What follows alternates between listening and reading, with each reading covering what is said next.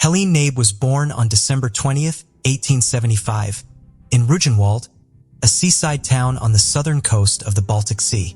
At the time, this Prussian town was part of the German Empire, but after World War II, it became part of Poland and is now known by its Polish name, Darłowo. Helene's father, a civil engineer who built bridges in Baltic ports, left her mother when Helene was still an infant. After her mother passed away, Helene was sent to live with her uncle. She had a modest upbringing, working in the fields and vineyards of a small village. Despite her circumstances, Helene always loved learning and, inspired by the work of Louis Pasteur, dreamed of becoming a doctor. This goal seemed unattainable due to her economic situation and the fact that women were not yet permitted to attend German medical schools. In the late 19th century, many Central Europeans immigrated to the United States, settling in the rapidly growing cities of what is now the Midwest.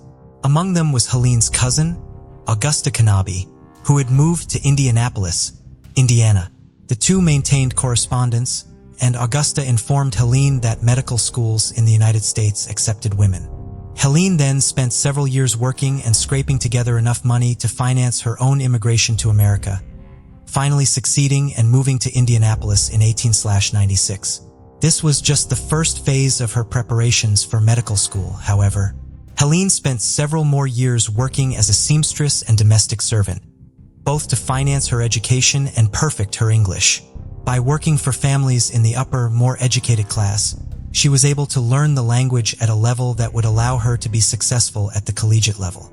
Helene attended Butler University and then finally achieved her goal of attending medical school, enrolling at the Medical College of Indiana in 1900. The curriculum was rigorous and time-consuming, but Helene still managed to find the time to continue working as a seamstress to support herself. She was also able to find a way to make money in a manner related to her studies, drawing illustrations for medical textbooks. Helene excelled in medical school, becoming the only preceptee taken on by the school's director of pathology in one of her years of study. She was also asked to teach undergraduate students and was eventually placed in charge of the pathology labs. She graduated in 1904, one of only 2 women in the graduating class. While Helene now had a medical degree, her gender limited her opportunities as a doctor. She initially remained working at the medical college, working in the lab and serving as a clinical professor in an unpaid capacity. In 1905, she became Indiana's first female deputy state health officer. The position involved clinical tasks such as process examples and public health outreach, tracing possible outbreaks of disease, and making recommendations to improve hygiene practices throughout the state. Dr.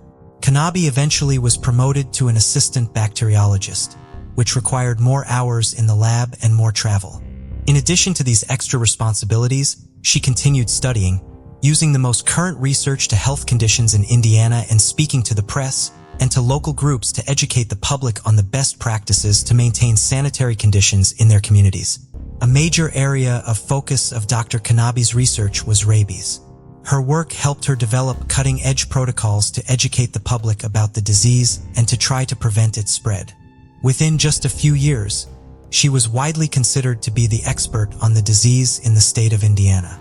Despite this, when the State Board of Health needed a new superintendent of the bacteriological laboratory, Dr. Knabe was asked to take on the work of the position, but only as the acting superintendent. Dr. J.N. Hrdy, the secretary of the Indiana State Board of Health, assured her that she would ultimately be awarded the permanent superintendent position and her annual salary would increase from $1,400 to $1,800 or $2,000 when she was. After more than a year of serving as the acting superintendent, Dr. Knabe was told by Dr. Hrdy that there was no money for her promotion and raise, and that because she was a woman, she did not merit the pay raise anyway. In November of 1908, Dr. Knabe resigned in protest and told the story of discrimination and false promises to the press. Dr. Hrdy then named a new male superintendent, Dr. Simmons, somehow finding the funds to pay him $2,000 in his first year and $3,000 in his second. In 1909, Dr. Simmons published Dr. Knabe's research on rabies in the Indiana State Board of Health Bulletin without citing her as the source of the information. Dr. Knabe then went into private practice, seeing patients while continuing her research on rabies. Her academic career also began to flourish during this time. She became the chair of the parasitology and hematology department at Indiana Veterinary College, where she was the first woman to be elected to the faculty. In addition, she served as a medical director and an associate professor of physiology and hygiene at the Normal College of the North American Gymnastics Union. Dr. Kenney both lived and worked out of a set of rooms in a building on the northeast corner of Delaware and Michigan Avenues in Indianapolis. The unit was set up for her to see patients and also had a bedroom. A young woman named Catherine McPherson worked out of the apartment with Dr. Kanabe as her office assistant. On the morning of October 25, 1911, Catherine arrived at the apartment at 8:15 as usual.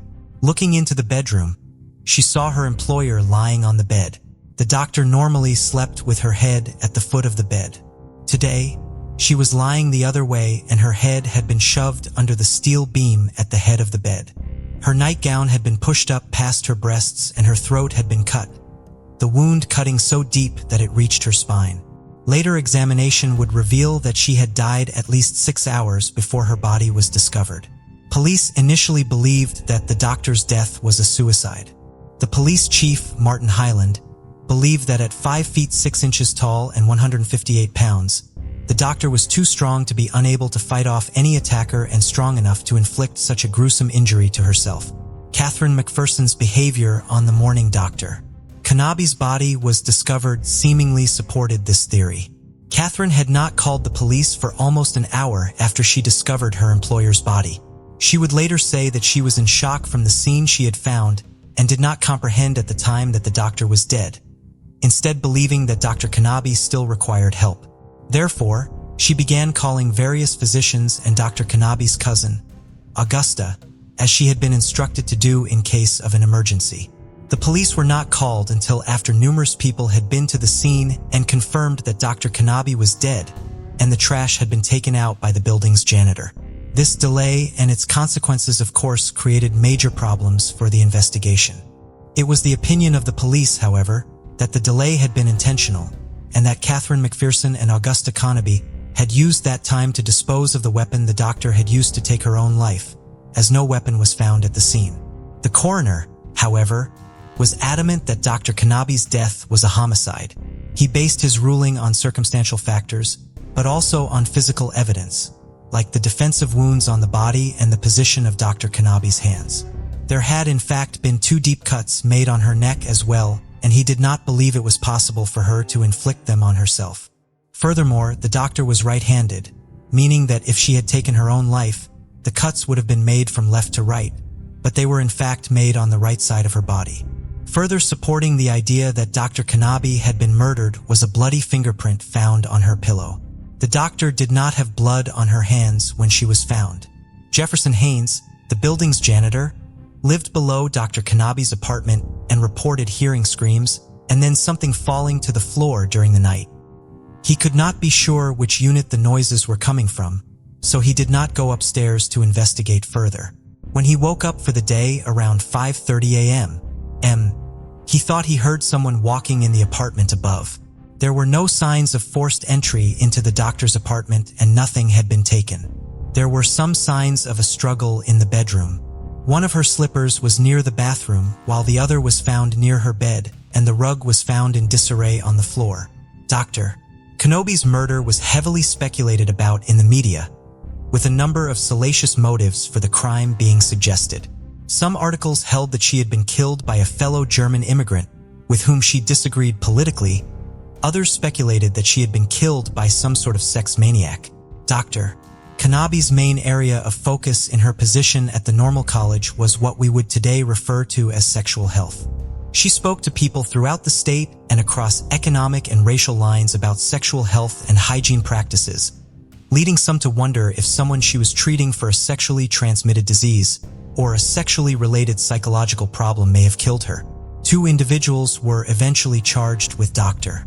Kanabe's murder, although the court case only increased the scrutiny of her career and lifestyle.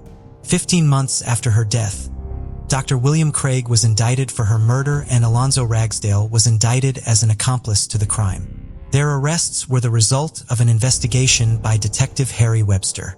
The private investigator had been hired using funds raised by other female doctors in Indianapolis and various women's groups to look into the case, although he remained involved in the investigation even after the funds ran out. Dr. Craig had been born in Scotland and immigrated to the United States when he was around the age of 12. He was a widower and had one daughter, Marion. He was 14 years old at the time of his trial. He was the dean of students at Indiana Veterinary College and also served as a lecturer there. He had known Dr. Kanabe since 1905 and had been the person who had recommended her for her position at the school.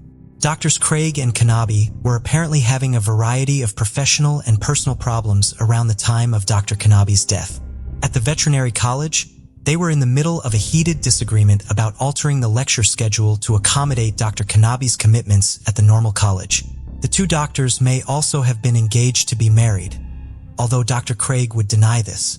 There were witnesses and letters attesting to the fact that Dr. Kanabe claimed to be getting married and she had ordered a fancy dress. She did not normally wear overly formal things and could make her dresses herself, thanks to her years spent working as a seamstress, leading to speculation that she may have intended this dress to be her bridal gown. Shortly before her murder, Dr. Craig's house argument appeared to be about Dr. Craig wanting Dr. Kanabe to stop working following their marriage and Dr. Kanabe arguing that they could both continue to practice. The housekeeper also signed an affidavit saying that Dr. Craig had come home late on the night of October 24th and quickly changed his clothes, then left unusually early the following morning, the morning Dr. Kanabe's body was discovered. The housekeeper, while called to testify at Dr. Craig's trial, refused to do so. Dr. Craig's defense team relied heavily on the theory that Dr. Kanabe had taken her own life at trial. They called in witnesses who painted Dr. Kanabe as aggressive and mean-spirited because she had to fight to be taken seriously in her profession and claimed that her finances were in disarray. They claimed that as an unmarried 35-year-old woman living in a modest apartment who was financially and professionally unsuccessful, Dr. Kanabe would of course be unhappy enough to want to end her life. Further examination of Dr. Kanabe's records showed that she was financially stable due to her various jobs. She simply chose to send any extra money she had to her uncle, who was no longer able to work, rather than spend it on herself. Her estate only appeared to be in debt because its executor was the other man indicted for her murder, Alonzo Ragsdale. Ragsdale was an associate of Dr. Kanabe's, who was accused of being an accomplice to the murder because he allegedly washed the silk kimono Dr. Kanabe had been wearing the night of her murder in an effort to disguise bloodstain evidence on Dr. Craig's behalf. The kimono had been a Christmas gift from Dr. Kanabe's cousin, Augusta Ragsdale, was also an early and vocal supporter of the suicide theory. Ragsdale failed to collect debts or file proper and accurate paperwork for Dr. Kanabe's estate. Her belongings vanished, and the proceeds from their sale were never applied to the $158 of debt attributed to her estate. The trial lasted 9 days before the judge instructed the jury to acquit Dr. Craig of all charges. The judge ruled that while the prosecution had proven Dr. Kanabe had been murdered, there was insufficient evidence to prove that Dr. Craig was her killer. Since Dr. Craig was not convicted of the murder, Alonzo Ragsdale could not be found guilty as an accomplice, and the charges against him were dropped. No one else has ever been charged or convicted for the crime. Ragsdale declared Dr. Kanabe's estate insolvent, despite never collecting the debts owed to her. Consequently, no funds were available to purchase a headstone for her grave. Her burial site at Crown Hill Cemetery remained unmarked for decades. A century after her untimely death, author Nicole Kabrowski and her husband Michael eventually purchased a headstone for her. Leeton, a small rural town in New South Wales, Australia, had a population of approximately 10,000 people. In 2015, it was home to 26-year-old Stephanie Scott and her fiancé, Aaron. The two had known each other since childhood, playing sports together in their hometown. They had stayed close friends until Aaron's 21st birthday party, where their friendship evolved into a romantic relationship.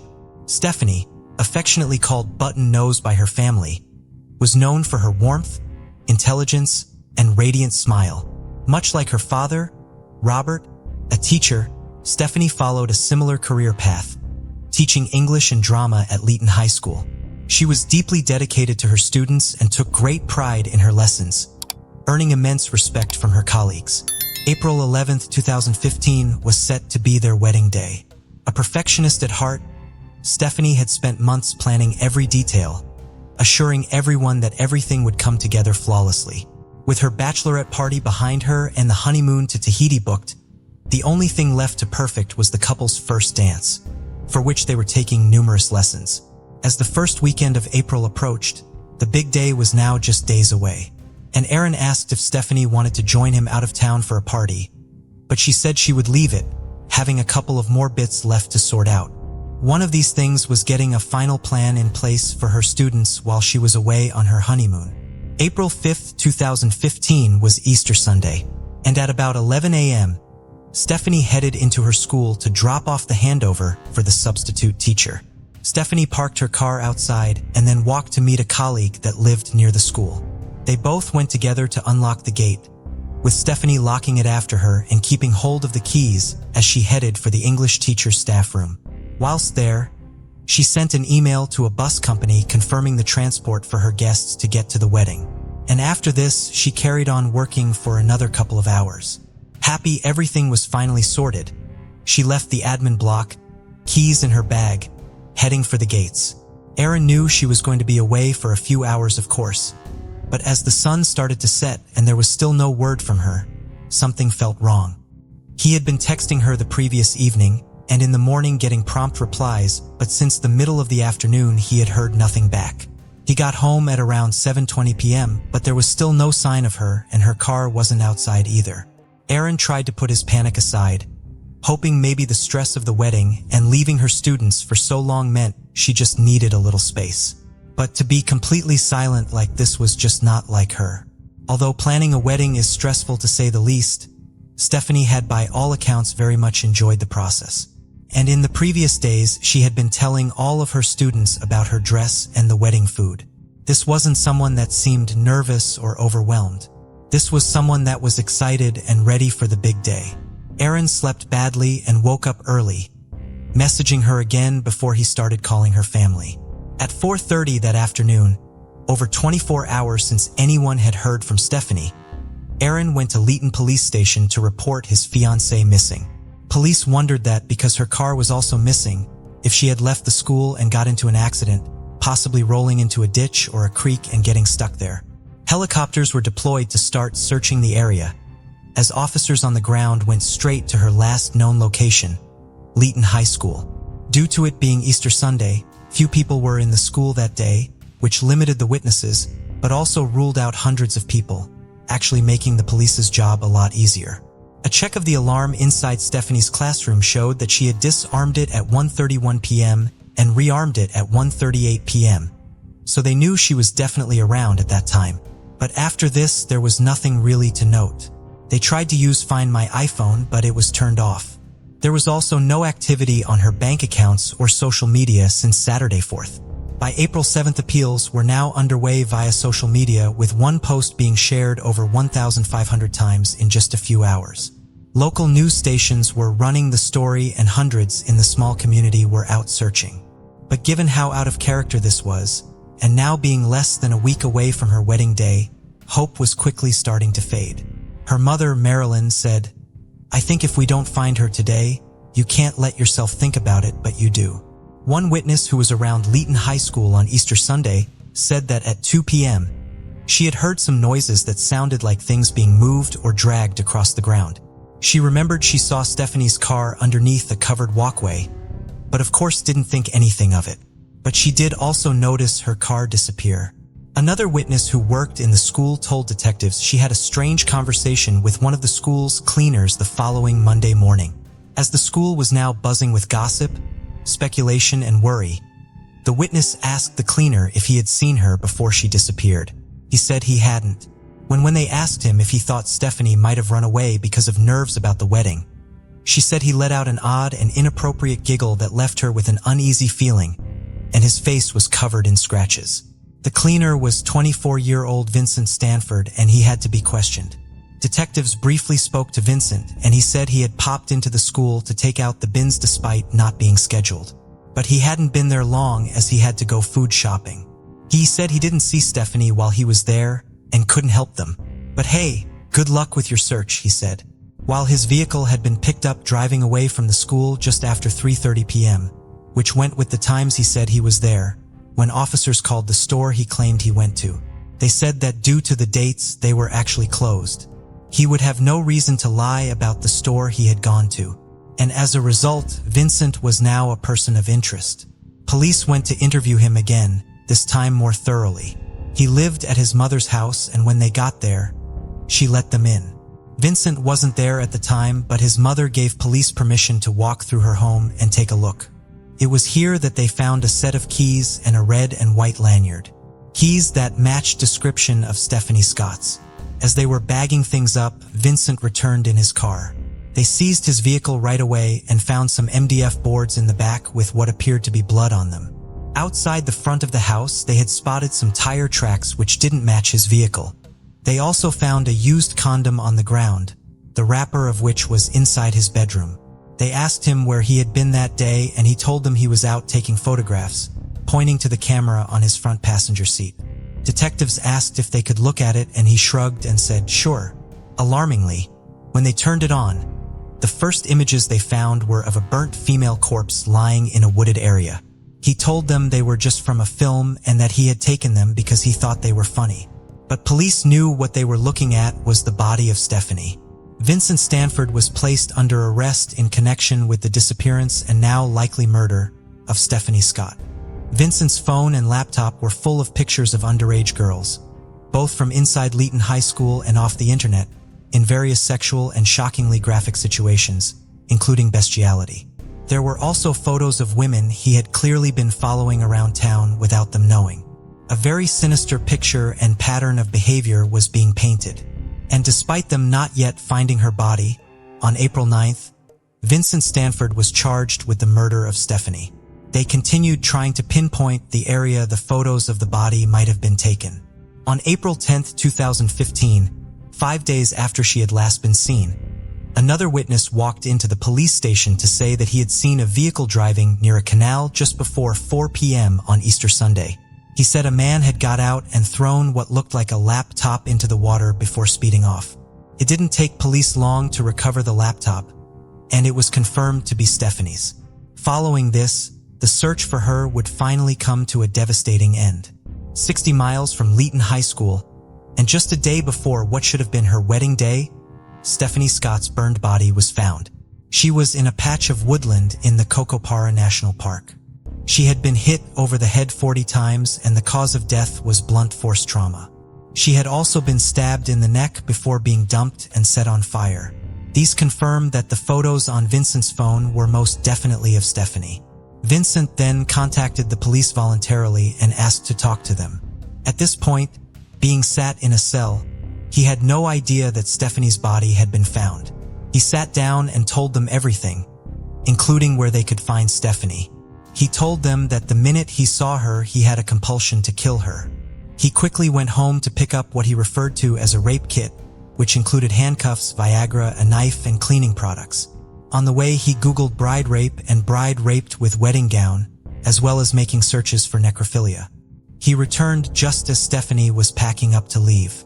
As she walked out, she went past Vincent, caught his eye and smiled at him, saying, "I'm going. Have a happy Easter." Vincent suddenly grabbed her and pulled her back into a storage room. Vincent then recalled that he had felt hungry and drove home for a sandwich and coffee, leaving Stephanie lying on the floor of the storage room. After finishing his food, he returned to the school, placed her body in the trunk of her own car, before going back in to clean.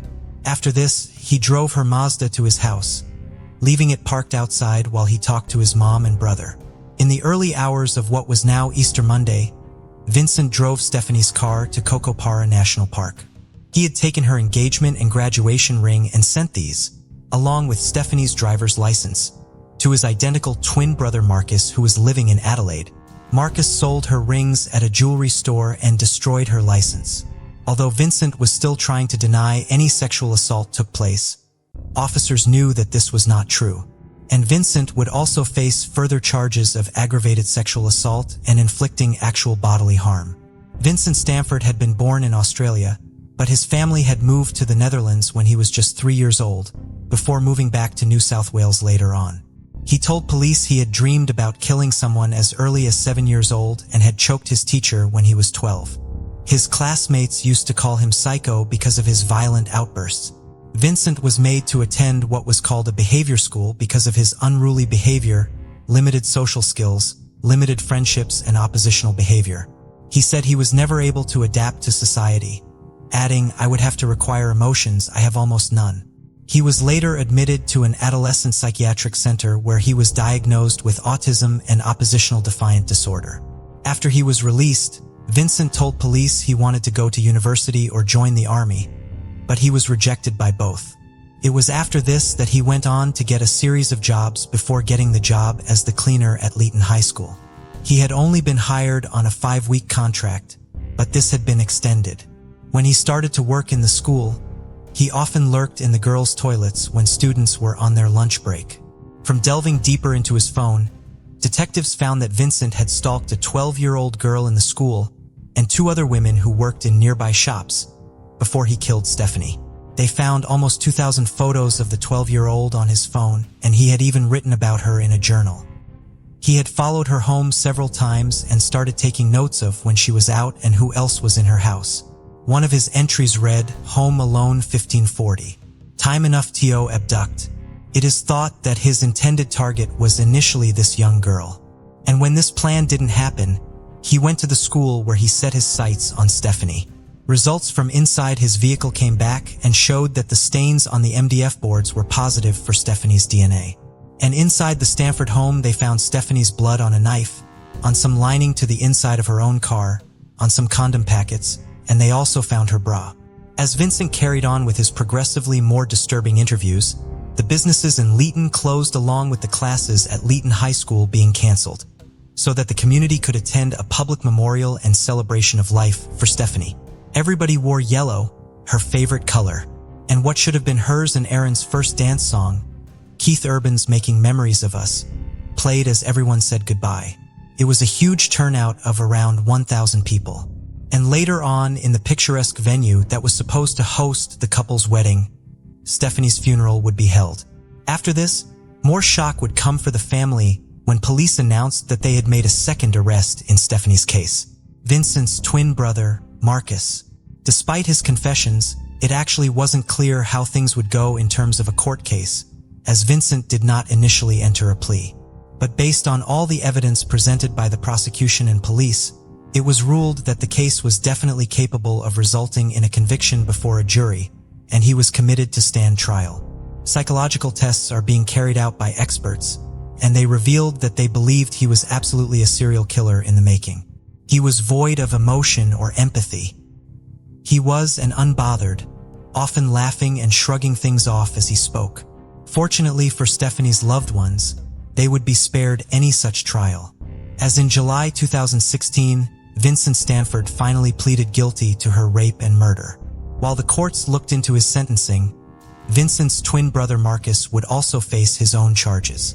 After he admitted to selling Stephanie's rings, destroying evidence and helping Vincent to cover things up, he was sentenced to 15 months in prison. He was subsequently released in October 2016. Almost 60,000 people signed a petition calling for this to be appealed, describing his sentence as pathetic. But nonetheless, Marcus came out of prison and briefly went back to Leeson with his mother. It is unknown where he is now, after residents made it clear he wasn't welcome there. The twins' father, Steve, said he was baffled and horrified by Vincent's crimes. "I don't want to call him. I don't want to sit down with him. I don't want anything to do with him. I don't know why he did it. I never asked why he did it. And to be honest, I don't want to know." The day before Stephanie would have turned 28 years old, Vincent Stanford was sentenced to life in prison for murder and 15 years for aggravated sexual assault. In court, Stephanie's mother, Marilyn, said Vincent was too pathetic and inept to make a life of his own, so he chose to take a life he had no right to. "We will never know what she suffered, but to know that she suffered at all is too difficult to bear." Stephanie's family called for more stringent screening and assessments of employees working at schools, and they also settled a civil case privately with the New South Wales Education Department. Their lawyer said the primary reason for taking action was to ensure that the sort of risk that Stephanie Scott was exposed to is not repeated in the future, and that more stringent screening procedures are in place for employees who work at public institutions, such as schools. More tragedy would strike for the Scott family when, just over a year later, Stephanie's father Robert would lose his life in a freak accident when a tree fell on him, crushing him to death. He too would be laid to rest at the same place his daughter was. After the loss of Stephanie, Aaron moved to Europe to try and escape some of the pain associated with New South Wales. 5 years after losing her, he found love again and celebrated his engagement to Samantha. The Leeton mayor said the loss of Stephanie is something the community will never forget, and there were even books written about her case. I think as time goes by, you tend to try and not think about the event, the horrific nature of what happened. People simply can't believe something of that nature happened here. It is just unheard of. The whole circumstances around it. To think her life ended as it did when it was just starting, the mayor said. Her family hoped that Stephanie is remembered for all of her amazing traits and her passion for teaching, helping, and coaching people. They said Stephanie embodied all this is good about humankind. She made a tangible difference to the lives of so many people. Stephanie would want us to resume our lives. We need to be kind to ourselves and let the music and fun back in. Discover the chilling world of secret crime mysteries, where we delve into the most perplexing cold cases and unsolved crimes. Join us as we unravel hidden clues and explore haunting mysteries. Subscribe now and be part of the journey to bring these cases to light. Pakistan is a captivating country, home to some of the most stunning landscapes found anywhere in the world. Despite facing significant social and economic challenges, Pakistan's history is both fascinating and compelling. With a population exceeding 200 million, over 10 million people reside in the city of Lahore, the setting of this story. On Tuesday, October 9, 2001, a guard was making his morning rounds in Block 7 of the maximum security Lakhpat jail, waking prisoners at around 5 a.m. When he reached one of the cells, he found a prisoner lying on the floor. The guard opened the door to check on him, only to find that the prisoner was unresponsive and had clearly been dead for several hours. In another cell, the body of a second prisoner was discovered. With 2 prisoners now dead, it seemed like the conclusion to a case that had stunned Pakistan. However, the incident left more questions than answers. Our story starts in 1999, as the new millennium began. In May of that year, General Pervez Musharraf seized control of the government in a coup, and Pakistan's economy was in turmoil. The future seemed uncertain for many, as daily struggles to survive were widespread. In search of a better life, many people left their villages and migrated to cities like Lahore. Every single day, people arrived in Lahore in search of a brighter future, hoping to find what the city had to offer them. Amongst those who go to Lahore are young boys who have run away from their homes looking for something new. But the reality of life in the city is very different. What happens to many of these vulnerable children is awful. They are often targeted and exploited for cheap labor and also sexually abused. They fend for themselves in a place they don't know, without the security and safety of good adults around them to care for them. In late November 1999, for police in Lahore, their day had started as normal. When checking through the mail that had been delivered, a letter was found. Unfolding the paper, the words written on it were graphic and horrifying. It was a confession. My count has reached 100. With the grace of God, I have accomplished my mission. Tears roll down my cheeks. I will make sure my mission and my message reaches the world. I am going to make many mothers weep. I will send their sons to the next world without coffins through the gutter. The letter detailed the names of the victims and gave a minute-by-minute account as to what had happened to them and how they had met their deaths. Every grim detail was in there: how long it took to dissolve a body and how much the acid had cost him. He then gave the address for this alleged house of horrors, 16B Ravi Road. The Deputy Superintendent of Police, Tariq Campbell, took a couple of officers to 16B Ravi Road to investigate. After knocking on the door, the homeowner appeared, 38-year-old Javad Iqbal. The police quizzed him on the letter asking for more details and if he knew anything about it. Javik quickly became unpredictable and volatile, grabbing a gun and saying he would take his own life if they didn't go away. So the police left. They didn't question him further. They didn't remove the gun. They didn't even go into the property. This man can't be a killer of 100 kids. He's a nutcase, Campbell said to the fellow officers. As they walked away from 16B, they had no idea that they had just encountered evil. They had walked away from Pakistan's worst serial killer. November 22, 1999. A package was delivered to the office of the Daily Jang, the oldest broadsheet newspaper in the country. It had been sent to the chief crime reporter, a man called Jamil Chishti. Upon opening the package, Jamil discovered a handwritten letter and a series of photographs. The letter read as follows: "Today I have completed my target of killing 100 children. I'm enclosing photographs of the victims, who they are, and where they are from. I want you through your newspaper to tell the world what I have done. I'm giving you my 32-page diary. It is my full confession of 100 murders. If you go to my home, you will find all the evidence. When you discover what I have achieved, it will shock the world. My first victim was a 14-year-old from Fazilabad. I gave him some sleeping tablets and orange juice. When he was asleep, I placed a gas mask on his face and gave him cyanide. He was dead within 10 seconds. His body was put into a drum of acid, and in one night turned to liquid. After that, I started murdering every night and disposing of the bodies. I am Javed Iqbal."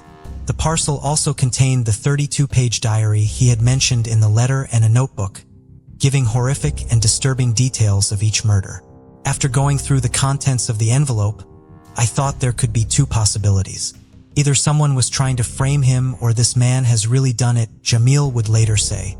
He wasted no time and went straight to 16B Ravi Road with one of his colleagues, the address that had been given on the letter. They climbed the wall and jumped over. The property had been abandoned and padlocked. After gaining entry, they found clothes and shoes piled up, alongside sleeping pills and children's board games. Several blue plastic barrels were also dotted around. This was a detail that had been mentioned in the letter. Both of them could smell something strange and unpleasant. All around the apartment, cards were pinned up on the walls giving details of alleged victims and how they had been murdered. One card said that he saw himself as a type of vigilante, accusing the government of failing to act on crime. This area has been turned into a breeding ground of crime. Runaway children seek refuge here and learn to commit murder, theft, pickpocketing, and get involved in immoral activities. If the government can't stop this, then ordinary people will have to find their own solution, as I did. One of the other cards read, "The 5 sacks lying in one corner of this room contain the clothes of 100 victims, while the remaining 3 sacks contain 85 pairs of shoes belonging to them." Another card read, "The bodies in the house have been deliberately not disposed of so that the authorities will find them after my suicide. I'm going to jump into the river Ravi to commit suicide." As they carried on looking through the property, the strange smell still hung in the air. They decided to take the lid off of one of the barrels. Nothing could have prepared them for what they found. There, floating in an unknown liquid, appeared to be human remains. It appeared that the confession had been true. The newspaper decided to take the story to print, and on the December 3rd, they ran the shocking headline, "Claim of Murder of 100 Kids." They printed the photos and names of 57 missing boys who were now presumed murdered. The shoes and clothes that had been found were taken to the police station in order for them to be identified and linked to any of the missing boys. Parents broke down in uncontrollable sobs as they recognized the clothes of their children. The police ran tests on the contents of the barrels and found that they contained a combination of sulfuric and hydrochloric acid. They had a confession. They had a detailed account of the murders. They had a crime scene. They had several bodies. But they had no suspect in custody. Javed Iqbal was on the run, and the largest manhunt Pakistan had ever seen was launched. It had now been a week since the letter and confession had been sent to the Daily Jang. 2 people were arrested after attempts had been made to cash checks that belonged to Javed Iqbal. They allegedly told the police that they were partners in crime and confessed to committing sexual violence against some of the boys that had been killed. The police still couldn't find Javed Iqbal, and the hunt was ramping up to find him. People were hopeful that he hadn't acted on his promise to end his life, and that they would find him in time to bring him to justice. Another man called Ishaq Biller had also been arrested as an accomplice for allegedly being the one who had sold Javed Iqbal the acid. Just a few days later, on December 7th, Ishaq was being interrogated at the CIA headquarters in Lahore. During the interrogation, he jumped out of a window on the 3rd floor. He was killed instantly, and witnesses who saw this happen said he was not wearing handcuffs when he fell. It was reported that when a post-mortem was carried out, there was evidence to suggest that force had been used. 3 officers were arrested following his suicide, and 2 senior officials were transferred. It was unclear as to whether or not they were amongst the 3 officers that had been arrested. With one of the alleged accomplices now dead, they needed to find Javed Iqbal sooner rather than later. As he had said, his plan had been to drown himself in the Ravi River. The police searched the river with nets, but nobody was found. Just as they were losing hope, the news would soon come in that they had been waiting for. The December 29, 1999, Javed Iqbal finally surrendered. He walked into the office of the Daily Jang and told the staff working there, "I am Javed Iqbal, killer of 100 children. I hate this world. I am not ashamed of my actions, and I am ready to die. I have no regrets. I killed 100 children. I could have killed 500. This was not the problem. But the pledge I had taken was of 100 children, and I never wanted to violate this." Those working in the office were stunned. What was even more surprising was that he spoke to journalists there for the next hour, detailing how he had committed the murders and disposed of the bodies. Employees of the paper quickly contacted the authorities, and more than 100 soldiers soon had the building completely surrounded. When speaking with the journalists, the only pity he showed was towards himself, saying he was a victim of the police system, irregularities in the jail system in Pakistan, and injustice in other sections of society. He was swiftly placed under arrest.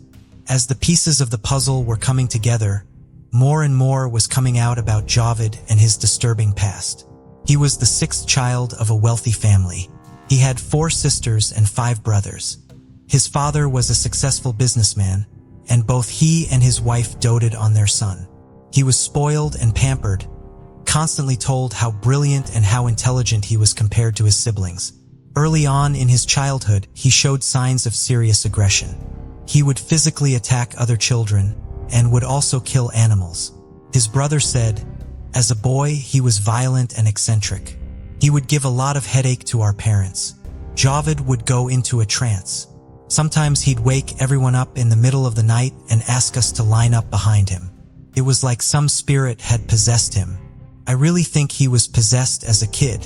According to his brother, if Javed wanted something and their father refused, he would threaten to harm himself until he got his own way.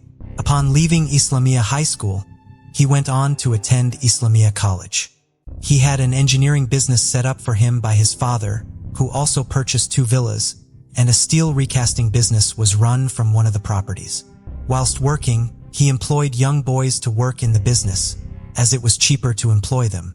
In 1983, after years of refusing to allow his parents to arrange a marriage for him, he announced he would be getting married to a bride of his own choosing.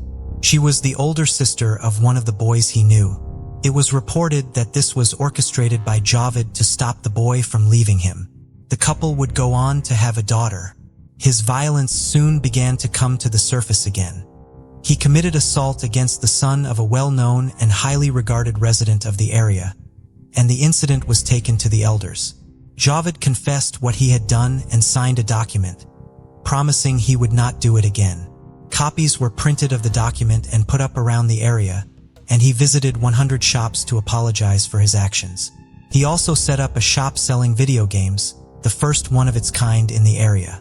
He offered lower rates for young boys or would give them things for free. One particularly insidious thing he would do would be to drop money on the floor near a boy. Once the boy had picked up the money, Javed would say his money had been stolen and that he needed to search everyone. Once he found the money on the boy who had picked it up, he would take him to a different room, saying he needed to perform a strip search. He would then brutally sexually attack the boy. Sometimes he would give the boy the money to keep as a so-called gesture of goodwill. People in the area quizzed him on why he only hired young boys. He said he was doing it out of the kindness of his heart, helping runaways and caring for them, adding that he loved them. Parents in the area stopped letting their children visit his shop, so he started both an aquarium and also a gym in a bid to get boys to go. Another one of his schemes was to set up a school with air conditioning called Sunnyside School. The school failed as parents refused to let their children attend. Another business was a shop that sold products at a discounted rate. But this too failed after just a few weeks. Not only was he wealthy, he also maintained good connections with the police and invested in a magazine called Anti-Corruption Crime, often praising the police for their work. During this time, he interviewed more than 20 officers about their lines of work and duty. He lied to his neighbors and said he was a high-ranking police officer who worked in an anti-corruption unit. He was acutely aware of how the legal system worked. He would later serve a 6-month stint in prison for rape against a boy. But even this did not make him afraid of the authorities or of being caught. In late 1990, a father filed a complaint with the police, alleging that Javed had raped his son. After the police failed to locate him, they arrested his father and 2 of his brothers, keeping them in prison for 7 days. Javed still refused to give himself up.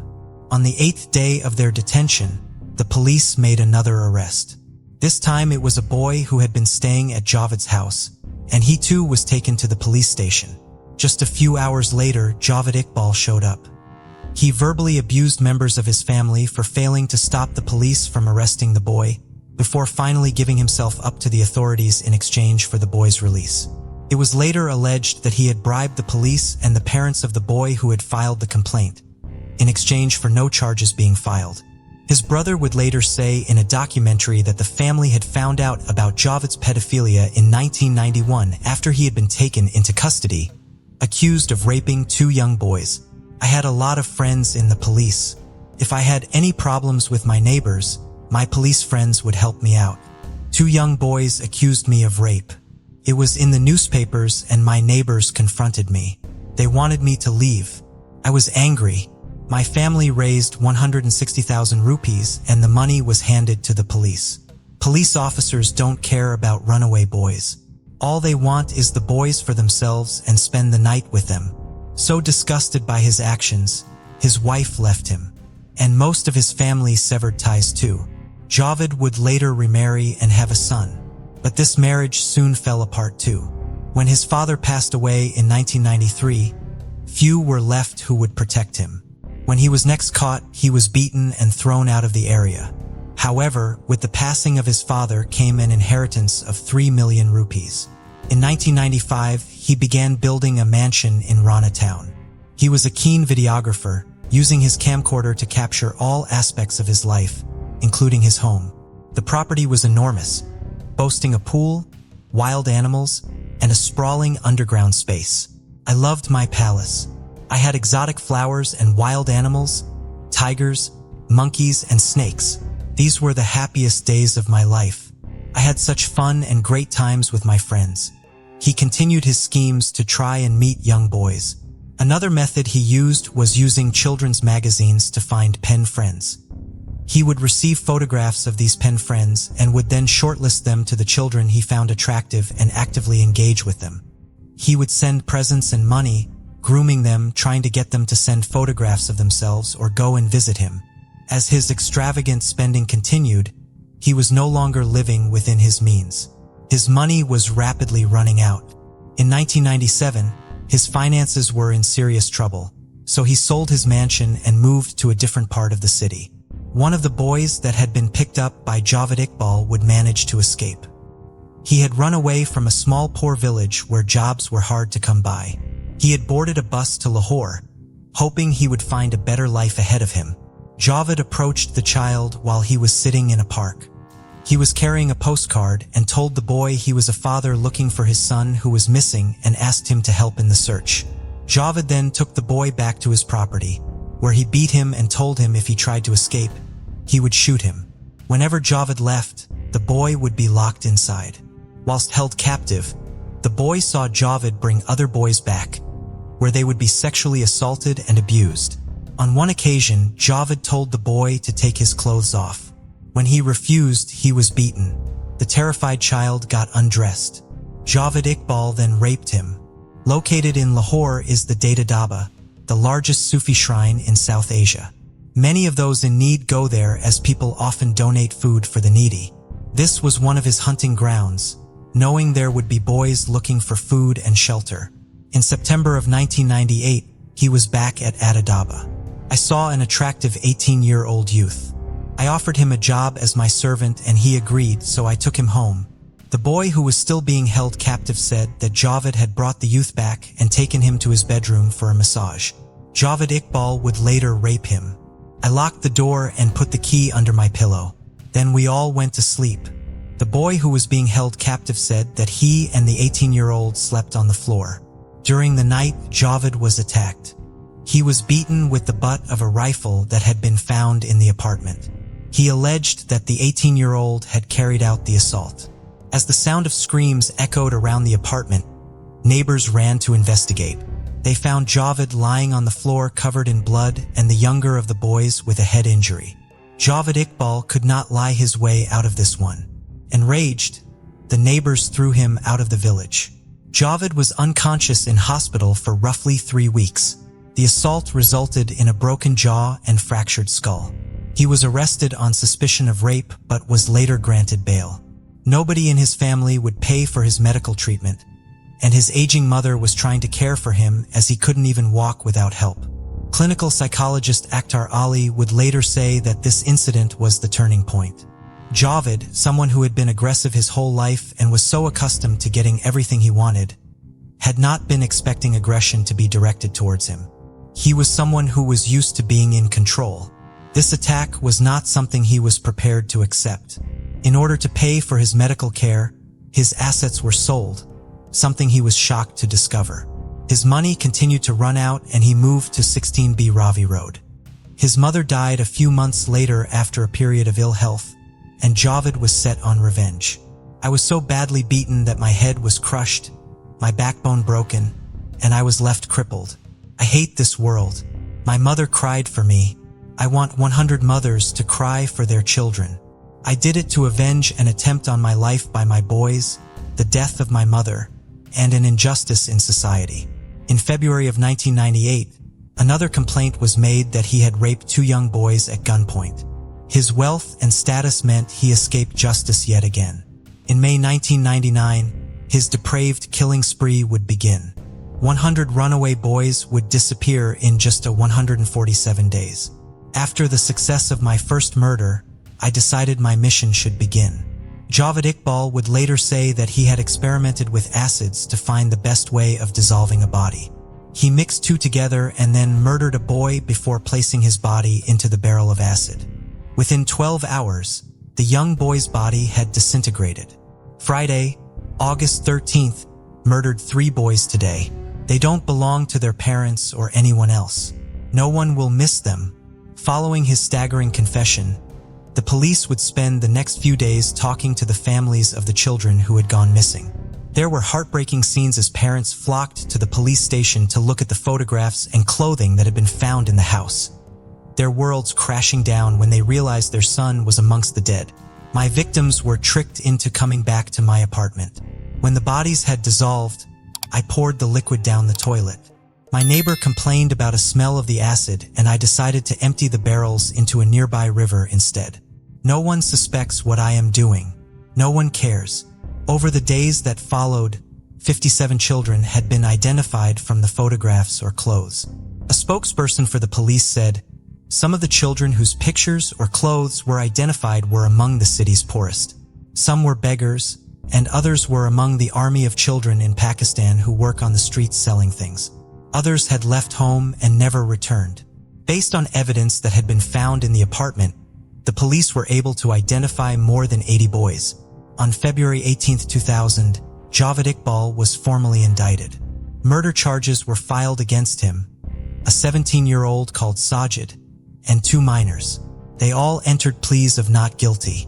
As he was escorted into court for the proceedings, more than a dozen police officers were required to surround him, and stop him from being killed by the crowds of outraged citizens. The prosecution had 105 witnesses, 73 of which were family members of the children. The court also heard from handwriting experts and the driver of the rickshaw that one of Javed's employees had paid for to take the acid-filled barrels to the river. Throughout the court proceedings, Javed Iqbal's story continued to morph and change. He would say that the children were alive, and that the clothes found in the apartment were all just second-hand ones that he had picked up. He would then later say he had committed the murders as an act of revenge for the injustice meted out to him. During the trial, Special Public Prosecutor Ashgar Rakari argued that Javed's written confession was not only a key and valid piece of evidence, but that there were witnesses who could corroborate its authenticity. People who had seen him with young boys who had later gone missing. The amounts of clothes and shoes that had been found at the property, that were then later confirmed to belong to the boys who had been reported missing, provided yet more weight to their case. The prosecutor also highlighted the previous allegations that had been made against Javed, allegations of rape and sexual abuse, highlighting a very disturbing pattern of behavior. During the trial, the defense lawyer threatened to step back and no longer represent Javed, after he had received a call from an anonymous source warning him of the possible consequences of being his defense lawyer. The trial would last for 2 months, and outrage from the public would often come to the surface outside the courthouse, with people calling for Javed to be executed. March 16, 2000. The courtroom was packed as the verdicts were read out. The 2 minors were convicted and received prison sentences for their roles. 17-year-old Sajid was also convicted and sentenced to death. Javed Iqbal was convicted of 100 murders. He was given 100 death sentences. The judge said that Javed Iqbal would meet the same fate that he had subjected his victims to, he told the court. Javed Iqbal has been found guilty of 100 murders. The sentence is that he should be strangled 100 times. His body should be cut into 100 pieces and put in acid, as he did with his victims. He was to be strangled using the same chain he had used to murder his young victims. However, the country's interior minister, Mohammedine Haider, said that the sentence was not permitted. We are signatories to the Human Rights Commission. Such punishments are not allowed. He said it would be taken to the High Court for a legal challenge. Javed Iqbal's lawyer also argued that the sentence was against Pakistan's constitution. The chief prosecutor supported the judge in this sentence, saying that Javed Iqbal was not a human, but a beast. His defense lawyer later confirmed he would appeal his sentence. His lawyer alleged that some of the children who were believed to have been murdered had returned home and that the confession Javed had made was a false one, originating from detective stories. He then argued that the false confession was also the result of trying to raise awareness of boys going missing and get the government to pay attention to the issue, despite the fact his handwriting matched the cards that were found in his apartment and detailed the murders. He appealed against his death sentence at the Lahore High Court, and after several months the High Court transferred it to another court, saying it did not come within their jurisdiction. While sitting in prison, Javed Iqbal met with a Canadian psychiatrist and author named Khalid Sahel. Javed told him, "Look here, in between my eyebrows you will see a sign.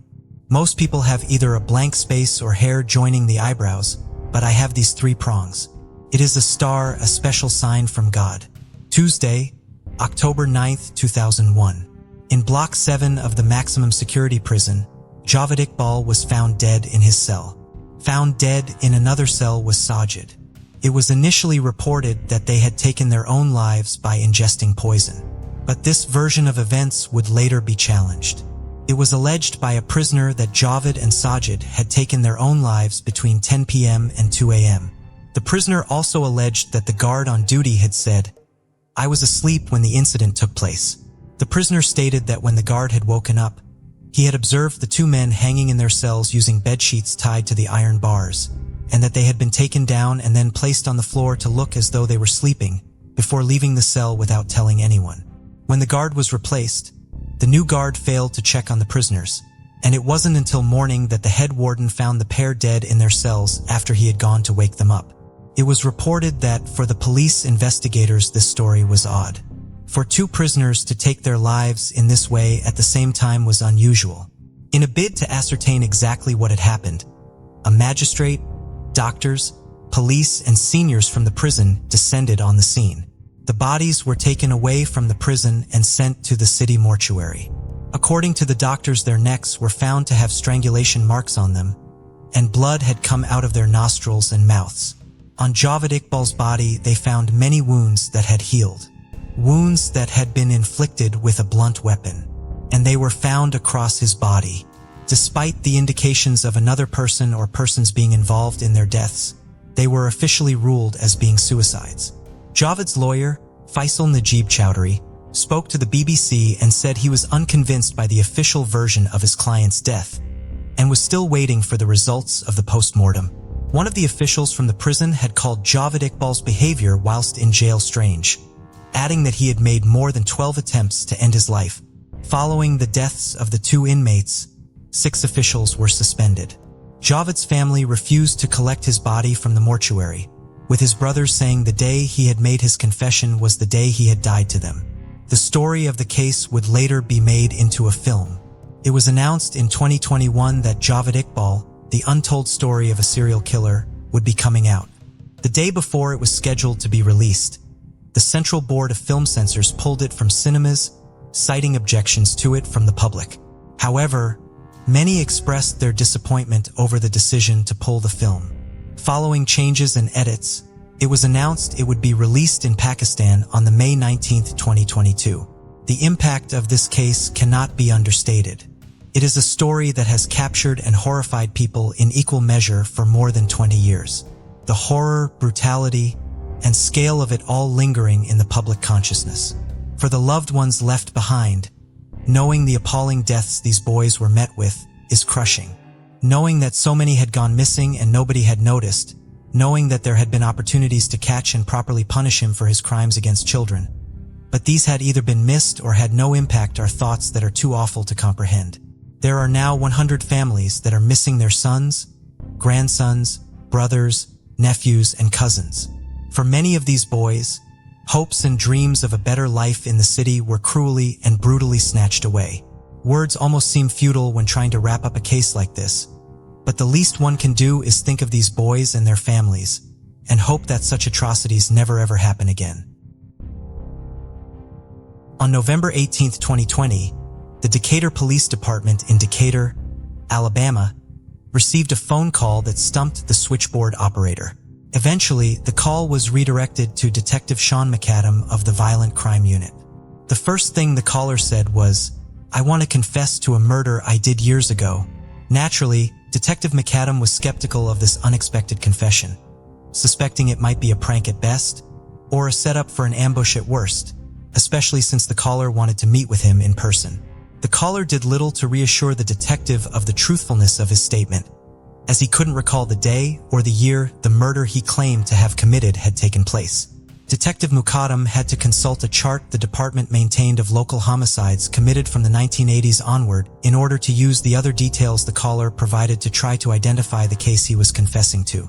He ultimately narrowed down the case to murder that occurred in 1995. 26-year-old Christopher Alvin Daly had been last seen alive on April 25, 1995 around 3:20 in the afternoon at the Huntsville Hilton Hotel. He worked as a server at the hotel and was there that day to attend an employee meeting. He told an acquaintance that he was going to meet someone in Decatur but did not say their name or why he was going to meet them. The family reported him missing the following day around 3 p.m. but would later learn that he had been located but not identified an hour before they made their report. 2 17-year-olds, a boy and a girl, had been out looking for leaves for the girls' leave collection when they found Christopher's body approximately 25 feet off of George Russell Road along what had previously been used as a logging road. He had been shot once in the head. Less than 2 hours later, Christopher's 1983 Toyota Tercel was found partially submerged in the Tennessee River in an industrial park 4 miles away from where his body was found. A rock had been tied to the vehicle's accelerator, and Christopher's wallet and identification were still inside of the car. Police could not establish a motive or identify any suspects in the case despite their best efforts, and the case went cold quickly. It was re-examined several times over the years, but no major breaks came in the case until the phone call in November of 2020. The man who made that call was 53-year-old Johnny Dwight Whited. Whited had a series of arrests on his record for traffic and drug offenses. At the time of the phone call, he was out on bond for felony possession of methamphetamine. He had been 28 at the time of Christopher's murder, and his wife had filed for divorce from him just 8 days before the murder occurred. Less than a month after it, Whited had pleaded guilty to a drug paraphernalia charge. Detective Mukadam was still somewhat skeptical of Whited's confession after the phone call, despite the details he had provided the phone, but still agreed to meet with him. He and several other members of the police department met with Whited, who gave Detective Mukadam directions to the scene where Christopher's car had been put into the river from the back seat of a patrol car. A gate that had not been built in 1995 prevented them from driving all the way to the scene, but Whited was able to show them the last quarter of a mile of the way on foot. In his description of how the vehicle was put into the river, he was able to provide details that Detective Mukadam believed only the person who had put the car there and the crime scene technicians who had removed it would have been able to know. During this meeting, Whited also accurately reenacted the crime and provided further details that matched up with the details of the murder. These details were what finally fully convinced Detective Mukadam that Whited's confession was genuine. According to Detective Mukadam, Whited apologized multiple times for the murder. He seemed embarrassed and as though the murder had been weighing heavily on him. This, of course, does not lessen his responsibility in the crime or change the fact that he remained silent for more than 2 decades. It's not an excuse, Detective Mukadam told the Washington Post. He killed somebody. He should have come forward all those years ago. Whitehead finally confessed to the murders after 25 years because he is terminally ill with stage 4 lung cancer and wanted to clear his conscience before he meets his maker. Detective Mukadam discussed the motive of the crime with Whited but could not publicly disclose it so as to protect the pending legal case against Whited, who has been charged with Christopher's murder. He was able to say that Christopher and Whited had not met each other prior to the murder. Whitehead was released from the Morgan County Jail on November 29, 2020, after posting $15,000 bail. His court-appointed attorney, Griff Belzer, believes that the bail amount, low for the serious nature of the class of felony he has been charged with, was approved by a judge because of his client's ties to the community and his declining health. A preliminary hearing has not yet been set and Whited's lawyer is unsure if Whited will want him to file for one. It's a strange set of facts and circumstances surrounding Christopher Daly's surviving family members were made aware of Whited's confession and arrest. They had been losing faith that the case would ever be solved and are grateful and relieved to finally have answers. Fawn Cox was a student at Northeast High School in Kansas City, Missouri. She was an active member at the Sheffield Assembly of God Church, where she participated in numerous youth activities. In the summer of 1989, the 16-year-old was working as a cashier at Worlds of Fun, a local amusement park. On the night of July 25th, she arrived at her home on East 9th Street after her shift at work, spoke with her parents, and went upstairs to go to sleep around 11 p.m. as she had to be back at work the following morning. The next day, Fawn's alarm sounded as it normally did on days when she had to go to work, but she did not turn it off. Her mother and her younger sister, Felisa, went into her room to see why she was not waking up. Felisa went over to her sister's bed to try to shake her awake, but Fawn did not stir. She was deceased. Fawn's autopsy would later show that she had been raped and strangled. Several small electronic devices were missing from her room, leading police to investigate the possibility that Fawn had been attacked during a robbery. They believed her killer had entered her second-story bedroom through a window, potentially climbing on top of a truck parked behind the house to reach it. Vaughn shared her bedroom with one of her sisters, but had been the only member of her family sleeping upstairs on the night of her death. Her parents and sisters had been sleeping downstairs because they had air conditioning units on the main floor. None of them heard any of the noise from the attack during the night, potentially because of the noise generated by the air conditioning units. The only unusual thing they noticed that night was the agitated behavior of the family dog, which they had simply attributed to the fact that she was pregnant at the time. 3 arrests were made in the case within a month of the murder. 2 of the suspects were juveniles. At least one of the suspects remained in jail for 8 months until the case against him fell apart.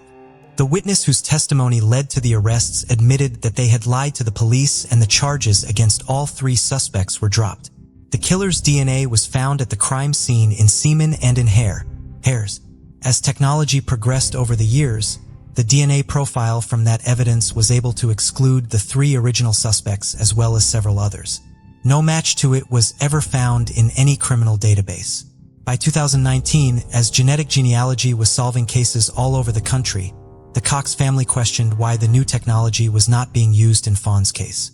As happy as they were that so many families were finding the answers they had spent 3 decades chasing, they did not see why the same technique could not be used in Fawn's case when a DNA profile was available.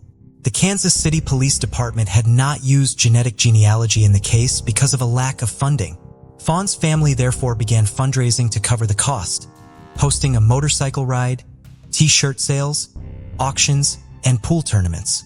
However, the police would not accept the funds. According to Sergeant Jake Bakina, the department had to serve everyone equally and could not allow certain cases to receive more advanced tests over other cases based on a family's ability to pay for them. The Cox family argued that the money should be accepted because it wasn't theirs. It had been contributed by the community at large. Kansas City Police began looking into federal grants that could be used to cover the cost. Eventually, the FBI took on the cost of using genetic genealogy in Fawn's case, and in November of 2020, Fawn's murder became the first case in Kansas City solved using genetic genealogy. Fawn's killer was identified as her own cousin, Donald Cox Jr., who had been 21 at the time of Fawn's murder. He had died of an overdose in 2006. His death was ultimately found to not be the result of foul play but had initially been treated as suspicious. The medical examiner had therefore opened an investigation and saved a blood sample from his autopsy. DNA was extracted from that sample to confirm that Donald's DNA was a match to that found at the crime scene. The Cox family's relief at finally having Fawn's killer identified was of course complicated by feelings of betrayal as Fawn had been taken from them by someone within their own family. However, when the Kansas City Police Department notified Fawn's parents of the identification, they did say that they had occasionally suspected their nephew of being involved in the crime over the years. "It's a relief that there's closure," said Felisa Cox after the announcement was made. "The answers aren't always what we were asking for, but there's closure."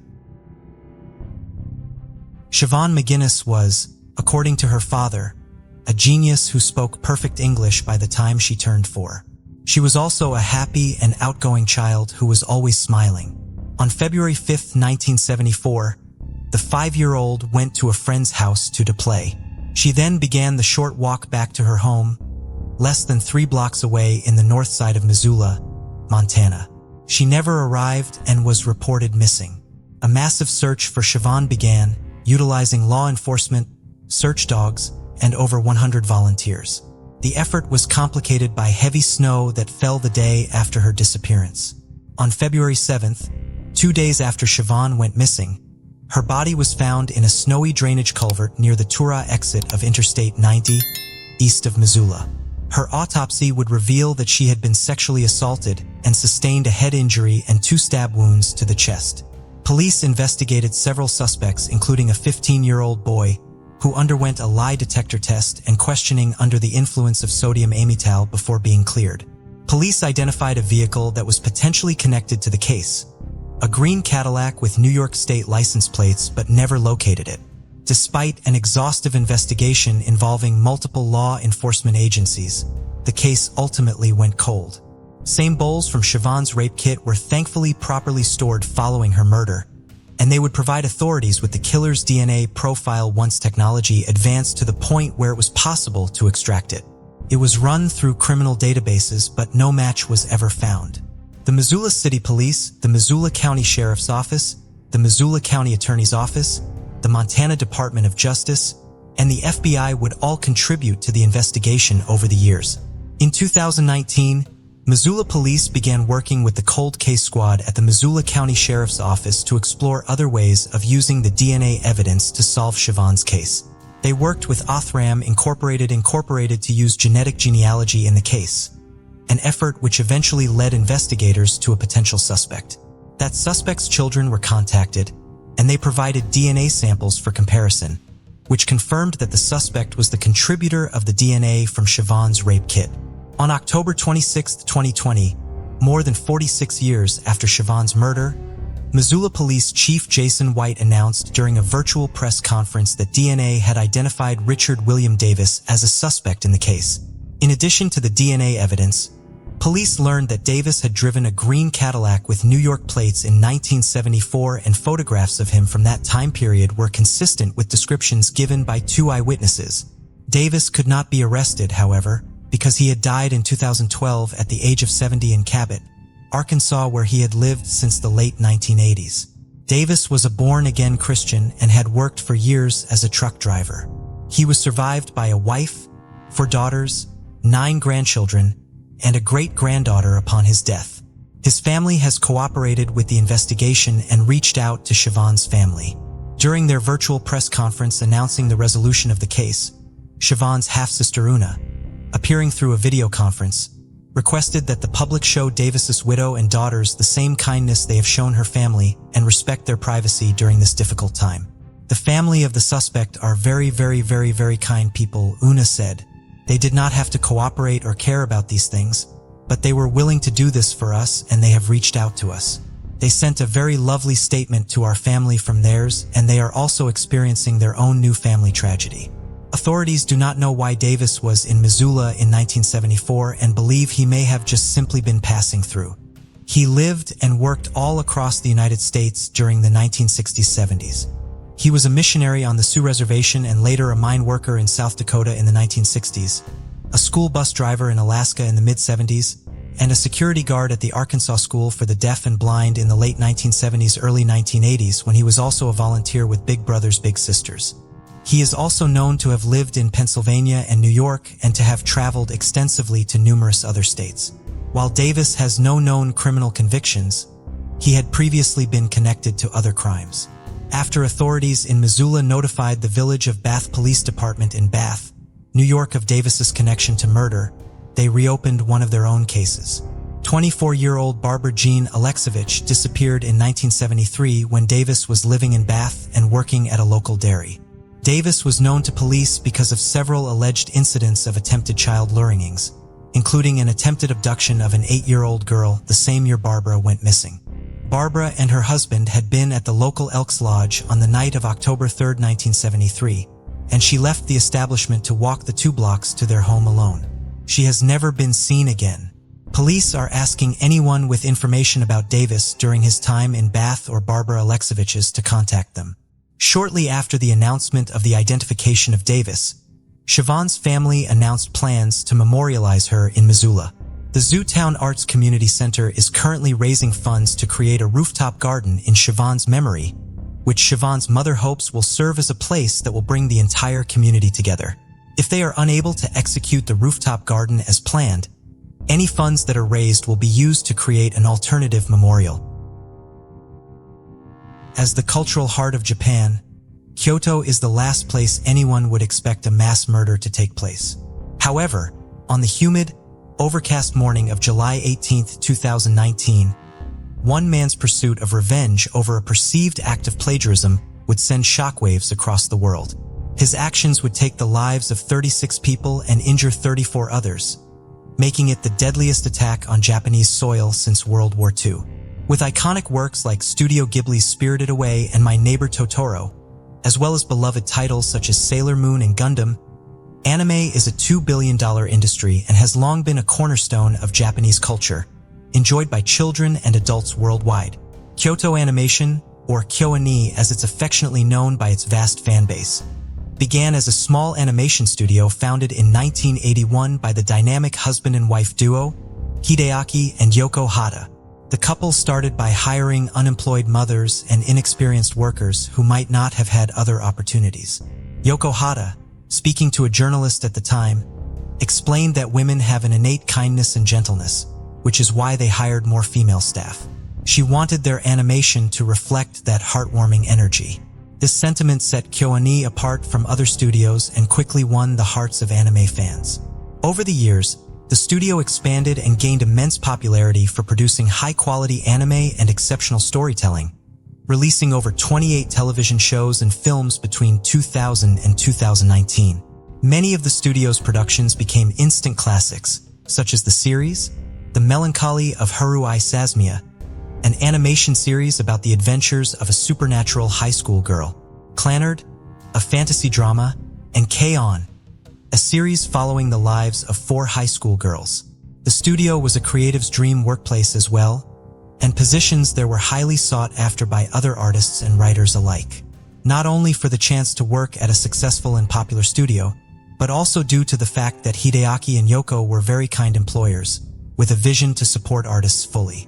They paid a generous full-time salary to staff, where other animation studios tended to only pay artists and writers on a freelance basis. They also offered an array of training opportunities within the studio, as both Yoko and Hideaki believed from the beginning in fostering artistic talent wherever they found it.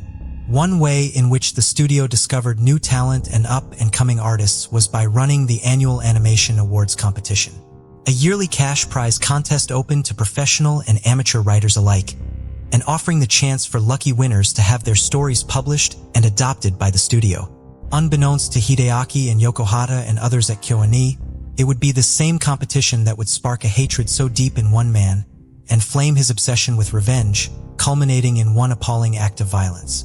The morning of Thursday, July 18th, started pretty typically for the employees of the KyoAni Studio 1 building. The day, though overcast, was already growing humid, and the cicadas could be heard buzzing continuously in the trees jotted along the roads, leading to the busy Rokajiza train station in the residential area of Fushimi, where Studio 1 was located.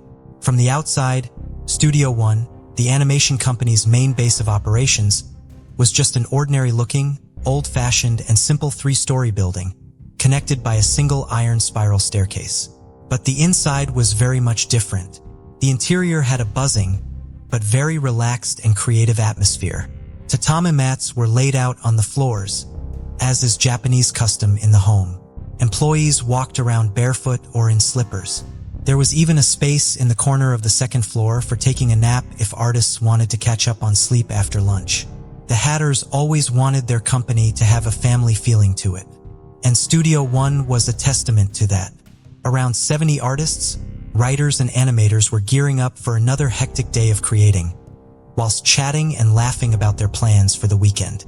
Amongst them was 22-year-old Yuka Kasama and 23-year-old illustrator Yuki Amura, who had both only just recently joined the studio after graduating from university. Yuka's mother would later say about her daughter that her dream since she was a young child was to go into the animation industry.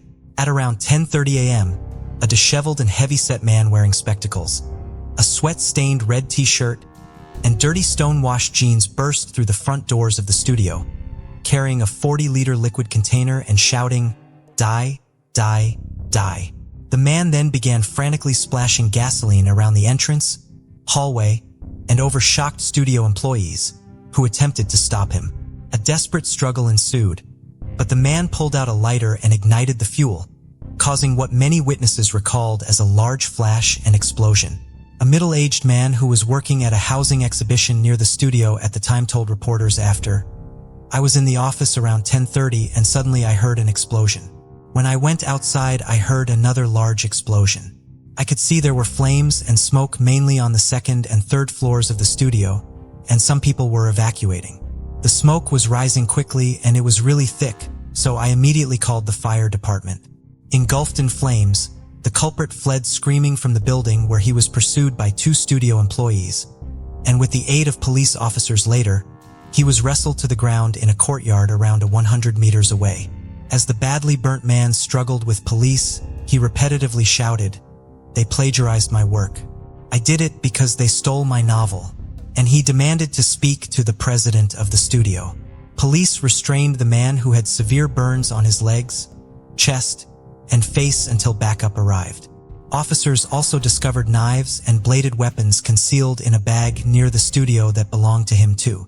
Due to the very common occurrence of earthquakes in Japan, the vast majority of smaller buildings, such as the 3-story Kyoto Animation Studio 1 building, are constructed with wooden frames, which can cause fires to spread with chilling ease heartbreakingly. This would also prove to be the case with KyoAni, which, due to its designation as a small business building, also lacked sprinklers and fire extinguishers throughout its premises.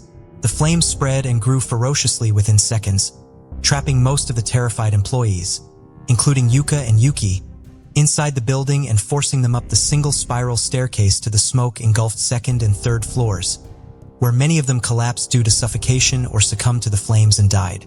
Firefighters would later state that the fire had grown to the unbelievable temperature of 957 degrees Fahrenheit. Bystanders on the street outside could only watch helplessly in horror as screams and shouts drifted from the building, which was now submerged in smoke. The extreme heat and toxic fumes drove many of them back as they desperately awaited for the fire brigade to arrive on scene. 81-year-old Ken Okamura, who lived close to the studio, told reporters the next day that he saw several women jump from the burning building's second floor. They were so badly burned the blood was coming from their noses, and all of their clothes, but their underwear were gone, he said. Another witness was 74-year-old Hatsumi Yamashita, who taught dance at the local community center, where many of the injured were brought to receive immediate emergency treatment. The dance teacher told reporters she thought one of the girls was wearing a jet black outfit. However, when she looked closer, she realized to her horror that when the girl lay down on the floor, she was so burned that she was almost naked. "I could never forget this young woman," Ms. Yamashita said. On this tragic morning, the studio president, Hideaki, wasn't at Studio One. He had been preparing for an interview with a major Japanese television channel about some animation work that they had created for the 2020 Tokyo Summer Paralympics across the city at Studio 5.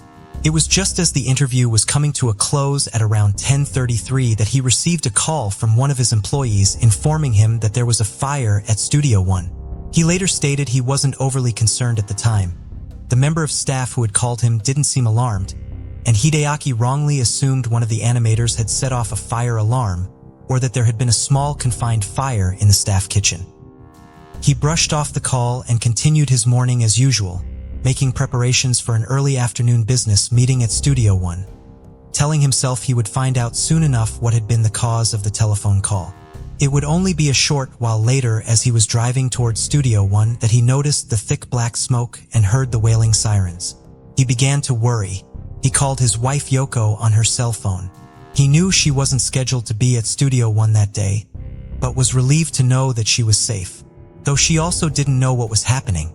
Unable to progress further in his car due to the firefighters blocking off the streets, the 69-year-old CEO parked quickly on a side street and ran towards the billowing clouds of smoke and the studio that he and his wife had dedicated their entire lives to building up. As soon as he got to the scene and saw the scale of the fire, he knew there was nothing he could do. He stumbled upon a small group of his employees sprawled out on the ground in an alley coughing and crying, their clothes and skin black with smoke. He asked them what had happened, and when no one could really answer, he fell to his knees and embraced them. He would spend the rest of the day at the scene unwilling to leave, trying to help and console his surviving employees in any way that he could, trying to understand what had happened. For the husband and wife team of Hideaki and Yoko Hata, life and their beloved studio would never be the same again. The fire would rage for 5 hours until 30 fire engines and countless brave firefighters managed to get the blaze under control and then finally extinguish it at approximately 6:20 a.m. the following morning. The atrocity would instantly claim the lives of 34 people, 20 of them women and 14 of them men, with 2 more victims later dying in hospital from their injuries. Tragically, the firefighters would discover many of the dead on the spiral staircase leading up to the roof. Their bodies so badly burned they could only be identified by DNA testing. In the coming days, all that would remain of Kyoto Animation Studio 1 building was a charred and destroyed shell. Piles of flowers gathered at the site by the hour, and it would remain a shrine to the dead until it was formally demolished on April 28, 2020. People across Japan and the world were heartbroken and disgusted by this attack. Every person who heard the awful news had 2 simple questions. Who would do something like this, and why? In 2019, 41-year-old Shinji Aoba had been out of prison for 3 years after a 6-year sentence for robbing a convenience store with a kitchen knife in 2012, and was now living in a single-occupancy apartment in a suburban area just outside of the north of Tokyo and over a 7-hour drive from Kyoto. Always a deeply troubled individual, Aoba had grown increasingly isolated and volatile since the death of his father from suicide in 2009. He had cut off all contact with his family and fought with his neighbors, and had previously received warnings from police for stealing a woman's underwear from her washing line, and for making threats to people living in and around the same single-occupancy building he resided in. People often saw him skulking around the neighborhood late at night on his bicycle, always unwashed and always wearing the same clothes. Most avoided him as much as possible. In the days following the arson massacre, a neighbor living on the floor above Albers told reporters anonymously that he was relaxing in his apartment a few weeks before the attack, when he heard a furious banging from the outside and someone trying to get into his home. When the neighbor tentatively opened the front door, a disheveled and sweating man he recognized as the troubled Alba was standing there. When the neighbor asked what he wanted, Alba attacked him, shouting, "I will kill you." The attack was completely unprovoked, and the shocked and frightened neighbor quickly locked himself in the apartment and later reported it to the police. It was just one of many such incidents reported to the local police in the weeks leading up to the massacre.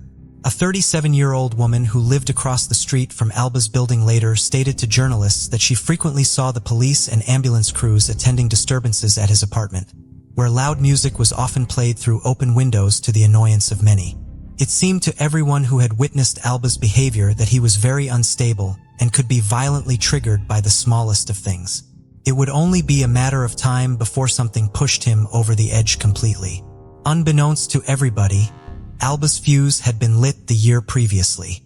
On November 18, 2018, Alba was sat in his apartment watching anime, which he now did with the majority of his time. He didn't have any friends or hobbies, and anime and video games had become his only remaining connections to society, people, and real life. On this day in particular, he was watching the 5th episode of the popular KyoAni series named Tsurun, an animation about a group of high school boys in the archery club trying to make it to the national tournament whilst also overcoming other life problems. This episode would infuriate Alba, sending him into a dark and bitter rage. In the episode of Tsurinai, there was a brief scene where the anime's protagonist buy meat that is discounted because it has passed its sell-by date. Alba glared at the television, unable to believe what he was watching. He had written the same exact scene where a protagonist buys discounted meat that has passed its sell-by date, and he had written it in a novel he'd submitted to KyoAni's annual animation awards competition in the years previously. The fact that the coincidental scene was a very minor and completely inconsequential one was utterly lost on Alba. He became fixated on the idea that KyoAni had rejected his submission and then they had stolen his idea, plagiarizing his work and ripping off his novel. Alba became obsessed. It was in this same period of time that the studio received a deluge of anonymous death threats by email that numbered in the 100, and the police had been called in to patrol the main studios for a brief time. The emails could never be tracked down by the authorities due to the author using a particular software that blocked all tracing attempts. The police patrols gradually decreased as the death threats ceased. It would only be after the massacre and apprehension of the killer that the death threats and Alba would be linked, though not ever concretely proven. 4 days before the Studio One massacre, a 27-year-old company employee, who later gave his name to the media simply as Matsumoto, was lying on the sofa in his apartment watching a sports live stream on YouTube when the person in the apartment above his started banging on the floor.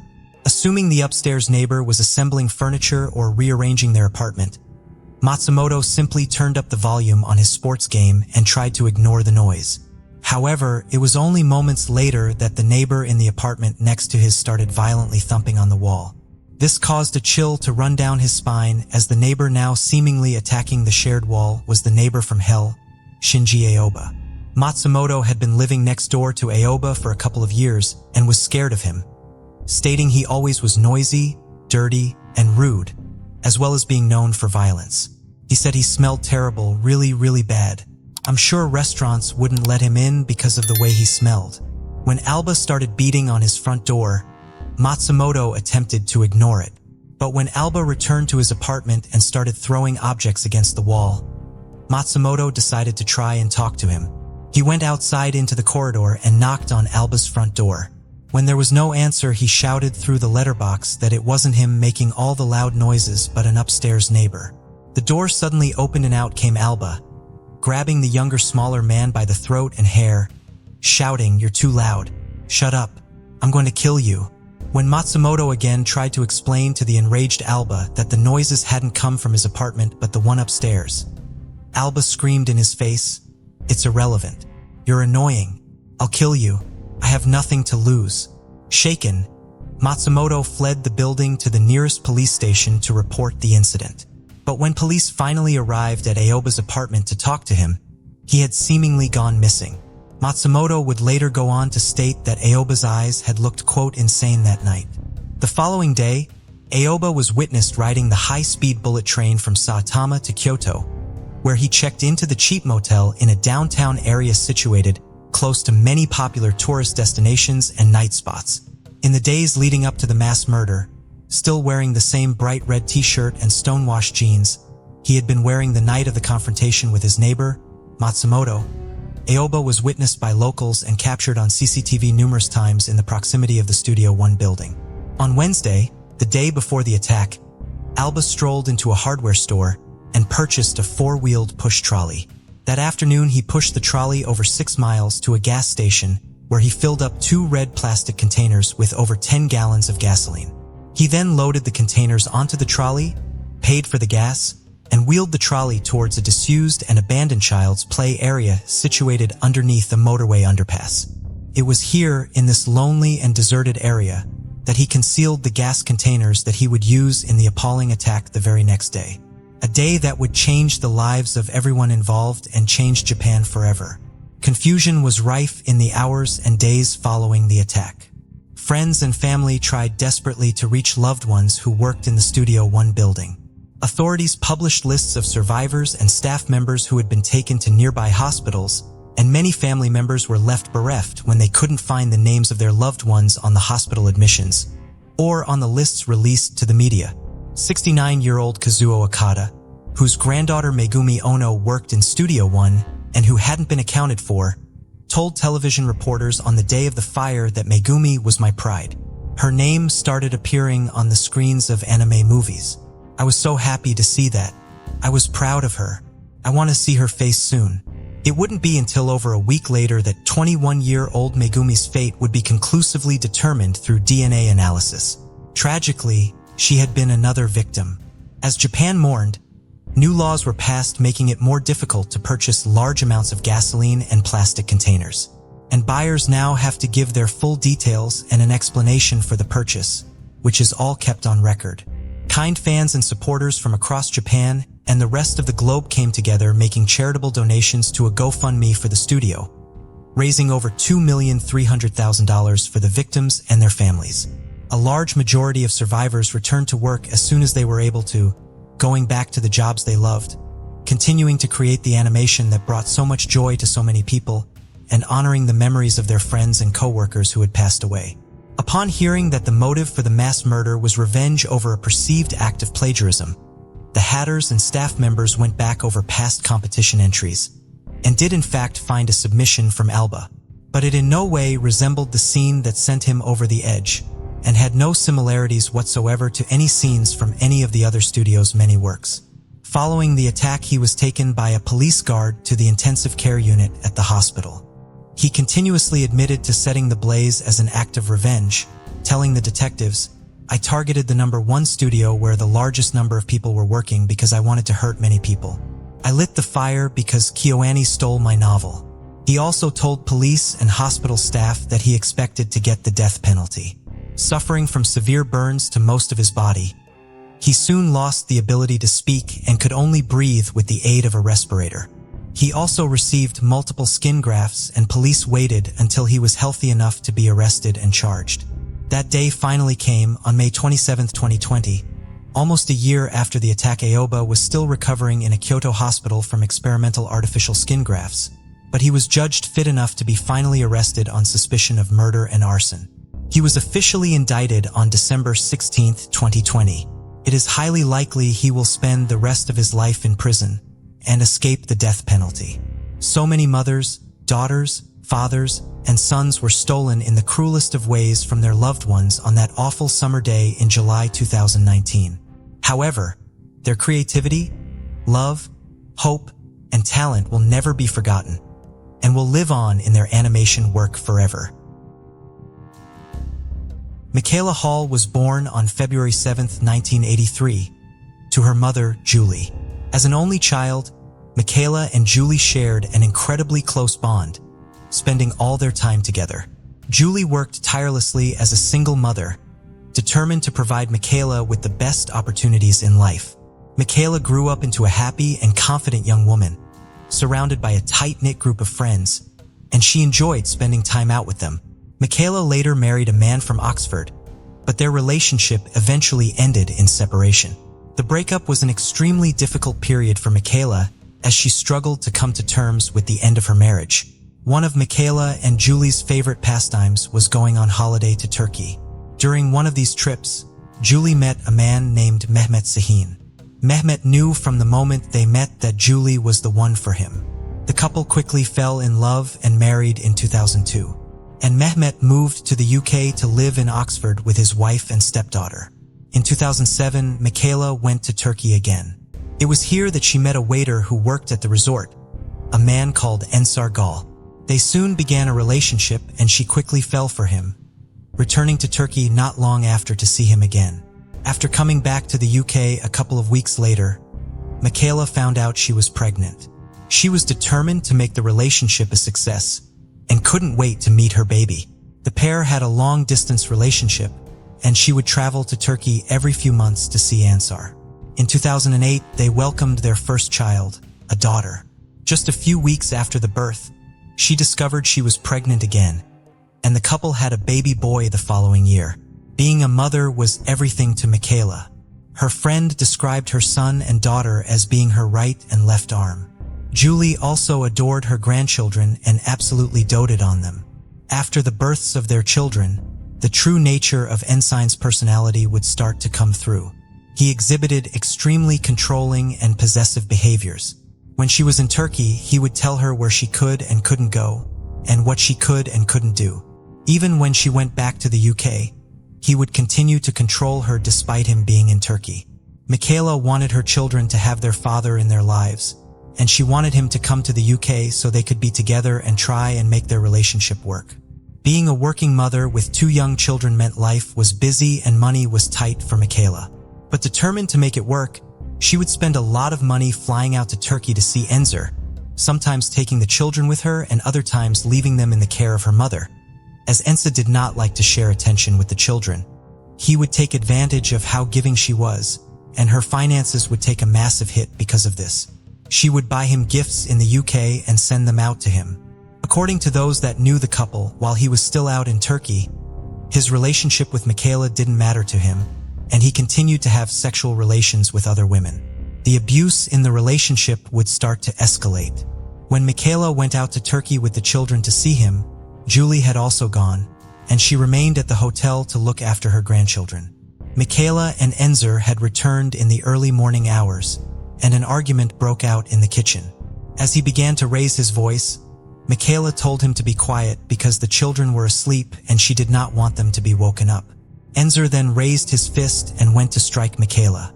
Julie stepped in between them and tried to stop him, but he shoved her out of the way and then struck Michaela. Julie told friends that when she looked in his eyes, she thought he wanted to kill her. After having a bad feeling about him for so long, this incident only made Julie's hatred for him grow. Michaela continued to hold on to the hope that once he left Turkey and moved to the UK to settle with her and the children, that their relationship would start to get better. But more problems would arise. Ensar had absconded from Turkey's national service, and he was not allowed to move to the UK until he had completed this, and his visa was put on hold. Michaela spent significant amounts of money trying to go through various channels to help him. He finally agreed to take part in his national service, after it became clear that this was his only option and the only way he was going to get his visa. But this led to further problems. He blamed Michaela for having to do his national service, even though it was completely out of her control. In December 2010, as he was doing his national service, without warning and with no reason given, he ended his relationship with her. Michaela was devastated. She began talking to an ex from Turkey and decided to go out there to see him, but later said she had made a mistake in seeing the ex, adding that she should have been trying to patch things up with Enzer and make their relationship work. She returned to the UK and, in a panic, had her friends help her erase and remove any trace of her being in contact with her ex, knowing that if Enzer found out, he would likely explode. A few days later, Michaela received a call. It was Ensar acting like nothing had happened. They agreed to give their relationship another go, but her friends urged her to reconsider and not get back together with him. But she decided she was going to give it another go. In March 2011, she traveled to Turkey and the pair got married. Julie refused to go. Michaela had also not told her friends that they were getting married, with some finding out via Facebook when Julie posted a congratulatory message to the couple. Michaela flew back to Britain and began working to get her new husband a visa. However, he soon found out that she had previously gone back to Turkey to see her ex, and this enraged him.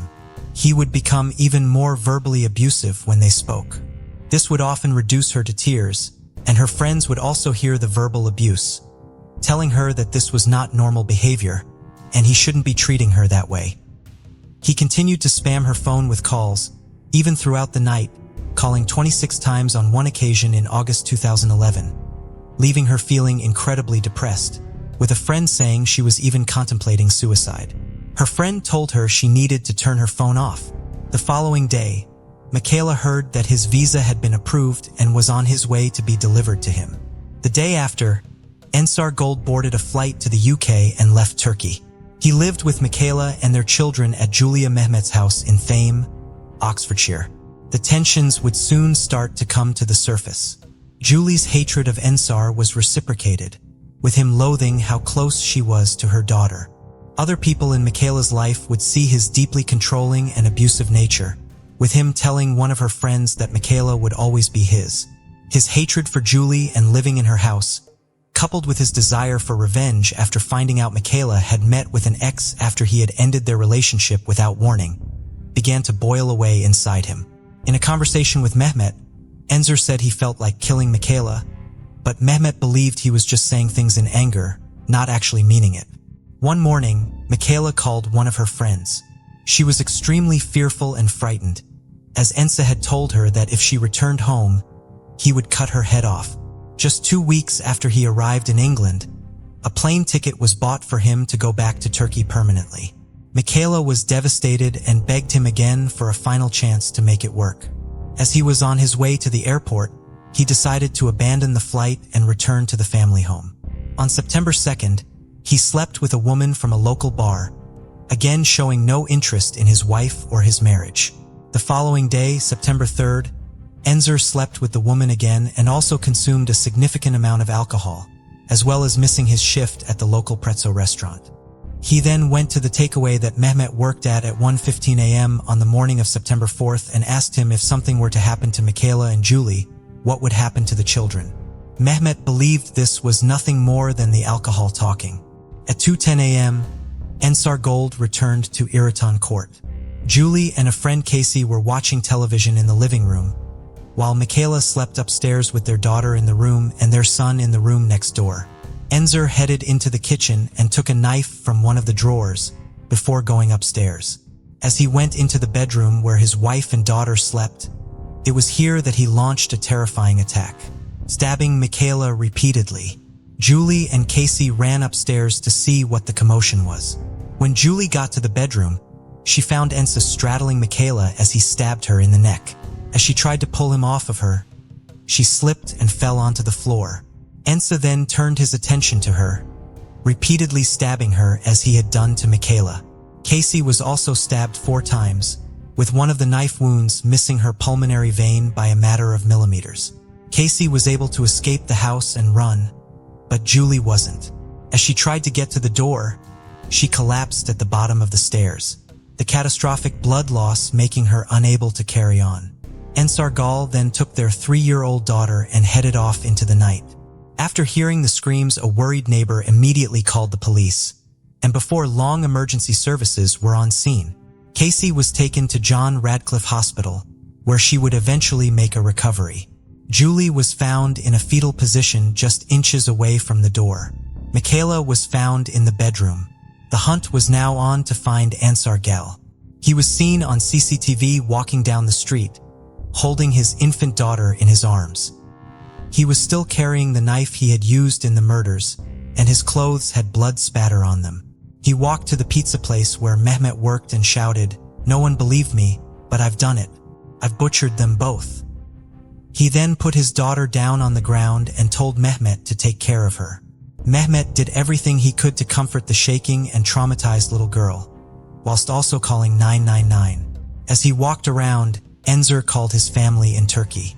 A man was seen on CCTV footage walking up to him to ask him for a cigarette lighter, but he immediately walked away after seeing Enzer holding the knife. The CCTV also captured the moment Nsargal was taken into custody by 2 police officers. He told the officers, "Yes, I killed them, but you don't know why." Senior Investigating Officer Detective Chief Inspector Joe Kidman would later praise the police officers who had arrested him as they were unarmed, saying they showed great bravery and composure. As he was being questioned, he complained about the blood on his clothes and showed little to no care about what he had just done. Just 3 hours before committing the murders, he sent a message to his cousin on Facebook saying, "Have a look. All the English papers will talk of me tomorrow. The crazy Turk wolf who covered London in blood. The knife is ready. You know I'm handy with a knife. Good with knives."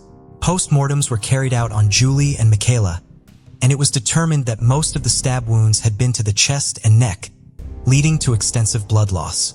Julie was stabbed more than 50 times, and Michaela suffered more than 40 stab wounds. This had all happened in front of their 3-year-old daughter, with their 2-year-old son in the next room. And Nsargal was charged with the murder of his wife and mother-in-law and the attempted murder of Casey. He was scheduled to appear at Oxford Magistrates Court that Tuesday, and he entered a plea of not guilty to all charges. May 2012. It was now time for Nsargal to stand trial. His behavior was shocking. He was photographed going into court, grinning for the photographers. He laughed and smiled as he sat in the dock, showing no remorse or regret for taking the lives of 2 people and ruining the lives of so many others. He argued that he had been trapped in the marriage and that he didn't love Michaela, but his behavior had shown he was more than happy to string Michaela along if it meant he could benefit from it. When it came time for him to testify as to what had happened on the night of September 4th, he told the court that Julie had been the one to attack him, and he had acted in self-defense. At one point, taking a pen off of his interpreter and making a stabbing motion, before the judge intervened and told him to give the pen back to the interpreter. He said that he had been unhappy in his marriage and that he had felt forced to marry Michaela. The argument that he had acted in self-defense did not stand up. The amount of stab wounds that Michaela and Julie had suffered went way beyond what a reasonable person could consider self-defense. The work done by the police and the prosecution blew his self-defense story apart. The scene of the crime, the blood pattern analysis, and the damage done to the furniture painted a very different picture. That he had been the one to attack Michaela and Julie and not the other way around. Michaela and Julie's loved ones sat in the public gallery and cried as the CCTV footage of him walking through the town, still holding the knife, was played. The prosecution lawyer, Dafith Enoch, told the courtroom that the marriage between the pair had been an unhappy one, compounded by the fact that Enzer missed Turkey. But he added that neither one of these things could excuse or explain why he had done what he had done. Something he called the senseless slaughter born out of premeditated, ruthless violence. Richard Rook from the South Central Ambulance Service testified at the trial, saying he would never forget the look in Michaela's eyes, saying it was one of suffering and pain, a look he would take with him to the grave. Casey also testified, saying she had rushed upstairs with Julie after hearing the commotion. She added that testifying in court was the hardest thing she had ever had to do. May 31st, 2012. The jury returned their verdict. Nsargal was found guilty of the attempted murder of Casey and the murders of Julie and Michaela. He was sentenced to life in prison, with 36 years for each murder and 12 for the charge of attempted murder, with these sentences running concurrently. The judge told him, "I have no doubt that you intended to kill your wife Michaela and your mother-in-law Julie. These brutal murders were planned and premeditated. You say you were unhappy here and didn't get on with your mother-in-law. I totally reject any suggestion that anything she said or did provides you with any mitigation. The pain and suffering you have caused to the family will plainly be long-lasting and with them for the remainder of their lives. Enzer nodded and smiled as the sentence was given. As he was led out of the dock, Ensar began to smile, laughing and pointing at himself as he mouthed, "Me, me, me." For the loved ones left behind, they said no sentence would ever be enough. Mehmet said, "I met Julie when I was 23 years old, and I was so lucky to have 12 years with the one and only love of my life. I know that she loved me as much as I loved her." He also said that he was glad the jury had seen through what was being said about Julie during the trial, and the way she had been characterized by the defense's case, with them arguing that she had been the one to instigate it. Following Ensign's conviction, Detective Chief Inspector Joe Kidman said, "In trying to evade responsibility for his crimes, Ensar Gal sought to attack the character of these two women he had murdered. This has only added to the terrible ordeal of the family, who have attended each day and listened to all the evidence. Despite their anguish, they have shown great dignity throughout. The devastation caused on the night of September 4th is difficult to comprehend. For the ones left behind, the pain is unimaginable." Mehmet said, "There's a great big void in my life now. 2 children are left without a grandma, a mother, and a father. He took everything. I didn't know till then that they were my only reason to live, my only joy in life." On March 25, 2020, deputies from the Crittenden County Sheriff's Office responded to a security alarm that had been triggered at the historic Snowden House, a colonial-style mansion located on the northwestern shore of Horseshoe Lake near Hughes, Arkansas. Upon arriving, they entered the house through an unlocked back door. As they searched the home, they encountered a man on the second floor. When he saw the deputies, he leaped out of a window. Despite the height of the fall, the man appeared to be unhurt as he quickly ran to a nearby vehicle and climbed inside. The man attempted to drive away, but the vehicle got stuck in the mud. He then ran toward the lake and jumped into the cold water, but the deputies watched in disbelief as he never resurfaced. No other living person was found inside Snowden House, but deputies did discover the bloody body of Martha McKay, the granddaughter of the house's original builders and its current owner.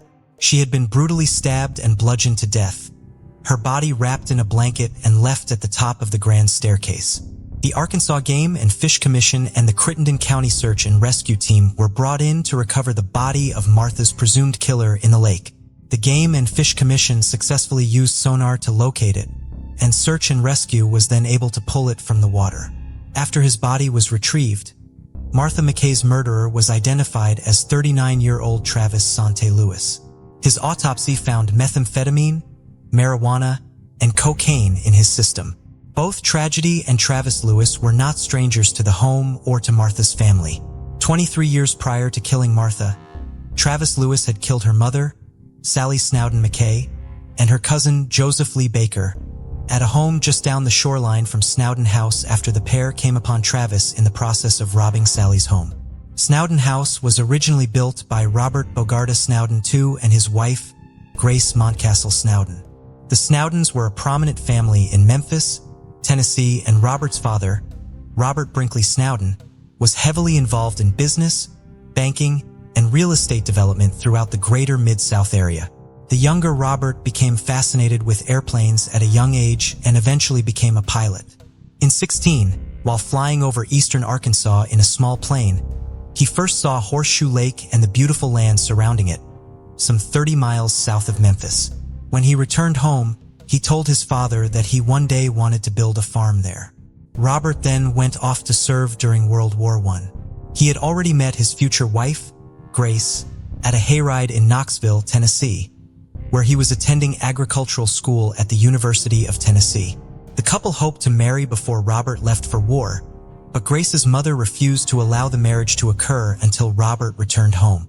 Grace trained to be a nurse in Robert's absence in case he returned home from the war injured. She then went on to be a well-respected nurse for the Red Cross for the remainder of the war. When Robert returned home, his father told him that he had purchased more than 10,000 acres of land in eastern Arkansas from its struggling owner. The elder, Snowden, allowed his son to purchase 1,000 of those acres near Horseshoe Lake. Grace and Robert married in 1919 and began the process of building a home there. The original Snowden home at Horseshoe Lake was a more modest one-story fishing cabin, propped up on brick supports with a screened-in porch the length of the front of the house. It was not until the 1940s that it was expanded into the large three-story Snowden house, modeled after colonial-style antebellum mansions more commonly found in Louisiana. Robert and Grace had 3 daughters together: Sally, Edie, and Happy. The girls spent their early childhood at the home on Horseshoe Lake, where their father farmed acres of cotton, but were eventually sent to Memphis to live with their grandparents so that they could attend school. They lived on Central Avenue in Ashler Hall, a castle-like home their grandfather had designed and built in 1896. While Sally Snowden spent her school years in Memphis and much of her young adulthood in California, her heart remained at Horseshoe Lake. She eventually married an actor from New York named David McKay, and they moved to San Francisco. By 1976, the couple's children were grown and their marriage was over. Sally moved back to Memphis, where she bought a home in Midtown and opened an office for her work as a certified public accountant. However, she spent as much of her time as possible at her home in Horseshoe Lake, not far from Snowden House. While the Snowdens were the first people to build a home on the lake and for a while were the only ones with the residents in the area, over the years a small community had sprung up around the lake and it was continuing to expand. Sally was in charge of managing the family property in the area. Her father had created a corporation that controlled the properties he owned in the 1960s and divided shares in the company between his daughters and their children.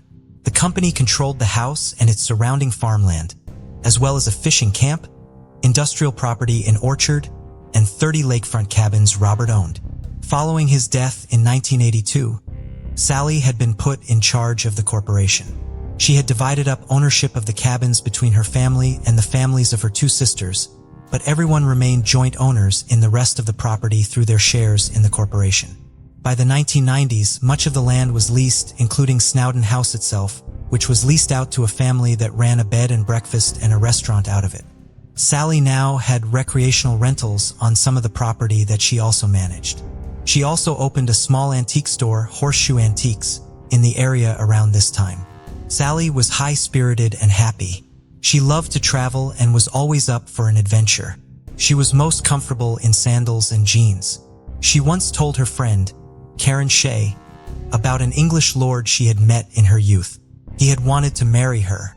When Karen asked why she hadn't accepted the proposal, Sally replied, "Oh Karen, I just didn't want to get dressed up all the time." Everyone who lived near Horseshoe Lake knew her simply as MS Sally, even though many of them were her tenants or employees. "I don't care if you're black, white, or whatever. If you was in trouble, if you needed help, and went to Miss Sally, you could have got it," lifelong Horseshoe Lake resident Levi Glasper said about her in 1996. Lee was like that too. He was the same way. Lee was Joseph Lee Baker, Sally Snowden McKay's nephew. Lee was a popular Memphis area blues musician. He played guitar and regularly performed at venues on Memphis's famous Beale Street. He was in several bands over the course of his career but was mainly playing with his band, The Agitators, by the 1990s.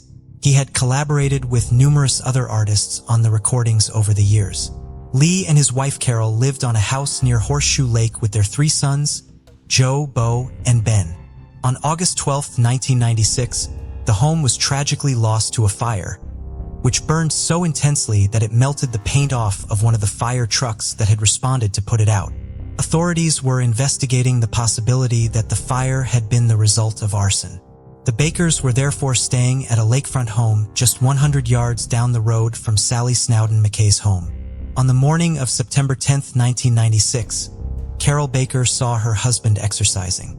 He gave her a kiss and told her he will be going over to speak with his Aunt Sally about some business. He assisted her with some of the operational aspects of managing the family's properties.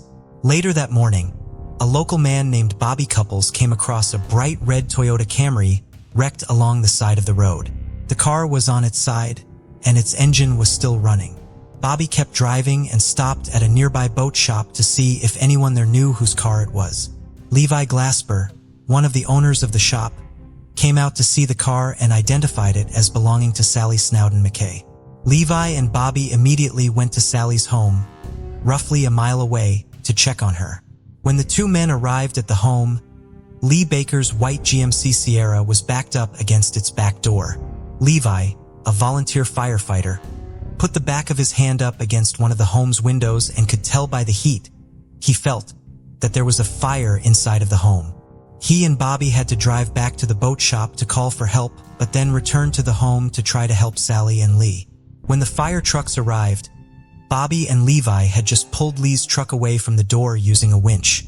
While the fire was still not visible from outside the home, flames were visible in the kitchen and living room once the door was opened.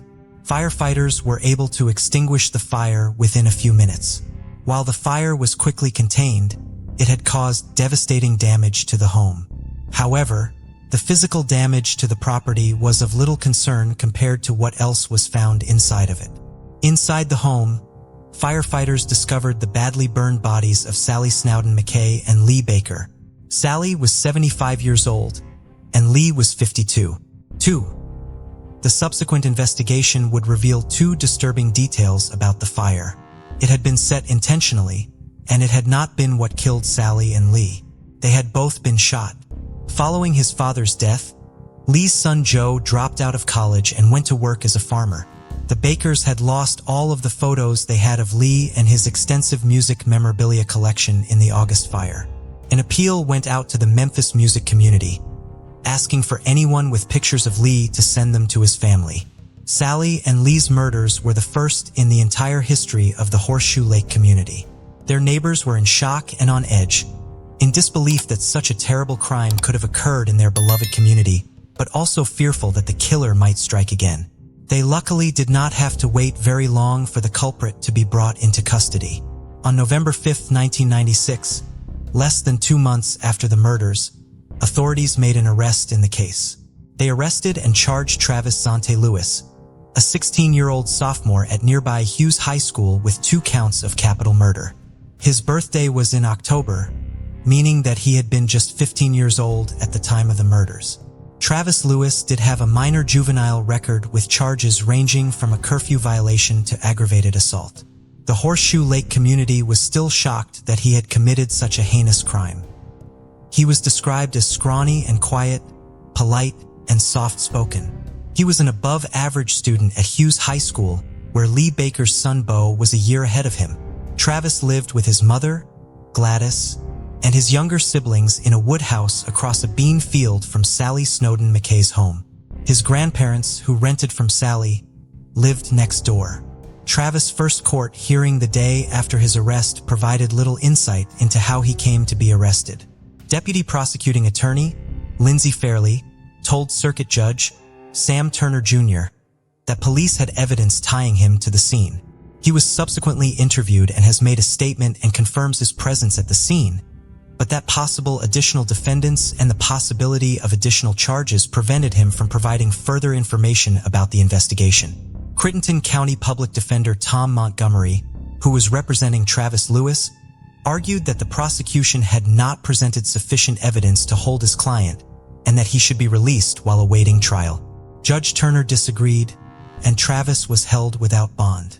The exact evidence that police used to identify Travis Lewis as their suspect was not made public because the case was settled before the evidence was presented at trial. The trial was set to begin on April 7, 1998.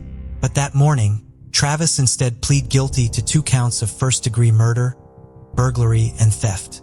The 17-year-old was sentenced as an adult to 28.5 years in prison on the murder charges and to 5 years in prison for the lesser charges. The sentences would all run concurrently. Based on what we know and the evidence that we were aware of, the family felt like this was the best resolution. Sally's niece, Dottie Jones, told the Commercial Appeal after the sentencing. The Snowden family had opposed the possible imposition of the death penalty in the case had Travis been convicted of capital murder. However, when the family was notified each time Travis Lewis became eligible for parole, every member of the family was opposed to him being released every time. There was only one family member who disagreed with this position: Sally's daughter, Martha McKay. Martha shared her mother's love of adventure, and her kind heart and generous spirit endeared her to everyone she met. Following her mother's death, her aunt, Edie Dewey, took over management of the family corporation and Martha returned to Memphis from the West Coast for several months to help her aunt during the stressful transition phase as she adjusted to her new responsibilities. Martha also helped with minor improvements at Snowden House after the bed and breakfast closed down. Martha had previously restored a few properties in Seattle, and after her time assisting her aunt came to a close, she began a new, larger project. She purchased a historic home built in 1861 in Virginia City, Nevada, and renovated and restored it. Several years later, she decided she wanted to use her experience with historic preservation to restore her family's home at Horseshoe Lake. While she and her siblings were not raised in the area, they spent all of their summers with their grandparents at Snowden House, and Martha had loved the time she had spent there. By this time, Snowden House was in poor shape. Martha bought it from the family corporation, becoming its sole owner. She then spent several years restoring the property, updating it while still keeping as many of the fixtures and features as historically accurate as possible. Martha had a serious interest in sustainability, so a major project she undertook during the renovation was figuring out a way to make the home more eco-friendly and cost-efficient. Using the ancient furnace to heat the house was a $1,000 a month expense. She eventually put in a geothermal system that used water from the lake to regulate the temperature in the house. Martha's initial plan when she bought Snowden House was to use it as her personal residence, and also rent it out as an event venue. However, by the time the extensive restoration on the home was complete, the country was in the middle of a recession, and Martha lost her confidence in her business plan. She put the property up for sale, but could not find a buyer. Martha's inability to sell the house ended up being beneficial for her as she was able to return to her original plan for the house as the economy improved. She turned the home into a successful venue for weddings and other private events and also began renting out one of the home's bedrooms on Airbnb. Martha was a longtime Buddhist, and while she was devastated over the deaths of her mother and cousin, she felt it was important to try to forgive their killer. She also felt sympathy for him because he had been just 15 years old at the time of the murders.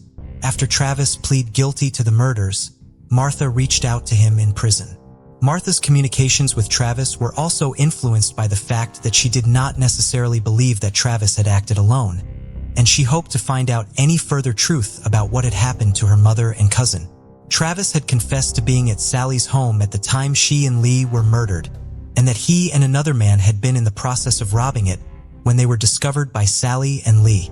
However, he maintained that this other man had actually killed them, even after he pleaded guilty. Based on Lindsay Fairley's statements at the initial hearing, it does appear as though authorities were investigating someone else based on Travis's initial statements to them and believed that they might be making another arrest in the case. However, they appear to have not found evidence supporting Travis's claims of the involvement of this other person in the crime, as no other arrest was ever made. The man Travis claimed was the actual killer was found to have a solid alibi for the time of the crime. Martha, seemingly unable to believe that a 15-year-old could have perpetrated such a violent crime on his own, pressured the police to continue investigating the case, believing that there was more to the story and more people who needed to be brought to justice in the case.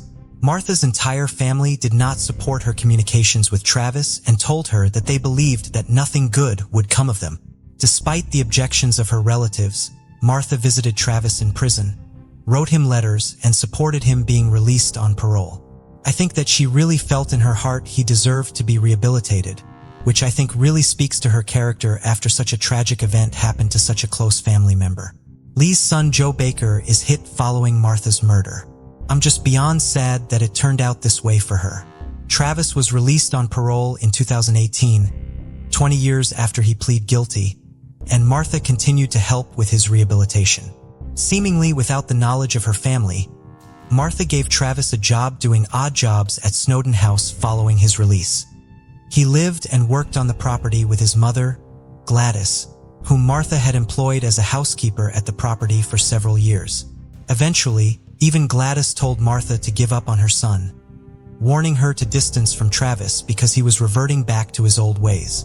While Martha gave Travis so much in terms of forgiveness and empathy, she finally reached her limit of how much grace she could extend to him a month before he killed her. Martha fired and banned him from her property and detailed the incident that led to her decision to do so in her diary. Martha had sold an antique chandelier for $10,000 and her buyer had paid for it in cash. Travis was present at Snowden House when Martha arrived home to stash the money before depositing it. The money then disappeared. Martha fired Travis and banned him from her property, believing he had been the one who had stolen the cash. Martha's case is closed and her killer cannot be prosecuted because of his death. Case is closed and her killer cannot be prosecuted because of his death. While the case is as resolved as it will ever be, there are still lingering questions. Police found a bag containing some of Martha's valuables and a bloody knife near her body. It is unclear if Martha was killed after walking in on Travis robbing her home, like her mother and cousin had been years earlier, or if Travis had come to the home to kill Martha and then decided to rob it after she was dead. The former scenario may be slightly more plausible as Martha had the chance to set off her alarm, which would have been easier to do when she first walked into her home and saw Travis there and more difficult to do if he had attacked her as soon as he was able to make his way into the house. Again, there is no way to be sure. What exactly transpired inside of Snowden House on March 25, 2020 will never be known beyond its terrible end result. What we do know, however, in the words of Martha's sister, Katie Hutton, is that Martha didn't deserve to be killed. She didn't deserve anything that happened to her. On Monday, October 4, 2004, at around 5:30 a.m., Joe O'Reilly left the family home, Lambview, to head to his job at Viacom Outdoor Advertising on the Bluebell Industrial Estate, where he worked as an account manager.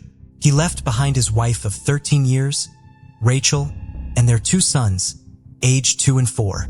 Later that morning, Joe sent Rachel a message asking if she and the boys had slept well and requested she wished Jackie a happy birthday for him. He signed off with kiss kiss kiss, but received no response. Joe then left several voicemails between 11:52 a.m. and 1:45 p.m. At 1:15 p.m., Joe was contacted by their son's daycare, who informed him that Rachel had not picked him up at the usual time of 12:30 p.m. Joe called Rachel's phone and left a message asking if someone else had been assigned to pick their son up. He called again at 1:24 p.m., expressing concern and asking her to call him back. Still, there was no reply from Rachel. Joe decided to go pick up his children and called his mother-in-law, Rose Calloway, to inform her that he hadn't heard from Rachel all morning and that his attempts to reach her on both her mobile and the home phone had failed. He asked Rose to check on Rachel at the house while he went to collect the kids. Joe then called Rachel's phone again while driving on the motorway, telling her he had spoken to Rose, who also hadn't heard from her, and urged Rachel to call him back.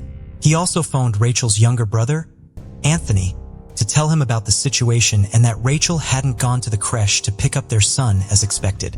Family members continued to call both the home phone and her mobile, but all calls went unanswered. Rose began to suspect that something was seriously wrong. This was not like Rachel, so she set off to check on her daughter. When she pulled up at the bungalow, she immediately had a sense of relief as Rachel's car was in the driveway. The patio door was open. The house was silent. Some of the kitchen drawers were open and items were scattered across the floor. In the living room, the videos were all dumped in a pile. It looked as though the house had been ransacked. She then went to Rachel and Joe's bedroom. Rose found her daughter's lifeless body. She was lying on her back in a pool of blood, with the upper half of her body twisted. There was so much congealed blood that Rose said she was unable to determine if her daughter's face was on its side or if she was face down. Blood covered the walls, the ceiling, and there was even blood spatter in the bathroom. When she touched her, she said Rachel was as cold as marble, and neighbors said she heard Rose screaming. Rose ran to her bag to get her phone and call the police.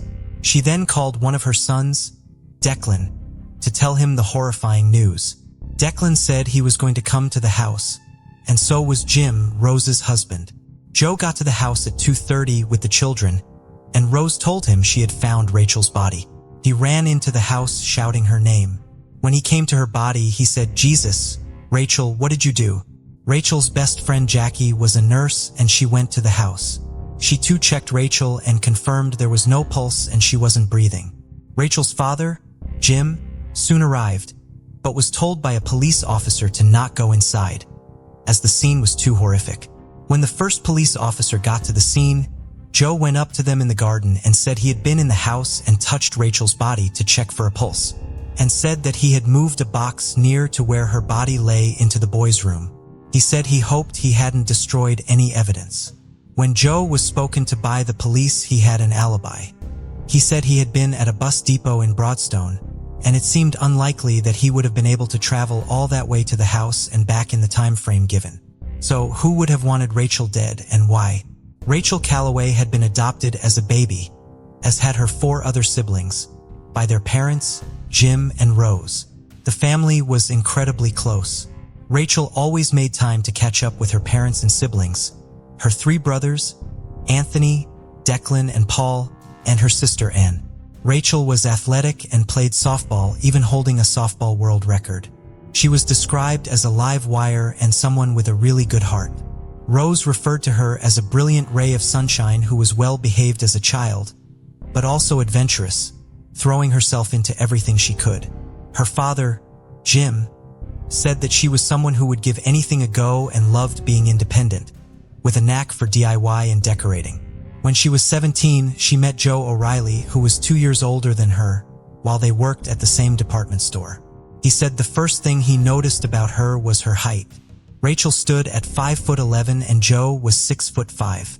He had asked her to go on a date with him several times, and she turned him down. But Joe continued to ask. Joe overheard that she played softball and one day turned up at her practice session and joined her team. They were both successful and even had the potential to turn pro. Their relationship then became a romantic one. At the top of the Eiffel Tower, Joe asked Rachel to marry him, and a couple of years later the pair were wed. They then welcomed 2 sons. They moved to their new house, a bungalow called Lambay View, in Norrell in 2003. It was the perfect place to raise their children. Rachel loved being a mother and everything she did was for her 2 boys.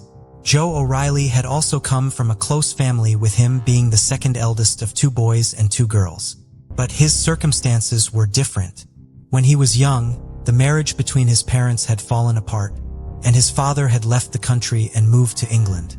Joe was described as an incredibly confident man, and he was determined to get ahead in the advertising industry, despite not having the qualifications. He was so persuasive and confident with clients that his lack of credentials didn't appear to matter. He would get into work early and leave late, determined to make his goals come to fruition. When they moved into their 3-bedroom bungalow, Rose did have some concerns. She was worried that Rachel would be lonely living there, as Joe was away from home so much with work. But Rachel seemed to be delighted with the move. She became well known in the area as she sold Avon and Tupperware, and within a few weeks of moving in, she held a barbecue so she could meet and get to know her new neighbors. In spite of wanting to appear to be a family man, some of Rachel's friends said Joe was more of an absent father, and Rachel was left to do a significant amount of the parenting on her own. He would always leave the house early in order to go to the gym, and often wouldn't be back until well into the evening. Rachel was more of a private person who didn't talk about her marital problems, but some could sense there might be issues between the 2 of them. The now retired Detective Inspector Pat Murray was then a detective sergeant at Balbrigg and Garda Station. When he arrived on scene, as he was a qualified scene of crime examiner with plenty of experience under his belt, he went in to see exactly what they were dealing with. In all his years in the police, he was shocked by just how brutal this killing had been.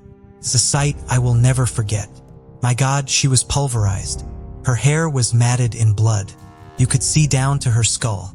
You could see there was severe force used to inflict that. So the poor woman had no chance whatsoever, absolutely none. It was savage, cold, just unbelievable. Her father Jim said that Rachel would have fought for her life with everything she had, and he believed that the killer had attacked her from behind. Although it had initially appeared to be a robbery gone wrong, one thing immediately stood out. There was money in the home that hadn't been taken. 800 euros in a box in the kitchen and 400 euros in Rachel's bag. Based on what he found, Pat didn't believe that this was a random attack carried out by a stranger. It's highly unusual to see someone in the state I saw Rachel O'Reilly having administered such a beating. The viciousness of the assault was a pure display of hate for this woman. If you hate someone that much, you're going to know them. Pat Murray believed the robbery had been staged. They set up an incident room back at the station, and more than 40 officers were sent out to conduct door-to-door inquiries and search the local area to try and uncover any potential clues. Gardeep carrying out a preliminary investigation outside the house where the remains of a mother of two were found this afternoon. News soon began to spread that a brutal murder had been committed. People were stunned. Based on the scene of the crime, the police believed she had been caught totally off guard by the attack. Searches were carried out to try and find the murder weapon, but they proved fruitless. But the searches did uncover something interesting. Half a mile away from the house, a plastic bag was found containing jewelry and a camera, two items that Joe had said were missing. It was looking less and less like a burglary. Joe was questioned that evening. He said he left for work as normal and headed to the gym beforehand. He was seen on CCTV leaving work at 8 o'clock and 7 seconds a.m. and he said he was going to a bus depot in Broadstone, and his colleague Derek Corney said he would meet him there. Part of Joe's job was checking the advertisements on the side of buses, so he would have to travel around.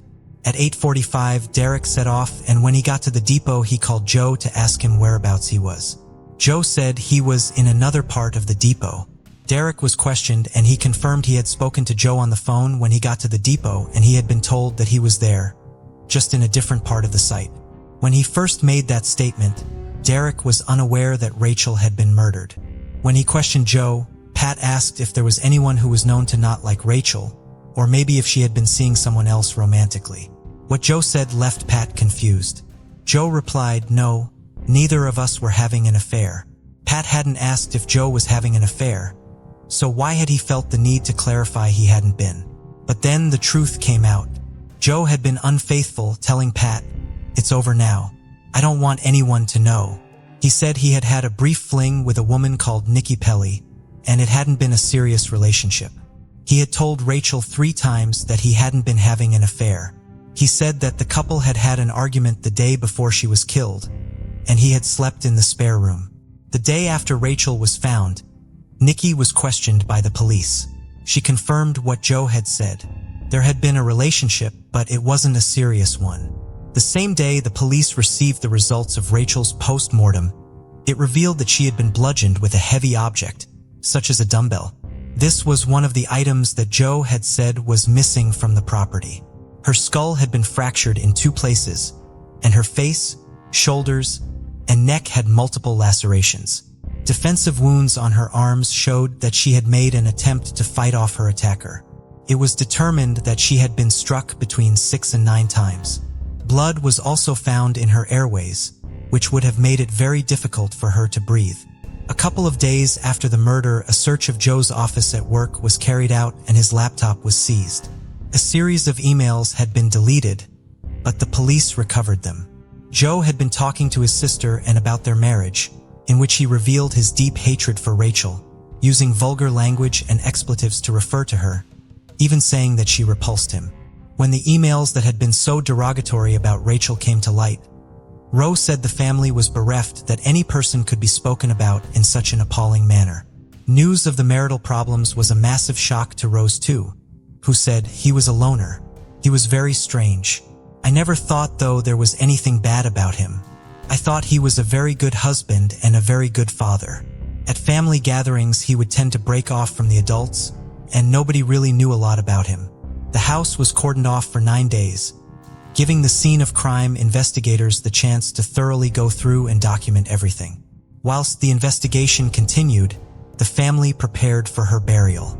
They all decided to write letters that were to be put into the coffin with her when she was buried. The family left Joe with the undertaker to say some private words to his wife, and when one of them went back in, Joe said, "You can put the lid on it now," with Jim saying it sounded like he was talking about a tin box, not his wife's coffin. Her parents felt these were very strange and detached comments for an allegedly traumatized widower to make.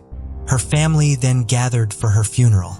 Following the burial, her parents received the cards that were attached to the flowers that people had left, and one of them stood out. All Joe's card said was, "See you later, Joe." Joe's behavior had become increasingly strange and unusual. The police had told him he could now go back into the house, and he needed to go through everything and make a note of anything he thought had been stolen. He reiterated what he had said. Some of her jewelry, a camera, and 2 towels were gone, as well as one of the dumbbells, but the jewelry and the camera had now been accounted for. He also decided to invite Rose and Jim over, even though the house hadn't been cleaned, and it still had their daughter's blood everywhere. He said that there was a sense of peace and that it would be good for them to visit. Rose didn't want to go back into the house, but Jim said that if it had helped Joe process what had happened, maybe it could help them. To their shock, Joe began reenacting the murder and speculating as to how she had been bludgeoned, even pointing to the blood spatter on the ceiling. He showed them the blood on the walls, adding that he thought maybe the killer had stepped over her body and then cleaned up in the bathroom whilst listening to Rachel as she choked on her own blood, and that the killer had gone back into the room to finish her off.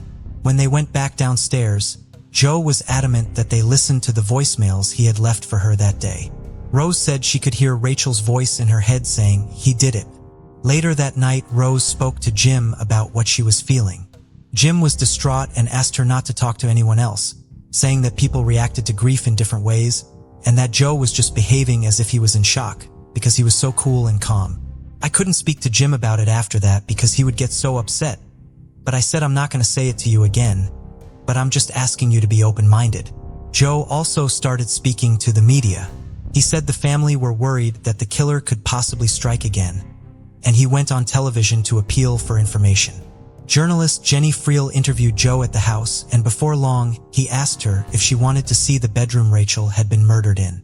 She said this took her by surprise, and when he pointed out where the blood had been and where she was found, Jenny said that although she was not squeamish about most things, this made her feel sick. Another journalist, Kieran O'Brien, went to the house 12 days after the murder and took photographs, including one of Joe sitting in his kitchen. Joe said that the police were treating him as a suspect. Kieran asked him if he believed he was a suspect. Joe said yes. Kieran said that he had never had an encounter like that in his whole career. People from within the community and the couple's friendship circles called Joe to offer their condolences and asked if there was anything they could do to help. He would offer to show them the scene of the crime and what he thought had happened, something that was later referred to as the murder tours. On October 22nd, Joe appeared alongside Rose as a guest on The Late Late Show with Pat Kenny, the primetime talk show in Ireland. Joe's behavior backstage set alarm bells ringing. Pat Murray spoke to the staff who worked on the show, and they said he didn't appear to be a man who was grieving. He helped himself to food and refreshments and spent most of his time on his phone, whereas Jim and Rose couldn't even look at a cup of tea. Joe's appearance did nothing to stop people's ever-growing suspicions. And what follows is a clip from that episode. The show had offered to put him up in a hotel, but he had said he had to go and meet a client. But this was a lie. He instead went and visited his lover, Nikki. He was on the television to appeal for information about the murder of his wife, and he spent the night with the woman he had been having an affair with. When news of the affair broke in the media, the interest only increased.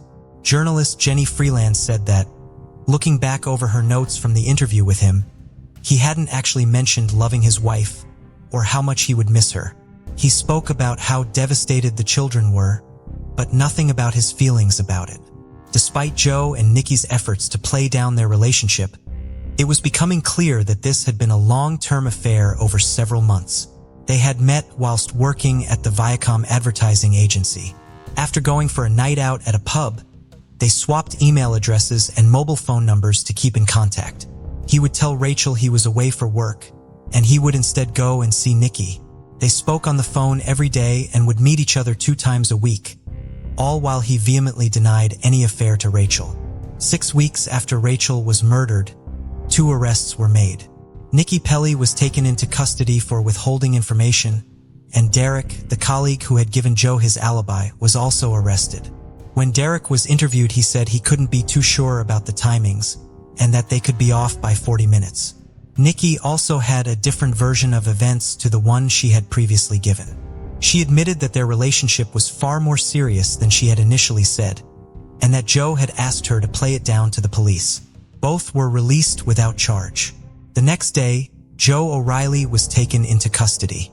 He refused to answer questions, offering no comment throughout. The police had no murder weapon or forensic evidence. They did have CCTV footage showing a car similar to his in the area at the time, but the number plate could not be made out. As a result, 2 days later he too was released without charge.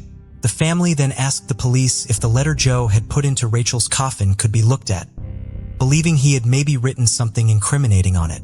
An exhumation order was granted. March 8, 2005. Rachel's body was exhumed, and Joe's letter was removed. It was chemically treated, and using infrared technology, they could finally read what he had said. It was 5 pages and included the following passage. Rachel, I love you so very, very much. I cannot think what I will ever do without you, and I don't want to think. You are the best thing that ever happened to me, and you will never be replaced. This is the hardest letter I've ever had to write for reasons only we know. Rachel, please forgive me. 2 words, 1 sentence, but I will say them forever. The note was considered to be ambiguous and not enough to have him arrested again. Although for her family, this solidified their belief that he was guilty. In December 2005, 14 months after the murder, the police were still trying to build their case. The car that had been spotted on the CCTV footage appeared to be the same make and model as Joe's, a blue Fiat Mirai. Despite having the footage enhanced, it still didn't clearly show the license plate. So the officers devised a plan to prove that it was Joe's car on the footage and nobody else's. They searched the database for all other Fiat Mirai drivers in the country, and it came back with 2,500 matches. Although they could not eliminate every single driver of that car in Ireland, they were able to rule out enough that it made it far more likely that it was Joe's car. The police also contacted O2 to see if they had any recordings of calls that Joe had made on the day his wife had been murdered. Whilst they couldn't provide that, they did have something interesting. They brought in an engineer from France, and he was able to determine which masts Joe's phone had been close to throughout the day. They were then able to plot his whole route. And the more the police looked into where his phone had been, the more damning it became. At 5:45 that morning, Joe had left to go to the gym located on the outskirts of the city, where he was due to meet Derek. He went to the petrol station and filled up his Fiat Mirai. Whilst there, he received a call from Nikki. This was the first of 8 calls that day, and they stayed on the phone for 28 minutes. Something else he had failed to mention. He went to the gym where he had a shower before heading to work. He sent an email to another colleague, Kieran, where he said that his phone would be out of service for the majority of the morning, and he arranged to meet him at 2 p.m. Despite him telling Derek that he was in another part of the depot, analysis of Joe's phone showed he had actually been headed in the direction of his family home.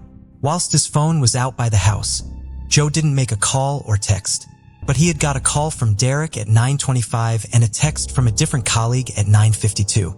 The phone had pinged off of a tower at Murphy's Quarry. This was the nearest mast to the house, and the quarry could even be seen from the property. The car that the police believed was Joe's was caught on CCTV passing the quarry. If Joe was at Broadstone, where he had told police he was, why therefore was his phone pinging off of the Murphy's Quarry mast, less than a mile away from his home? As Joe had made it clear he always had his phone with him, this added to the weight of their case. At 9:59, the car was seen going past the quarry again, driving away from the home. It was only after this that the phone was placed in Broadstone, somewhere he said he had been all morning. At 9 a.m., Rachel had left with the 2 boys to take them to the creche and school, and 3 minutes later CCTV filmed her passing the quarry too. The same camera showed her coming back at 9:41 a.m. It was believed she was murdered shortly after arriving home. When the texts were sent to Rachel asking if she had slept okay, the police checked the corresponding time on the CCTV cameras, and these also picked up a blue Fiat Mirai being driven 10 minutes after the text had been sent. They drove the route from where the text had been sent from to the CCTV camera, and it took about 10 minutes. Joe arrived back at the office at roughly 12 o'clock. When he arrived back at work, something stood out to one of his colleagues. She noticed that he appeared to be a bit flushed and red in the face, and it looked as though he had been crying. She asked him if everything was okay, and he said it was. She told him that he looked terrible, and he immediately panicked and sped off towards his office. He stayed there until the call came in that Rachel had failed to pick their son up from the creche. When Nikki had been released without charge, it emerged that she had told a friend it was hard to continue to lie to the police. Nikki told her that Joe had said if he killed Rachel he could get away with it. She was brought back in for questioning, and she admitted that he had said this, but she said she didn't believe he was being serious. The police later found out that Rachel had told a friend about a huge argument she had had with Joe. She had told him he needed to change his behavior or leave. It also emerged that just 4 months before Rachel had been killed, social services had received an anonymous tip, alleging that Rachel was not fit to be a mother. The claims were absolutely unfounded. Joe and his sister emailed back and forth about the incident with social services, and used various swear words to refer to Rachel and asked how she had got out of this one. Joe replied saying that social services confirmed what he had thought. If they were to divorce, he likely wouldn't get full custody and be able to cut Rachel out of the picture. In March 2006, Derek Corney was brought in by police and questioned. During one of the interviews, due to the stress, Derek actually vomited into a bin in the corner of the room. He then said that the statement he had made previously couldn't have been correct, and that the timings could be wrong. Joe was arrested for a second time. Pat Murray was hopeful that they now had enough to charge him, based on all of the phone analysis and how this tied to the CCTV footage, as well as the elimination of the other drivers of the same car. But the director of public prosecutions said they needed more. Pat Murray recalled how Joe had put his thumb up to him when leaving, and how he didn't seem to care at all about the seriousness of the situation or what had happened. On the second anniversary of Rachel's murder, her family held a mass for her. It was held outside Lambview, but the children did not attend, and neither did Joe. Analysis of mobile phone data revealed more damning evidence. Joe's phone had pinged off of a mass close to the family home when Rachel's murder had taken place, contradicting his statement that he had been at work miles away at a depot. And the more the police looked into where his phone had been, the more damning it became. The evidence was finally enough. October 2006. Police arrived at Joe's mother's house. Pat Murray went into the kitchen, put his hand on Joe's shoulder, and told him he was under arrest for the murder of Rachel. He said, "He turned and faced me. The blood drained from his face and he went white as a sheet. He was not expecting it. He entered a plea of not guilty." June 25, 2007, Joe O'Reilly went on trial. The media and public interest was unprecedented. Queues formed every day as people tried to get into the public gallery to watch the trial. Rachel's family had not seen him in 8 months, so coming face to face with him again at the court was an especially painful experience. Jim said he had a fierce arrogance, and Rose described him as detached. The defense argued that the prosecution had based their case on innuendo, spin, and allegation, and that it was nothing more than circumstantial. But what came out showed that the image Joe had been desperately trying to uphold, that of being a happily married family man, was nothing but a lie. The evidence was strong. The phone analysis, the emails insulting his wife, him lying about where he was, the downplaying of the affair, and his behavior after the fact painted a damning picture. The emails and texts between Nikki and Joe were presented to the court and showed that they had planned to start a life together. The texts that had been exchanged revealed that Joe often told Nikki he loved her, and he would imply that the boys were her children, referring to one of them as our boy. This was providing a motive for wanting Rachel out of the picture. He had attempted to tarnish her character, calling her a lazy mother who was heavy-handed with the children. It also inadvertently came out that the one who had made the anonymous report to social services containing the allegations that were determined to be utterly unfounded was Joe's own mother. The court was stunned by these revelations. Throughout the trial, Joe kept his head down, looking firmly at the floor, showing no emotion. On the occasions he did look up, it was to talk to his lawyers whilst he laughed and joked.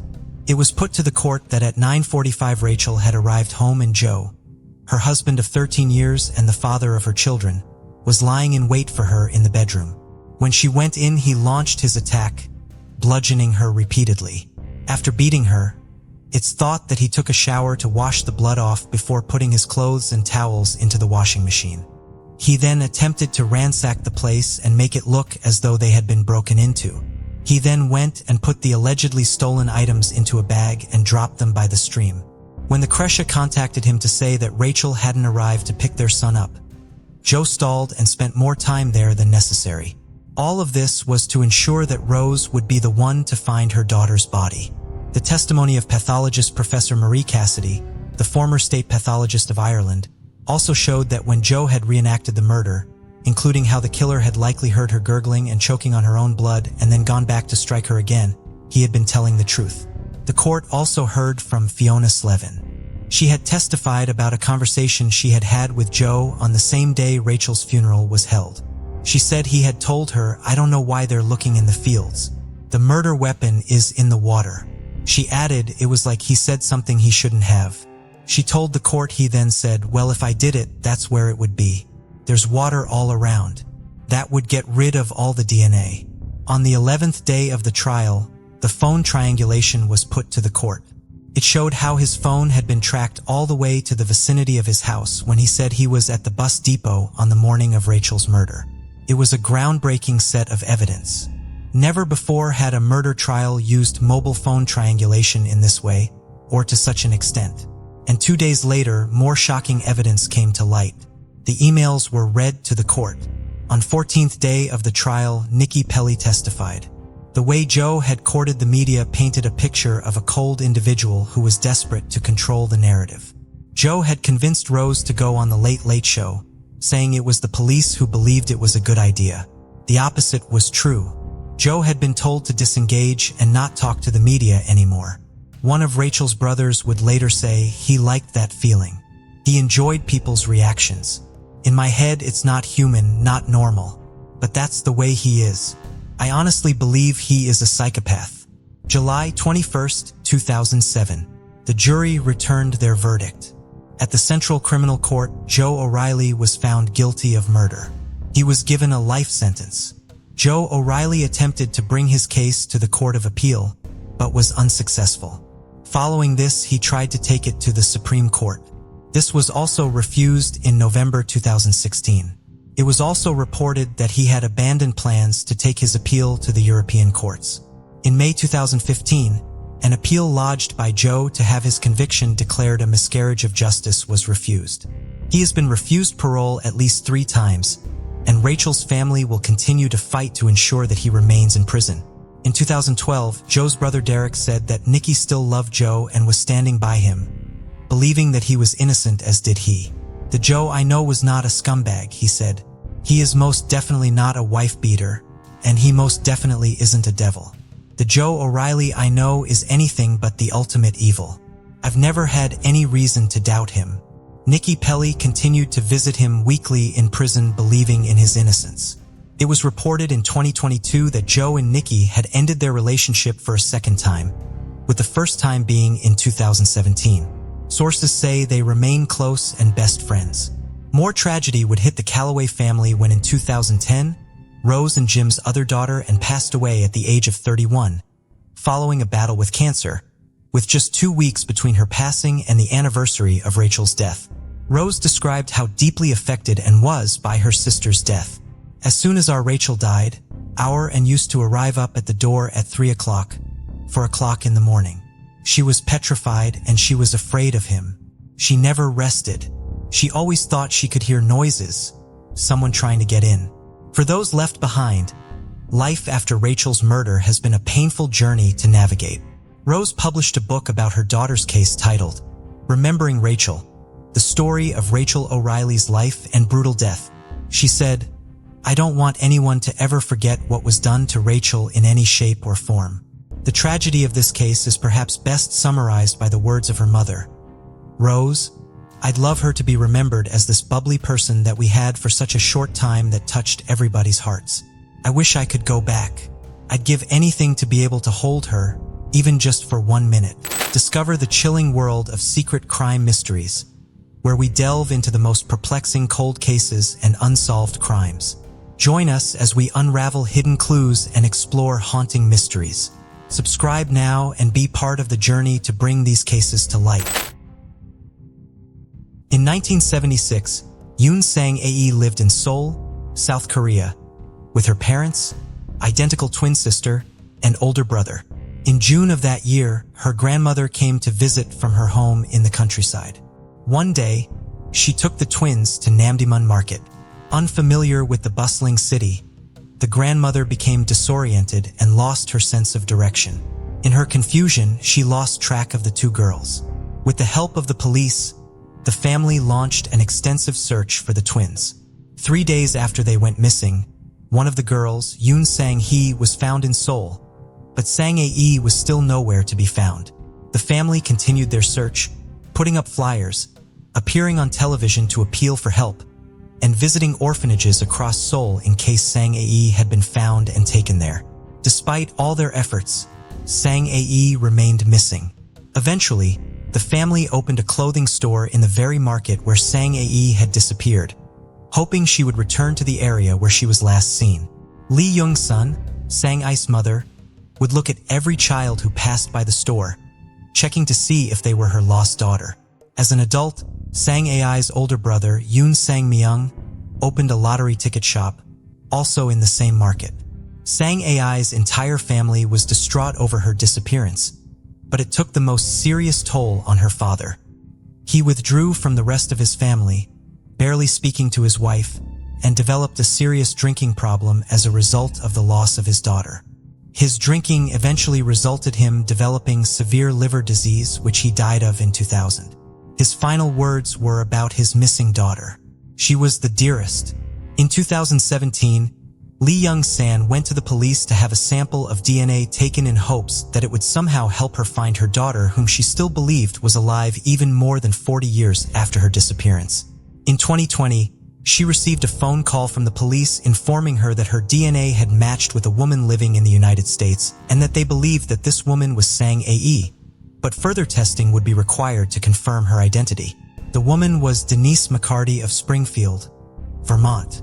She had been adopted from South Korea on Christmas Eve of 1976. Her family had been told by the agency she was adopted through that she had been abandoned at a hospital in the city of Suwon, approximately 20 miles south of Seoul, because she had been sick. Denise visited South Korea in 2016, and during her trip, she submitted a DNA sample as a part of a new government program designed to help adoptees find their birth families. The program had been expanded in January of 2020, allowing adoptees to undergo DNA testing at any South Korean mission around the world, rather than requiring them to travel to South Korea to do so. Denise was able to visit the Korean Consulate General Office in Boston to submit her DNA for the additional tests, which confirmed on September 25, 2020, that she was Yoon Sang-hee. Due to the pandemic, Denise was unable to meet with her birth family in person, but she was reunited with her mother, twin sister, and brother over a video call with the assistance of an interpreter on October 14, 2020, more than 44 years after her disappearance. Denise's grandmother had also passed away since she went missing, but Denise felt as though she, as well as her birth father, were there with the rest of the family for their reunion in spirit. During the call, Yoon Sang-hee told her sister that they all loved her and had never abandoned her. Rather, they had spent every day looking for her. Lee Young-sun showed her the paperwork that still formally lists her as her daughter in Korea. While it is still unclear how she ended up so far away from where she went missing and who brought her to the hospital in Suwon, Denise is happy to have a better understanding of where she came from. Furthermore, as an adoptee, growing up with family members who did not look like her, she was amazed to see her mother and brother, who share a physical resemblance with her, and her identical twin, who looks just like her. She was also shocked to hear her sister speak in a voice that sounds just like hers and learn that their similarities extend even to things like their tastes in color and foods. I can't describe how happy I am. I feel like dancing all the time. Sleepless nights thick with grief are gone now. I am so happy and I can't wait to see her in person, Lee Young-seon told the Korea Times after her video reunion with Denise. She is grateful to the family that adopted her for raising her so well and looks forward to meeting them one day so that she can thank them in person. Denise feels fortunate to have such a large family that loves her, related to her through both blood and adoption. I've just got this huge family now that loves me and that I love, she told her local news station. You can't be happier than that. You can't ask for more than that. She hopes to be able to reunite with her birth family once travel restrictions are lifted and plans for her adoptive family to join her so that both sides of her family can meet each other. Denise is beginning to learn Korean and saying he is learning English in an effort to eliminate the language barrier that currently limits the communication between Denise and her biological family. For now, the family stays in contact through an app that translates their messages to each other for them. 54-year-old Michael Anthony Lynch, who went by Tony, was a married father of 4 young children. In late 2001, he left his home in Maghervilly in County Fermanagh in Northern Ireland and moved into an apartment in Clones in Western County Monaghan in Republic of Ireland for work. He was reported missing 2 months later in January of 2002 when he stopped reporting to work. The ensuing investigation found that the last sighting of Tony had occurred on January 6, 2002 on Fermanagh Street in Clones, several days before he was reported missing. When Tony's wife Angela went to the apartment he had been staying in, everything he owned appeared to still be there. It seemed to her that he ran out on a brief errand and simply never returned. Few clues were found in the ensuing years. In April of 2016, a man reported a possible sighting of Tony, believing a hitchhiker he had given a ride to could have been the missing man. However, nothing ever came of this tip. In January of 2020, around 18th anniversary of Tony's disappearance, authorities announced a renewed effort in the case. Tony's car, a white Mitsubishi Galant, had gone missing with him and had never been located. This led authorities to hypothesize that Tony had ended up in a body of water while driving and had never been found because he and his vehicle could not be seen from the surface. They hoped that advances in drone and sonar technology that had been made in the almost 2 decades since Tony vanished would help locate him and his vehicle. They also made a renewed appeal to the public for information in the case. Because Tony disappeared so close to the border of Northern Ireland and the Republic of Ireland, both the Police Service of Northern Ireland and the Gardaí were involved in the search. Civil defense from multiple counties also participated. The new searches began with a 2-week search of 16 lakes and flooded quarries near Clones in early January. No sign of Tony was found. Similar searches throughout the area were planned for throughout the rest of 2020. But they had to be suspended in March due to the pandemic without finding Tony or his car. However, the appeal to the public would ultimately result in answers in Tony's case. On May 18, 2020, a fisherman noticed an anomaly with his sonar equipment while he was out on Upper Lake Erne in County Fermanagh. He believed it was some sort of large submerged object and was aware that authorities had been looking for a submerged vehicle as a part of a missing persons investigation. He notified the Clones Garda station of what he had found. An underwater search was underway by 2 o'clock that afternoon and identified the object as a submerged vehicle. It was pulled from the water and found to be Tony Lynch's Mitsubishi Galant. Human remains were inside of it. DNA would later confirm that they belonged to Tony Lynch.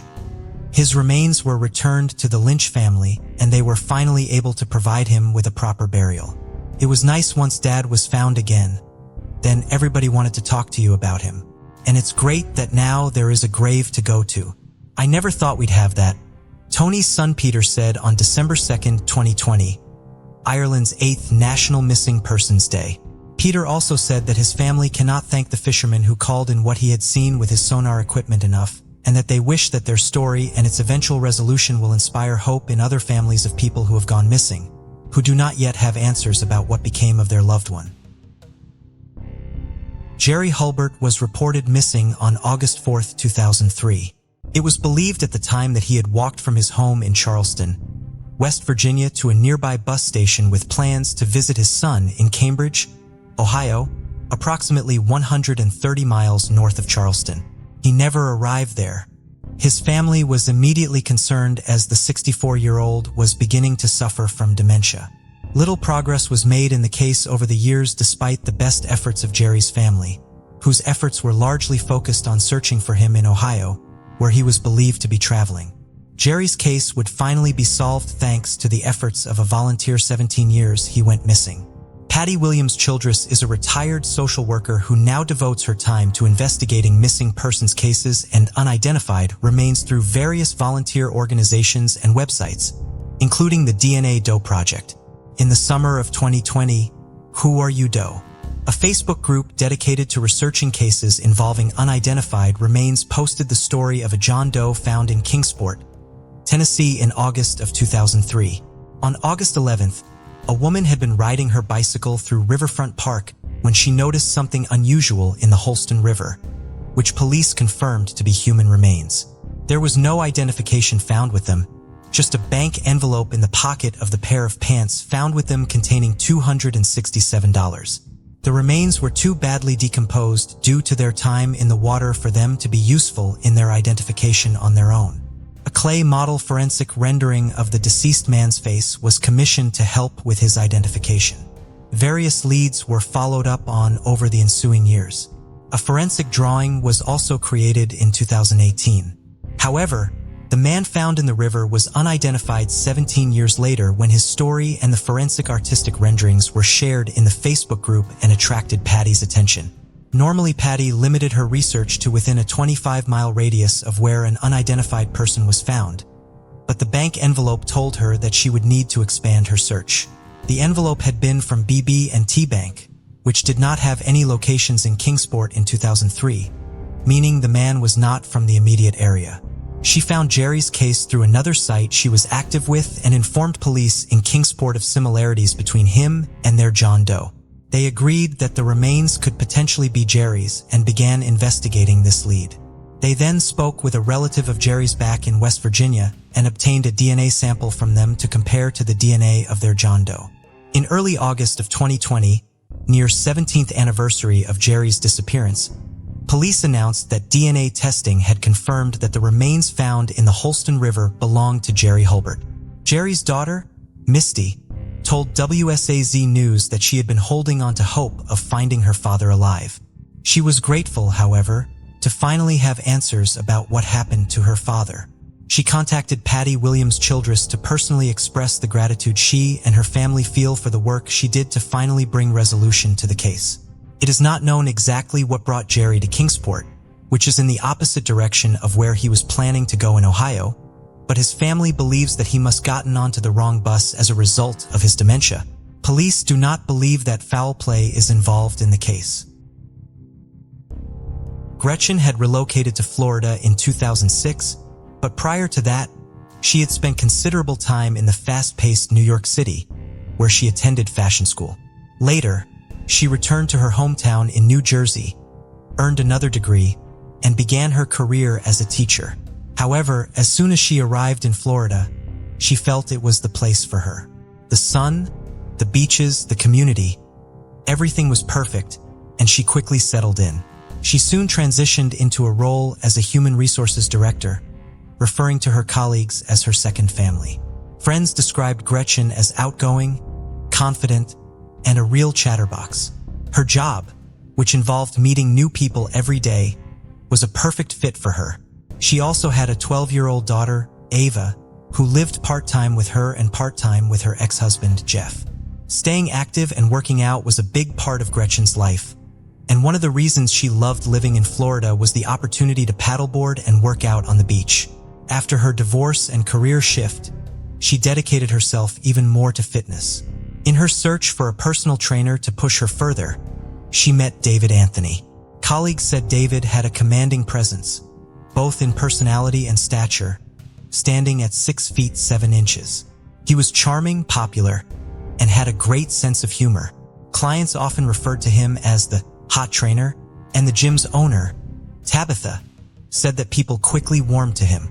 Gretchen and David had much in common, especially their shared love for staying active. But most importantly for Gretchen, he got along brilliantly with Ava. Gretchen and David soon married in Las Vegas in March of 2015. But the happiness was not to last, when in late 2019, after a string of issues that Gretchen said they simply couldn't work through, they had separated and divorce papers were filed in February 2020. David moved in with his mother, and Gretchen was now by herself, as Ava was staying with Jeff for a while. If this wasn't all stressful enough, more anxiety would soon follow. March 2020, a month and year many will remember forever. The COVID-19 pandemic saw just about everything come to a grinding halt, and the fear of the unknown was lingering over everyone. As the lockdowns had just come into effect, Gretchen, like many, was on social media more than ever. She was still working but was now virtually catching up with friends and family, asking for TV show and film recommendations, and seeing how everyone else was filling their days up. She was often reposting and commenting on everything from inspirational quotes to memes and jokes. On March 19th, just a few days into everything shutting down, Gretchen reposted a picture which said, "When chaos is all around you, the wisest choice is to create peace within you." The following day, she popped into work and everyone said she was in good spirits. She had plans the next day to catch up with a friend, and all seemed to be as well as it could be considering the circumstances. But on March 21st, everyone was met with silence. There was nothing on her social media and she had failed to clock into her shift. A few friends then got some concerning texts from Gretchen. She said she had an acute case of COVID-19 and wasn't doing so well. Dawn, Gretchen's boss, and her close friend heard she was sick and sent her a message. She heard nothing back. Dawn texted her on Monday morning, March 23rd, "Gretchen, are you okay?" At the end of the day, when she still hadn't heard anything back, she texted again. "Hi, please let me know if you need something. I'm really worried about you." She got a reply and it was far more serious than Dawn thought. The message said she had gone to Jupiter Medical Center where she passed out with a fever of 102 degrees and low oxygen levels. So at the CDC coronavirus treatment facility that only handles COVID cases, the good news is my blood type has potential to be used in the cure. Not sure if you remember me saying that I have a strain of mad cow disease in my blood. Well, that strain is significant in gathering more answers to find a cure. For safety purposes, Dr. Sinclair and her team are strongly recommending that we maintain contact with immediate family members only. I'm using my mom. She said she was being transferred to Belle Glade, over an hour away from Central Florida. Her friends were concerned but also confident that Gretchen was fit and healthy and would be able to fight it off. Gretchen's ex-husband Jeff and Ava had also both received some text messages. These said that she may even have to be placed in a medically induced coma, making her impossible to get hold of. The texts to her daughter were cold and distant, and Jeff said the minute he read these he knew something was wrong. The messages were full of spelling mistakes, abbreviations she wouldn't use, and bad punctuation. And this just wasn't how she talked. The messages were now coming in thick and fast, saying many different things, but all indicating she was in a very bad way. Some friends were fearing it was a life or death situation, but others thought the same as Jeff. Something was off. More concerning still, her phone had stopped sharing her location with her daughter, something she had never done. After this, with the concern mounting and so many mixed messages about where she was and what was happening, the police were called to do a welfare check. There was no answer at the door. Jeff decided to go to the Jupiter Medical Center himself. And to his surprise, he did find Gretchen's Mini Cooper parked outside, with her purse on the front seat in full view of the passersby. Again, something that didn't make sense. He called in and asked about Gretchen's status and the response confirmed his fears. Gretchen wasn't there and they had no record of her on the system. Nothing since 2008. On the March 26, 2020, a missing persons report was filed and Detective Jared Kennison was in charge. Based off of everything he had heard, he had big concerns. He got a warrant to enter her home and it seemed to indicate a struggle of some sort had taken place. There was a broken picture frame and shards of glass on Gretchen's bed, 2 bottles of cleaning products next to a cloth on her kitchen countertop, and inside the washing machine were more towels that had a red substance on them. These were taken away for testing. Police also found small drops of what looked like blood on the wall in the master bedroom. When police went into the garage, they found the door was locked and the key was broken off inside the lock. They noticed that the ground was wet and there appeared to be large bleach stains on the floor leading outside to the driveway. They said the smell of cleaning products was overwhelming. A cadaver dog was brought in and detected the smell of blood inside her residence. Gretchen had had cameras installed in her home a while back, so these were seized and they hoped that something would have been picked up. Some of them had been ripped out of the wall. Despite this, they were confident that the footage could be recovered from the cloud.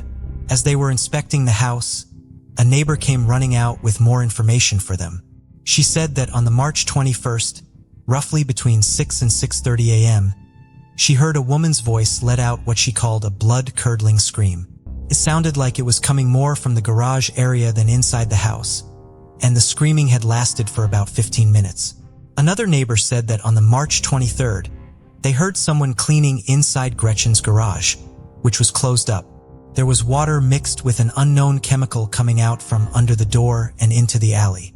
That same witness said she saw a small black Nissan truck running in Gretchen's driveway, with a tarp covering the back. No one was inside it, but it was definitely out of place. The only person everyone knew to drive a vehicle like that was her ex-husband, David. Jeff, who had been going over and over the text messages from Gretchen's phone and comparing them to other people's texts, suddenly realized exactly who the words reminded him of, and it too was David Anthony. Police called her now estranged ex-husband, and he also said that Gretchen told him she was in isolation, and he was just as worried about her. Then David said something else that was strange. He told them that in the weeks before, Gretchen had said she was fearing for her life, and after coming out of isolation, she might be running away. She had discovered that there was a tax fraud going on in her workplace, and after she contacted the IRS, she was now fearing the repercussions. Definitely a story that no one else had heard. A quick search showed that David had a criminal record, having been arrested for holding up a Blockbuster store with, unbeknownst to them, a fake gun. He was also charged with assaulting a police officer. They needed to find David and talk to him in person. He wasn't working anymore, having been fired a few weeks beforehand, but he wasn't at his mother's home as they expected. Susan answered the door and was happy to help. She showed officers that she had got the same sort of texts that everyone else had been getting from Gretchen, but she had no idea where her son was, and it was possible he was far away. He had packed up his truck on the March 24th, and he, along with his dog Kobe, had left without a word.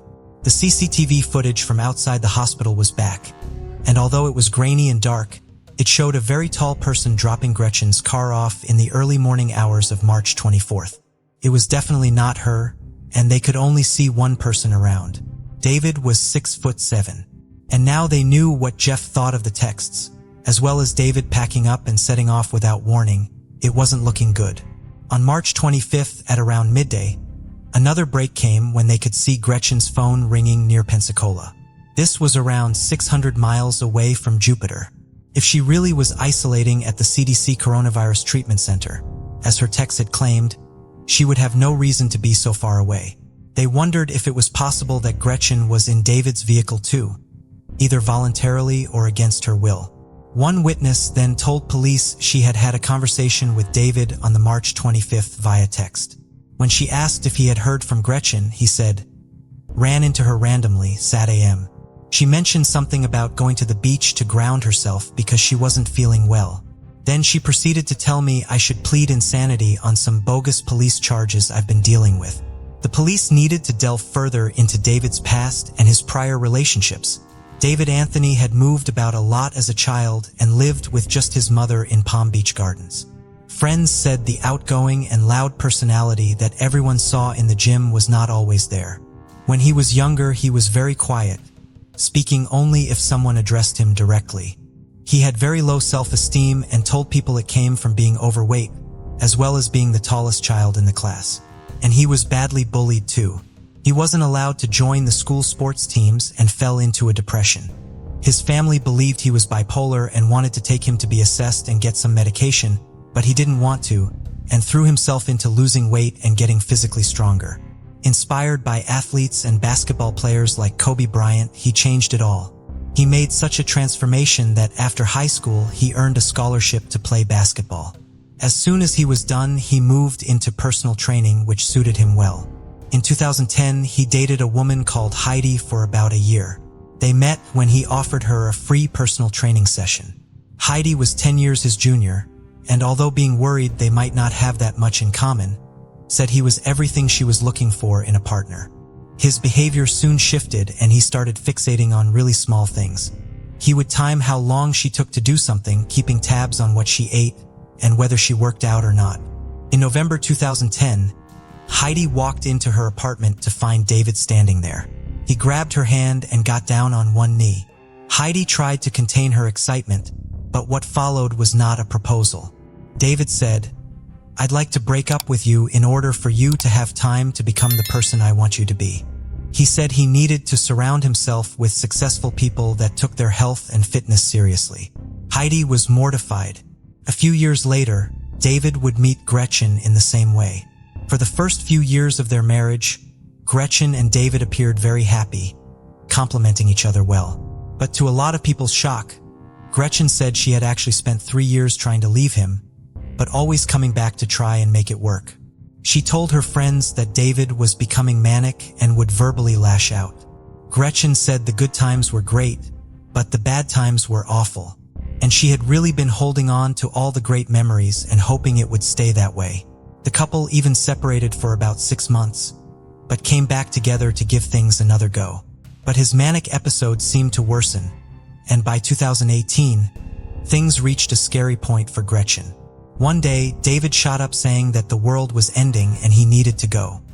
He loaded up his truck with bags of rice, pots and pans, and 10 pairs of shoes before speeding off, only to return a while later unfazed. Gretchen could see how bad it was getting, but she didn't know how to help him. She described the look in his eyes as crazy and would often lock herself in rooms to get away from him and his outbursts. She texted a friend and said, "I wish him well and hope he learns how to deal with his mental issues. I feel bad that I couldn't help, but I think he needs to learn how to love himself before he can love anyone, something he might not experience in this lifetime." She installed cameras around the house to keep an eye on him, but also to protect herself a little. She sent her boss, Dawn, a message saying, "I'm watching him on the cameras and waiting for him to go to bed. Then I'll go downstairs and get a knife to put under my pillow, just in case, and hopefully get some sleep." On Christmas Eve 2019, Gretchen went through David's backpack and found her wedding ring, her passport, her driver's license, and her credit cards. After this, she said there was no turning back and decided to end the relationship for good. David moved out of the house and into his mother Susan's, and Gretchen had the locks changed and added more cameras. He carried on personal training, but his co-workers noticed that he was now arriving late and seemed very quiet. David had been previously fired twice for aggressive behavior and was only allowed his job back after persuading the owner Tabitha that he was working on his mental well-being and getting therapy. Tabitha said, "There's no in-between with him. You never know what David you're going to get." Nevertheless, she was happy to give him a second chance. David's behavior became even more erratic when his idol Kobe Bryant, along with his daughter Gianna, and 7 others tragically passed away in a helicopter crash in January 2020. Tabitha said you would have thought he and Kobe Bryant were best friends. He was traumatized by it. David would start hysterically crying in front of the fitness classes he was running and have to leave to compose himself. On February 24, 2020, Tabitha had to let him go for good after he failed to turn up at all, leaving clients stood outside the gym. He lost it and started screaming at her. And 4 days after this, Gretchen officially filed the divorce paperwork. Gretchen and David had been separated a while and were now seeing other people. David had even tried to ask Heidi back out, which of course she bluntly said no to. All his dates were ending in disaster, and he even tried to move all his stuff into one woman's house without her knowing or being there. David would turn up at the home that he and Gretchen used to share. He would stand outside shouting about the world ending and moving to Costa Rica. It also came to light that 7 days before Gretchen had gone missing, David was placed under arrest. He was found in a mall in New Mexico after he was seen approaching teenage girls, sweating profusely and acting oddly. When officers got to him, he was nervous and erratic before getting aggressive. All the while his dog, Kobe, sat calmly in the vehicle. David suddenly lunged into his truck, slamming the door on one of the officers' arms. It took 3 officers to bring him to the ground. As authorities started searching David's truck, they found a large knife under the seat, lots of cash, and his passport. They also saw that David's license plate was covered by black electrical tape. David blamed Gretchen's 12-year-old daughter, saying that she must have put it there. He was charged with resisting arrest with violence, but soon posted his $3,000 bail and left. And just days later, Gretchen was missing without a trace. Police still had no idea where either of them were.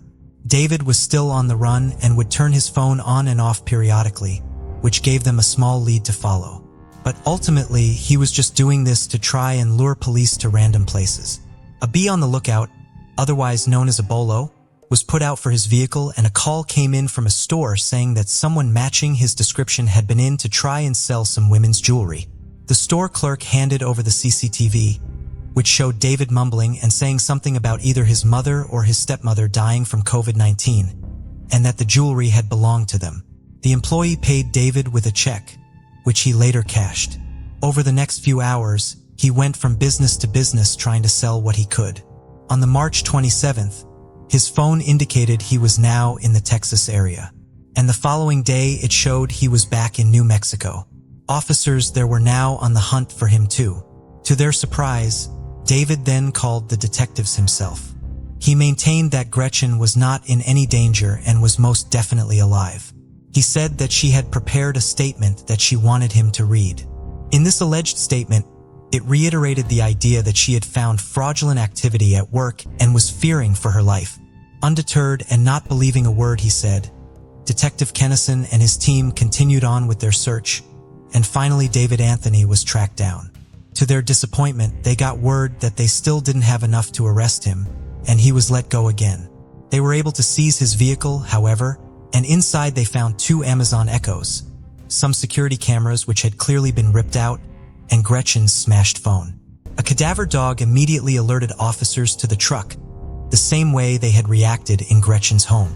The footage was also finally back from Gretchen's house, and one camera outside showed a very tall man standing in the porch area at around 6 a.m. on the March 21st. He very carefully maneuvers around the camera, holding something, but it is not clear what.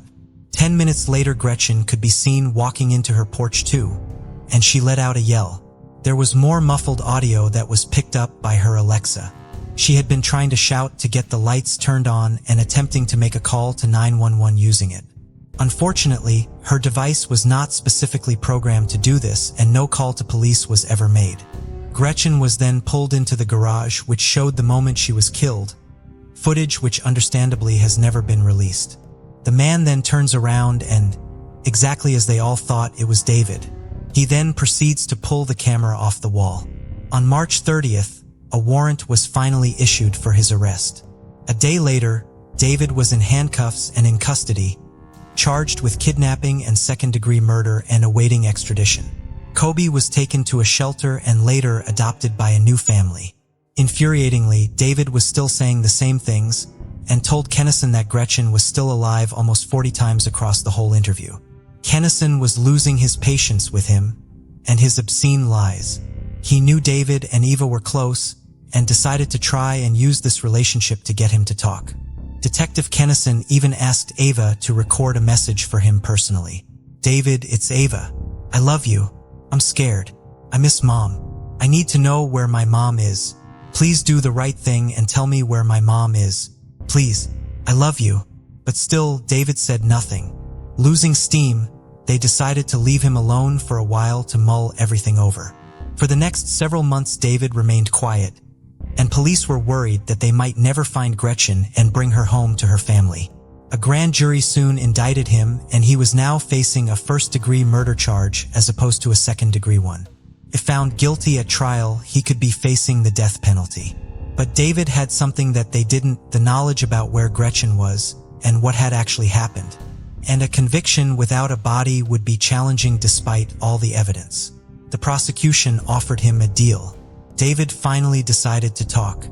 For days before Christmas, everyone gathered in the courtroom as David's team announced he was going to enter a plea. David Anthony pleaded guilty to second-degree murder and kidnapping. And as part of this, he told them where Gretchen was. According to his plea agreement, prosecutors could not withdraw the plea or seek any additional charges based on what investigators were to find when they recovered her body. Gretchen Anthony was finally found wrapped in a blanket 3 miles from her house in some woods behind a Walmart. They concluded that she had died of stab wounds to her neck and stomach area. David Anthony was sentenced to 38 years in prison. But few believed his words. One of Gretchen's friends said, "I call BS on that.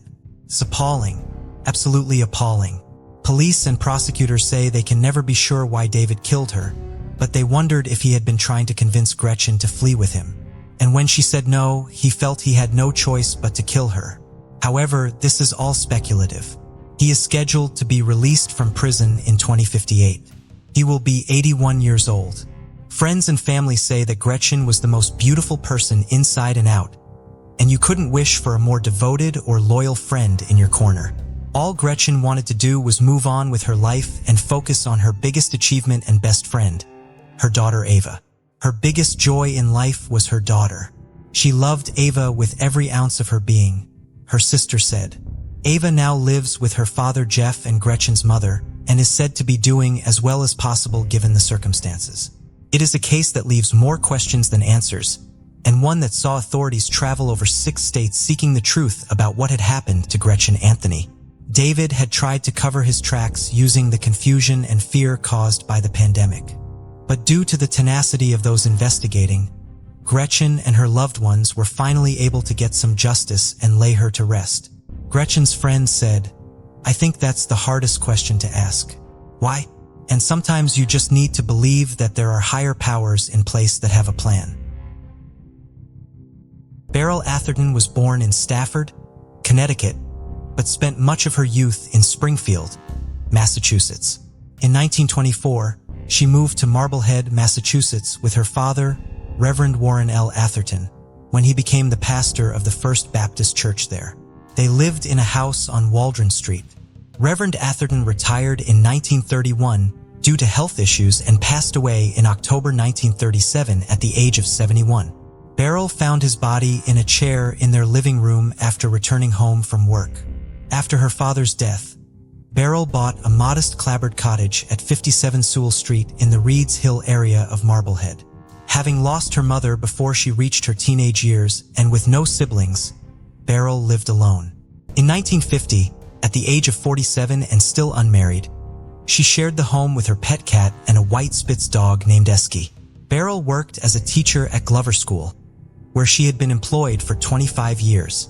Her former students would often tell their teachers in higher grades how much they had liked Miss Atherton, even years after being in her class. According to her lawyer and longtime friend, William Lakey, Beryl was plain-spoken and democratic, perfectly good in every way. During Thanksgiving weekend of 1950, a nor'easter struck Marblehead, bringing heavy rain and strong winds.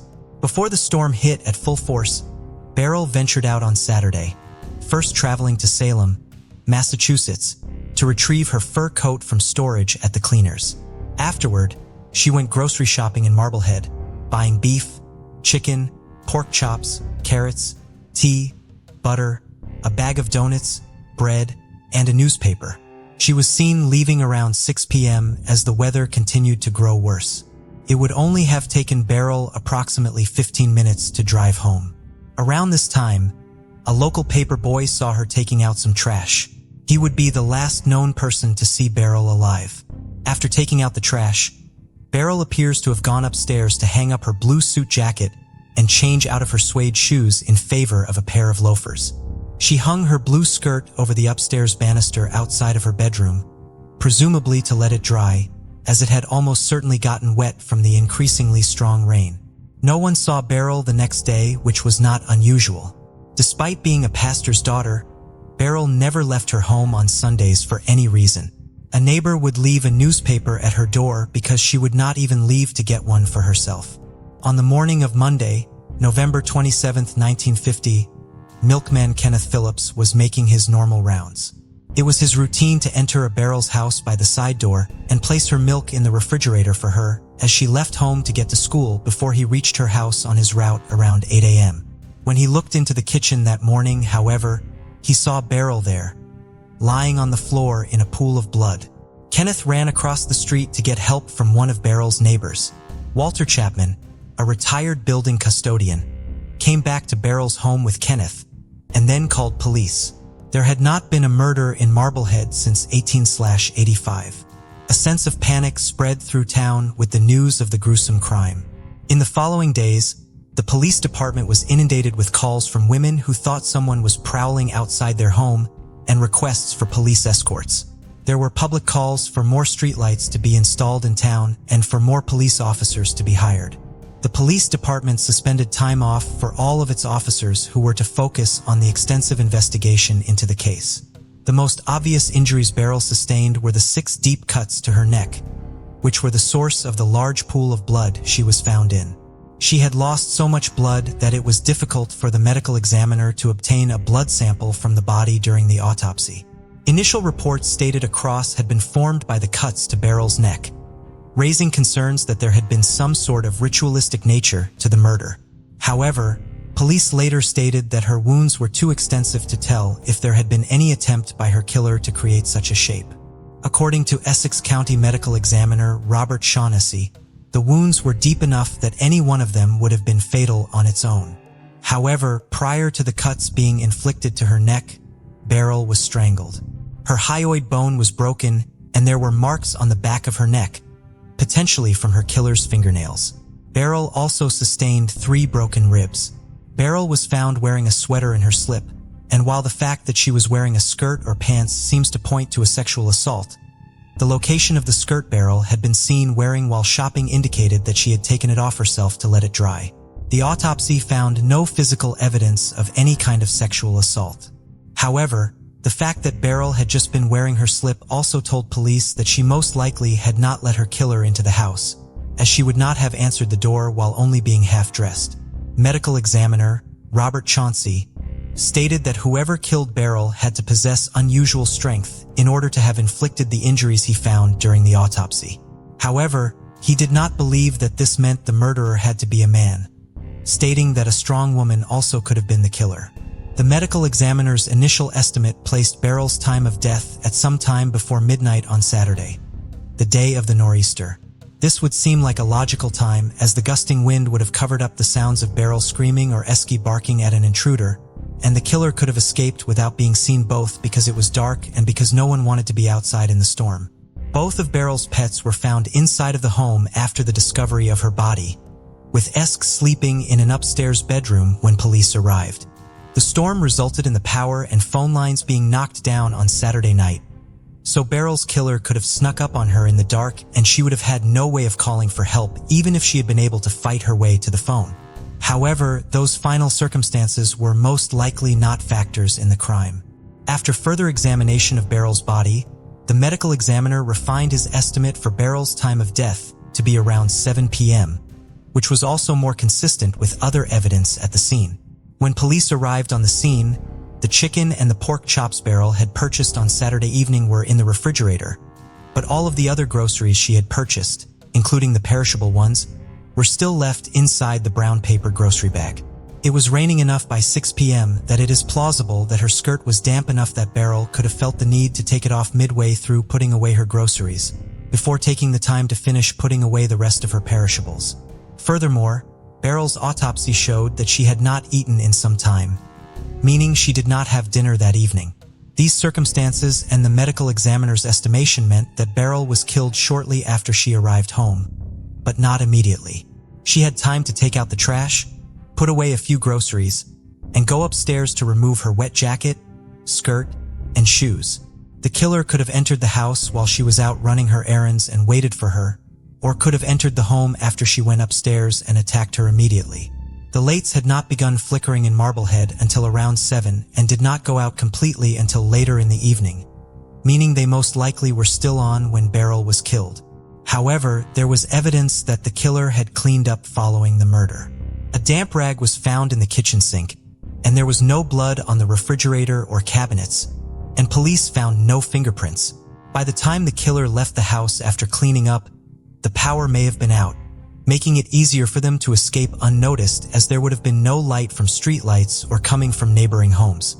Beryl's glasses and her pearl choker, broken presumably during the attack on her, were found on the floor near her kitchen sink.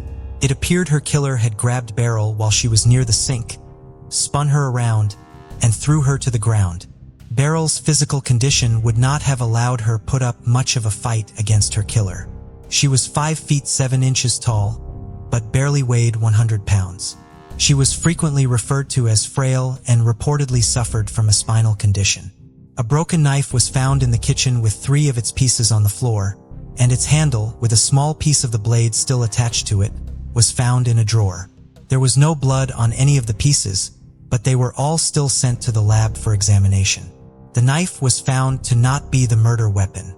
The police thought of several ways for the concerned citizens of Marblehead to help with their investigation. They asked medical professionals to report any patients who presented with cuts, as Beryl's killer may have injured themselves during the murder. Dry cleaners were asked to turn over any garments brought to them with stains on them that could be blood. Several garments were turned over to police, but the suspicious stains turned out to be from wax and not blood. Several days' worth of trash that had been collected to be sent to the dump was sifted through looking for clues. Again, some items with suspicious stains were found, but none of the stains were from blood. Police interviewed over 100 people about the case in just the first few days of the investigation. In addition to standard interviews with Beryl's neighbors and co-workers, police also spoke with neighborhood troublemakers reported to them by Beryl's neighbors, former mental patients, troubled teenagers, and individuals with criminal backgrounds. None of them could be tied to the crime. Despite the massive investigation, police could not find strong enough evidence to make an arrest or elicit a confession, so they had to investigate potential motives for the murder to try to identify their suspect. They looked into the possibility that there was a financial motive for the murder. Beryl only received a modest salary as a teacher but was more financially secure than her income alone would indicate. Beryl owned her home outright, and while she had only received a small inheritance after her father's death, the funds had reportedly been invested very well, and she earned an income from her stocks. Her entire estate was estimated by her lawyer to be worth around $25,000, which would be equal to more than $270,000 today. Beryl had gone to a bank in Salem, Massachusetts to access her safe deposit box after school on the Friday of the week before Thanksgiving. Police had the box opened in case it held any evidence of a motive for Beryl's murder, financial or otherwise. However, the only items in the box were papers relating to Beryl's father's life and religious works. After going to the bank, Beryl had gone shopping in Boston with one of her friends, Georgiana Henderson. According to Georgiana, Beryl had been in excellent spirits during their shopping trip after her visit to the bank. Beryl had visited other banks in Boston and in Salem recently, but police did not believe that these visits were significant. According to Beryl's friends, she had recently seen a report that the state was planning to seize stagnant accounts, potentially causing her to check in with previous financial institutions used by herself and her father, as her only open account was found to be at the same bank where she kept her safe deposit box.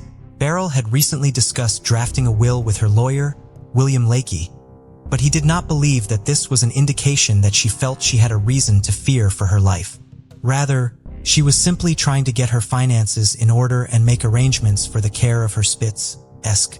According to Lakey, Beryl had no relatives who expected to profit from her estate and would have been upset over her making a provision for the care of her dog and her will.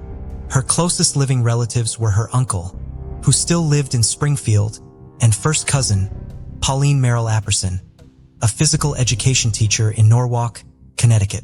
Following Beryl's murder, Polly took on the responsibility of planning her services and burial. Beryl's funeral was held on November 30th. All of Marblehead schools closed early that day so that Beryl's fellow teachers could attend the service. It is believed that most of the town's 105 teachers went to the funeral to honor their fellow educator. Beryl was subsequently buried at her family plot in the Oak Grove Cemetery in Springfield. There was one aspect of Beryl's financial situation that remains shrouded in mystery and, therefore, could in theory have something to do with her murder. Beryl maintained detailed financial records. Police found that for more than 2 years, Beryl had written weekly checks to the same individual. The amounts of the checks ranged from $7 to $10, or the equivalent of $75,108 today. Beryl's check stubs noted only the amount of each check in the first name of the payee. However, the name was one that could be used by either a man or a woman.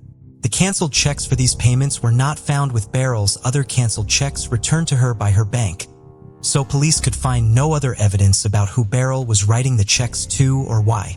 Beryl had stopped writing these checks at the beginning of November of 1950, just weeks prior to her murder. The cessation of these payments could be a potential motive for the person who had been receiving them to kill Beryl. Police also considered the possibility that Beryl could have been killed by a burglar who had broken into her home. Both the front and side doors to the home were found unlocked. The side door being unsecured could be explained by the fact that its latch was broken, but police believed the fact that the front door was unlocked as well pointed to burglary as a motive in the crime, as a burglar would have made sure both the doors were unlocked before beginning to rob the home so as to have two ways to quickly escape should someone else come into the house and discover them. However, Beryl's silver collection, on display in a cabinet and valued at $1,000, was left untouched, and police could not identify any items or money missing from the home, meaning that she was most likely not killed by a run-of-the-mill burglar. Police did find a blood stain on a pillow upstairs, an indication that someone had been looking for something. Someone may have come into the house that night to take something, but it was not necessarily for monetary gain. If they found what they were looking for and took it with them, it appears to have been an item that was valuable to them specifically. According to some of Beryl's neighbors, she had essentially become a recluse following her father's death. However, it soon became clear that they had assumed Beryl had no life outside of teaching because they knew nothing about her life outside of teaching. Beryl did have several friends, although many of them were fellow teachers, including Georgiana Henderson, the friend Beryl had gone shopping with in Boston just over a week before her death. Beryl regularly went out dinner with another female friend and was close enough with another to have been invited to her home for Thanksgiving dinner just days before her death. In addition to her active social life with her friends, Beryl was found to have an active dating life. Beryl had never married, but according to her lawyer, William Lakey, she had fallen in love with a businessman several years before her murder, just prior to the announcement of the couple's engagement. However, he met a woman from Maine he found more attractive. Beryl was of course heartbroken at the end of the relationship, but her spirits improved after a few months. Beryl's former fiancé was investigated but had an alibi for the time of the murder. During the course of their investigation, police had broadcast Beryl's picture and details about her murder across New England on television. According to newspaper reports at the time, this was the first time television had been used by the police to ask the public for information about a crime. Police were flooded with calls after the television broadcast, and while almost all of them did not provide any useful information, one of them did open up a major avenue of inquiry. After seeing the broadcast, an accountant from the nearby town of Lynn contacted police. He informed them that Beryl had a very active social life in his town, spending a great deal of time in nightclubs there. According to the accountant, he had seen Beryl off and on from 1946 until 1949. They had not been in a relationship or had strong feelings for each other. He was also able to provide the names of two other men Beryl had casually spent time with. Each of the men reported having a similar relationship with Beryl, enjoying going out on a date with her every now and then, but not being emotionally invested in their relationship. None of the three men were married, and there were no other factors police could find that would make Beryl's association with them anything but innocent. All three men were investigated, but police eventually determined that they were not involved with Beryl's murder. However, while these three men were not believed to be Beryl's killer, it remains possible that some other man Beryl was casually seeing was. While police identified potential motives in Beryl's murder, they all remain just theories. The exact motive for the crime has never been identified, as its perpetrator remains unidentified as well. The case has remained a topic of interest for many in Marblehead, but this interest so far has not brought resolution to the case. While the case consumed the town of Marblehead in 1950, and its police department carried out a thorough and in many ways innovative investigation, Beryl Atherton's murder remains unsolved. Marcel came from a large family with 2 sons of his own, 3 brothers, and an older sister, Jacqueline, to whom he was especially close. He also had nieces whom he adored. Jacqueline described Marcel as the class clown, always eager to make people laugh with his goofy antics. He was never afraid to make himself look silly just to brighten someone's day. After moving around quite a bit, Marcel lived alone in a small downtown apartment, which, for the first time in a while, seemed to be working out for him. Marcel had struggled to feel settled anywhere for quite some time, and a big reason for this was the loss of his mother, Evelyn, to cancer in September 2015. Jacqueline, who knew her brother was particularly close to their mother, said that her death had a profound effect on him. Marcel turned to alcohol to numb his grief, and over the months following her passing, his drinking escalated to dangerous levels. Jacqueline noted that he was spiraling, losing control of his life. Although he recognized the situation and tried to regain control, he found it increasingly difficult to break free from his addiction. In early May 2016, several 911 calls were made reporting Marcel's intoxication and aggressive behavior. When officers arrived, however, they determined there was not enough evidence for an arrest, and Marcel appeared to be okay. One of his friends later ran into him at a downtown soup kitchen. Marcel, who was behind her in line, asked to cut in front of her. "Karen, can I jump ahead of you? I haven't slept and I haven't eaten in 3 days," he said. His family knew he was struggling, but not to this extent. On the evening of May 7, 2016, Marcel visited his sister Jacqueline and brother Scott for dinner. The mood was somber, as the aim of the meetup was to put flowers together as a tribute for their mother, something Marcel was finding tough. But the day went as smoothly as it could, and as Marcel said goodbye, they arranged to see each other a few days later for a family barbecue. He told them he was feeling more positive, as he had signed up to a welding course so he could get himself back into work and into a good routine.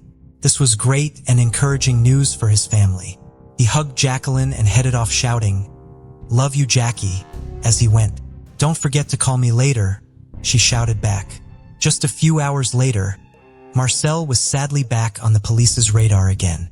He was arrested for breaching an order not to consume alcohol, and officers had picked him up in a subway begging people for food. He was held in the lockup for his own safety, and when they were happy he had sobered up, they released him at about 1 p.m. the following day. He left the building in his red sweater, a jacket, and his cargo bottoms. He pulled a newspaper out of his jacket and walked off into town. May 9, 2016. Authorities responded to a call from the Harborview Apartments at 91 Brazil Street. The building's superintendent Jack had called 911 when a resident had alerted him to something near the stairs to the rear of the building. Someone was lying on the ground, almost tucked under the steps, and the resident thought maybe they were sleeping rough and had taken shelter there overnight. But as they got closer, they saw a pool of blood and what looked like brain matter and bone nearby. The man was wearing a red sweater and cargo bottoms, and inside one of the pockets was a wallet. The wallet contained a folded-up birth certificate. This confirmed that they had found the body of Marcel Reardon. He had been beaten to death. There were marks in the mud near his body which showed he had been dragged there, so where he had actually been killed along with the why wasn't clear. From searching his name and working out the last known place he was living, the apartment he was found by had no links to him at all. More frustratingly still, the camera that was directly above where everything had happened wasn't working. Near to Marcel's body, however, they bagged up some cigarettes and a lighter, as well as an empty beer bottle. The chief medical examiner in Newfoundland and Labrador since 1996 said that Marcel's injuries were some of the most damaging he had seen in all his years. So bad, in fact, that his family were not allowed to see him. The wounds were largely to the back of his head and were so severe it was impossible to determine how many times he had actually been hit. But it appeared that a hammer had been used. His blood alcohol level was about 4 times the legal limit. Authorities said they had seen a lot in their jobs before, but this case was particularly gory, disturbing, and draining for them. An officer who had been patrolling the Shamrock City area the previous night said that he had given Marcel another warning for being drunk and disorderly outside a bar. This was at 8 p.m., just over 12 hours before he was found dead. The bar in question remembered him and could also point police to the people he was drinking with, Kevin O'Brien and Jessica Peach. They were actually even still outside the bar loitering around. The pair said they were drinking with Marcel along with a woman called Norris, but they had left him at around 1 a.m. and hadn't seen him after this. They were asked to come in and answer some questions at the station, and they said they were happy to. Both Kevin and Jessica had the same story. On the day of May 8th, they had been walking around the streets asking people for spare change. Marcel soon tagged along with them. At around 5 p.m., he briefly left the group to go and get some belongings, telling them he would meet them later. As he left, Norris joined Kevin and Jessica. Jessica knew and fairly well, but Kevin did not. He described her as friendly and attractive, and they got on well. Kevin and Anne went to Anne's apartment just before 8 p.m. before heading back downtown, where Marcel joined them.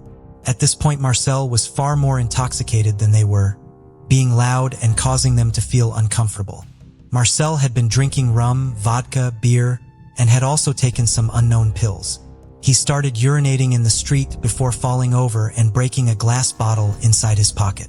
Kevin said it was upsetting, alarming, and clearly getting out of control. Jessica and Kevin wanted to distance themselves, and they had last seen him at about 1 a.m. The time frame for when he was killed was now getting smaller. So where did he go? Officers asked the pair, and had told them she would get them a taxi and take him to her apartment for some drinks there. Her building was Harborview Apartments. Police now needed to talk to in Norris, and to their shock, hers was a name they actually knew, but for nothing even remotely bad. A lot of Anne's life had revolved around sports, and she was called a star athlete by people. She was frequently in the local papers and on the news for her and her team's achievements. She was a former basketball player, having played on the Newfoundland and Labrador under-19s team, and at the Junior National Championships and at the Canada Games. At the age of just 14, she was a top contender for a spot on the national karate team, soon gaining a black belt. She had attended the University of Prince Edward Island, and all seemed to be on the up for her. But now, years later, she had dropped off the athletics radar and things had taken a turn. She had been charged with assault and threatening people and had been in and out of various mental health clinics. They pulled her in for questioning too. She was cooperative and told the police that she had taken Marcel back to hers. But he had refused to go inside as he wanted to carry on drinking in town. She had tried to coax him in hoping they could have a few drinks there and he might just fall asleep, but Marcel wasn't having any of it. He wandered off looking to get into a nightclub. She then went back into town and rejoined Kevin and Jessica at about 3:30 a.m. She said she didn't see Marcel again and was shaken up by what had happened to him, especially as this was just outside of her building.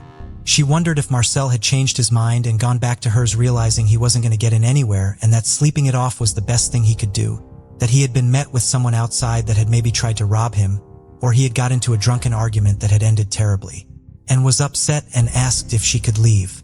Officers didn't have any more questions, so they let her go. Fortunately, the streets were lined with cameras and they were making appeals for anyone that had been in the area at that time to come forward. But no one had seen anything. One camera from outside the bar showed Marcel and Kevin walking about. They were all by the taxis just as they had said, and it was 12:44 a.m. Marcel was wearing the same red sweater and appeared to be staggering and falling over, with and trying to help him up at one point, and then stopped to tell Kevin that she was taking Marcel back to hers, before she and Kevin turned back on themselves, walking away from Marcel. Marcel stumbled into the back area of the bars to some stairs. The pair helped him walk to the taxi and then got into the front seat. Kevin said goodbye to and through the window, and Anne and Marcel both drove off, leaving Kevin at the bar. This confirmed all the timelines so far, and the taxi driver could prove that he had dropped them both off at Anne's apartment building. Kevin and Jessica stayed in town, buying a few things from a shop and bar hopping until about 3:30 a.m. when they met back up with and just as Anne had said. But now she was wearing different clothes, and asked if she could take Jessica's backpack, and she handed it over. By this time, Jessica was very intoxicated, so she waited around while Kevin and Anne walked to get some cigarettes down by the harbor.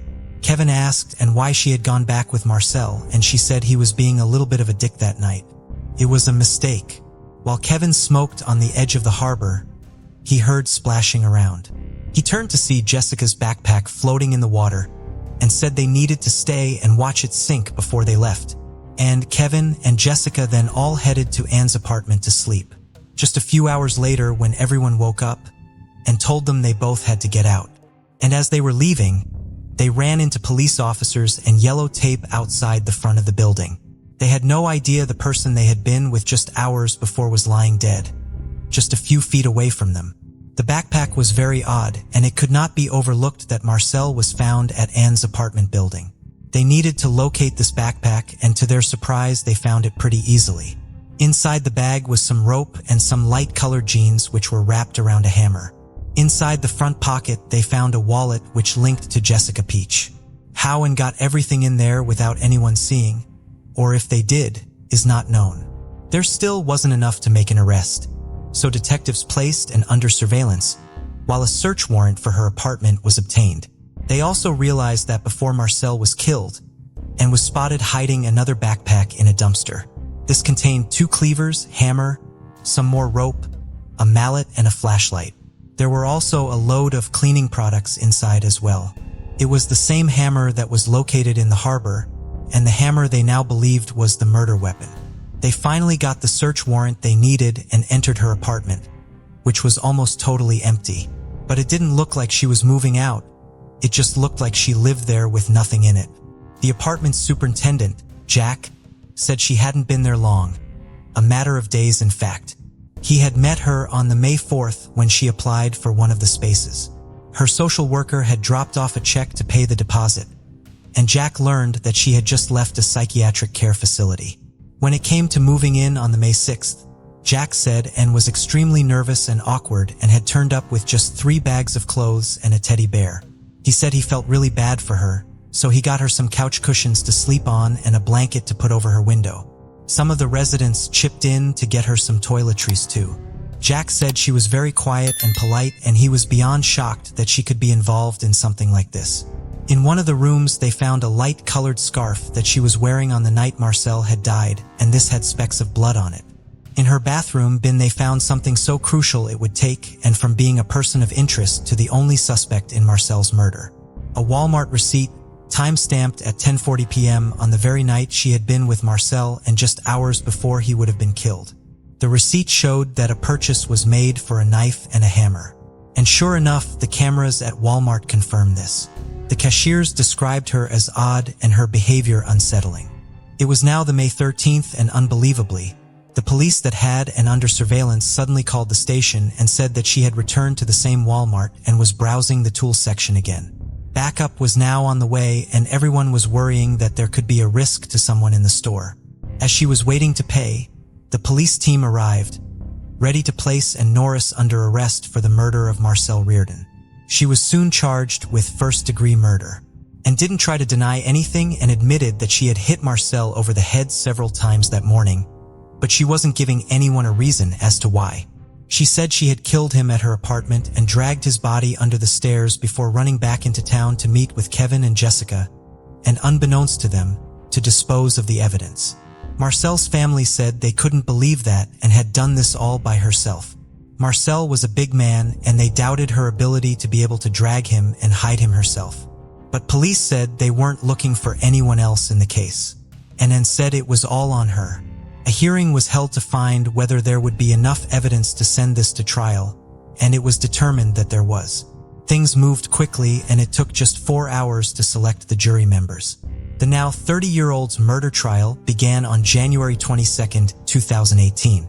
Despite admitting to killing him, Norris pleaded not guilty, and her team was pushing for her to be found not criminally responsible. An expert testified that and had spoken to him, and he believed she had schizophrenia. He said that she had seen Marcel as a threat for some reason that night. From what she had told him, Marcel had been sat on the steps outside, possibly even falling asleep or passing out, his back to the door, and, who was upstairs in her apartment, got scared that Marcel was going to hurt her. She grabbed the hammer she had just bought, crept out behind him, and beat him to death. He said in her mind she was acting on some sort of preemptive self-defense, but the prosecution were pushing for a first-degree murder conviction. They said the evidence presented showed that she had clearly planned a very deliberate killing. She admitted she had kept hitting Marcel until she was sure he was dead, showing she knew she was going to kill him but continued her attack. They said he was very drunk and incapacitated, unable to fight her off or even really know what was happening until it was too late. And if it was some sort of self-defense, why hadn't she called for help after the fact and alerted someone? Instead, she hid him away and disposed of the evidence to cover her tracks. She had then continued to lie to the police in her first interview. The prosecution argued that the preemptive hiding of the murder weapon and cleaning products had to be questioned. Her father Brian testified that his daughter's mental health had started to decline and deteriorate after she told her parents she was going to the police about several alleged sexual assaults.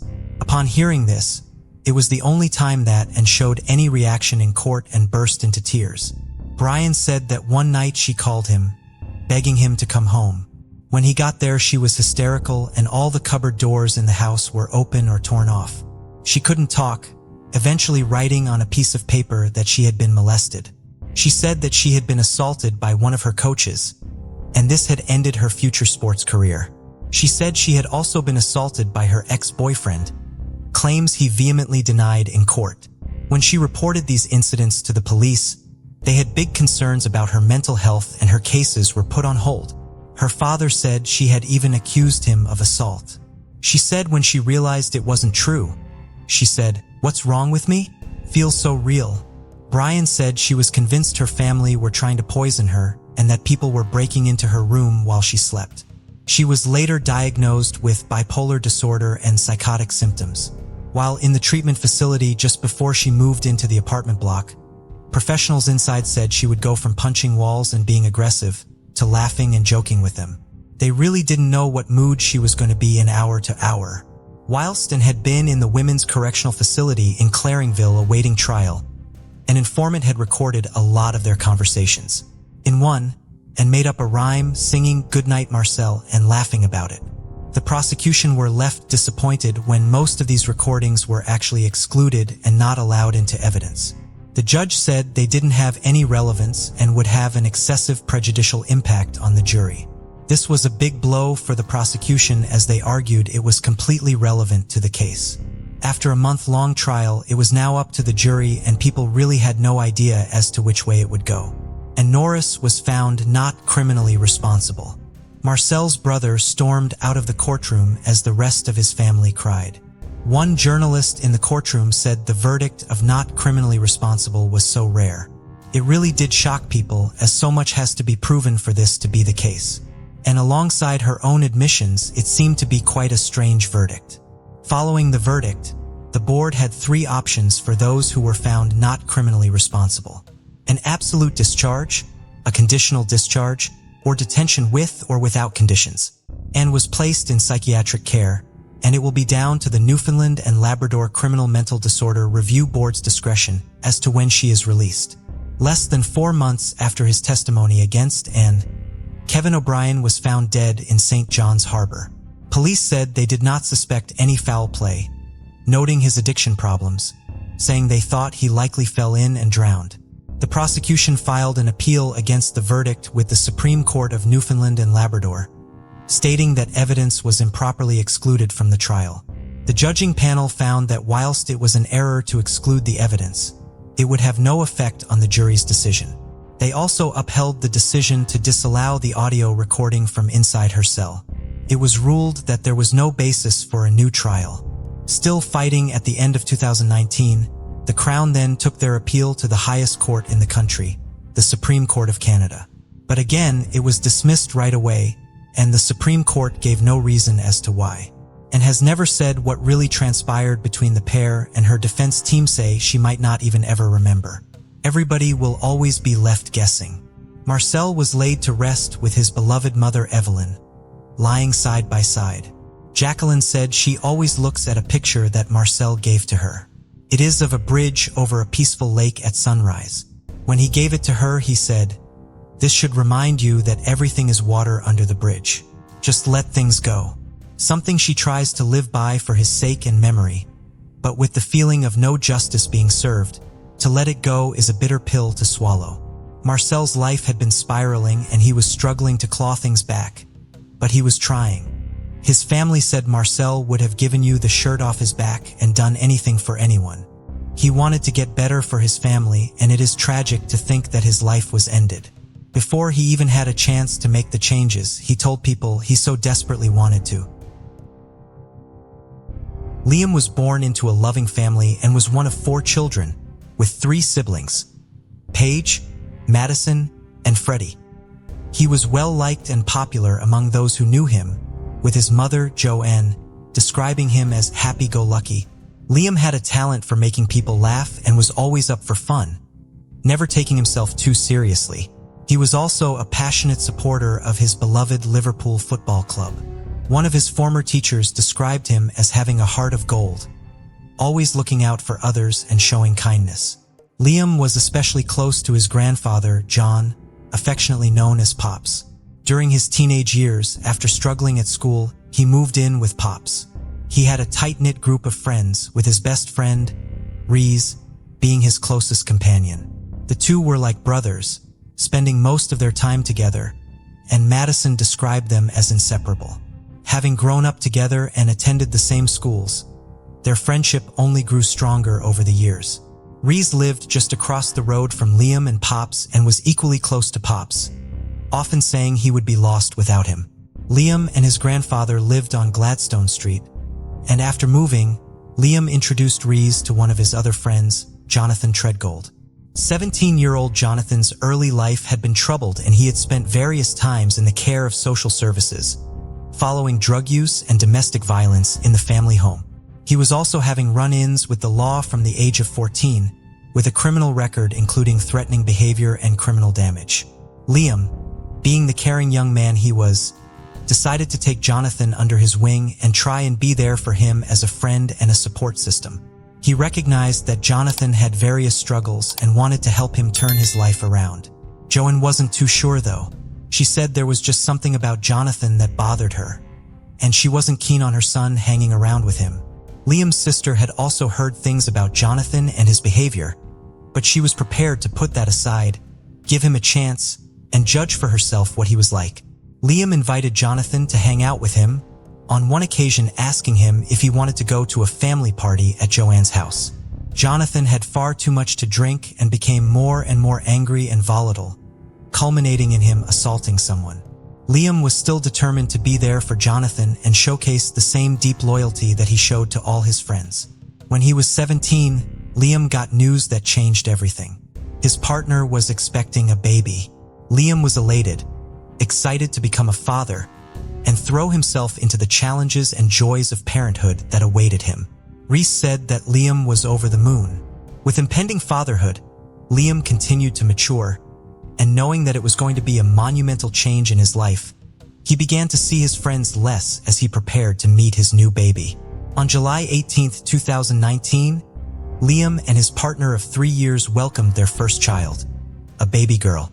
Life was good, and Liam was happy. The August 1st, 2019. It was a bright and beautiful summer's day in Mansfield. On the August 2nd, Liam and his partner were moving to Birmingham with their baby to start their next chapter as a family. Whilst his family were going to miss him and was sad he was moving away, they supported him and he was ready to take the leap.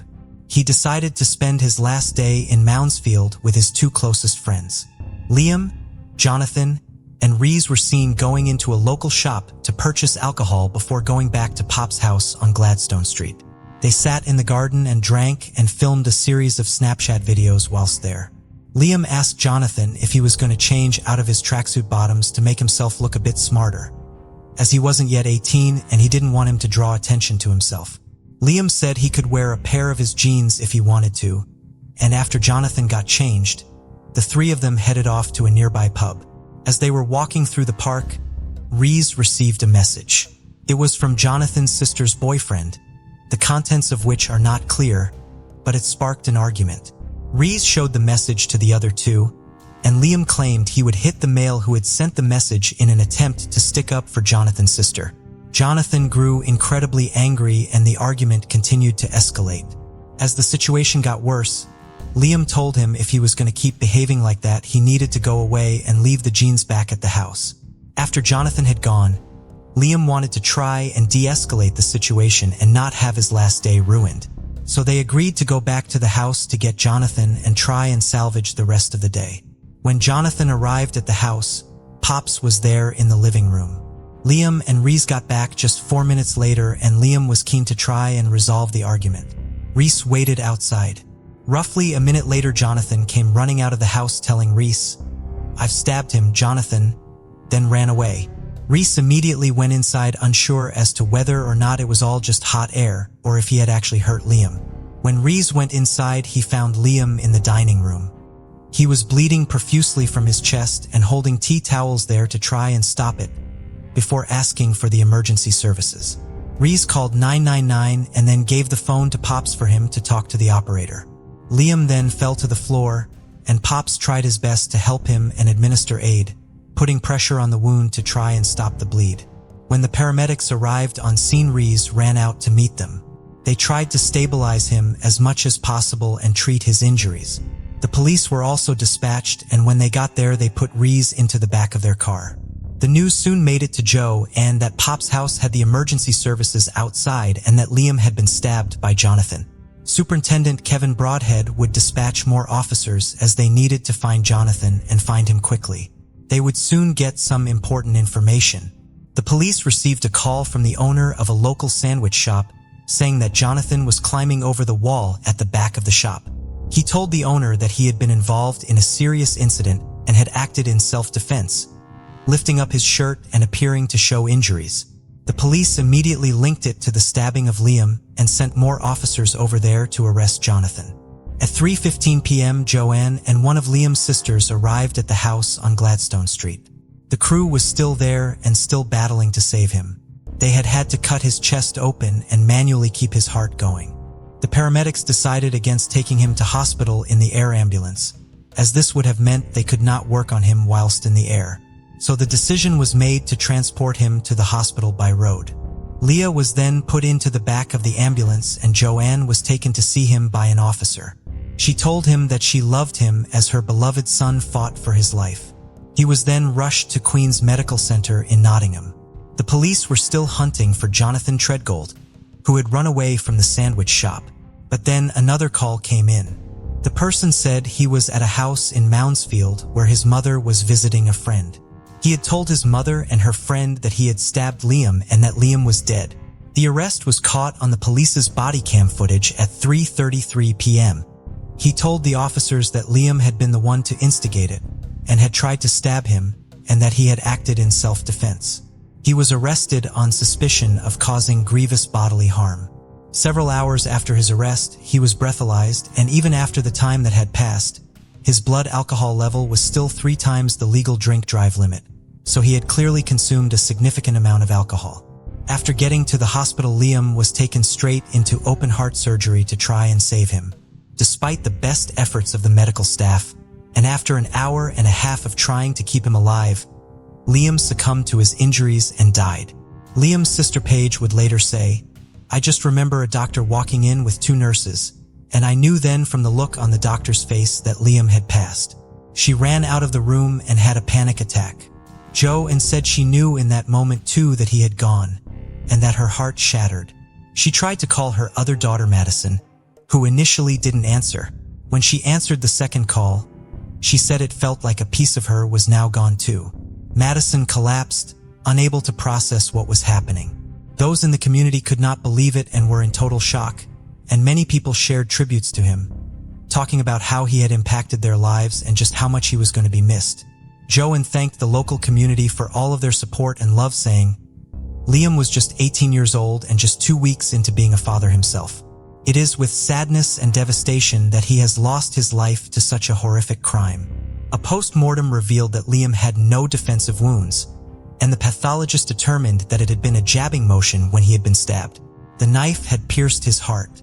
Despite initially being arrested on suspicion of grievous bodily harm, this was now a murder inquiry. The police began to go through the CCTV footage to piece together the events of that day and try and work out how this had all come to be. They watched the footage of them going into the shop and buying the alcohol. Nothing seemed unusual and everything looked fine. They were then caught walking down the road before stopping in the park. The park was not covered by CCTV cameras. In his interviews, Jonathan said he had fled the park in a hurry after the argument had broken out, in order to get away from Liam, but the footage showed him walking and not running. Liam and Reese were seen on CCTV walking back too. Jonathan was interviewed again, where he now said although he had picked the knife up, he had done so in self-defense, and that he had been waving it around to scare him off, and this was how Liam had been stabbed. But based on what Pops had seen when he witnessed the attack and what was known about Jonathan's past, including a conviction 6 weeks prior for assaulting his girlfriend, His version of events just was not stacking up. The CCTV footage showed Jonathan running from Gladstone Street just 1 minute after Liam had gone into the house. When police searched the house, they found the knife in the kitchen, covered in Liam's blood and Jonathan's fingerprints. Jonathan also alleged in his interviews that Liam had bullied and picked on him for years and showed scars on his body, saying Liam had caused them, but the investigation would reveal the truth. The police investigating Liam's death trawled through the various records of social services, and they determined that the healed scars on Jonathan's body had not been caused by Liam, but were instead self-inflicted. There was nothing to substantiate his claims that Liam had bullied him or treated him badly. Superintendent Kevin Broadhead said he believed that Jonathan was jealous of Liam starting a new life with his family in Birmingham and beginning an exciting chapter when his own life was so chaotic. Based on all of the evidence they had gathered, Jonathan Treadgold was charged with murder. On August 18th, a fundraising event was held to generate funds to pay for a funeral for Liam, raise money for his newborn baby, and donate to a charity tackling knife crime. A GoFundMe was also set up.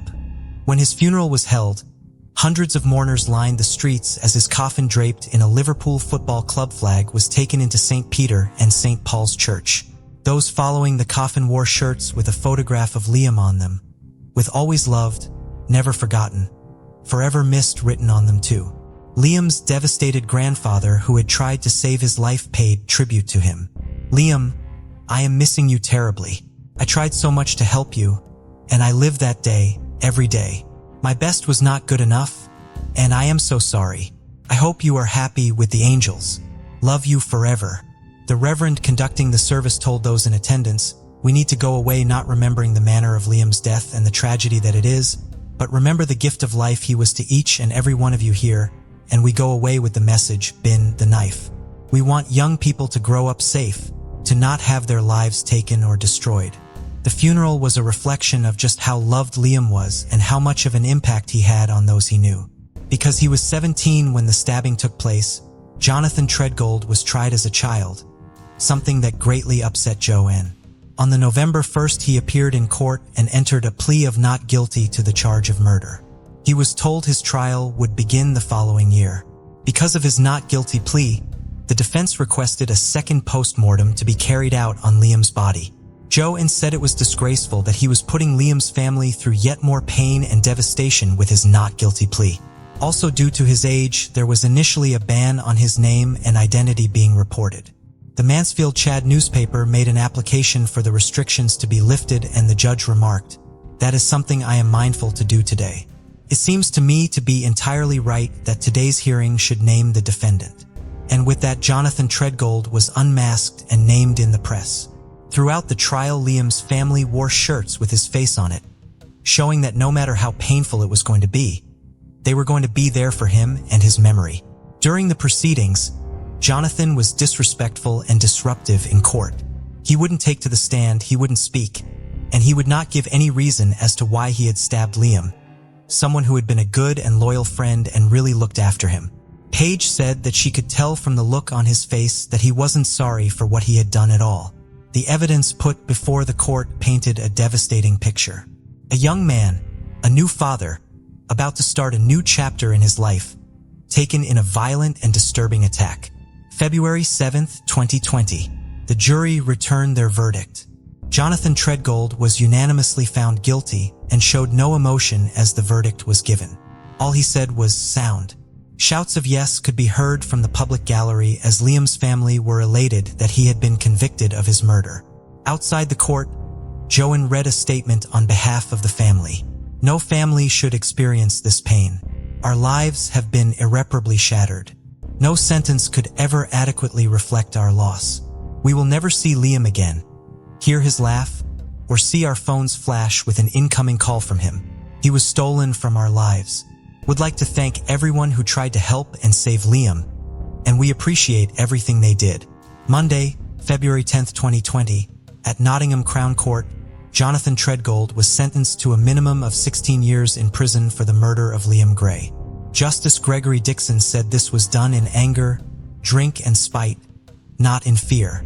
The judge added that he could serve longer than 16 years, as it would be for the parole board to determine whether or not he was safe to be released.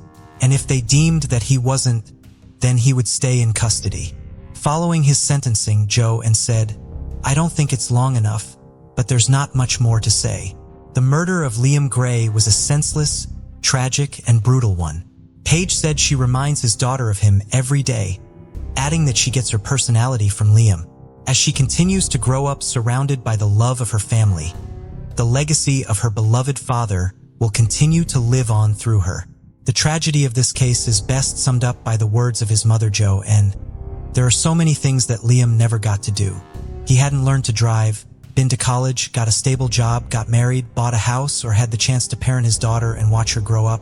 We as a family have been robbed of watching him do all that too. Grove City, Ohio, once a large farming hub, is now an ideal spot for both residents and visitors. It's perfect for anyone who enjoys nature, rich history, and culture. Several state parks are nearby, offering a variety of activities, from hiking and kayaking to playing in paintball fields and picking pumpkins. The city is also just a 15-minute drive from Ohio State University, which serves around 60,000 students. In 2017, one of those proud students was 21-year-old Reagan Delaney Tox. Her family had recently relocated from Ohio to Florida for work, but Reagan stayed behind in Columbus. Ohio State was her only choice for a university, and it was the only one she applied to.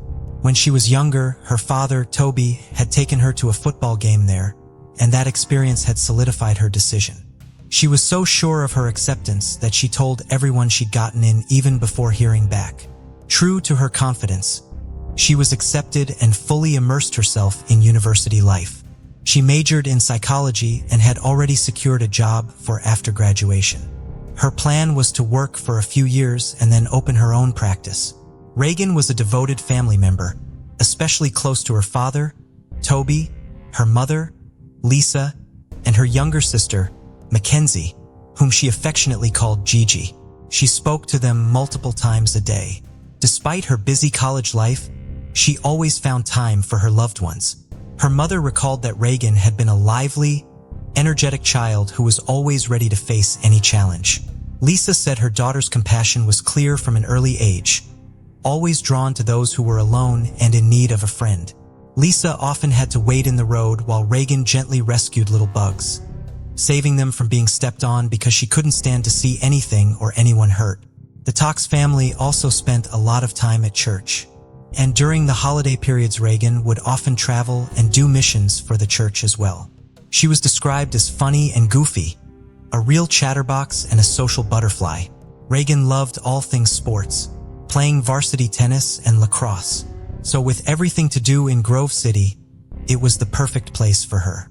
She lived off campus with her 4 roommates, Jackie, Madison, Kirsten, and Stephanie. They had all been put together at random, but there was an instant click, and they quickly became the closest of friends. A few of them even worked together at the same local restaurant. Reagan had had a tough time lately, however, as she and her boyfriend Jake had mutually split. Reagan was so focused on finishing her degree and coming out with top marks that they had agreed it was best to get their studies out of the way with no distractions. And after that, whatever was meant to be would be. Her roommate said she had taken the breakup hard, but the pair still talked a lot and said they would always be best friends. As she was now coming to the end of her final year, she posted on social media about her father buying her a nice frame for her diploma, and it was clearly an emotional time for her. In February 2017, she was just a few months away from graduating, busier than ever trying to get everything ticked off. On the evening of February 8th, Reagan left her apartment to head to a shift at Bodega Bar and Restaurant. All was fairly quiet that evening, and she clocked off just before 10 p.m. heading to her car, which she, along with others, always parked in the street behind the restaurant. Reagan always messaged everyone to tell them she had made it back home. Everyone was 1,000 miles away from her, and she never wanted anyone to worry. But this evening, no messages came in despite the fact she had been texting her dad only an hour before she left. Her sister Mackenzie messaged her at 10:30 p.m. The message was delivered, but there was no reply. Over the next 4 hours, Toby called and texted her repeatedly, but her phone just rang and rang. At around 2 a.m., the ring stopped and it seemed that her battery had died. The following morning, everyone woke up and checked their phones right away. No replies and no missed calls from Reagan. Had she got into a car accident on the way home? Or was it something totally innocent, like she went to a friend's house and just hadn't taken her charger? Although they wanted to believe it was the latter, deep down they knew this wasn't like her, and it would have been impossible for her to ignore so much activity on her phone, nor would she have wanted to. Back at her accommodation, Kirsten knocked on Reagan's door, but her room was empty.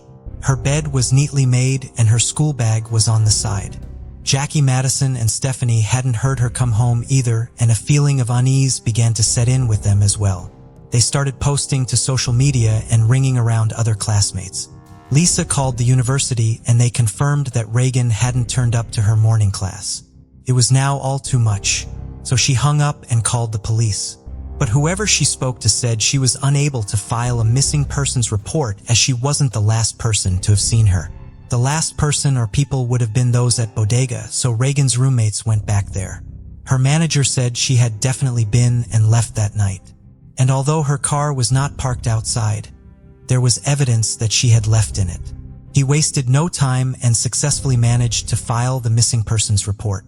As everybody was still searching, at about noon, dispatchers got a call from a distressed member of the public. Near an entrance to a park in Grove City, he had found the naked body of a young woman partially buried under the snow. When police arrived, it was clear that she was already dead. She had no purse or phone on her, and none of her clothes were nearby either. She had a small tattoo of a circle and a small necklace. But apart from that, there was nothing around that might help identify her. Just after 3 p.m., her roommates who were still at Bodega caught wind that the body of a young woman had been found. And when police arrived to take their missing persons report, they asked them about the small tattoo. They felt sick to their stomachs as they said Reagan had a tattoo that matched it.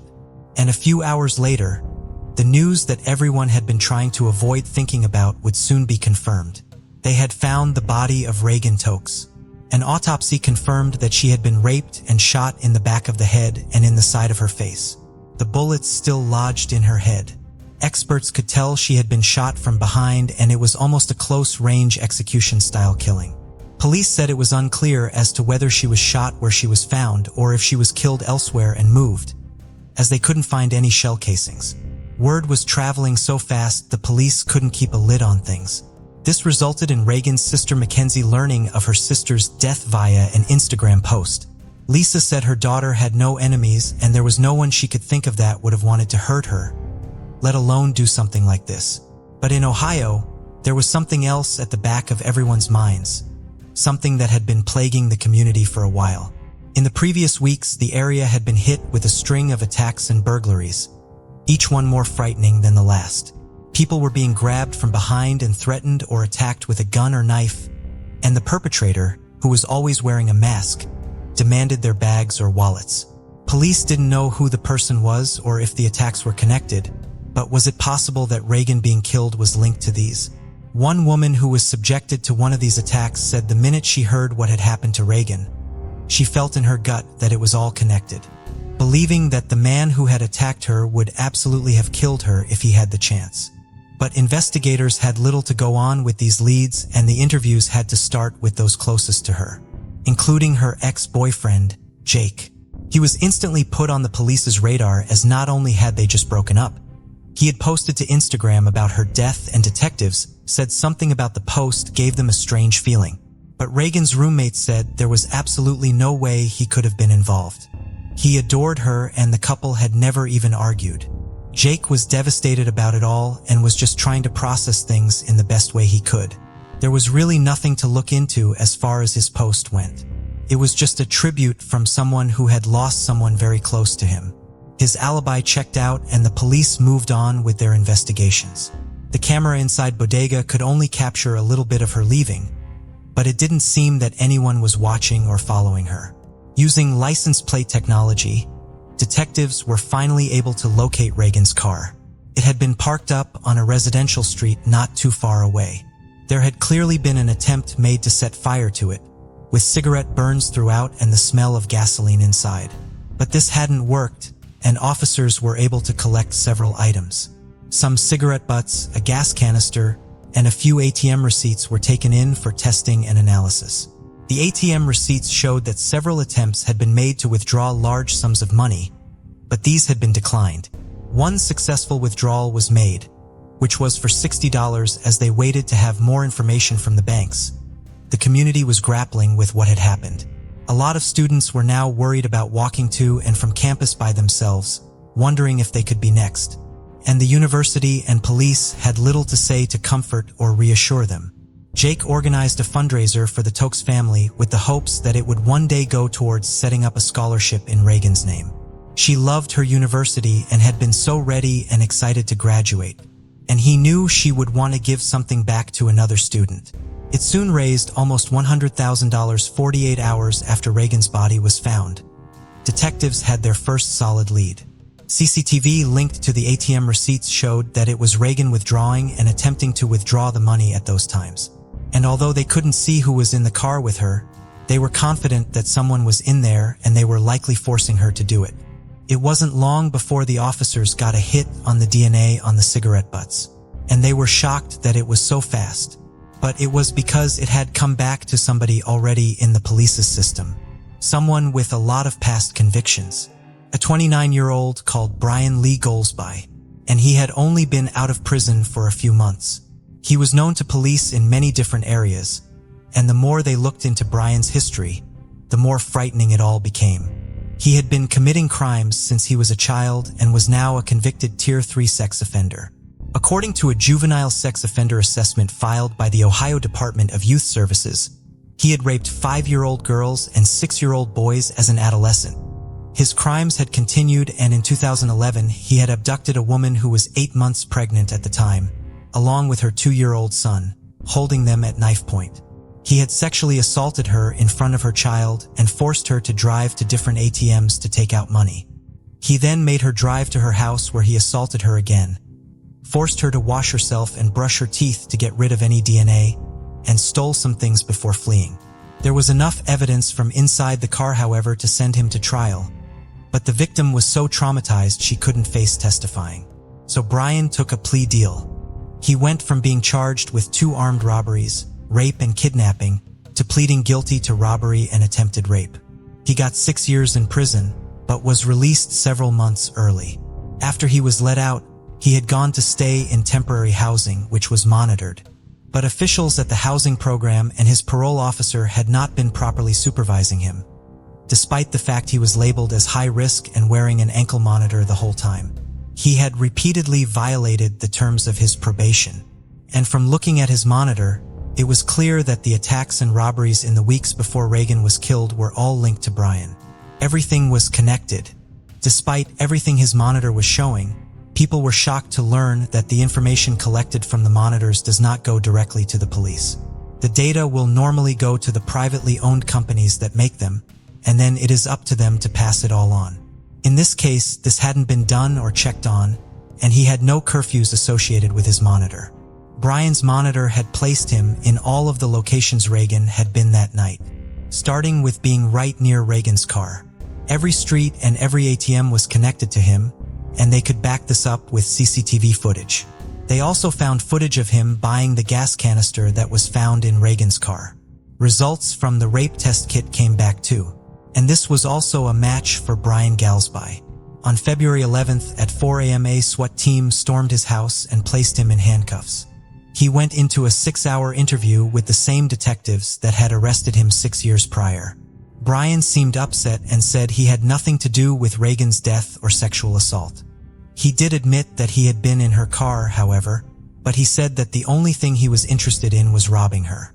He said he had forced his way into her car and made her drive to various cash points and later the park, where he told her to strip down, turn around, and wait 30 minutes before she left. He then sped off in her car before dumping it. He was adamant that she was alive when he left. Police asked if there was anyone else involved, hoping to get him to trip himself up if he tried to blame another person. As officers started presenting the DNA evidence, he then changed his story. He said he was there when Reagan was shot but denied being her killer. He told them it was all down to a man named TJ, who he owed some money to. Brian claimed that after they had got the money from Reagan, He assumed that they would let her go. But he said TJ had forced him to rape her before TJ pulled the gun on her. Why on earth would he do this? Detectives asked. Brian said he didn't know, but TJ was threatening to hurt his children and he had to protect them. He said that Reagan had tearfully said over and over, "All I want to do is live." Brian said that TJ had told Reagan to strip and start walking into the field. He then shot her once in the back of the head, went and stood over her before shooting her in the side of her face. His account of what happened and what she had said was so specific, officers knew he was talking about himself. There was nothing found in Reagan's car that pointed towards anyone else being in it, apart from Brian, and he couldn't tell them anything about TJ. Officers said that Brian's history of violence spoke for itself, and every crime he had committed over the last few weeks was by himself. It was a totally convoluted story, but they played along hoping he would tell them more. He let them know where Reagan's clothes were hidden, where the gun and shell casings had been thrown, and where her phone was. Lieutenant Brian Davidson, who was conducting the interviews, said his eyes were pure evil. There was just nothing there. 29-year-old Brian Goldsby was charged with the aggravated murder, rape, aggravated robbery, and the kidnapping of Reagan Tokes. Despite his denials, he went on to make 2 calls in his jail, one to his girlfriend and one to a friend, confessing everything. "I did it. I killed that girl for money," he said. The police's timeline of events that evening was now almost complete. At 9:45 p.m., as Reagan was leaving her shift, Brian forced her into her own car and demanded that she drive to an ATM. At 2 minutes past 10, Reagan drove to a Chase Bank where she attempted to withdraw $500 for Brian, but this was declined. About 10 minutes later, the pair were at Huntington Park and CCTV showed Reagan again, trying to withdraw the money. This transaction was also declined. Between 10:18 p.m. and 10:30 p.m., Brian forced Reagan to park in a dark alley where he raped her. After this, he got her to go back to the first bank so she could withdraw $60. Between 11:12 and 11:41, footage from the gas station picked up the pair in the car again. Sometime between midnight and 1 a.m., they drove to Scioto Grove Metropark. He forced her to take off her clothes and start walking into the dark field as she begged for her life. He then shot her twice in the head before using her car to get away. He drove to his girlfriend's home, and at about 1:45 a.m., they went to McDonald's, likely to give himself an alibi. He later disposed of the gun and shell casings in a sewer before unsuccessfully trying to set the car on fire. In a final disturbing twist, Brian gave his girlfriend Reagan's purse and wallet as a gift, saying it was an early Valentine's Day present. On February 15th, in the church she had attended since she was a child, Reagan's funeral was held. It was absolutely packed with those closest to her and those who had never even met her once or spoken to her. Brian arrived in court to hear the charges read out. Toby stood watching him through the glass. He said he was so angry, emotional, and shaky, he was surprised he didn't have a heart attack that day. Toby said as everything started to come out about his past, it was as confusing that he had got away with so much as it was shocking. They had a monster in their grasp, in their control, and they let him slip, he said. Despite his confessions and all the evidence, Brian still entered a plea of not guilty and trial prep got underway. 3 months after she was killed, the day she had been working so hard for finally came around, and it was a somber and bittersweet moment for the students and university. Graduation day. Reagan's family stood in her place and accepted her degree posthumously. The emotion could be felt as everyone gave her a standing ovation. Her family statement read, "Reagan wanted to be a Buckeye ever since she was a little girl. Today her dream became a reality as she was awarded a diploma from the Ohio State University. As her parents and family, we are so proud of her and her accomplishment. The opportunity for a college education is a gift. Along with this gift, one must also have desire, dedication, discipline, and determination. Reagan had all of this and then some, and so did all the other students today who received their diploma. We congratulate them on their achievement and ask that they take their gift and use it to make a difference in this world. Make it a better place as Reagan wanted to do, but now isn't able to do so physically." In mid-March 2018, Brian's trial began. His legal team were up against it given all the evidence. It was clearly a very strong case in more ways than one. So they were hoping at the very least to steer the jury away from the potential of the death penalty. He had confessed, so it wasn't really a case of proving his innocence. It was more a case of saving his life. They leaned on his childhood, saying he had an abusive mother and addiction issues. They also claimed he was raped himself as a child, although the prosecution said his stories were inconsistent. His lawyer said that the DNA that was found inside Reagan and on the cigarette butts was unreliable as it was linked to a DNA profile of Brian from a previous crime in 2010. She also said that Brian wasn't smart enough to purposely plan such an awful crime, saying, "I submit to you that if Mr. Goldsby didn't want to get caught, then perhaps he should have not worn the GPS bracelet. Not only that, he charged it. He didn't want to let the battery die." But the prosecution said his level of intelligence was irrelevant and it changed nothing. He went out to hunt that night and he found Reagan Tokes. There's no mystery here, they said. On what would have been Reagan's 23rd birthday, Brian was found guilty on all 9 counts. But the jury couldn't agree on what the sentencing should be. 4 voted for life in prison and 8 voted for the death penalty. Brian was handed 3 life sentences without the chance of parole, and he was also later sentenced to a further 66 years in prison for the attacks and armed robberies he had committed in the days before Reagan's murder. He was sent to serve his time in Ohio State Penitentiary, a maximum security prison. His team filed a couple of appeals, but these were dropped and dismissed. County Prosecutor Ron O'Brien was disappointed, believing the death penalty should have been the only outcome. And he continued to fight for the outcome he thought was right. In 2018, he filed a 53-page motion requesting a cross appeal. This was based on instructions that the judge had given the jury, which meant they could consider mitigating factors presented by the defense that had in fact never happened. Things that Brian had said where he had presented differing versions of events and stories that could easily be picked apart by the prosecution were allowed to be taken into consideration. Finally, in April 2019, Ohio's 10th District Court of Appeals granted the state's authority to appeal. But the court ruled that the judge's instructions had been correct and proper. He filed another appeal, but to his disappointment, the Ohio Supreme Court would eventually dismiss the appeal completely. Ron said he was trying to stay positive, adding, "The good news is that he will die in prison." After everything came out about the failings of the system, Reagan's family vowed to change it. The system is flawed and changes need and will happen as a result of this senseless tragedy. We will work our entire lives if necessary to make this happen, they said. And that they did. In 2018, they settled a lawsuit with the company that was housing and supposed to be supervising Brian. And in 2019, the Reagan's hoax law came into effect with the Ohio State Supreme Court ruling the law constitutional several years later. What had come to happen as a result of him not being properly monitored, checked on, or recalled to prison when he should have prompted a much-needed change in the law and how criminals are handled.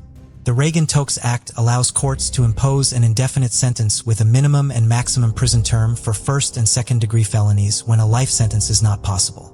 While Brian was incarcerated, he had committed 52 different violations and, as a result, was moved to 5 different prisons. But under Ohio law, this could make no difference to his sentence. In fact, he was released 6 months early. Under the new change, the Ohio Department of Rehabilitation and Correction can now change an inmate's incarceration up to the maximum sentence imposed by the court for committing crimes in prison or breaking rules. It would also hopefully alter how prisoners are monitored and housed after they are released. And this would include a change in the use of ankle monitors.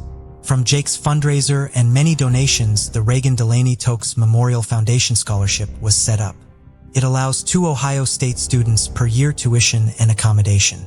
Self-defense classes were also offered around the area in Reagan's name too. A space at Scioto Grove Metropark was created to remember the 21-year-old, and it was called the Tranquility Garden. Her family's hope was that the area could become a place of peace, instead of associating it with the awful things that had happened that morning. There's a water feature which represents her astrological sign. Her favorite color blue can be found all around it.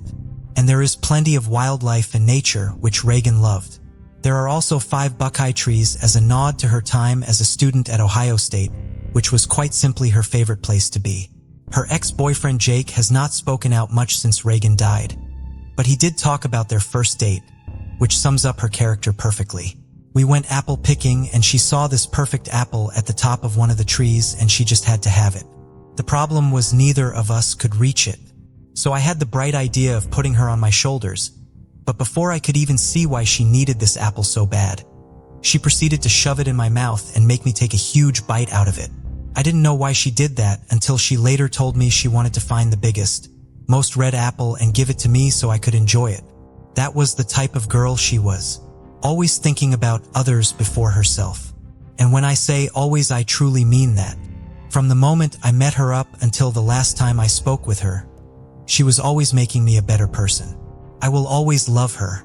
She was my best friend and always will be. The last couple of hours of Reagan's life must have been so harrowing it does not bear thinking about. Her tearful pleas to be allowed to live, standing alone in a cold, dark field. Everyone had the same things to say about Reagan Tokes, and they were nothing but good, deeply compassionate and kind, always seeing the best in everyone and everything, and someone whose potential to achieve and help so many was limitless. Her mother Lisa said it best: "Love will always overcome everything."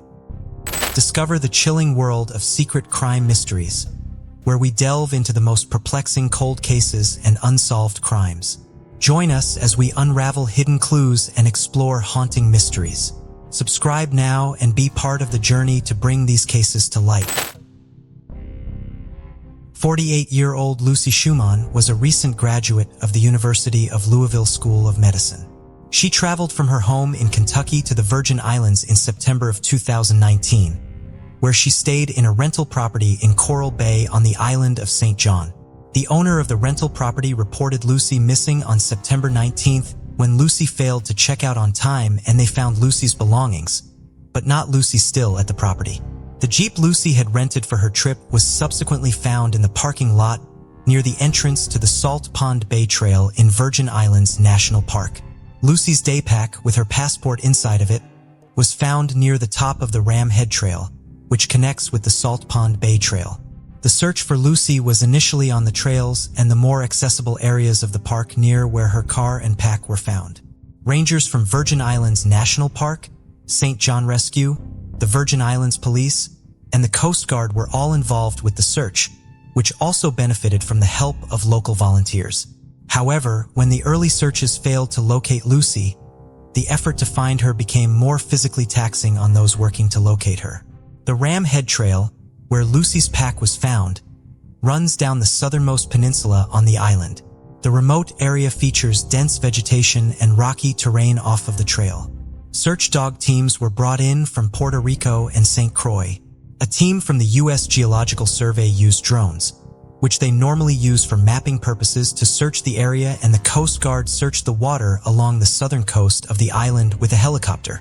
The possibility that Lucy had fallen off of a cliff and into the water seemed like an obvious scenario.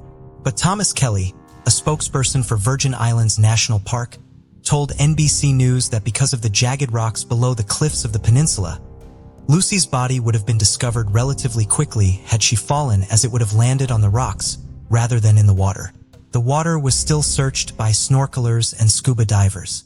After a few days, the search was impacted by Tropical Storm Karen, although the storm itself did not impact St. John as severely as initially forecast. Almost a dozen employees from the Park Service were due to travel to St. John from all over the country to lend their technical expertise to the search, but the island's airports and marinas were shut down on September 23rd in anticipation of the storm. They reopened on the 25th, and the Park Service employees arrived the following day.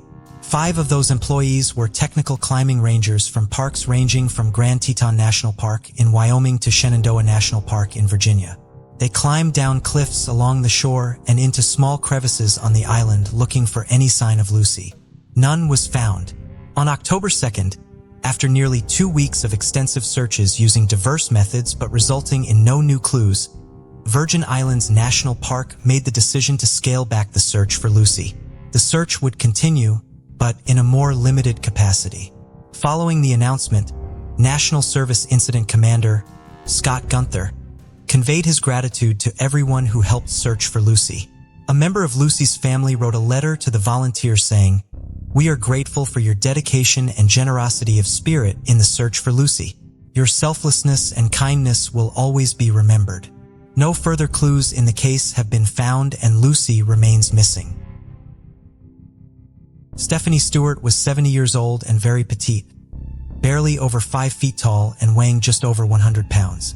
However, she was decidedly not weak or frail, having recently climbed Mount Kilimanjaro. She had previously biked solo across Canada.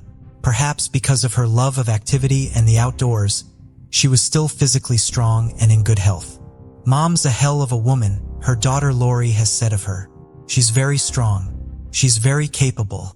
Stephanie spent her winters in the resort town of Canmore, Alberta, and from April to September, working as a fire spotter, climbing up a ladder to a watchtower every day to watch her remote surroundings for signs of smoke and radioing in for help in the event of a forest fire.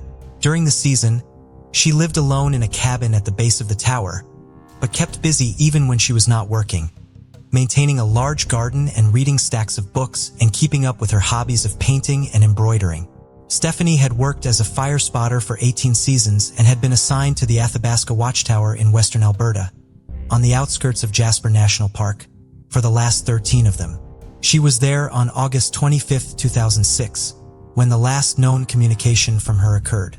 She spoke on the phone with one of her relatives around 9 p.m., and everything sounded normal. The following morning, however, Stephanie failed to make the first of her 3 daily radio check-ins. She then failed to answer any radio calls to her, so another employee was sent out to the Athabasca Watchtower to check on her. When they arrived, they found Stephanie's truck in the gravel driveway. When they approached the cabin, they found a small smear of blood on the stairs that led to it. Inside, a pot of water, still warm from having been boiled, was on the stove. Stephanie was not in the cabin, in the tower, or in the immediate area. The authorities were notified that Stephanie was missing by 9 a.m. A massive multi-agency search for Stephanie was then launched. Volunteers, the Royal Canadian Mounted Police, conservation officers, and search and rescue teams all helped with the effort. Thousands of kilometers of the surrounding area were searched on foot, by boat, from the air, and with all-terrain vehicles. No sign of Stephanie was found. The only items found to be missing from Stephanie's cabin were, in the words of authorities, an unusual watch as well as several pieces of bedding, 2 pillows and blue pillowcases, a burgundy bedsheet, and a Navajo-patterned bed cover. For days after Stephanie disappeared, authorities announced that they believed that Stephanie had been the victim of foul play. According to the RCMP, this decision was reached in part due to the forensic investigation of the scene, although the exact evidence that led to that conclusion could not be released to the public. Furthermore, they did not believe that Stephanie had been attacked by an animal or suffered from some sort of medical emergency that caused her to wander away. Abandoning her post would also have been highly out of her character. In January of 2018, Stephanie's disappearance was one of 3 cold cases presented at an RCMP press conference as an appeal for information in them. That August, just days before the 12th anniversary of her disappearance, over 100 people from numerous agencies were involved in a new multi-day search of the area around the Athabasca Watchtower. The new search was not the result of any new information in the case. It was carried out because the investigation into the open case is ongoing. Authorities also hoped that advances in GPS technology could help ensure that no potential search areas went unchecked during the search. Following Stephanie's disappearance, numerous changes were made to ensure the safety of the fire spotters who work out of the 128 fire watchtowers in Alberta and are the first to report approximately 1/3 of the between 160–1800 forest fires Alberta experiences annually. Self-defense classes are now required for them, and gates were installed at towers that can be reached from the road. Fire spotters now make more frequent radio check-ins with their supervisors and wear personal locator be-ins. They have better radios that have a panic button on them, and code words have been developed for fire spotters to covertly communicate that they are in danger when it's not safe to do so directly. New locks were installed on the cabins at the watchtowers, and the cabins were reinforced with steel doors and shatterproof glass in their windows. "We give Stephanie credit for all these improvements in the workplace," said Dennis Maliko of the Alberta Union of Provincial Employees in 2011. "Unfortunately, It takes an incident of this nature to raise this concern. Stephanie Stewart remains missing. Morgan Heimer was raised in Cody, Wyoming, graduating from Cody High School in 2011. He loved sports and outdoor activities and was highly skilled in many of them, including soccer, skiing, and rafting.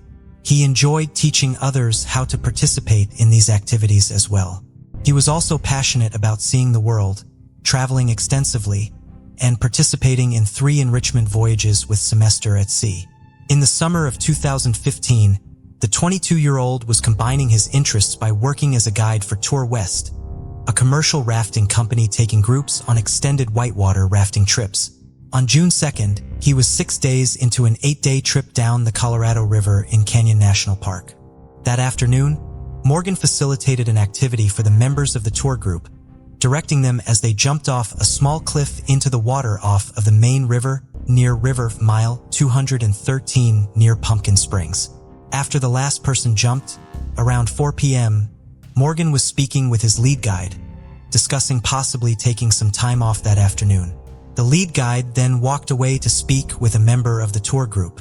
When they turned around a moment later, Morgan was gone. They assumed that he had stepped away to take his break. The lead guide, as well as everyone else on the trip, became concerned when dinner came and went that evening with no sign of Morgan. They began searching the area for him on their own with no success. At 7:30, they used their satellite phone to call the National Park Service to report that Morgan was missing. Ground teams were launched to search the shoreline and helicopters performed the initial search of the river from the air. Missing persons flyers were distributed throughout the area and other river trips were briefed about the disappearance. 14 miles of the river and 4 miles along its shores were searched. No signs of Morgan were found in or near the river, and there were no indications that he had hiked out of the area. If Morgan did fall into the river, he would have been in a much better position than the average individual as he was an exceptional swimmer. Furthermore, he was wearing a personal flotation device at the time of his disappearance. After 6 days, with no sign of Morgan and finding no clues to follow, the National Park Service scaled back the search for him, and the effort entered limited continuous mode. In 2019, Morgan's family and friends partnered with the Institute for Shipboard Education to create the Morgan Heimer Memorial Scholarship Fund.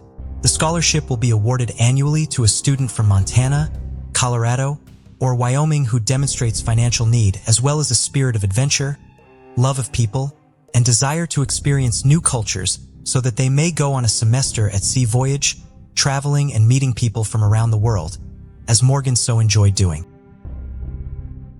Jerry Hulbert was reported missing on August 4, 2003. It was believed at the time that he had walked from his home in Charleston, West Virginia to a nearby bus station with plans to visit his son in Cambridge, Ohio, approximately 130 miles north of Charleston. He never arrived there. His family was immediately concerned as the 64-year-old was beginning to suffer from dementia. Little progress was made in the case over the years despite the best efforts of Jerry's family, whose efforts were largely focused on searching for him in Ohio, where he was believed to be traveling. Jerry's case would finally be solved thanks to the efforts of a volunteer 17 years he went missing. Patty Williams-Childress is a retired social worker who now devotes her time to investigating missing persons cases and unidentified remains through various volunteer organizations and websites, including the DNA Doe Project. In the summer of 2020, Who Are You Doe? A Facebook group dedicated to researching cases involving unidentified remains posted the story of a John Doe found in Kingsport, Tennessee in August of 2003. On August 11th, a woman had been riding her bicycle through Riverfront Park when she noticed something unusual in the Holston River, which police confirmed to be human remains. There was no identification found with them, just a bank envelope in the pocket of the pair of pants found with them containing $267. The remains were too badly decomposed due to their time in the water for them to be useful in their identification on their own. A clay model forensic rendering of the deceased man's face was commissioned to help with his identification. Various leads were followed up on over the ensuing years. A forensic drawing was also created in 2018. However, the The man found in the river was unidentified 17 years later when his story and the forensic artistic renderings were shared in the Facebook group and attracted Patty's attention.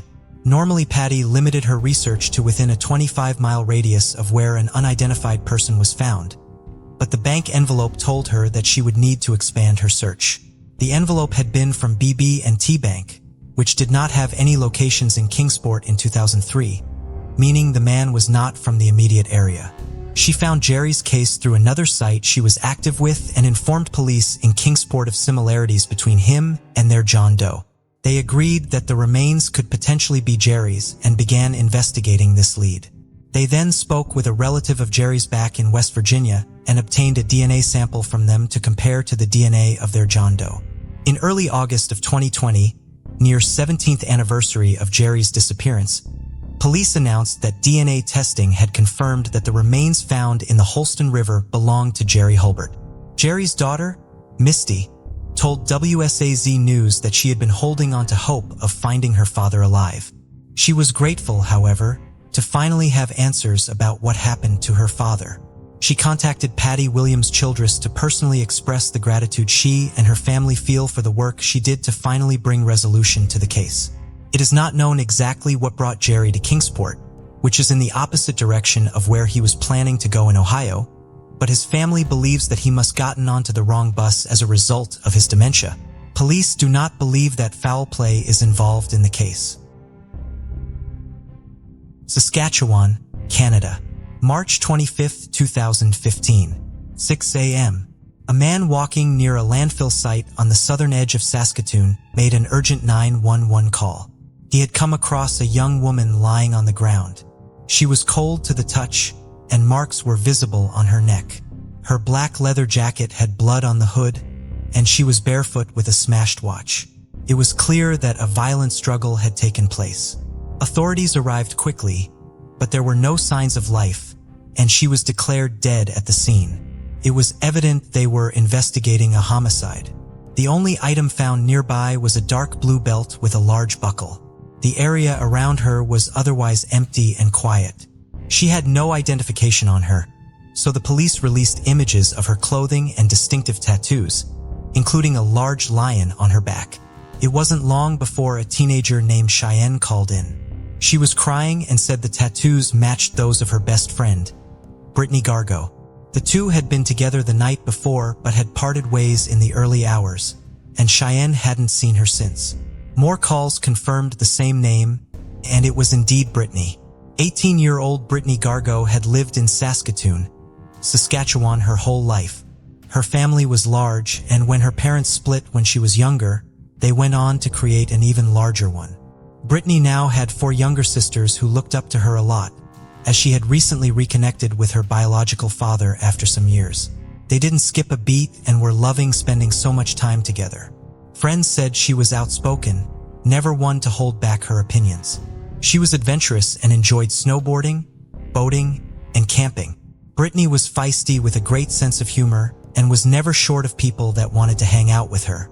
She was busy, having just started back at school, and had been saving money working 2 jobs. She wanted to finish school, go to college to study business, and then move into the hospitality industry. Authorities started piecing together the previous day. They already knew that she had been out in the evening, which narrowed down her time of death considerably. Brittany's friend, Natasha, was the first to come forward, and the pair had been close for years. Natasha said Brittany would come to her for advice, and when Natasha found out Brittany had dropped out of school, she was the person that encouraged her to go back and get her grades. On March 24th, Natasha had lent her some money for gas and asked her what her plans were. Brittany told her she was meeting up with a few friends and might go to a party. Natasha hugged her goodbye saying, "All right, girl, I'll see you soon." But she hadn't heard anything after that. The person she had been out drinking with, her best friend of many years, Cheyenne, was next to talk. The pair got close when Brittany found out about Cheyenne's tumultuous childhood and adolescence, and became a big support for her. They were inseparable, spending most of their days together, and going out for drinks was something they did often. Their night began just after midnight, with Brittany uploading a selfie of the two of them before they left. Cheyenne told police they had gone to several places together in Brittany's car, starting off at Manchester's Brew Pub. Later, they went to a house party, then headed across town to the Colonial Pub and Grill. But Cheyenne said the house party was heavy, and after they left, the night was hazy. She did vaguely remember something happening in the Colonial Pub and Grill that she worried might be behind what had happened to her friend. Brittany had started speaking to a random man at the bar, and the pair seemed to be hitting it off. Brittany asked him for a lighter and invited him to have drinks with them. Before Cheyenne could get to know him, Brittany and the man left. Brittany didn't say where they were going, and Cheyenne didn't get the man's name. She didn't even see what direction they had left in, or if they were on foot or driving in Brittany's car. All she could remember was that he was white, and it was around 4 a.m. For some reason, Brittany had Cheyenne's phone, and Cheyenne had made her way back to visit her uncle, who corroborated her coming to see him by herself.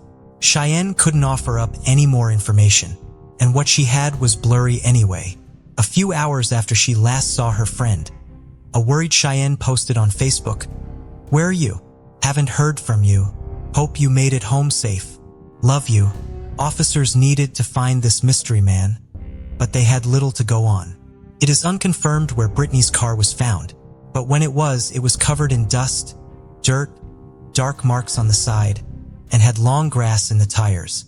Cheyenne's phone was in the car, seemingly confirming that Brittany had taken it as she had left, and maybe she and the man had driven somewhere rather than walked. Detectives checked the footage from the Colonial Pub and Grill, but they could not see Cheyenne or Brittany anywhere, and the bar had no recollection of them being there. However, it was a busy night and it was possible that Cheyenne's timings were off. As Cheyenne's phone was found in Brittany's car, they hoped that the phone data could be analyzed to show other locations Brittany had gone to that night and fill in the gaps that Cheyenne couldn't. Cheyenne's phone had pinged us at McDonald's at 4:30 a.m., but she had made no mention of this. So, did Brittany go there after leaving the bar? Brittany's autopsy results finally came back, and it confirmed, as they suspected, that she had been strangled to death. They now felt confident that the belt found near her body was the murder weapon. Detectives kept trying to piece together Cheyenne's story, but they had a bad feeling in the back of their minds. Something about it was very off.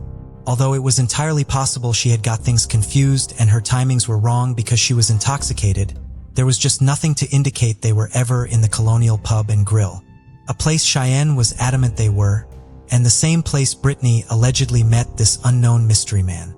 The months were passing by and it was now September 2015. Investigators were still in the same place that they were back in March.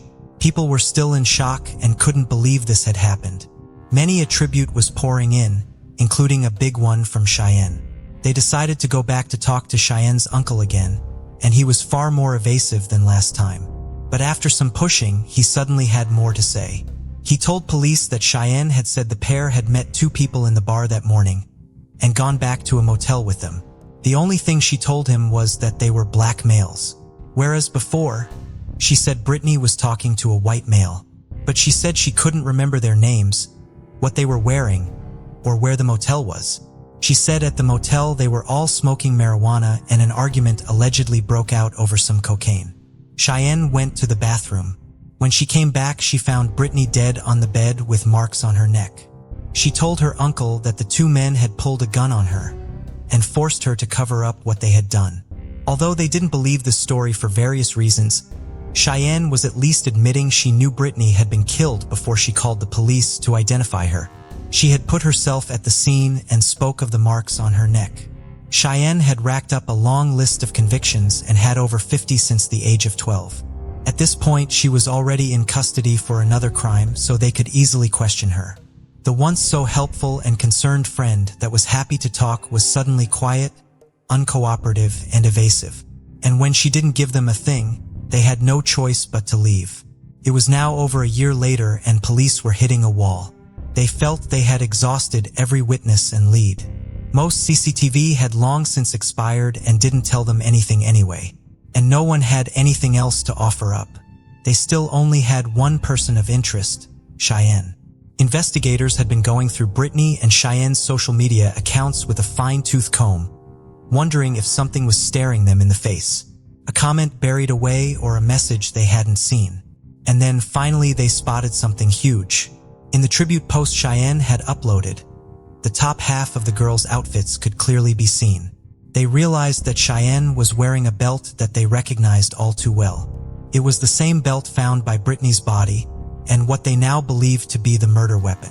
The marks around her neck matched the weave of the belt exactly, and police said the marks on the car were consistent with coming from the belt. With this fresh information, the belt was sent for more thorough DNA testing. Experts found Cheyenne and Brittany's DNA on it. Authorities couldn't believe it, recognizing that if the photo had been taken at even a slightly different angle, this key piece of evidence would likely never have been linked to Cheyenne. It was still a complex case to build. They had no motive and Cheyenne wasn't giving them anything. Months became years, and it was now almost 2 years since Brittany had died. Finally, they got a tip from someone who hadn't yet spoken up. A friend of Cheyenne's had turned up at Brittany's parents' house with a shocking story. She said that Cheyenne had come to her house that very morning sometime after 5 a.m. She was very drunk and sobbing, and the friend described it as an alcohol-fueled rant. Cheyenne said that she and Brittany had gotten into what she described as a heated argument, something over a cell phone, but she didn't elaborate, hysterically crying and shaking. Cheyenne said she had hit and choked Brittany to death with her belt. She pointed to something outside, and as the friend looked out, she saw Brittany's car parked up with Brittany slumped against the window in the passenger seat, bleeding. Cheyenne didn't speak anymore about the fight, what had caused it, or how it had escalated, but she made no mention of anyone else being there or a motel. Her friend was so shaken up she told Cheyenne to leave immediately, and she got back in the car and drunkenly sped off. But once Cheyenne sobered up the next morning, the friend said she had claimed she couldn't remember anything that had happened that night and had seemingly forgotten everything. The friend were too scared to report this to the police, but as time ticked by, they decided to give the information to the family. Cheyenne's uncle also later admitted she had asked him to go along with her story, and he had given her several false alibis. Police said that she had manipulated the story, made up random people, used her uncle, posted lies to Facebook, and spent 2 years taking no responsibility. If she felt as bad as she said over what she had done, she could have taken Brittany to hospital. Instead, she left her to die. In March 2017, Cheyenne Antoine was charged with second-degree murder and causing indignity to a body. With all the evidence against her, Cheyenne told them the same story she had told her friend that early morning. They were drinking and smoking a lot, and Cheyenne said after the house party is where her memory started to go. She said she vaguely remembered going to a McDonald's where the pair started arguing. They left and started walking when Brittany grabbed Cheyenne's phone.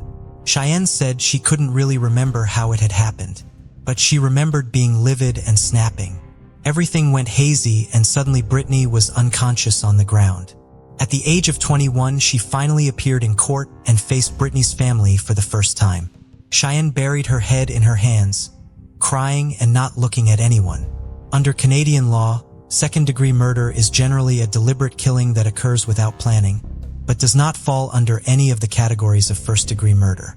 It can still carry a hefty sentence, however, with the minimum term starting at life in prison with 10 years to serve. Manslaughter is homicide committed without intent. Although there may have been an intention to cause harm, this carries no minimum sentence. Knowing this, Cheyenne's legal team announced that she was cutting a deal.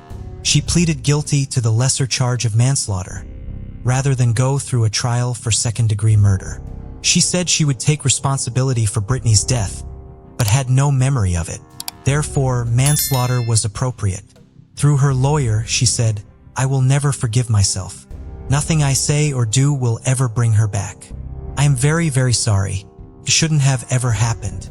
Her lawyer asked for sympathy considering the years of trauma her clients had gone through. She didn't really have a relationship with her parents, had lost her mother young, and had a criminal record from the age of just 12 years old, racking up 54 convictions by the age of 19. Her memories of her parents were of them abusing drugs to escape the trauma that they had experienced as a result of Canada's infamous residential school system. Cheyenne had moved in with foster parents who had physically and sexually abused her, and her lawyer said she was sexually assaulted a month prior to Brittany's murder, which had significantly increased her drug and alcohol use. She was now using much harder substances like meth.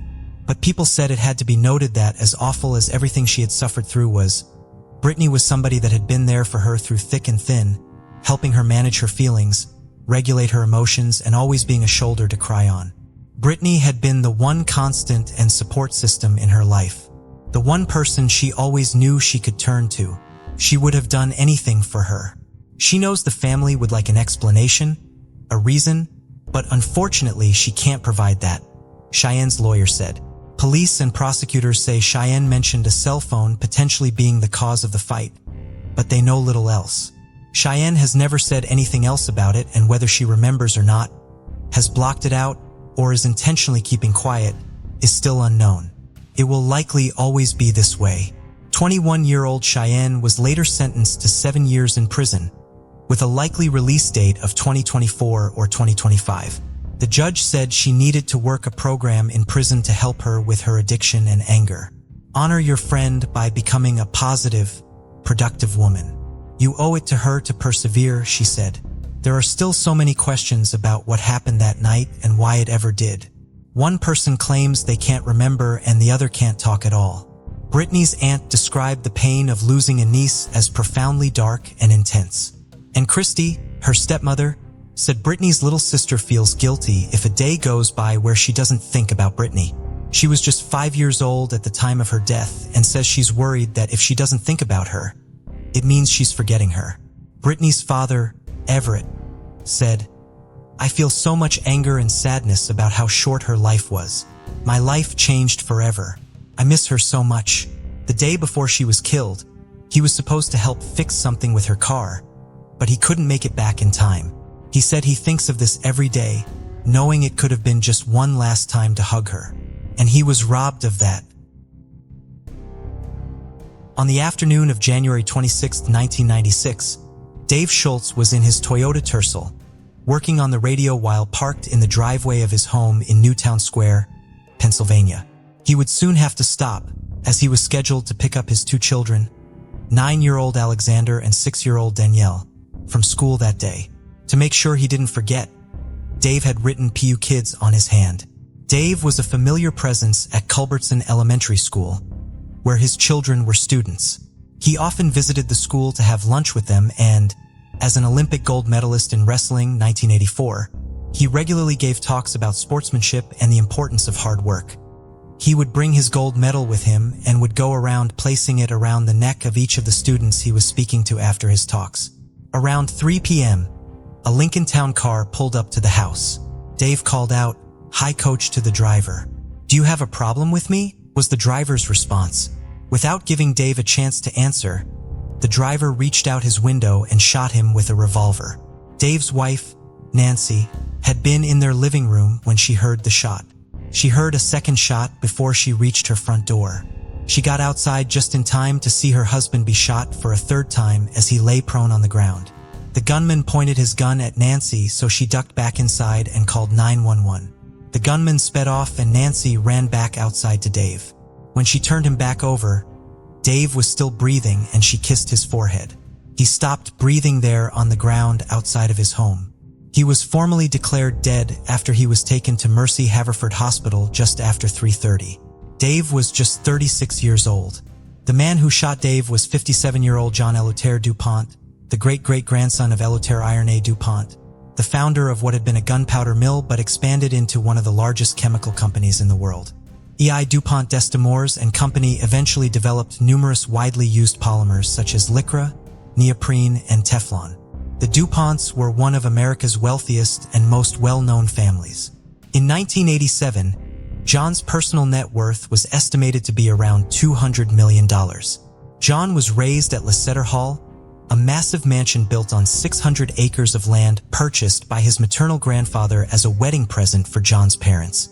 John's paternal grandfather had built the mansion for them and modeled it after Montpelier, the home of President James Madison, which he himself had acquired in 1901. Lecceter Hall Farm, as the entire estate would be known, acquired more property over the years, eventually encompassing more than 800 acres in Newtown Square, Pennsylvania, west of Philadelphia. John's upbringing was one of extreme privilege, but also one of extreme isolation and little socialization. His parents divorced when he was just a toddler, and his father had little to do with John after he remarried. John told friends that he had to make an appointment to see his father and told the Philadelphia Inquirer in 1986 that he had spent his life searching for a father figure.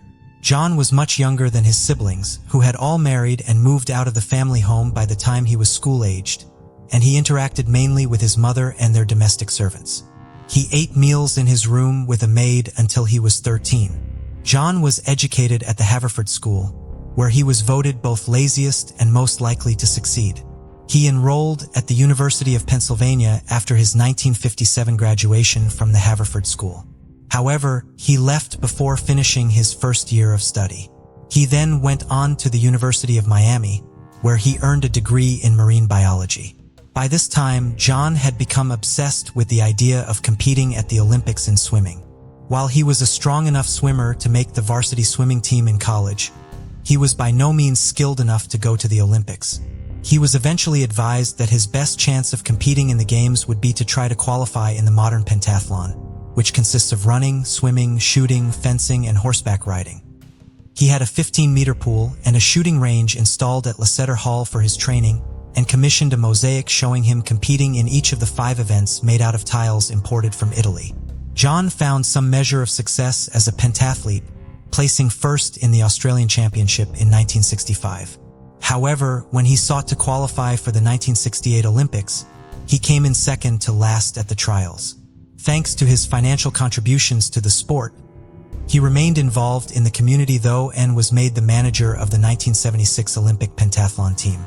John was similarly able to use his financial resources to insert himself into the athletics program at Villanova University. He offered the university $5 million to be used to construct a new basketball arena and establish a wrestling program. The arena would have to be named after him, and he would need to be the new wrestling team's head coach. The DuPont Pavilion opened in 1986, and John was allowed to run the new wrestling program. The program only survived for 2 seasons, however. John would allow the students on the team to stay at his estate and would fly them on his private jet.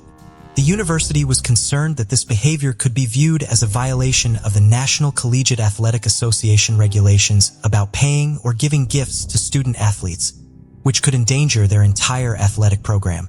Furthermore, John's management of the team and his relationships with the coaching staff have become problematic. The clearest example of this came in December of 1988, when John was sued by one of his former assistant coaches at Villanova, Andre Metzger. Andre alleged in the suit that he had been fired from his position after he refused John DuPont's sexual advances. He claimed that in March, John had asked him to leave his wife and children to move in with him, offering to give Andre's wife the home they had been living in and large sums of money in exchange. Andre refused and was fired 2 months later. John claimed that he had fired Andre because he had discouraged 2 very promising high school wrestlers from attending Villanova. Both of the students said that Andre had done no such thing. The lawsuit was eventually settled out of court. 1988 was not only a year of upheaval for John because of the end of the wrestling program at Villanova, but because his mother, Jean, passed away that same year. He and his mother had been exceptionally close, and she was the only relative who was really a part of his life. Jean's death left a void in John's life, but it also freed him to fill that void by becoming more involved with wrestling. Jean had not approved of her son's interest in the sport, viewing it as an activity for ruffians, not men of high society like her son. Despite his disappointment with the failure of the Villanova program, John remained passionate about wrestling, and his involvement in the sport only increased in the absence of his disapproving mother.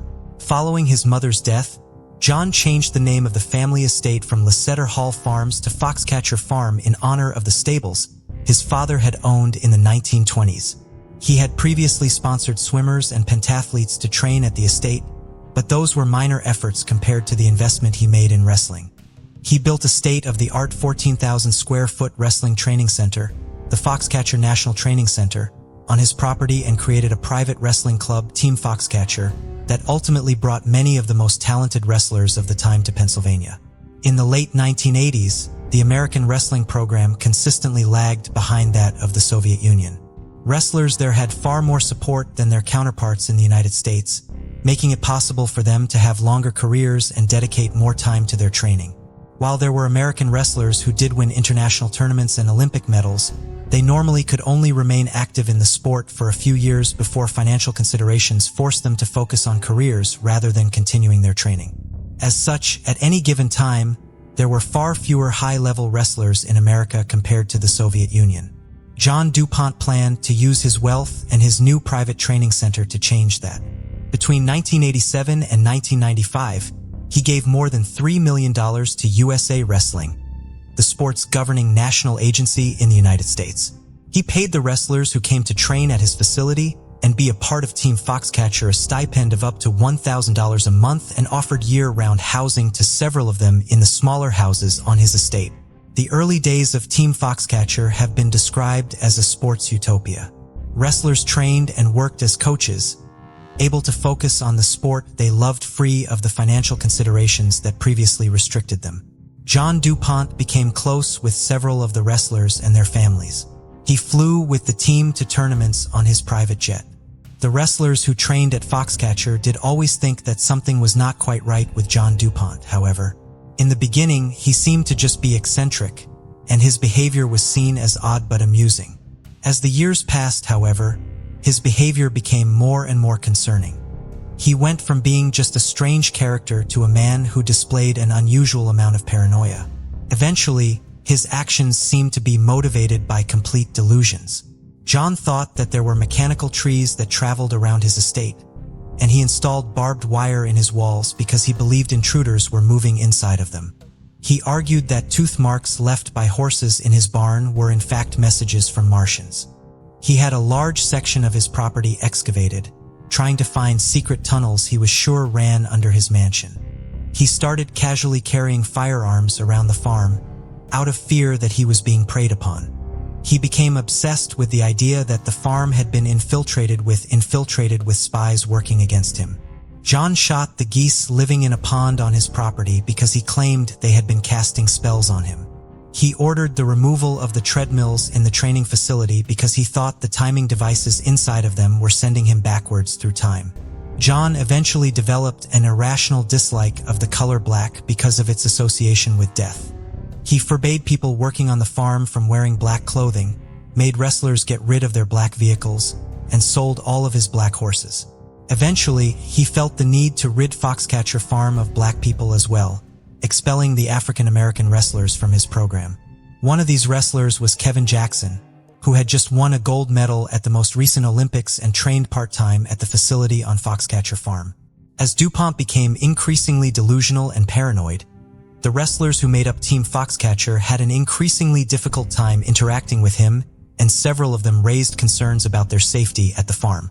One of the few wrestlers who remained loyal to John and was willing to mediate the conflicts his increasingly troublesome behavior inevitably created was Dave Schultz. Dave's continued commitment to John and to Team Foxcatcher was important, in part because his talent as a wrestler and as a coach was what drew many wrestlers to the program. More importantly, he was highly respected amongst wrestlers as a man, not just as an athlete. Relationships were highly important to Dave, and he cultivated them around the world with men he was supposed to view as rivals. Five-time world champion Bruce Baumgartner described Dave as the man who spoke words in 50 languages because he made every effort to try to communicate with those he met at the various international tournaments he attended throughout his career. Dave also became fluent in Russian. He had initially begun learning the language so he could try to overhear advice from Russian coaches, considered to be the top in their field. While Russian-speaking wrestlers were some of Dave's stiffest competition on the international circuit, he had a great deal of respect for them. Rather than viewing them as rivals, he viewed them as fellow sportsmen who shared his passion for wrestling. Dave's ability to make friends from around the world played a role in one of the potential motives that has been suggested for his murder. Dave was very close friends with Valentin Yordanov, a Bulgarian wrestler who came to Foxcatcher Farm in 1990. Valentin and his family shared the house on Foxcatcher Farm. Dave would ultimately be killed outside of with the Schultz family. Dave having a good relationship with another wrestler would not normally be a cause of concern for any reason, but John DuPont had developed a fixation on Valentine. John became convinced that he was, in fact, of Bulgarian descent despite having a well-documented family tree that said otherwise. He claimed that their shared Bulgarian heritage gave him and Valentine a special relationship. He may have viewed Dave's friendship with Valentine as a threat to his perceived unique relationship with him. Ultimately, we do not know the exact motive behind John DuPont murdering one of his star athletes and most loyal coaches. John may have viewed Dave's efforts to keep the peace as efforts against him. By late 1995, John's behavior had become even more erratic, and Dave had to work harder to mediate conflicts on the farm. These actions, while technically done to help John, could have been construed by John's increasingly paranoid mind as Dave plotting against him. Dave was an honest man who would not lie to John to reinforce his delusions. By not blindly agreeing with whatever John said or thought, Dave may have made himself out to be an adversary in John's mind. The worse John's behavior became, the more Dave had to work to keep the peace, and the more John may have thought he was being attacked. The more Dave did to help John, the more John viewed him as an enemy. Some of John's past eccentric behavior had a violent undertone. He drove around the farm in a vehicle, he made jokes about violence, and he eventually began carrying firearms around with him during day-to-day activities. Some of the wrestlers on Team Foxcatcher were becoming concerned for their safety. Several events in the final months of 1995 indicated that John may have in fact been becoming truly dangerous and may have played a part in John's decision to kill Dave Schultz. One day in October of 1995, wrestler Dan Shade was lifting weights in the training center when John DuPont came in with a machine gun. John pressed the gun into Dan's chest and told him to get off his farm. Dan was able to talk John down and get out of the confrontation unharmed. He did the Newtown Square police about the incident, but the officer he spoke with's response was to simply say, "Well, I've known John a long time. He's always been a little different." John did have a long-standing relationship with the Newtown Square Police Department, even serving as a volunteer with them in the 1970s. He had donated radios and bulletproof vests to them and allowed them to use his shooting range. His involvement with the department had decreased as his involvement with wrestling increased, but police officers continued to hunt on Foxcatcher Farm every year. Police took no action about the incident in the weight room, but would later claim that this was not because of John DuPont's relationship with the department, but because Dan Shade had just spoken with an officer and not filed a formal police report. Dave Schultz became involved in the situation after he allowed Dan to park his van outside his house while Dan made preparations to move. This angered John, who seems to have believed that Dave was taking Dan's side over his. John later showed up at the Schultz home, visibly intoxicated and carrying a gun. Reports of John abusing alcohol and cocaine go back to at least the 1980s, and the substances were tied to other threats and acts of violence allegedly made by John. In the years following his mother's death, his substance abuse reportedly increased. He may have started abusing pills in addition to the cocaine, and he would regularly show up to events with alcohol on his breath. John did not injure anyone other than himself that night because he toppled over and hit his head shortly after arriving at the house. Dave and Nancy called a doctor who tended to John's injuries. The following day, someone made a passing comment to John about how he looked like he had been hit in the head with a baseball bat when they saw his injury from the fall. John then decided that he had sustained the wound from Dan Shade attacking him with a baseball bat rather than from him falling over drunk. He called the Newtown Square Police Department to file charges against Dan, and they responded to the farm. Dave Schultz had to explain to the police what had actually happened that night and assure them that Dan Shade had not even been present, much less involved, in the incident. Dave's statement to police, in which he recounts the version of events that occurred in reality rather than in the version John DuPont declared to be true, was included in the police file about the incident that John obtained from the Newtown Square Police Department. Before he left Foxcatcher Farm, Dan Shade warned Dave that he needed to leave as well because he and his family were not safe there. Dave still felt as though John would not actually physically harm anyone. Even his dedication to John was starting to wane, however. Dave hoped to make it to the 1996 Olympics, and so he remained at Foxcatcher Farm to train and coach other wrestlers who were preparing for the Olympic trials. He had decided to leave Team Foxcatcher after the Olympic Games, however. He was going to take his family back to his hometown of Palo Alto, California, where he had accepted a coaching job at Stanford. Dave reportedly told John of his plans to leave Foxcatcher Farm and return to California a few days prior to his murder.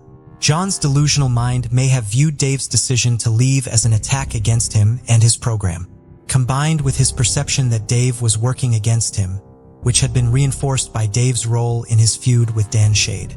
This decision may have justified killing Dave in John's paranoid mind. After shooting Dave, John drove back to his mansion and retreated inside. Law enforcement was quick to respond to the farm, but they could not quickly apprehend John DuPont. The Newtown Square Police Department knew that a portion of the mansion had been reinforced as an impenetrable safe room during the Cold War and that John kept firearms inside the home. There were also concerns based on John's increasing paranoia that he had booby-trapped parts of the mansion. More than 75 law enforcement professionals, including 30 members of the SWAT team, were outside of the mansion for a standoff that dragged on for 2 days. They were able to communicate with John over the phone at times, and during those conversations, he referred to himself as the Dalai Lama and ordered everyone off of his holy land. He spoke to his attorney several times but refused to surrender to police. The heat was cut off to the mansion in an effort to get John to come out. John did not appear to understand that his heat was turned off intentionally. On January 28th, he asked over the phone to be allowed to go outside to try to fix his boilers, which were not inside the main house. The authorities agreed, and after John walked outside, he was apprehended and taken into custody. He was dressed in a sweatshirt, bearing Bulgarian flags. Why exactly John DuPont decided to kill Dave Schultz that day is not known. What we do know is that John DuPont shot Dave Schultz in front of 2 witnesses, Nancy Schultz and John's own security consultant, who had been in the car with John when he fired all 3 shots. He had been unaware of John's plans when they got into the car that afternoon. As such, John's defense team did not try to dispute the events of January 26, 1996, or try to argue that he had not shot Dave Schultz. They did argue, however, that John was not guilty of murder. John went to trial for Dave's murder on January 21, 1997, almost exactly a year after Dave's murder, after his lawyers entered a plea of not guilty by reason of insanity to the charge. John had initially been found incompetent to stand trial in September of 1996 and sent for treatment of paranoid schizophrenia at Norristown State Hospital. In December of 1996, after John had undergone 2 months of treatment with antipsychotic drugs, the decision was reversed and he was found competent to stand trial. Given John's long history of bizarre and delusional behavior, which was witnessed by dozens of people, it would be easy to write him off as insane. The defense called present and former employees of Foxcatcher Farm to testify about all of the paranoid and seemingly irrational actions of John's that they had witnessed over the years. They also called 4 psychiatrists at the trial who supported the diagnosis of paranoid schizophrenia. However, legally, suffering from a mental health condition does not automatically mean that a person is insane or absolve them of culpability for their actions. While John's lawyers presented overwhelming evidence supporting the notion that John was mentally ill, their legal obligation was to prove that he was insane. In order to prove that, they would have to demonstrate that John did not understand killing Dave was wrong at the moment he shot him. The defense's argument was that John held the irrational belief that Dave was part of an international conspiracy working against him, and that he was justified in killing him because it was an act of self-defense.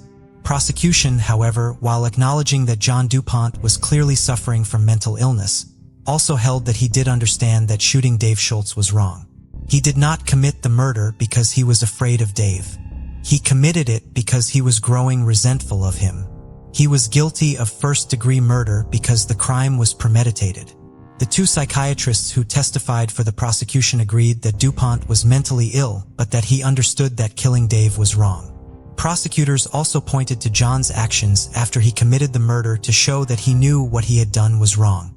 They claimed that the fact that John would not surrender to police and asked for his lawyer over 100 times during the 2-day standoff showed that he could comprehend that shooting Dave was wrong.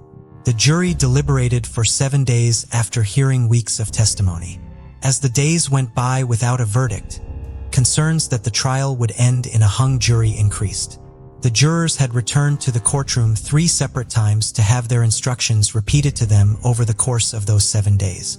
They appeared to be having trouble determining the differences between the three possible verdicts they could return if they rejected the insanity defense: first-degree murder, third-degree murder, or voluntary manslaughter. On the seventh day of deliberations, the jurors could be heard yelling at each other from outside the room where they were deliberating. However, they were able to come to a final decision later that day. At 5:09 p.m., on February 25, 1997, the jury announced their verdict. They found John DuPont guilty of third-degree murder but mentally ill. Their finding that he was mentally ill meant that they had rejected the defense's claim that John was legally insane at the time of the murder and still held him legally responsible for it, but allowed the judge to make a determination as to whether John should continue to be held at a psychiatric facility. While he awaited his sentencing, John was returned to Norristown State Hospital. The defense vowed to fight for the minimum sentence of 5.5 to 11 years, and the prosecution vowed to seek the maximum sentence allowed of 40 years in prison. John DuPont was ultimately sentenced to 13 to 30 years in prison. His lawyers filed multiple unsuccessful appeals after his conviction. On the morning of December 9, 2010, John was found unresponsive in his cell at Laurel Highlands State Correctional Institution. He was taken to Somerset Community Hospital, where he was declared dead. He had been suffering from severe chronic obstructive pulmonary disease. He was 72. In accordance with the instructions in his will, he was buried in his red Foxcatcher wrestling singlet. John's will, written 3 months before his death, left 80% of his estate to Valentin Yordanov, his wife, and various members of their family.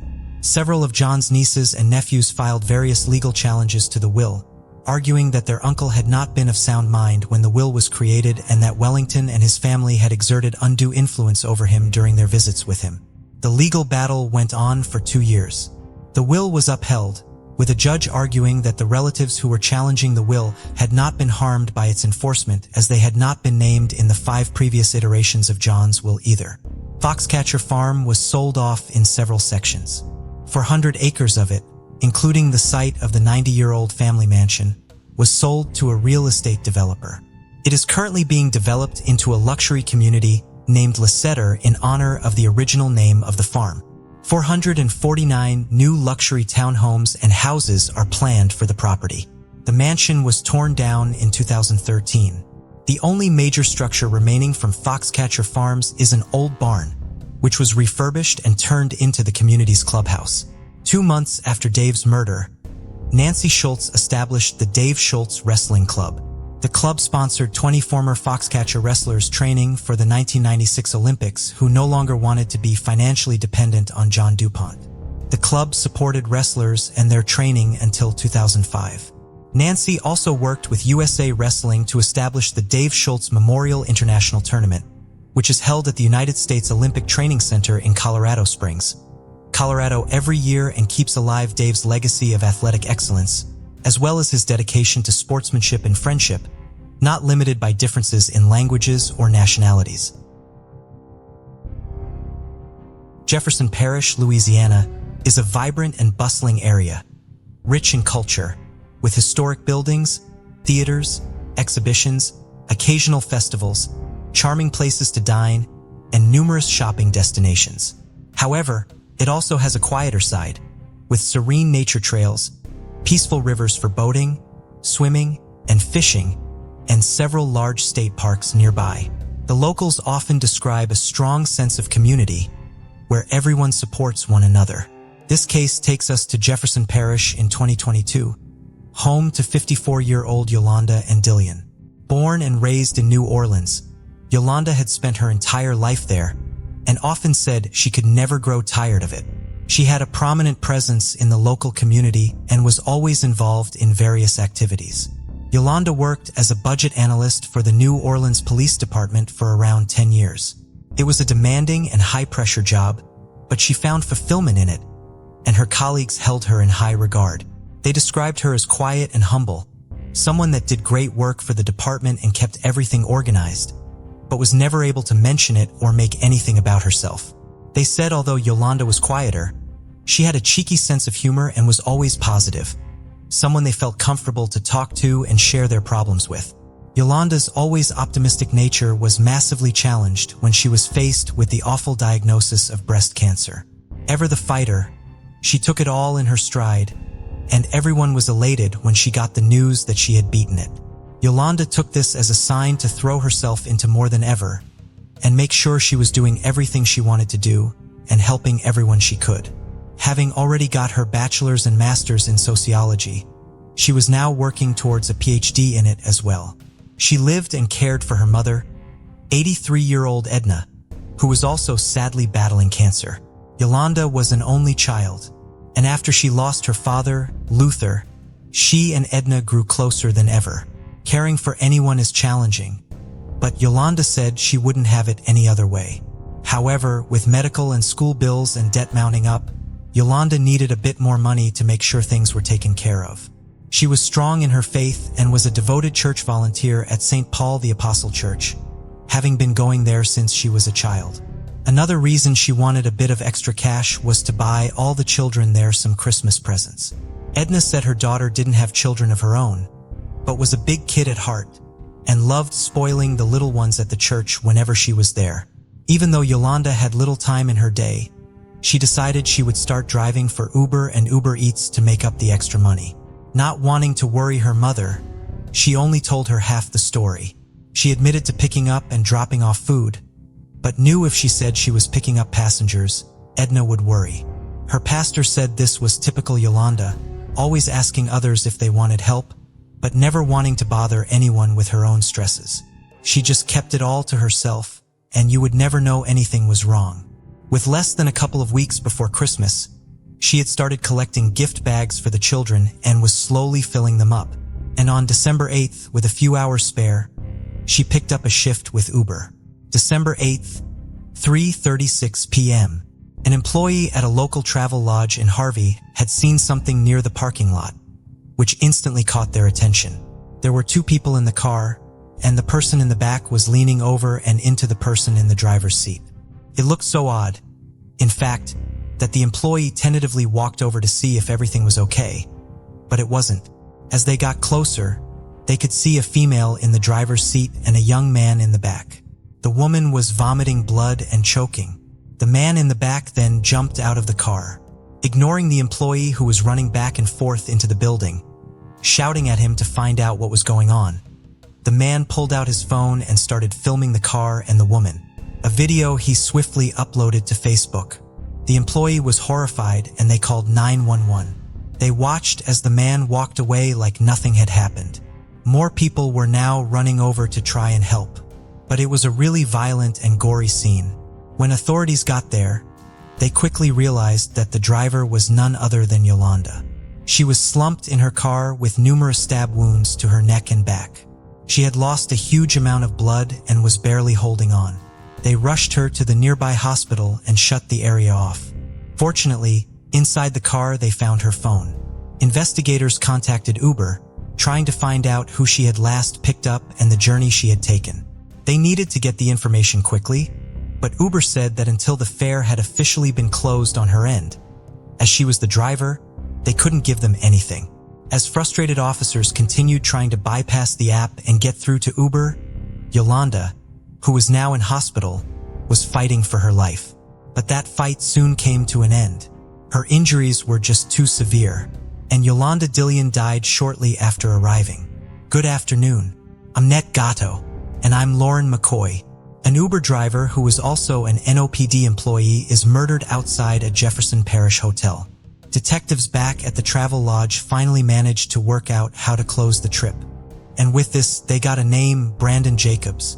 They contacted Uber for more information on his accounts and to get his phone number. They then started circulating the information, hoping to track where he had gone. He was likely still armed and clearly very dangerous. The phone data was showing them that Brandon was still nearby, but they didn't realize just how close he actually was. To their shock, he was a guest at the very travel lodge he had just murdered Yolanda outside of. And what no one realized was that as they were out in the streets trying to find him, as soon as he stabbed Yolanda, he actually walked around the front and back up to his room. Just a couple of hours later, he came back down to smoke. As he lit up a cigarette outside, officers made their move and Brandon Jacobs was placed in handcuffs. He was being held without bond, and police didn't have to interview him for long before he started talking.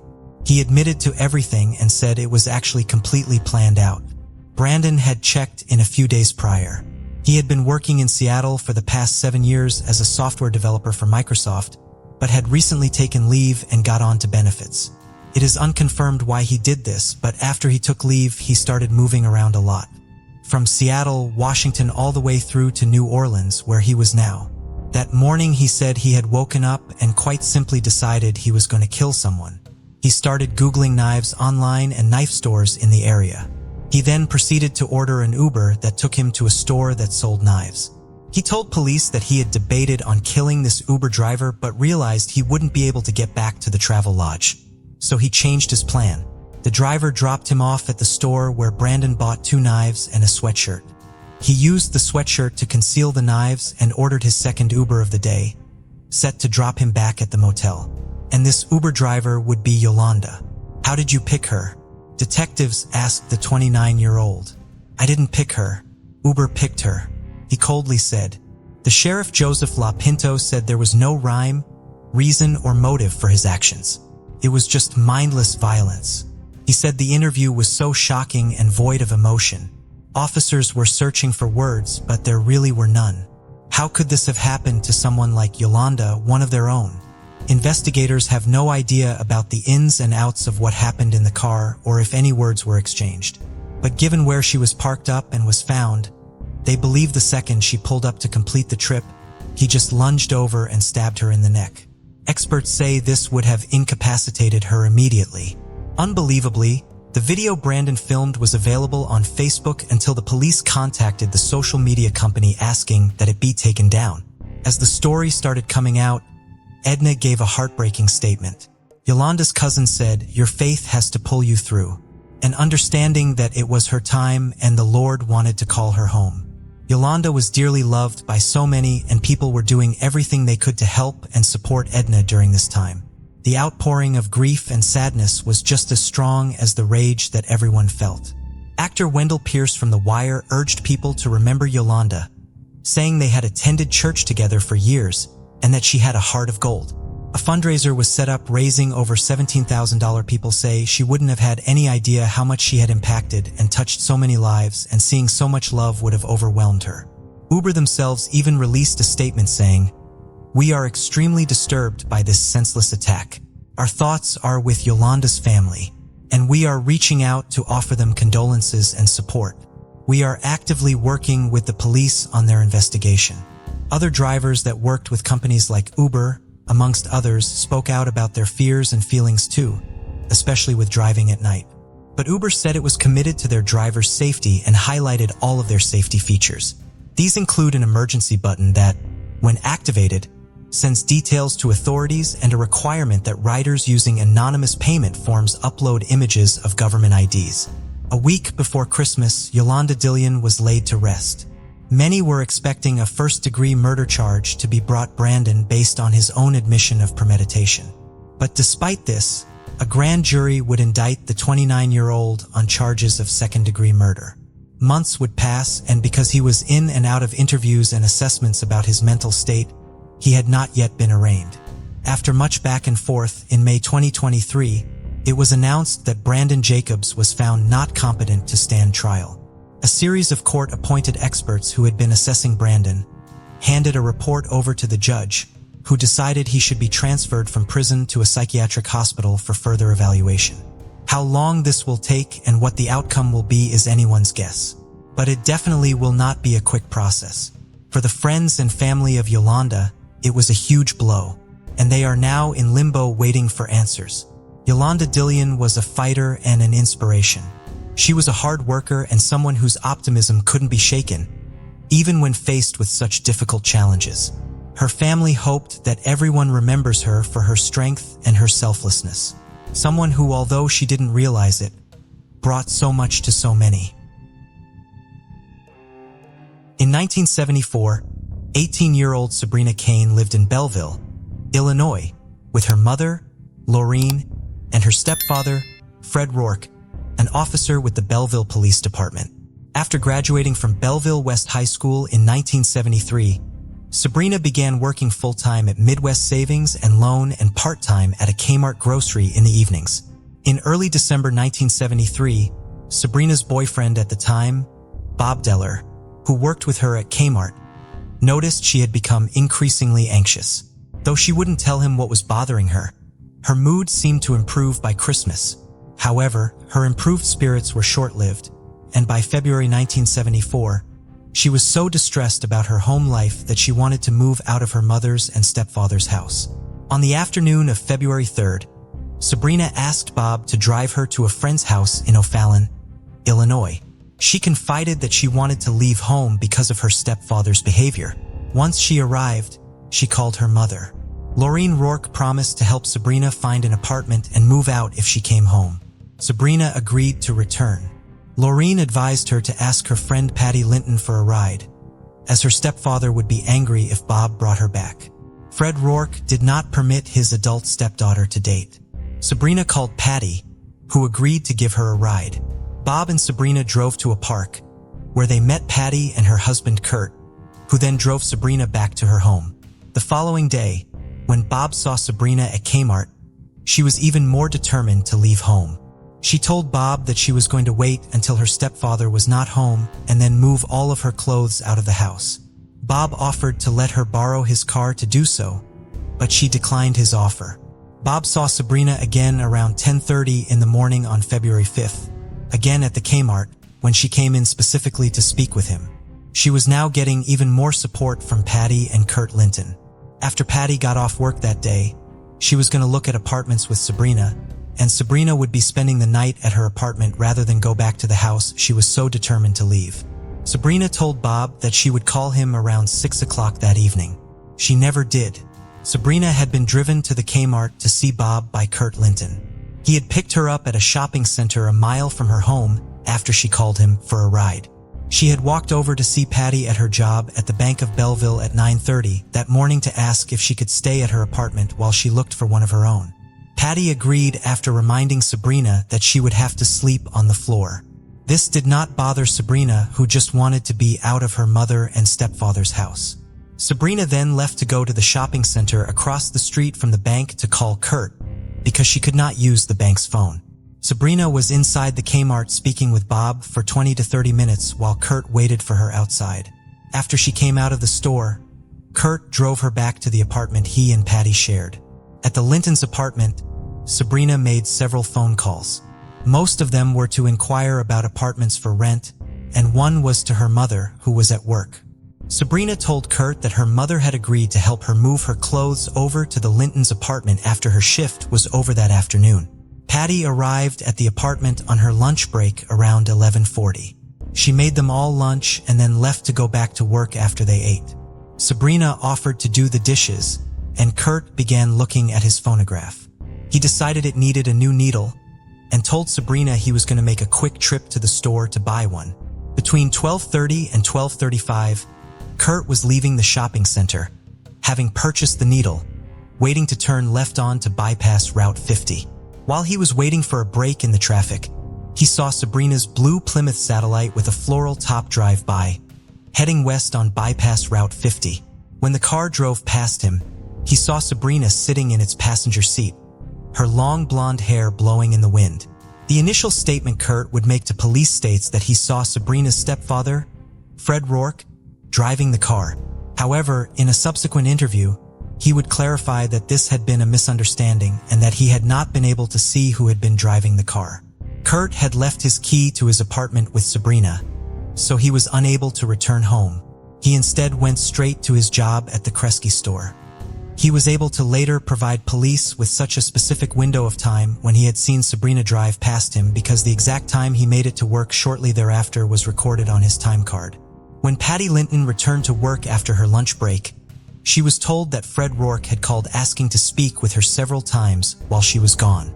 Not wanting to continue receiving such calls at her place of employment, she called him back. He asked her what the trouble with Sabrina was. She told him that she was not sure, but that Sabrina was determined to move out on her own. Patty also told him that Sabrina was at her apartment if he wanted to go talk to her. Fred Rourke would later say that he had gone over to the Lintons' apartment to speak with his stepdaughter. Sabrina let him inside the apartment and then agreed to go home to speak with him. She left Patty a note and then she and her stepfather left to drive home. When they arrived, Fred sat down on the couch and Sabrina sat down on the arm of a chair near the front door, leaving her coat on. He asked her what was wrong, and instead of responding, Sabrina got up and walked out of the house. Rourke did not go after her. When Sabrina's mother, Lorraine, returned home from work that afternoon, Fred was there, but Sabrina was not. Fred told her Sabrina had been angry and walked out of the house. Lorraine Rourke then went out looking for her daughter, but Fred did not go with her to help. Patty Linton arrived home from work at 3:45 and found the note from Sabrina explaining that she had gone home with Fred and saying that she would call her later. Patty later tried calling Sabrina at home and was told by Lorraine that Sabrina had stormed out of the house earlier that afternoon. Kurt Linton returned from work at 6 o'clock that evening, and the couple remained at home waiting for a call from Sabrina that never came. Fred Rourke claimed that Sabrina had walked out of his house sometime between 1 and 1:30 in the afternoon on February 5, 1974. She never returned home, and there were no later sightings of her. Despite this, her mother and stepfather did not report her missing until March 22nd, more than 6 weeks after she disappeared. Frank claimed that he had not reported Sabrina missing any earlier because she had run away from home before but had always come home eventually. While Sabrina had been trying to leave home in the days before her disappearance, she had remained in almost constant contact with her mother and friends about her whereabouts. She had specific plans to prepare to move out on her own. She left home without any of her clothes, which were very important to her, or any money. The day before she went missing, she told a coworker that she only had $3 as she had recently given her mother $50. Furthermore, it was highly out of character for Fred Rourke to let Sabrina's whereabouts be unknown for 6 hours, much less 6 weeks. According to Sabrina's friends and coworkers, her relationship with her stepfather was highly unusual. She would fail to show up to planned activities because she had to spend time with him. He tried to control who she was friends with and he forbade her from dating. When she had been in high school, he would often come pick her up after school to ensure that she was not spending time with boys or friends he did not approve of after classes ended for the day. Sabrina graduated high school in 1973, but Fred would not allow her any new freedoms and his behavior remained just as controlling as ever. He seemed to be hyper-focused on Sabrina and her whereabouts. He held the use of her car over her head to try to influence her behavior. Sabrina had been without access to the car and reliant on others for rides just before she vanished because she had gotten so frustrated with this behavior that she had thrown the car's keys at Fred following an argument. She would rather be without a car rather than let her stepfather continue using her access to one in this way. Sabrina had confided in a few people about instances where her stepfather would strike her or push her down. He had once thrown her against a wall and then used his hands to rub makeup off of her eyes because he did not like her wearing it. She told a coworker at Midwest Savings and Loan that her mother had once tried to intervene on her behalf, but Fred had then struck her as well. When Sabrina had started her job at Midwest Savings and Loan in October of 1973, her coworkers viewed her as outgoing and personable. The stress that she was under at home seemed to weigh heavily on her, however. Her coworkers, like her boyfriend, had noted that Sabrina had been especially anxious in December of 1973. Sabrina had also come into work on at least one occasion in tears over her stepfather's behavior. On April 20, 1974, 2 men were target shooting in Stuckey Township, west of Belleville. In Forney Lake, off of Town Hall Road, they observed what appeared to be a body floating in the water, some 30 feet from the shore. They went to the home of a sheriff's deputy who lived nearby to report what they had observed. The civil defense was called in to use a boat to extract the body from the water and bring it to shore. The assistant coroner had been called to the scene, and he identified the body, badly decomposed from its time in the water, as that of a white female. His preliminary examination showed bullet wounds to the back of her head, her shoulder, and her back. The woman's hands had been bound behind her back and a concrete block had been tied to her waist, presumably to weigh her body down. She was wearing 4 rings, one of which was a Belleville West class ring bearing the initials SJ. See, the Belleville Police Department notified the St. Clair County Sheriff's Office that they had a missing persons report filed on someone who matched the description of the woman found in the lake, Sabrina Jean Kane. They were also advised that her stepfather was an officer with the department. Fred Rourke was then brought in and asked to identify the rings the young woman had been found wearing. He positively identified the class ring as belonging to Sabrina and made a tentative identification of the other 3 rings. Rourke was very upset during this initial interaction at the sheriff's department, and after describing the last time he had seen Sabrina, he asked to see the clothing found on the body so that he could be positive that it was Sabrina. He was therefore brought to the Gardner Funeral Home where the body had been taken. He was able to confirm that the clothes found with the body belonged to Sabrina. The items of clothing matched the descriptions given of the clothes Sabrina had been wearing on the day she disappeared, provided by the people who had seen her that day. Rourke was also able to identify Sabrina's underwear and noted that she had purchased that pair not long before she went missing. While he was advised against it, Rourke also asked to see Sabrina's body. He was unable to make an identification due to its condition. The area near the pond where Sabrina's body had been found was heavily wooded, and authorities had used a local radio station to appeal for volunteers to help search it. After meeting with the sheriff's department and going to the funeral home, Fred Rourke showed up as one of those volunteers. He arrived at the scene at approximately 6:45 p.m. with one of his neighbors, Jack Erlanger. Rourke asked the deputies at the scene if anyone had searched the trestle on the road half a mile west of the lake for Sabrina's purse. When he was told no, he and Jack went to do so. When they returned, they said that they did not find anything. Jack Erlanger would later say that Borg was never out of his sight during their search. Sabrina's father, Cork Kane, lived in Arcola, Illinois, approximately 150 miles northeast of Belleville. He had remarried after his divorce from Laureen and lived with his wife and their daughter, Sabrina's 7-year-old half-sister Kimberly. Laureen and Fred Rourke did not notify him when Sabrina went missing. Cork and his wife heard on the news that the body of a young woman with long blonde hair had been found in a pond while they were spending the weekend in St. Louis. They did not learn until the following day when a family member called them that the body had been Sabrina's. Cork had been left unaware that anything had happened to his daughter during the 2.5 months she was missing and never notified of her death by her mother or stepfather, and was left to hear of it indirectly. Fred Rourke claimed that he had looked for Sabrina after she went missing, and some of Sabrina's friends did report that Fred had asked them about Sabrina's whereabouts after she disappeared. However, despite being a police officer, Rourke apparently did not believe that checking with Sabrina's father or anyone on his side of her family would be beneficial to his investigation into her whereabouts. In his initial interview with police, after he identified Sabrina's rings and learned that her body had been found, Rourke had told police that he had even traveled to Sabrina's hometown of Tuscola, Illinois, trying to find her. Arcola, where Cork Kane lived, is just south of Tuscola, but Rourke did not stop there to see if Sabrina had been in contact with him. Cork and Kimberly Kane were able to attend Sabrina's funeral, but were excluded from her obituary. During the course of their investigation, authorities continued to hear stories of Fred Rourke's allegedly abusive and controlling behavior towards Sabrina from her friends and co-workers. These accounts focused investigators' attention on Rourke. During an interview at the sheriff's department the day after Sabrina's body was discovered, Rourke claimed that he had nothing to hide.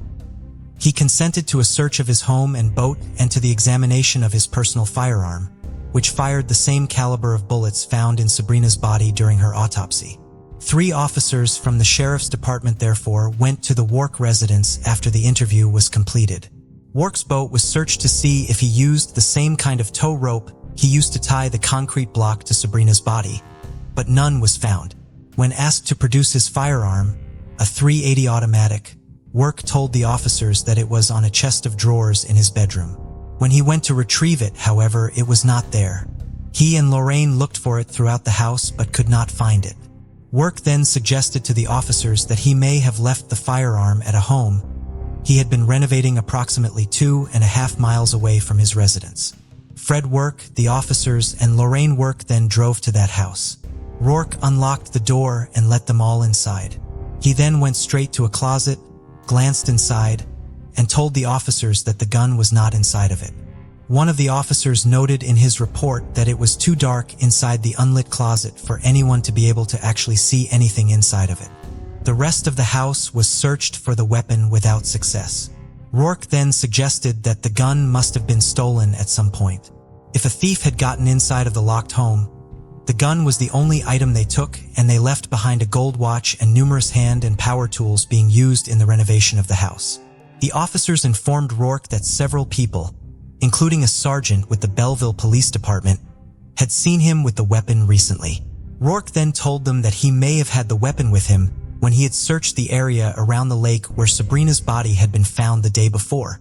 He and the officers therefore went back to Forney Lake, where he showed them the exact areas he and Jack Erlanger had searched and looked for the gun. He could not locate it. Rourke assured the officers that he would turn over the weapon should he ever find it.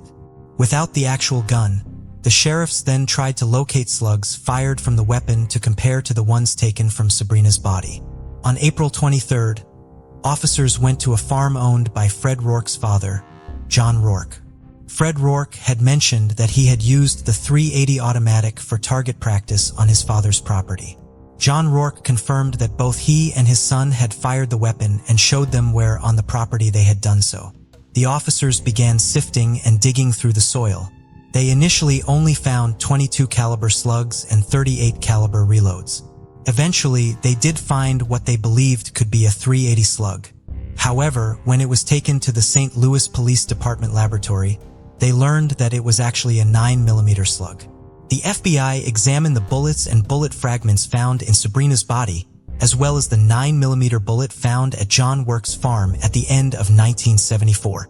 They listed the model of Fred Rourke's gun as one of several that left rifling impressions consistent with those found on the bullets from Sabrina's autopsy, but obviously could not say if it was the specific weapon used, as they had no bullet fired from it for comparison. Rourke's weapon was never located and therefore never tied to the crime. At the beginning of his interview on April 21st, Rourke had been asked to undergo a polygraph examination. He said no. Later in the interview and at the end of it, however, he said he would be willing to submit to a polygraph. When it came time to actually schedule the examination, however, he reverted back to his original position and refused to come in for it. On April 25, 1974, Michael Mercurio, the acting chief of police of the Belleville Police Department, ordered Rourke to submit to the polygraph and advised him that he would be fired from the department if he failed to do so. Burke filed for an injunction challenging the order, with the court ruling in his favor. In his decision, St. Clair County Circuit Judge Joseph Cunningham ruled that the order violated Burke's constitutional rights against self-incrimination. When a second order to appear for a polygraph was issued, however, the same judge upheld it, now stating that by halting the order, the court would be injecting itself into the administration of the city. Rourke did eventually appear for the polygraph on May 22nd, but refused to answer any questions beyond providing his name, occupation, and address. In a letter addressed to the Belleville Board of Fire and Police Commissioners, acting Chief Mercurio wrote that to all questions presented to him, he refused to answer on the grounds that it might tend to incriminate him. Rourke had initially been suspended with pay while Sabrina's case was being investigated. After his refusal to cooperate at his polygraph, he was suspended without pay from the police force at the end of May of 1974. He was fired the following month for conduct unbecoming of an officer and disobeying a direct order. His dismissal was the result of a unanimous decision by the Belleville Board of Fire and Police Commissioners. Rourke went back to court to challenge his dismissal from the police force, but the circuit court upheld it in January of 1975. A coroner's inquest into Sabrina's death was held in the beginning of May 1974. Both Fred and Lorraine Rourke refused to testify during the proceedings, both invoking the Fifth Amendment. Lorraine had testified during a St. Clair County Circuit Court grand jury 2 days prior. The inquest ruled that Sabrina's death was a homicide committed by an unknown individual or individuals. On March 7, 1975, Fred Rourke was arrested and charged with Sabrina's murder. His lawyers requested and were granted a change in venue due to the amount of attention the case received in the local media in St. Clair County. His October 1975 trial was therefore held in Quincy, Illinois in Adams County. The prosecution's case against Rourke was almost entirely circumstantial. Witnesses testified that he appeared to have a pistol in his right hip pocket when he came to search the area around Forney Lake the day Sabrina's body was discovered. Potentially the same pistol that Rourke would claim had somehow been lost or stolen when police asked to examine it the following day. Other witnesses testified to the fact that Rourke had purchased a .380 pistol in 1971, that Sabrina had been killed by bullets fired from that same type of firearm, and that Rourke was familiar with the area around Forney Lake because he had previously gone target shooting there. St. Clair County Sheriff's Department Sergeant Charles Earhart also testified that he had examined Sabrina's Plymouth Satellite, the same car Kurt Linton had seen her riding as a passenger in on the day she went missing, a short time after her body was found. The carpet in the trunk of the car had been damp, as though it had just been washed. A major witness for the prosecution was Donald Martindale, a 19-year-old former employee of the International House of Pancakes on West Main Street in Belleville. Martindale testified that on the morning of June 9, 1974, a seemingly intoxicated Fred Rourke had stumbled into the restaurant. Martindale said that he had been sitting in a booth with Cukers, a married couple who operated the restaurant. Rourke came up to them and the Cukers told Martindale to leave, so he moved 2 booths away. Martindale could still hear the conversation Rourke was having with his managers and testified that he heard a sobbing Rourke say, "I didn't mean to kill her." When Mrs. Cuker asked him who he was talking about, he replied, "Sabrina, I didn't mean to make her pregnant." A short time later, Mrs. Cuker asked Martindale, "You heard something out there, didn't you?" When Martindale said that he had, Mrs. Cuker told him that there was nothing to what he had heard and that she would talk to Rourke in the morning. Rourke at that time was passed out in the booth. Martindale did not immediately report what he had overheard because he assumed Mrs. Cuker would be doing something about it. Several weeks later, he mentioned the conversation to a friend, who was the son of a Belleville police officer. The friend convinced him to go to the police with his account. Rourke's attorneys attacked Martindale's credibility and the details of his story. They called Mr. and Mrs. Cukier as witnesses, and they both denied that the conversation had taken place. They further claimed that they had not even been at the restaurant at the time Martindale described in his testimony, and that Martindale's employment at the restaurant had ended the day before he said he had heard the conversation. However, their testimony about why he was no longer employed there did not match up. Mrs. Cukier said that Martindale had been fired, whereas Mr. Cukier said that Martindale had quit and left on friendly terms. Martindale disputed their account of the timing of the end of his employment, saying it came after June 9th.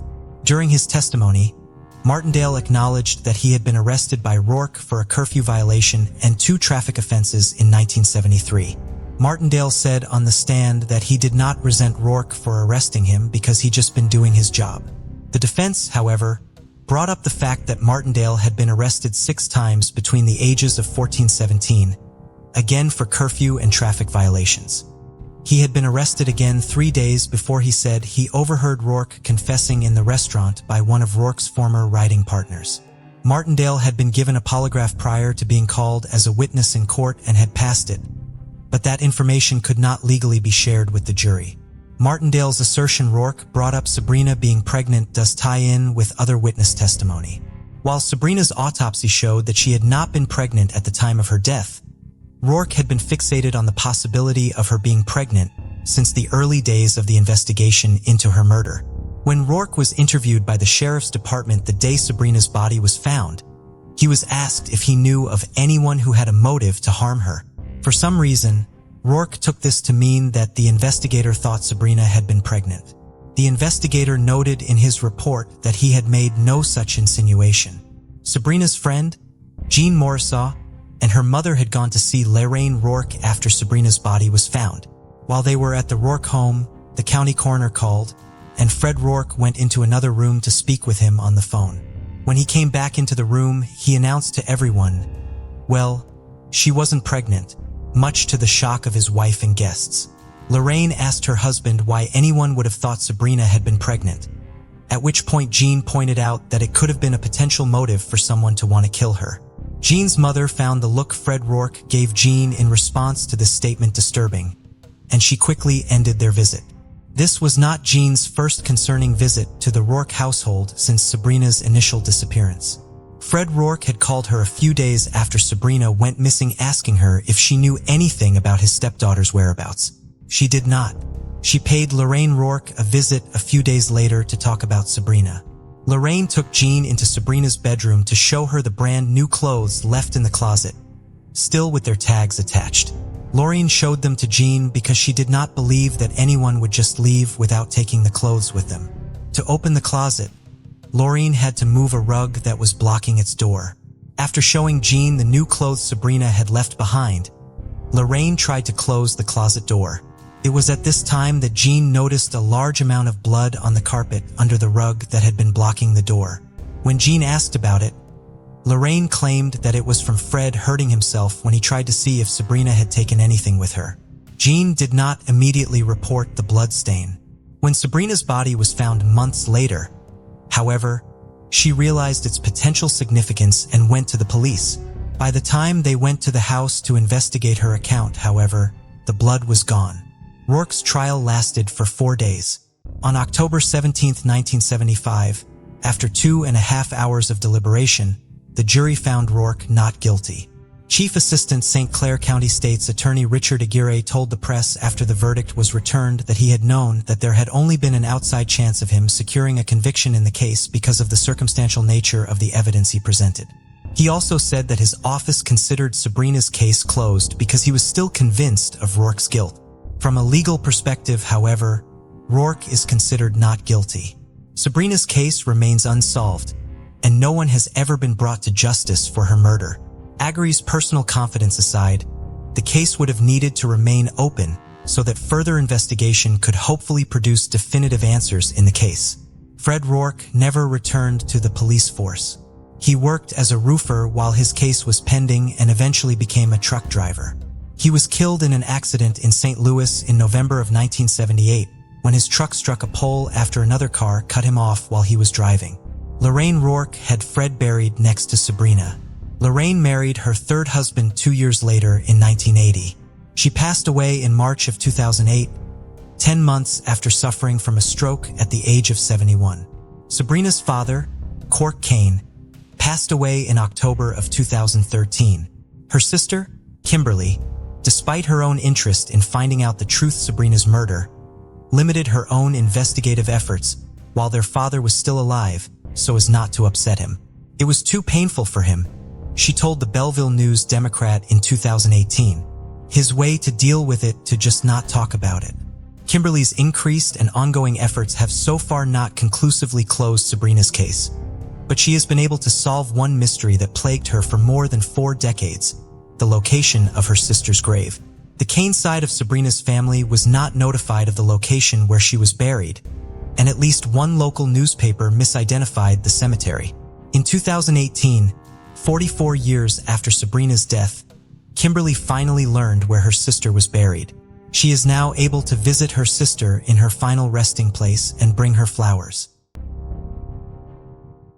Muskogee, Oklahoma, is a city with a population of fewer than 40,000 people, offering a distinctly rural atmosphere. The homes are spaced out and set apart from one another, and the 900 block of Indiana Street is no different. This case begins at 1:30 a.m. on Tuesday, February 2, 2021, when a 911 call was made. Muskogee authorities are accustomed to dealing with crime, despite the city's seemingly quiet appearance. In fact, it has one of the highest crime rates in America. The likelihood of becoming a victim of either violent or property crime in Muskogee is 1 in 24. However, nothing could have prepared officers for what they were about to encounter. The man who had made the 911 call requested an ambulance before handing the phone to a woman who was clearly losing consciousness. The authorities were now in a race against time. As they arrived at the scene, they saw a young man calmly leaving the property. When they got onto the street, they saw a young man calmly leaving the property. He was covering his face and holding a gun. He stood there for a minute, not responding to the officers and staring blankly. He suddenly darted away and ran off into the night. One of the officers fired at him, but they missed, and a chase was now underway. They finally managed to catch up to him, and he was placed under arrest. The man was 25-year-old Jaron Dijon Pridgeon, and he was not only the suspect in the shootings, he was also the person that made the call to 911 in the first place. Officers were now moving through the home, and it was painfully silent. The woman Jaren had passed the phone to was 27-year-old Brittany Anderson, and she was clinging to life. Paramedics said her injuries were life-threatening, and they feared the worst as they waited for a helicopter to take her to hospital. As they moved through the home, they found a young man and 4 of Brittany's small children. They had all been shot to death. Another one of her children was badly injured and fighting for their life too.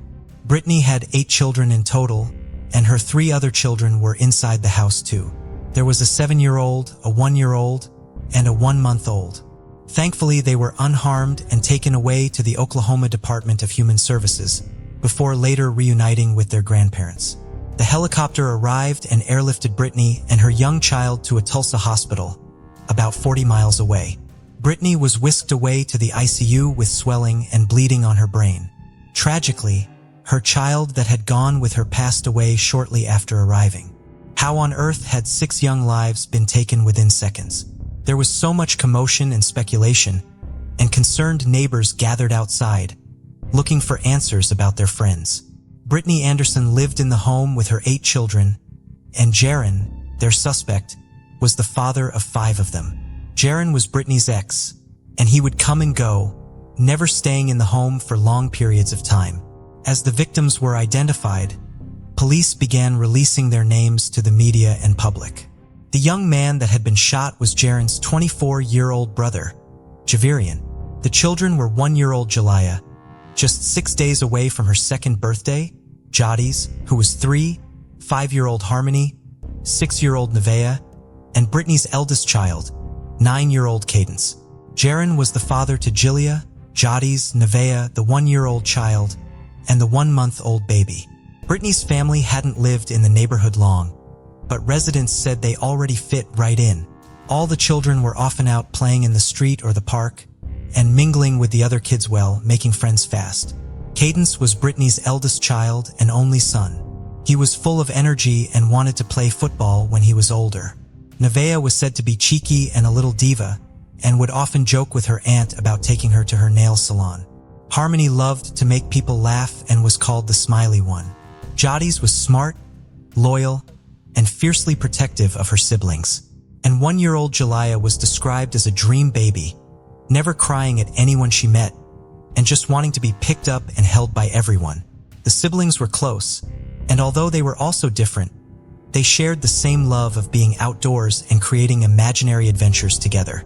They all had a tradition of saying goodbye with a high 2, high 5, and a fist bump. Jaliyah couldn't do the high 2 yet, so she did a high 1 instead. Jaren was already in custody and, understandably, being held without bond. He was totally emotionless and uncooperative, providing no reason for his rampage. Jaren had a long rap sheet, including burglary, assault and battery with a dangerous weapon, obstructing and resisting an officer, and possession of a controlled dangerous substance. In 2019, he was charged after he attacked a woman by throwing slabs of concrete at her. He pleaded guilty and was sentenced to 10 years, but this was deferred on account of a mental health evaluation, and instead, he was placed on probation for 3 years. It was a crime so cruel it was beyond comprehension, and everybody collectively felt so much anger and pain for the family. Authorities said it will go down as the most heinous crime in modern city history. I've been with this agency for 16 years and have not had anything to this magnitude during my time that I've been on, the police department spokesperson Lynn Hamlin said. Flowers and balloons started lining the front of the home, and a lot of the children in the area took their toys over as well, laying them outside for their friends they had now lost. I feel bad for the mother that lost her children, so I decided I would grab a couple of stuffed animals and bring them here, one young girl told the cameras. A day after the shooting, numerous people gathered in a park outside the Muskogee Civic Center to sing and pray for the family. The mayor said the shootings had already taken such a toll on the community, but they were rallying together in a way he had never seen. Restaurants were bringing people food for free, and agencies across Oklahoma were offering support teams and therapy dogs. Mayor Coleman said, "I can't even describe how I'm feeling. For me, as the leader of this city, as well as the pastor of a church that Brittany and her sisters frequently attended when they were kids, grief would be an understatement. Many of us went to bed resting in anticipation of tomorrow's hopes, only to have awakened to know that 5 babies, with unlimited potential, are no longer with us. Their lives taken prematurely, their families grappling with a new horror, and our community paralyzed with grief. Miraculously, and against all the odds, Brittany was recovering. She was now awake, sitting up and talking. But the young mother then soon had to face the devastating reality that was now her life. 5 of her children had been murdered. She told police that that night was all such a blur and everything had happened so fast. She said she had told Jaron he could visit the kids as he was on his way to Texas, and he would be passing through. She said the last thing she remembered was Jaron saying he would never hurt her. Moments later, she said he snapped and fired the gun right at her face. I was in and out of consciousness, but I knew that I was attacked first, she said. I seen Jaron walking in from the kitchen saying, I shouldn't have done that, she added. Brittany recalled as the paramedics came in. She heard them saying deceased kids, and it just didn't register. Nothing about what had happened to her family registered for days. The community was still supporting them in every way they could, and a fund was set up to help cover the funeral costs. It raised a staggering $45,000 on February 13th. All 5 children were laid to rest, but residents knew it would bring little peace or closure. He said he planned to sign a proclamation in the next few days to make the month of March Community Care Month for first responders. Several first responders were getting counseling because of the shooting, and he wanted the community to support them as well during this time. Paramedics said they actually knew the house, with some of the team having a personal connection to the family. They said that that day will be something that will stick with them forever. And as much as you can prepare for traumatic calls, no one can be prepared for something like that. 25-year-old Jaron Pridgeon soon appeared in court to answer for his heinous actions. He was charged with 6 counts of first-degree murder, 1 count of shooting with intent to kill, and 1 count of possession of firearms after conviction or during probation. The prosecution is seeking the death penalty, but the judge requested that he undergo psychiatric evaluation before anything else could go ahead. And with delays due to the pandemic, things were slow. In May 2023, it was announced that Jaron would be changing his plea from not guilty to not guilty by reason of insanity. The trial was then given a start date of October 2023. But due to yet more delays, it likely won't go ahead as planned. Even 2 years later, he still says nothing about what happened that morning and what drove him to do it. He's not a person. He is a monster. And on top of being a monster, he is a coward for doing what he did, Brittany's sister Raven said. The pain that Brittany must live with is unimaginable. She is surrounded by a strong and supportive family, and the community and everybody around her is working to help her rebuild her life as best she can. She said she has an overwhelming feeling of survivor's guilt and believes that she should be gone too. But she has to stay strong for her 3 surviving children. Brittany says her house feels so empty now and any sense of normalcy is gone. The laughter, happiness, and joy no longer exist. And she says without the pitter-patter of so many tiny feet, she lives in a very quiet and lonely place, physically and emotionally. Discover the chilling world of secret crime mysteries, where we delve into the most perplexing cold cases and unsolved crimes. Join us as we unravel hidden clues and explore haunting mysteries. Subscribe now and be part of the journey to bring these cases to light. Friday, November 25th, 2022. Thanksgiving weekend, 6:58 a.m. Riverside, California, in a small cul-de-sac on Price Court. It was a peaceful morning that Friday. Most families were still resting, having enjoyed delicious food and good company the night before Thanksgiving. For many, the weekend would continue in a similar fashion, eating well, unwinding, and spending time with loved ones. Just before 7 a.m., a red Kia Soul pulled into the area, and a man dressed in a tan trench coat, black fedora, and face mask, carrying a black duffel bag and a plastic bag, stepped out. He wandered around the neighborhood for a while, standing outside a house briefly before returning to his car and driving off. He repeated the same behavior twice. One of the neighbors found it odd enough to call the Riverside Police's non-emergency line and report the license plate. However, since nothing had actually happened, The police could only make a note of the information. 2 hours later, at 9 a.m., Michelle Blandon was about to leave her house when she received a call from her mother, Sherry. Sherry was frantic, speaking quickly. She explained that a detective was at her house and wanted to speak with her 15-year-old granddaughter, Michelle's niece. He said something had happened near the school and it was very urgent that he get hold of her. 65-year-old Sherry lived in the home with her husband, 69-year-old Mark, a volunteer high school softball and baseball coach, her daughter, 38-year-old Brooke, and Brooke's 2 young girls. Everyone's minds were racing. Had the teen done something wrong? Was she in trouble? Was he going to take her to the station? Sherry said it was just her and Mark in the house as Brooke had taken her girls out. The officer said he would have to wait until they came home and interview everyone separately. It seemed really serious. Michelle was baffled and worried but reassured her mother it was probably nothing and to try and stay calm. Sherry asked the detective if it was okay for Brooke's other daughter to get dropped off at Michelle's house while they sorted everything out, and he agreed. All everyone could do was wait until the teen came home with Brooke. The detective told Sherry that he needed to talk to the adults first and the teen would have to wait in the car once she got there, along with both hers and Brooke's phones.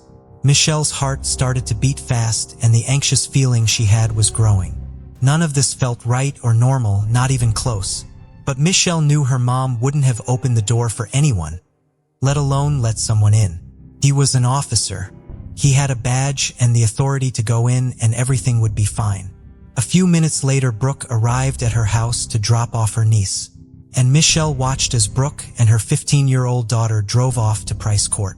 Michelle called Sherry back and said they were on their way over and asked if everything was okay. Sherry's voice was shaky and she was fighting back tears. She said the detective was still in the house, but before she could say anything else, he took the phone off her. Calming and reassuring, he said, "I'm here with your mom. She is kind of being anxious and freaking out. Everything is gonna be okay. It's all okay." He passed the phone back over and Michelle strained to hear what was being said. She heard the detective say as part of the investigation that he needed to search the teen's room. The room with the Green Bay Packers memorabilia, he said. Michelle felt sick. How on earth did he know what the inside of her family's house looked like? But before she could say anything to her mother, Sherry said, "I'll call you back." And the line went dead. There was nothing Michelle could do but wait, so she tried to shake it off and headed out into town. Brooke finally pulled up and went inside, her daughter staying in the car as per the officer's instructions. A short while later, Michelle sent a text to her mom asking for an update. She got no reply. 11 o'clock and 8 seconds a.m. 911 dispatchers received a call requesting that a welfare check be carried out at Price Court. A couple of residents were concerned as they had watched a man leaving a house with a much younger girl who was very distressed. She had no shoes on and was subtly trying to mouth words at people watching, although they couldn't tell what she was trying to communicate. The pair walked towards a red Kia Soul, which was parked on someone's drive. The same person's drive, in fact, that had reported the car's license plates just a few hours earlier. As the pair approached the car, the owner of the house opened the door and shouted at the man that he couldn't park there. The man was very apologetic and said he was leaving. He opened the back passenger side door and the girl got inside. He then walked around to the back door on the driver's side and put the black duffel bag inside. As he turned around, the neighbor saw some red spots on his clothes which looked like blood, but she couldn't be sure. Although the girl wasn't physically forced into the car, something was very troubling about the situation. Before the man shut the doors, the girl quietly whispered, "Help me," and the car sped away. Michelle, who was still out in town, then got a Facebook message from a neighbor of her parents. "Please call me ASAP," it read. A few minutes later, more calls came flooding into the Riverside Police Department. A house was on fire at Price Court. It was Mark and Sherry's. Michelle jumped in the car with her husband and they started heading across town. She was calling her mom, dad, and sister repeatedly, but no one was picking up. Price Court, authorities were now there and tackling the blaze. The windows were starting to smash because of the heat and the roof was caving in. As firefighters made it inside, they found the bodies of Mark, Sherry, and Brooke lying closely together near the front door. They all had plastic bags over their heads and were bound and gagged. They were already dead, and their neighbors watched in horror as they were pulled from the home. Michelle and her husband pulled up to her parents' house just after this, and Michelle tried to run through the tape as the police dragged her back. Her parents' and sister's cars were still parked outside, and although it was too early to tell who had been inside, Michelle soon heard that several bodies had already been carried out. As a shaken Michelle headed to the station with the police, other officers were trying to track down the red Kia. Michelle told them about the strange phone calls that morning and the detective inside her parents' house. She said there was no way the man would have got inside the house without showing some form of ID. Sherry would never have let him in without this, no matter what he said. Police were still not confirming anything, but when Michelle told them about her father's 2 tattoos on each arm, a Green Bay Packers logo on his left and a Notre Dame mascot on his right, she was faced with a situation that she had somehow been trying to rationalize and come up with excuses for. Her mother, father, and sister were inside the house, and her niece was now missing. Despite people wondering if the fire had caused their deaths, an autopsy would later reveal that Mark, Sherry, and Brooke had all likely died of asphyxiation. They had been bound and gagged before plastic bags were put over their heads, and Brooke's throat had been slashed. Mark was killed first, and they could see from the injuries that Brooke had really tried hard to fight off the attacker. 3 of the family's dogs would also die in the fire, along with their pet bird. Their 4th dog, which had been in the backyard at the time, survived and went into a shelter whilst a new home was found. For the small, quiet community and everyone that knew the family, it was impossible to believe that anything like this could happen on their doorsteps. Around the same time all of this was going on, over 2,000 miles away in Virginia, a woman was filing a missing persons report. Her boyfriend of 5 years had taken off, and now she couldn't get hold of him. The couple had been celebrating Thanksgiving together in San Diego for a few days with her parents when he suddenly started packing to leave. He said he had run out of vacation time and needed to drive back to Virginia, where he had just purchased a house. But the drive would take over a day, and this hadn't been their plan. Little did she know, he hadn't set off to Virginia. He had set off for Riverside, California, and she would soon realize it was her boyfriend that was now on the run with the missing 15-year-old girl. Using the license plate the neighbor had previously given them, police in Riverside were finally able to track down the red Kia as it was heading into Kelso, an unincorporated area of San Bernardino County. On a totally empty and rural road, far away from anything, they caught up to the car, and a SWAT team and helicopter were in pursuit. The man finally pulled over and jumped out of the car, firing his gun. He showed no signs of backing down. A shootout ensued with the man as the girl ran from the car. In a matter of seconds, the driver was dead and the teen was with the police. Most reports state that he had turned the gun on himself, but some say he was killed by police fire. The 15-year-old, who to this day has never been named, was alive and unharmed. She was taken into protective custody before they began interviewing her. She and her sister also began a lengthy process of trauma counseling, and a GoFundMe raised over $100,000, which would be given to the girls. Upon hearing that she had been found alive, Michelle commended the neighbor for being so diligent in reporting the number plate and for persisting they look into it. She believes it absolutely saved her niece's life. The man who had kidnapped her and killed her family was 28-year-old Austin Lee Edwards, a serving Virginia State Deputy Sheriff. To the authorities' surprise, the teen said she did actually know Austin, having met him online, but he was not the person she thought he was. The pair had started speaking on Omegle, a free online chat site that allows people to socialize with others without the need to register or create an account.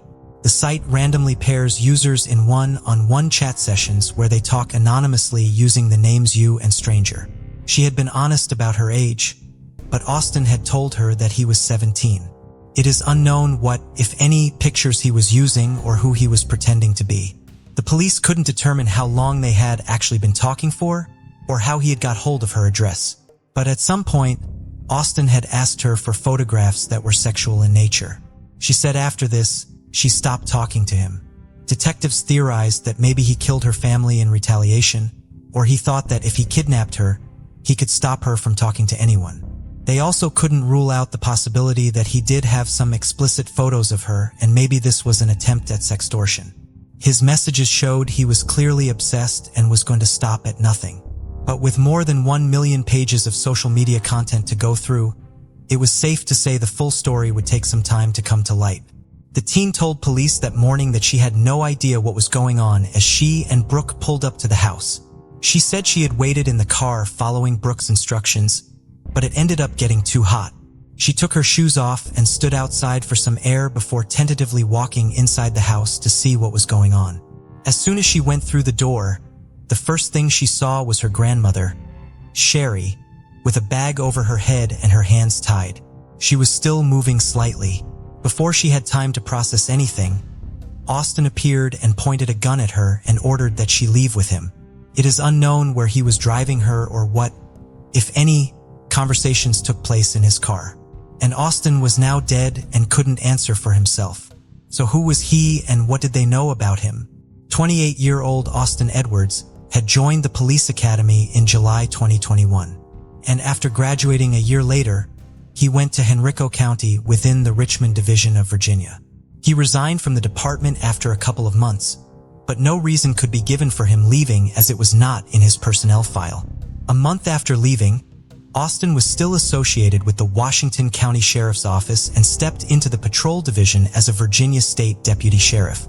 A little under 2 weeks before he drove to California, in a small town of less than 2,000 people, Austin had purchased a new home.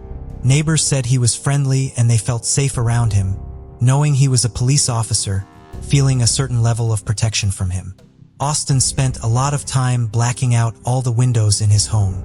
But less than 10 days after moving in, Austin Lee Edwards, the Winnecks and their pets would all be dead in another state.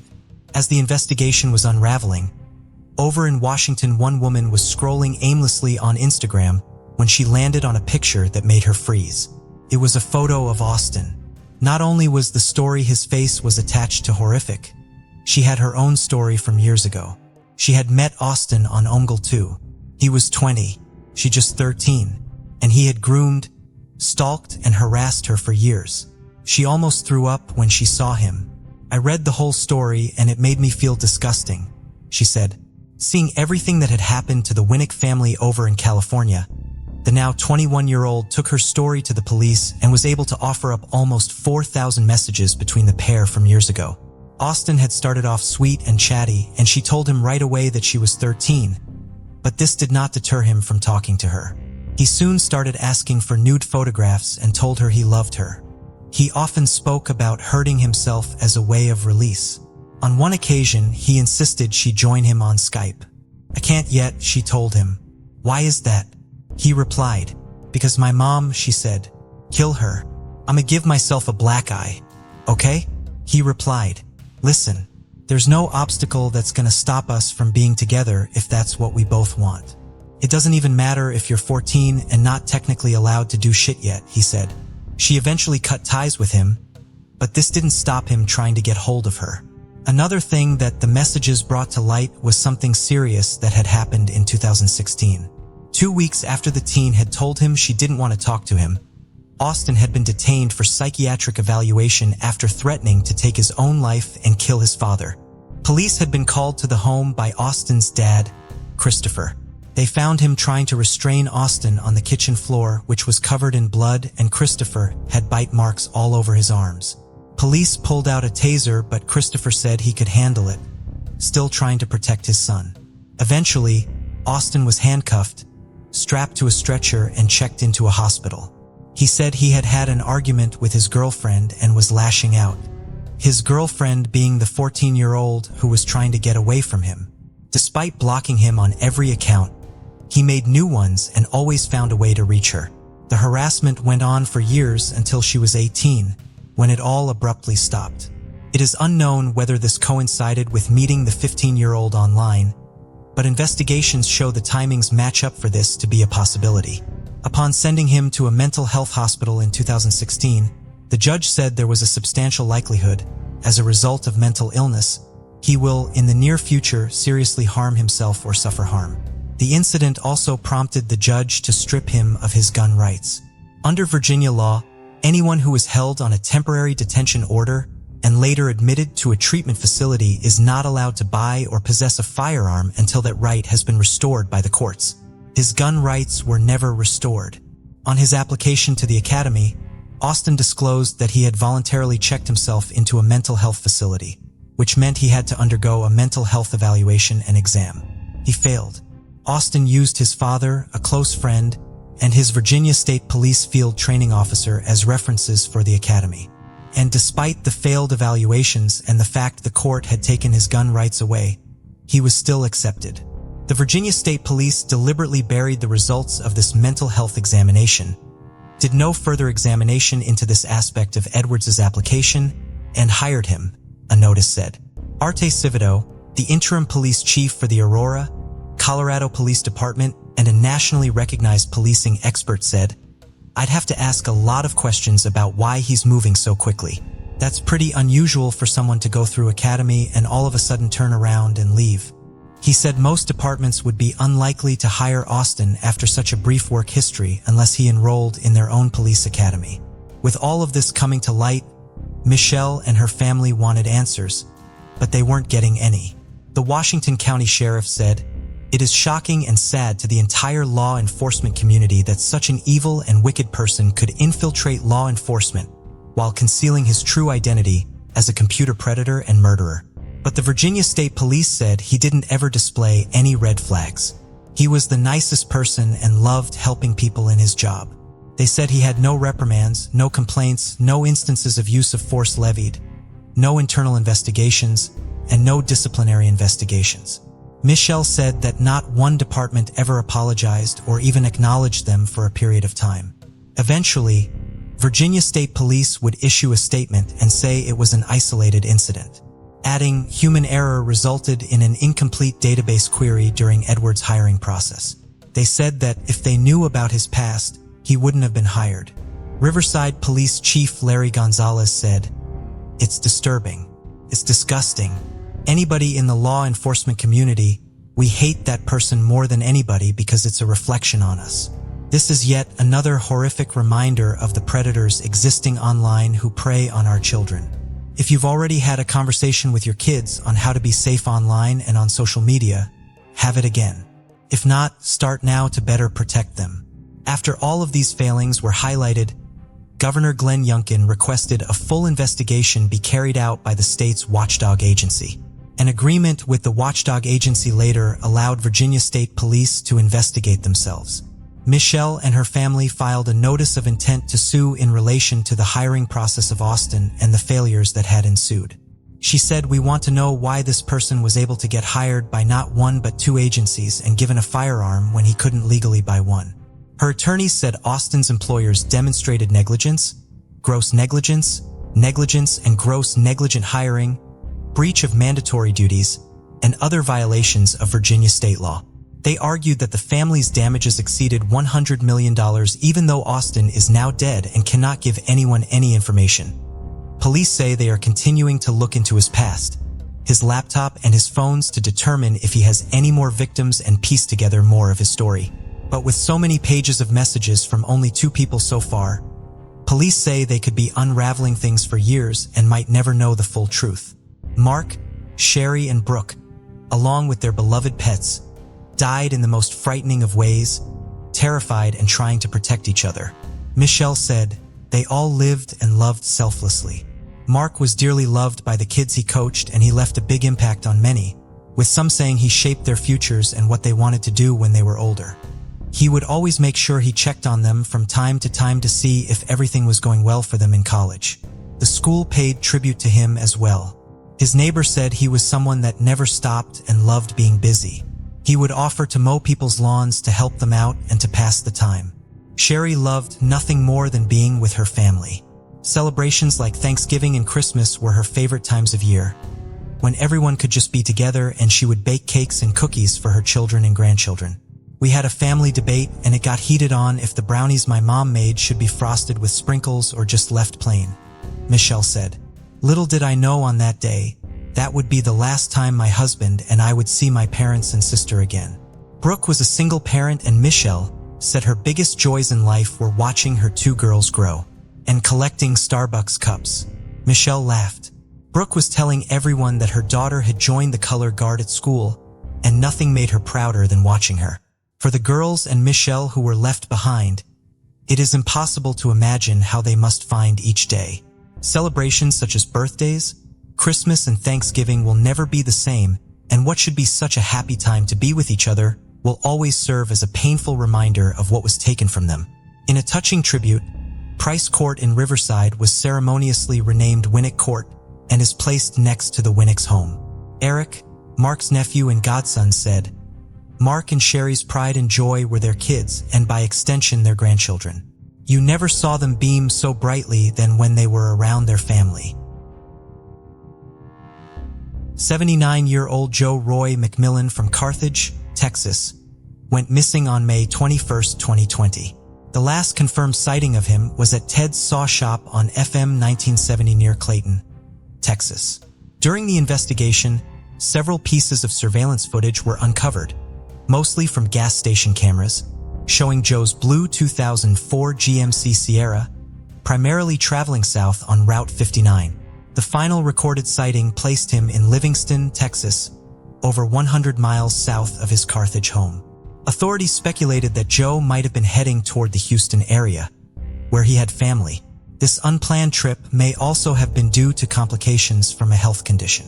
Joe was diabetic, and his family also feared that he was beginning to show signs of dementia. On August 6, 2020, authorities in Brazoria County, Texas were working in a bayou near the town of Freeport to remove 2 vehicles from the water. The site was just after a sharp turn in a nearby road, and accidents were common there. While they were there to retrieve 2 vehicles known to have gone off the road and into the water the night before, they unexpectedly found a 3rd vehicle, a blue 2004 GMC Sierra. Joe's remains were inside of the vehicle. While the circumstances of the vehicle's discovery indicated that Joe was killed after his car accidentally went off the road and into the water, the Texas Rangers still processed the scene. No signs of foul play were found. Joe is laid to rest during a private funeral service. He is survived by his wife of 60 years, Bonnie Sue, 3 children, 3 grandchildren, and a great-granddaughter. We are saddened by the confirmation, but at the same time, we're just glad to finally have some answers and to get some closure for all that has happened, Joe's grandson, Michael McMillan, told KLTV. Rochelle Thomas Stubblefield was a gifted athlete, attending Calumet College of St. Joseph in Whiting, Indiana on a track and field scholarship. She had to take a step back from running in 2015 when she became pregnant. She was expecting a boy whom she planned to name Amir Deshaun Thomas Stubblefield. Her due date, December 15th, was just 10 days before her own birthday on Christmas Day. In 2015, she would have turned 21. November 10th, 2015 started out as a normal day for Rochelle. She went to her classes and then attended a women's basketball game in the evening. The game was the last place she was seen.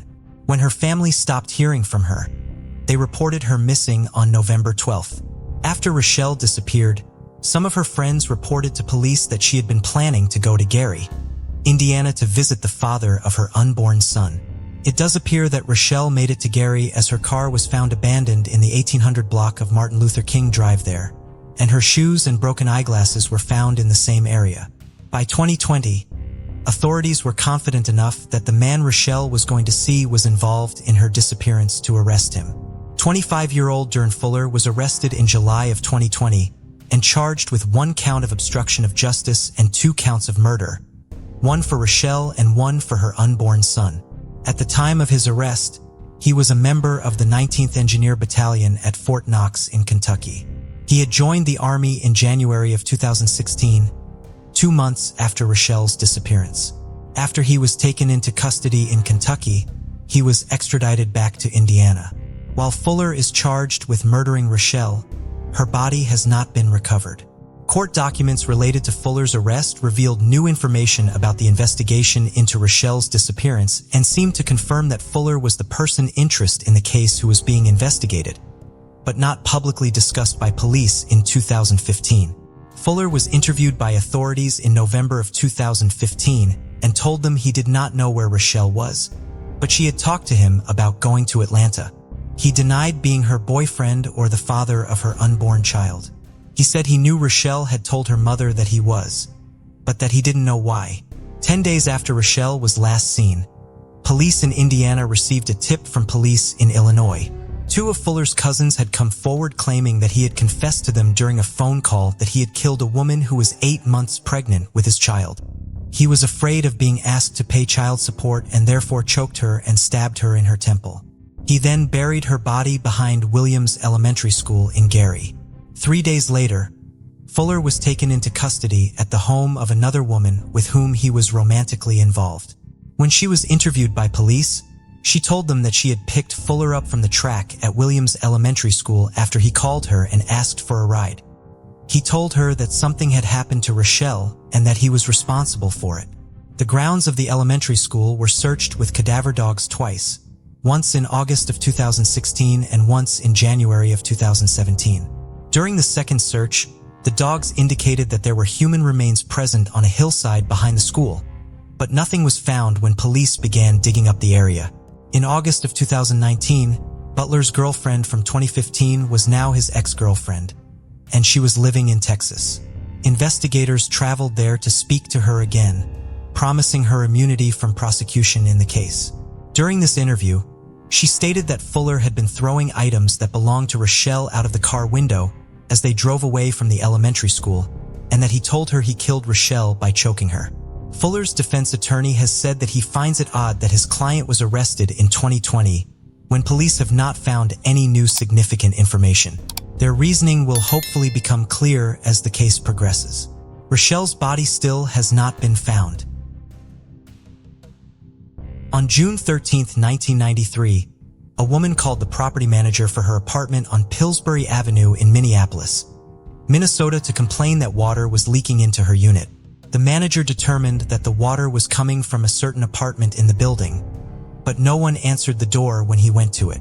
After he let himself in, he found that the source of the water was the shower, which had been left running. He also found a large amount of blood in the nude body of 35-year-old Jeannie Childs. She had been stabbed multiple times. Jeannie was a sex worker who brought clients back to this apartment, which was rented by her boyfriend who had been out of state at the time of her murder. Her case went cold, but several items were collected from the scene. Eventually, they were tested for DNA. A DNA profile was developed from sperm cells on items from the scene and from 2 other non-sperm cell fraction samples taken from Jeannie's towel and comforter. This DNA profile was not found in any criminal databases, but in 2018, it was run through a commercial DNA site, and genetic genealogy was used to identify a suspect who had been living in Minneapolis at the time of the murder. That suspect was placed under surveillance, and in early 2019, authorities followed him to a hockey game. There, they witnessed him eat a hot dog and wipe his mouth with a napkin. When he threw the napkin away, they collected it. The DNA found on the napkin was a match to the DNA from the crime scene. The suspect was 52-year-old Jerry Westrom, a married father of 3. He was arrested and charged with second-degree murder in February 2019. A direct DNA sample was then taken from him and confirmed the DNA match. Speaking with police after his arrest, Westrom denied any involvement in Jeannie's murder. He further claimed that he had never even been in that apartment or that apartment complex. When he was shown a picture of Jeannie, Westrom said he did not recognize her and claimed that he had not had sex with any woman in Minneapolis in 1993. He could not explain why his DNA was at the scene. He posted bail and was released. Westrom, with the support of his family, maintains his innocence. His lawyer has claimed that the evidence against his client is thin because some of the DNA came from sperm and the victim was a sex worker. In April of 2019, authorities announced that another piece of evidence tied Westrom to the scene, a bare footprint left in Jeannie's blood, which was a match to Westrom's footprint. Westrom was originally charged with second-degree murder at the time of his 2019 arrest. However, on June 25, 2020, a grand jury indicted him for first-degree premeditated murder in the case. He turned himself in to the Hennepin County Sheriff's Office the following Monday. With the charge increased, A judge also increased his bail to $2 million, up from the $500,000 it had been set at following his initial arrest on a second-degree charge in 2019. He was able to post it and was released on July 16th. At the end of July 2020, Westrum's trial date was finally set for April 19, 2021. Hearings in the case were originally delayed because the defense was waiting for evidence in the case, which Westrum's lawyer says they are still waiting for. Proceedings have now been delayed due to the ongoing pandemic. Ronan was born in November 2005 at New Cross Hospital, the second child of parents Chanda and Pooja, joining his older sister Nikita. He attended Lanesfield Primary School before moving on to Calzer Academy, Wolverhampton. In 2012, his parents separated, and they would divorce 5 years later. But Chanda noted that it was Ronan who played a key role in helping them reconcile. Nikita shared that she had never met anyone so caring, loving, bright, and popular, describing her little brother as having a massive heart. Ronan's compassion for others was clear in the way he treated people. If he saw someone struggling on the street, he would always offer money and show them kindness and respect. At 16 years old, Ronan was considered the heart and soul of his family. He had a fantastic sense of humor and enjoyed playing pranks and practical jokes. A devoted Liverpool Football Club fan, he also loved watching Netflix and playing on his PlayStation. Ronan could spend hours drawing anime and enjoyed being at home so much that his friends often had to encourage him to go out. On June 29, 2022, a bright summer day in Wolverhampton, Ronan had just completed his GCSE exams 5 days earlier and was excited to start a new chapter in life. He planned to study sociology, psychology, and law at a level, with dreams of becoming a lawyer one day. He was also excited to go on the family's first holiday out of the United Kingdom. At around 4:30 p.m., Chandler gave his son and his son's friends a lift to the Midland Snooker Club on Oxford Street in Bilston. This was a place Ronan had been going to with his family since he was a child, and they would also enjoy meals out there. Before leaving, Pooja gave her son a kiss, told him he looked handsome, and waved goodbye as they set off. At 7:30 p.m., Ronan called his father to ask if he could pick him up and give him a lift home. After getting back to his house on Mount Road, he later set off again to buy a PlayStation controller from a friend. His dad then phoned him and offered to pick him up, but Ronan declined and said he would instead walk home. He put his headphones on, started his music, and set off. 8:56 p.m. Chanda's phone rang. It was Pooja. She had been in Wolverhampton City Centre at her weekly meditation class. She asked him what was happening on Mount Road after hearing that it had been closed off and police had swarmed the area. Chandler went outside and neighbors had started to gather on the street. There were police and emergency services everywhere. He was told that somebody had been stabbed. He said he rang Ronan more than 10 times, but each time it rang out and went to voicemail. He then told a police officer on the scene that his son had not come home. They were shown a picture of Ronan, and one of the paramedics said they were treating someone who did look like him, and tragically it was. When Pooja arrived home, she begged the officers, "Please let me see him one time. He will wake up for his mum." But they said no. At the age of just 16, Ronan Kanda died at the scene, just 2 doors away from his house. Chanda was inconsolable and needed to be comforted by neighbors. When Pooja found out she was shattered, as was Nikita, who was on holiday in Crete at the time, a murder investigation was launched. One of the first things the police did was look at the network of CCTV cameras from around the area to try and piece together what had happened in Ronan's final moments. This would give them their first major breakthrough. 2 males were seen brandishing both a ninja sword and a machete, running towards where Ronan was. The cameras then picked up Ronan's scream as he was viciously stabbed. As the investigations into the footage continued, someone handed themselves into the police after confessing to his mother and uncle that he had been involved. His name was Sukhman Gill, and he could be seen on the footage alongside Prabjit Vidisa. The 2 were arrested. Also arrested were 20-year-old Josiah Francis and 18-year-old Joseph Whitaker. Pravjit and Sukhman were charged with murder on a joint enterprise basis, meaning that someone could be charged with the crime of someone else if they foresaw the other person was likely to commit said offense. They denied the charge of murder but admitted to carrying a bladed article. Josiah Francis and Joseph Whitaker were also charged with carrying a bladed article and murder, and both denied the charges. Ronan's family, who were being supported by specially trained officers, issued a statement.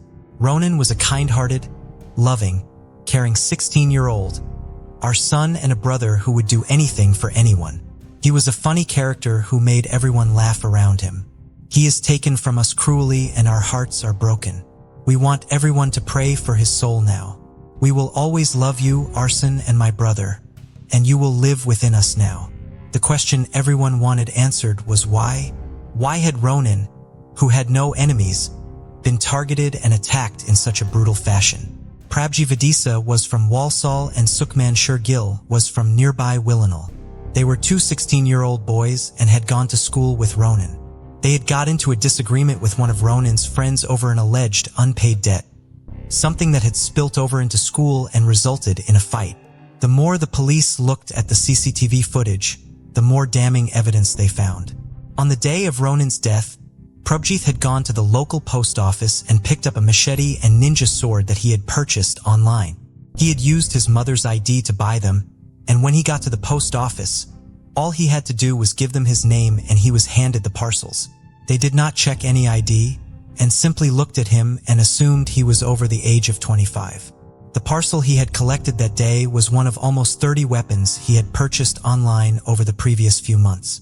He would then sell them on to people at school. After going to the post office, he had conspired with the three others, Sukhman, Josiah, and Joseph. It was decided they were going to pay Ronan's friend a visit and scare him into paying back the money it was alleged that he owed. And given the blades he had brought, it was evident it was going to be violent. The four then got into a red Vauxhall Corsa driven by Josiah, sat in the passenger seat with Joseph, and Sukhman and Prabjit were sat in the back. Just before 8:30 p.m., Ronan had almost made it home. The Corsa had been parked on Beach Avenue and Prabjit and Sukhman got out. They were then seen running towards Mount Road at 8:34 p.m. They ran after Ronan and attacked him from behind. He was stabbed twice, once in the side and once in the chest, with one of them piercing his heart. One of the stab wounds had gone 20 centimeters into his body, and the other 17 centimeters. Prabjit had been the one to deliver these fatal blows. Sukhman had brandished the weapon but not used it. As Ronan screamed out in pain, they realized they had not attacked their intended target. It was a case of mistaken identity. They proceeded to run off down the street, back to the car, leaving Ronan on his own as he lay dying. The car then pulled away and drove off towards Birmingham New Road.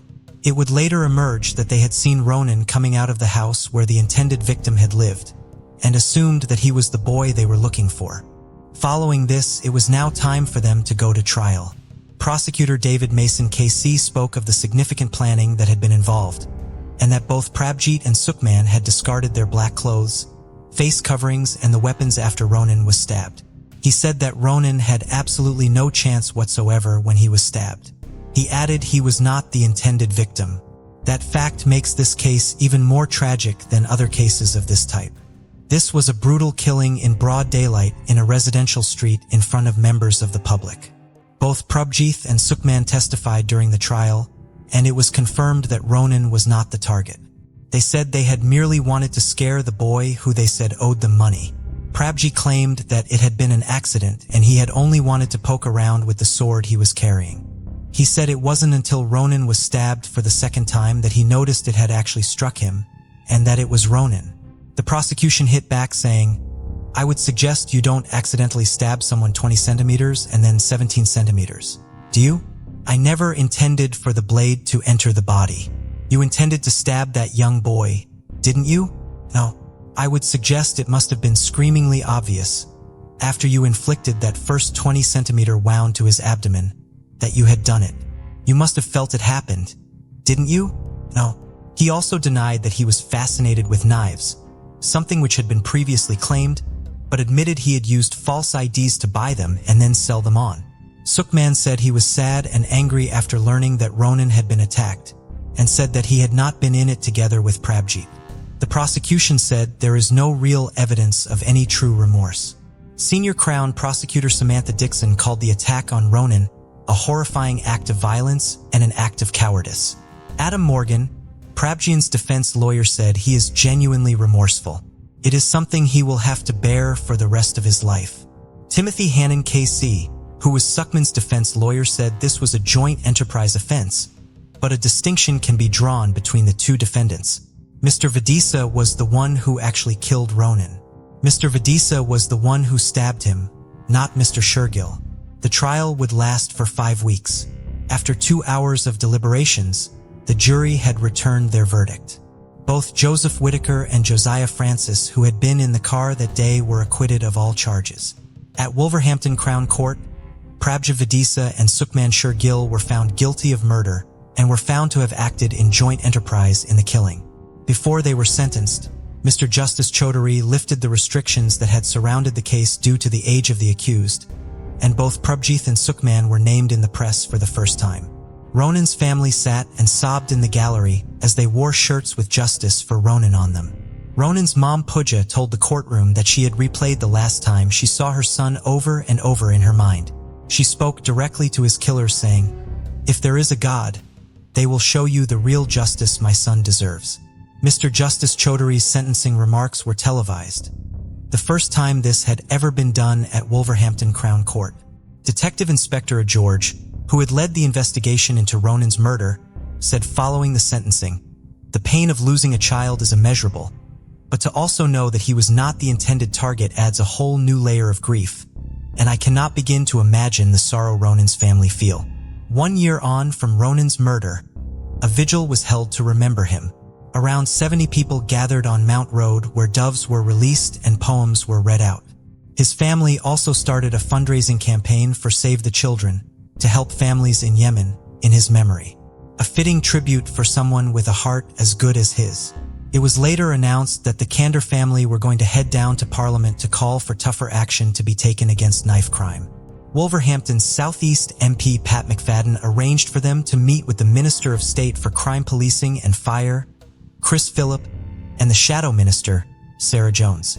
Pat McFadden had been working with Ronan's family and said he hoped it would convince the members of Parliament that action is needed to try to prevent more young people losing their lives to knife crime. The government later introduced a list of weapons to be banned. The ones used in Ronan's murder were not included on the list. Pooja would later criticize Chris Phillips, saying, "This year I met with the Minister for Crime. He requested more information on the weapon used to murder my son to ensure it would be included in the ban. But here we are. This was the opportunity for the government to take real action and show empathy for thousands of families like ours. But they've completely missed it. When I saw for the first time the size of the sword, I fainted in grief," Pooja said. As Nikita said, "We need to do more to stop knife crime. You know how easy it is to acquire a knife. You can just go online and you can buy a machete. I want to call out the MPs. I want to call out the Prime Minister. I want to call out society and say that we need to do more to ensure that not another innocent life gets taken from knife crime." Pooja also wrote an open letter to the Prime Minister calling for the online sales of knives, swords, and machetes to be banned. The campaigning work Ronan's family have done to tackle knife crime is inspiring, as is their strength and resilience in the time since his death. His family will continue to fight to change the laws and change communities for the better. Speaking directly to those who carry knives, Pooja had some powerful words. "Going to prison isn't some pride and joy. You are going to ruin your life, your family's life. You will have to live with the guilt for the rest of your life knowing you've killed someone. So stop now before it's too late. Don't pick up the knife. If you have a fight, talk it over, but don't pick up the knife. There are no winners in a case like this. Ronan Kander should still be here, taking on his levels and throwing himself into adulthood. Knife crime has claimed far, far too many lives, and ruined too many families as well. Positive steps are being taken in communities such as knife surrender schemes and amnesty bins, where people can get rid of their weapons safely. But there is still much more to be done to bring an end to knife crime. The devastation caused by the murder of Ronan Kanda is best put into words by his mother Pooja. "I miss his laughter. I miss him asking me what's for dinner. I miss hugging him. I have nothing left. It's killing me to think of what happened to Ronan. I can't believe my baby went through this alone. He was my son, my baby, and for his older sister Nikita, life will never be the same, she said. I've never loved anyone as much as I love him. 62-year-old Miyuki Harwood worked as a computer systems analyst for Intel. In 2015, she relocated from Orangevale, California, to Folsom, California. In her free time, Miyuki enjoyed being outdoors. She was an experienced and knowledgeable backpacker, often choosing to go on hikes and backpacking trips by herself. In June of 2015, she embarked on a solo hike of the Grand Canyon. However, that August, Miyuki decided to join an 8-day group backpacking trip with the Sierra Club, which would take them through the Sierra National Forest and Kings Canyon National Park. She didn't know anyone else on the trip. On August 20th, the 6th day of the journey, the group hiked up Black Cat Mountain in the Sierra National Forest. Miyuki's fellow hikers last saw her around 1 p.m., but she became separated from them shortly after. When they were unable to locate her, the group contacted authorities to report her missing. 14 different agencies would eventually be a part of the effort to find Miyuki.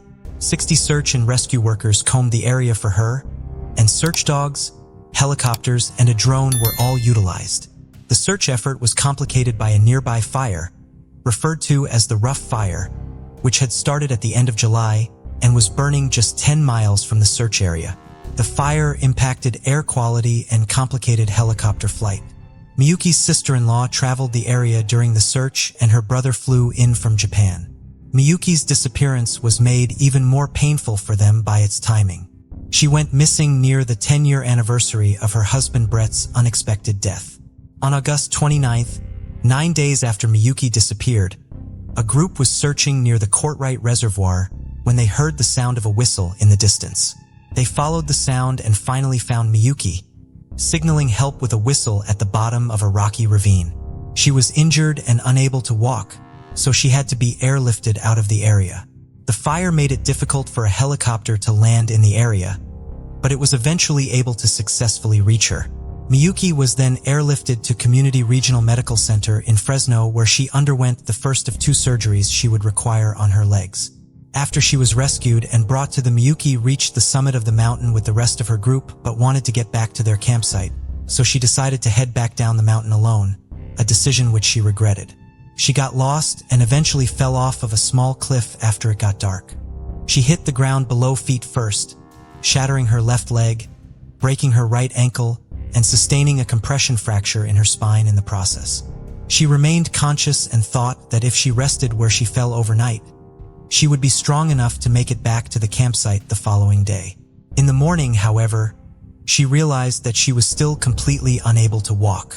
While Miyuki was on an 8-day excursion, the trek up Black Cat Mountain was essentially a day trip for the group, and Miyuki's main large backpack was back at the campsite, and she only had what could fit in her smaller backpack with her. She had little food beyond small items like nuts and a 1-liter water bottle. The bottle was almost empty by the day after her fall, and she knew she could not survive long without finding a source of water. Luckily, she could hear the sound of water flowing nearby. She spent the next 2 days dragging herself across the ground to reach a creek. She had a water filter with her and was able to use it to refill her water bottle every day. Temperatures dropped substantially at night, and Miyuki was only wearing a medium-weight jacket. She was able to pull herself into the sunlight during the day to warm up. Miyuki knew that people were out looking for her during her ordeal. She saw and heard the search helicopters starting the day after she was separated from her group, but had no way to signal them, and they were unable to see her. She had previously heard another group of searchers calling for her and had used her whistle to try to get their attention, but they had not heard her. Miyuki's injuries were serious but not life-threatening. She had to spend some time in a physical rehabilitation center as a part of her lengthy recovery. In January of 2016, the Fresno County Sheriff's Search and Rescue Team received a commendation for their work during Miyuki's rescue. Miyuki, still requiring crutches, was in attendance at the ceremony. She was reunited with some of her rescuers, most of whom she had not seen since she was rescued. She thanked them for not giving up on her and for saving her life.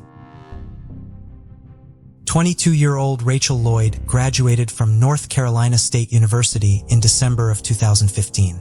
Before beginning her graduate studies in interpersonal communication at the University of Texas, she moved to New Zealand to study at University in Palmerston North for a semester. In April of 2016, her mother, Carolyn of Charlotte, North Carolina, flew to New Zealand to visit her. On April 26th, Rachel and Carolyn embarked on a hike along the Kapakapanui Track and Te Rua Forest Park, a conservation park in the Wellington region. The track takes, on average, 6 to 8 hours to hike, and one of the best viewpoints in the park is at the summit of Kapakapanui. Both mother and daughter were experienced day hikers. Rachel and Carolyn followed orange trail markers up to the summit and then spent some time enjoying the sun before heading back down.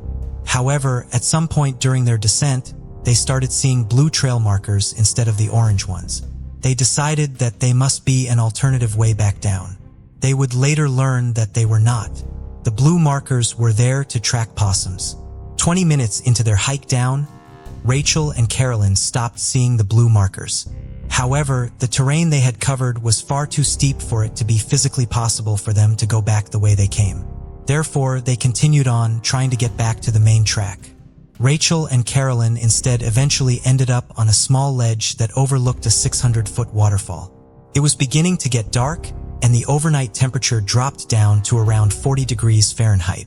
Rachel and Carolyn clung onto each other to try to stay warm and held onto a tree, trying to stay awake out of fear that they would roll down the steep terrain if they fell asleep.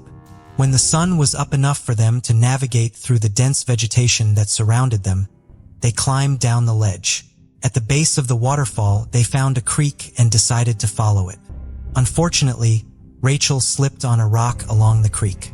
She fell into the cold water and hit her head on a rock underneath the water. In addition to the head injury, Rachel also had to deal with hypothermia, which quickly began to set in. She could never get dry and therefore could never get warm after the fall. Rachel and Carolyn only had a limited amount of cheese and nuts they had packed for what they had thought would be just a day trip and tried to ration their limited food supply. But the lack of proper calories made the injured Rachel even more weak. Rachel eventually could no longer see or hear and started losing feeling in one of her legs. Carolyn then carried their backpack on her front and carried her daughter on her back for as long as she could.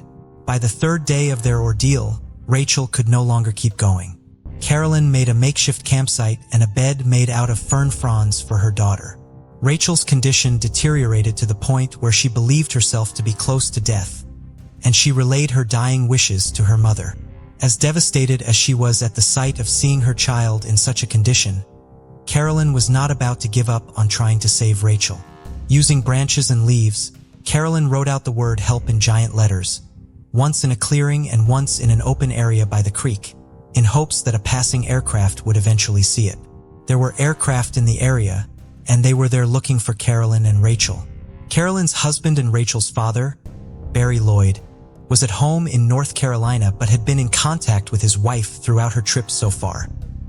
He became concerned when a day passed without him hearing from her or their daughter.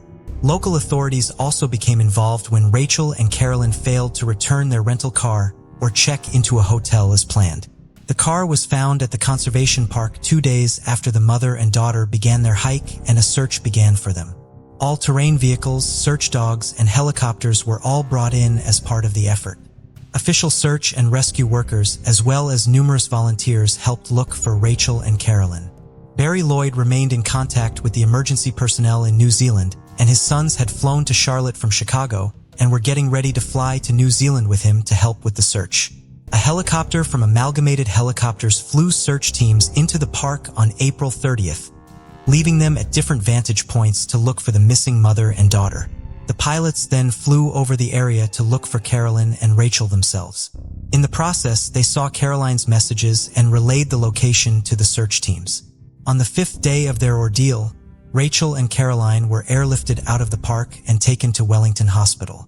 While Carolyn was weak, she did not need to be admitted to the hospital. Rachel's injuries and hypothermia did require a hospital stay. She would later say that she believed she would have only survived for a few more hours had she not been rescued and given medical attention.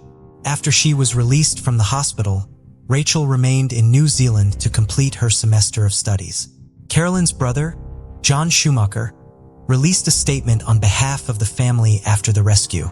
My entire family wishes to express our tear-filled gratitude to all the amazing police staff, helicopter pilots, search team members, dog guides, volunteers, and news teams who kept us informed, and everyone else involved who worked so quickly and efficiently to find and save my sister and niece.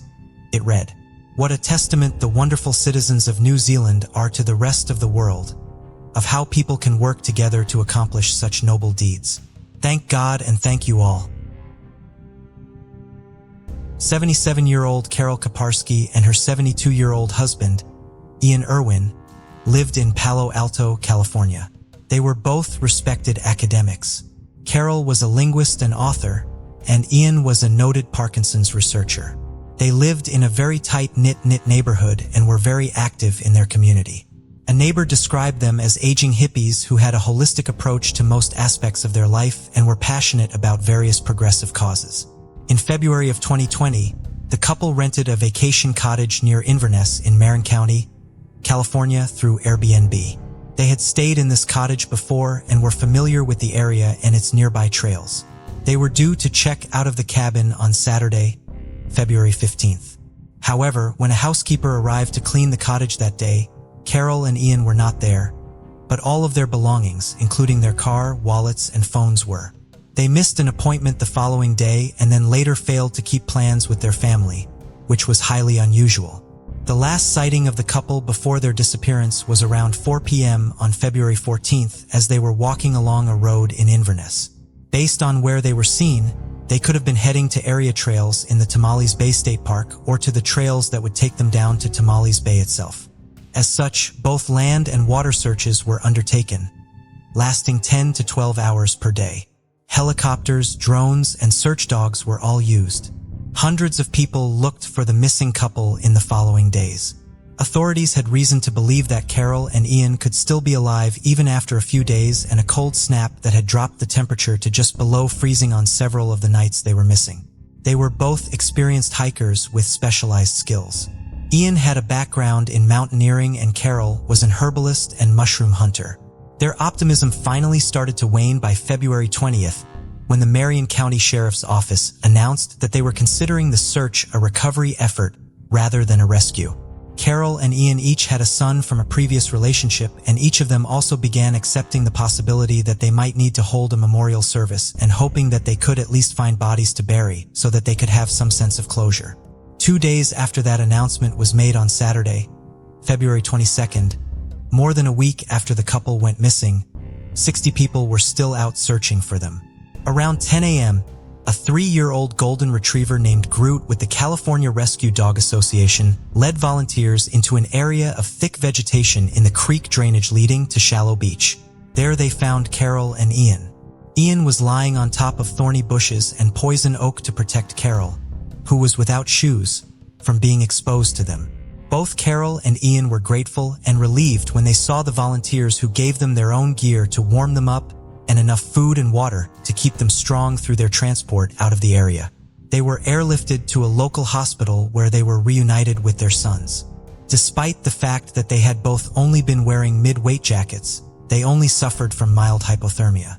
They both had numerous cuts and scratches from the dense vegetation in the woods. Carol and Ian had gone out to watch the sunset on Valentine's Day and had taken none of their hiking equipment with them because they planned to only be gone for half an hour. However, they got lost on a trail in the woods in the dark and eventually fell. They tried to continue on but became essentially trapped in the thick bramble. Carol eventually lost her shoes in deep mud and Ian lost his eyeglasses and hearing aids. They had spent the last 4 days of their ordeal in the spot where they eventually found, surviving off of muddy water from a nearby puddle and the edible parts of a nearby fern. They were not far from a road but were unable to reach it because the vegetation had grown too thick to fight through. Carol and Ian were both in good spirits as they were rescued and during their hospital stays. Their family issued a statement expressing their gratitude for all of the people who had participated in the search. Their neighbors decorated their house to welcome them home after they recovered from their 8-day ordeal. 20-year-old Heather was the oldest daughter of Terry and Debbie Elvis, who were from South Carolina. The family was extremely close, and her father later described their bond. saying, "We've always been a tight-knit family, where everybody does for everyone else." Heather had a particularly strong relationship with her father, and they communicated daily through text messages. Always fiercely independent, Heather decided after graduating from St. James High School in 2011 that she wanted to move out of the family home and share an apartment with her best friend, Brianna Worlman. Terry and Debbie fully supported her decision. At 20, Heather was working diligently as a waitress at a Scottish-themed restaurant called the Tilted Kilt in Myrtle Beach, while also studying cosmetology to pursue her lifelong dream of becoming a full-time beautician. Her younger sister, Morgan, shared her thoughts on Heather's aspirations, saying she loved makeup. She wanted to be in front of the camera. She didn't understand boundaries when it came to dreaming, as well as being known for her creativity and ambitious streak. Heather was very popular and well-liked around town because of her warm, carefree, and positive nature. When people talk about Heather, they smile because she was so full of personality, a friend of Heather said. Another spoke lovingly of her, saying, "I would describe Heather as outgoing, free-spirited, loving life. She always wanted to live to the fullest." By the early summer of 2013, Heather had been sharing an apartment with her best friend, Brianna, in Myrtle Beach for around a year, and her studies and life were going great. However, this would all change when a chance meeting in the Tilted Kilt would ignite a chain of events that would end in tragedy. On a warm day in June, Heather was working the day shift in the bustling restaurant. She took orders, bussed tables, and chatted with patrons as usual. While bringing trays back into the kitchen, Heather bumped into 37-year-old father of three, Sidney Mora, a local maintenance man who ran a small business fixing malfunctioning kitchen appliances in the Myrtle Beach area. The pair got chatting, and Heather was instantly smitten. Tweeting from her account, Moonchild, Heather hinted at her new crush on the maintenance man, saying, "I got to taste for men who were older." By the end of July, she had posted a number of sexually suggestive messages on social media, directed at the guy who builds things at my job. Heather also often pointed out Sidney Moore to her friends and co-workers, telling them, "That's the guy." Sidney loved the attention from Heather and started to turn up at the restaurant more often to talk to her, and the pair were often seen giggling together in the kitchen whenever Sidney was called in to work on the appliances. By July, the relationship may have gone from an innocent crush to something more serious, when Heather put out 2 status updates a minute apart on Twitter, hinting at a possible affair between her and Sidney. "Baby did a bad thing," she wrote, "and I'm in way too deep, but watch me get deeper." Most of Heather's co-workers were by now well aware of the 20-year-old's affections for Sidney, and rumors began to circulate about the pair's affair. One of Heather's co-workers later said, "We all knew about it because people did make fun of Heather, knowing that he was a married man. Heather was made fun of a lot, and she was called multiple names by girls we worked with."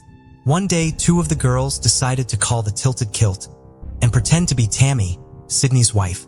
In August, the rumors were seemingly substantiated when Sidney started hanging around the Tilted Kilt on his days off, often bringing Heather coffee and bagels or waiting around the back of the love affair, with Sidney even going so far as telling acquaintances he was considering employing Heather as a full-time nanny for his children when he and his wife possibly moved to Florida in the future. Heather also mentioned to her friends that Sidney had asked her to be the nanny for his children, which they all felt was strange considering they appeared to be having a sexual relationship. Heather and Sidney communicated via mobile phone constantly and would often drive their cars to remote and isolated locations to meet each other for sex. It was a toxic roller coaster of emotions for Heather. Sidney often told her he was unhappy with his wife and was planning on leaving her, which he never did. Heather's friends warned her that the older married man was stringing her along. By mid-September of that year, all of the secrecy and sneaking around had started to take its toll on her, and on September 21st, it is believed that Heather attempted to bring an end to the affair or the relationship shut down somehow due to Heather tweeting, "Once upon a time an angel and a devil fell in love." It did not end well. Things became even more toxic when Sidney's wife, 34-year-old Tammy, finally discovered the relationship and confronted Heather over the phone. According to Heather's housemate Brianna, who was present at the time of the phone call, Tammy belittled Heather and said that Sidney had just used her as a booty call. The enraged woman then made her husband speak to Heather on the phone. Brianna would later tell investigators that Sydney had shouted down the phone at Heather, "You were nothing to me. You were just someone who spread your legs." They basically tore Heather apart as a human being and who she was as a person and made her feel horrible about herself, Brianna added. Tammy and Sydney Moore's marriage was seemingly an extremely abusive one, with criminal prosecutor Chris Helms later telling reporters Tammy Moore was definitely the more domineering part of that couple. She told Sydney where to work, when to work, what to do. If I could classify Sydney as anything in that relationship, it would be utterly submissive. Chris Helms also stated that Tammy had been livid at the betrayal and wasn't content to simply end the young girl's relationship with her husband. She wanted to destroy Heather's life. It was also around this time that Tammy began handcuffing her husband to the bed at night to stop him from leaving while she slept. She also changed the passcode on his phone to a combination only she knew and bullied him into getting her name tattooed across his lower stomach, just above the crotch. Sydney had agreed to all of these extreme demands in the hopes of saving his marriage and keeping his family together. According to Brianna, Tammy's attacks didn't end with that phone call, but instead escalated into a full-on campaign of hate, Tammy even going so far as to continuously call Heather's workplace in an attempt to get her fired. Tammy was relentless. She would call off of Sydney's phone. She was sending pictures of her and Sydney performing sexual acts, videos of the two of them together. Heather sent a text message to Sydney, begging him to make his wife stop the harassment, writing, "I lost hours today because they sent me home after she kept calling." Heartbroken and devastated by the way she had been treated by the man she had fallen in love with, and terrified by the constant attacks and harassment from his wife, Heather desperately tried to get her life back on track. She even started attending church again with best friend Brianna. When Tammy sent yet more aggressive and threatening messages to Heather in the beginning of November, saying, "You can tell me where you are right now or I will find out another way. That way won't have a great turnout for you. I'm giving you one last chance to answer before we meet in person. Only one." She also said, "I've been having Sydney followed since January 2012. It's best you call and speak to me. Save yourself. Hey sweetie, you ready to meet the missus?" Heather, by now mentally and physically exhausted by the ordeal, simply replied, "I think you're a little obsessed with me. I'm nobody you need to worry about anymore." Heather couldn't understand why Tammy wouldn't just leave her alone. The relationship with Sydney was over and she just wanted to forget about it all. Towards the end of November, just over 2 weeks after the last threatening text messages from Tammy, things finally started to look more positive for Heather. Sydney and Tammy had taken their 3 children on a 3-week road trip across California with their newly purchased Ford F-150 truck. With the Moores gone, Heather felt like she could momentarily relax and breathe again. There would be a reprieve from Tammy's constant harassment.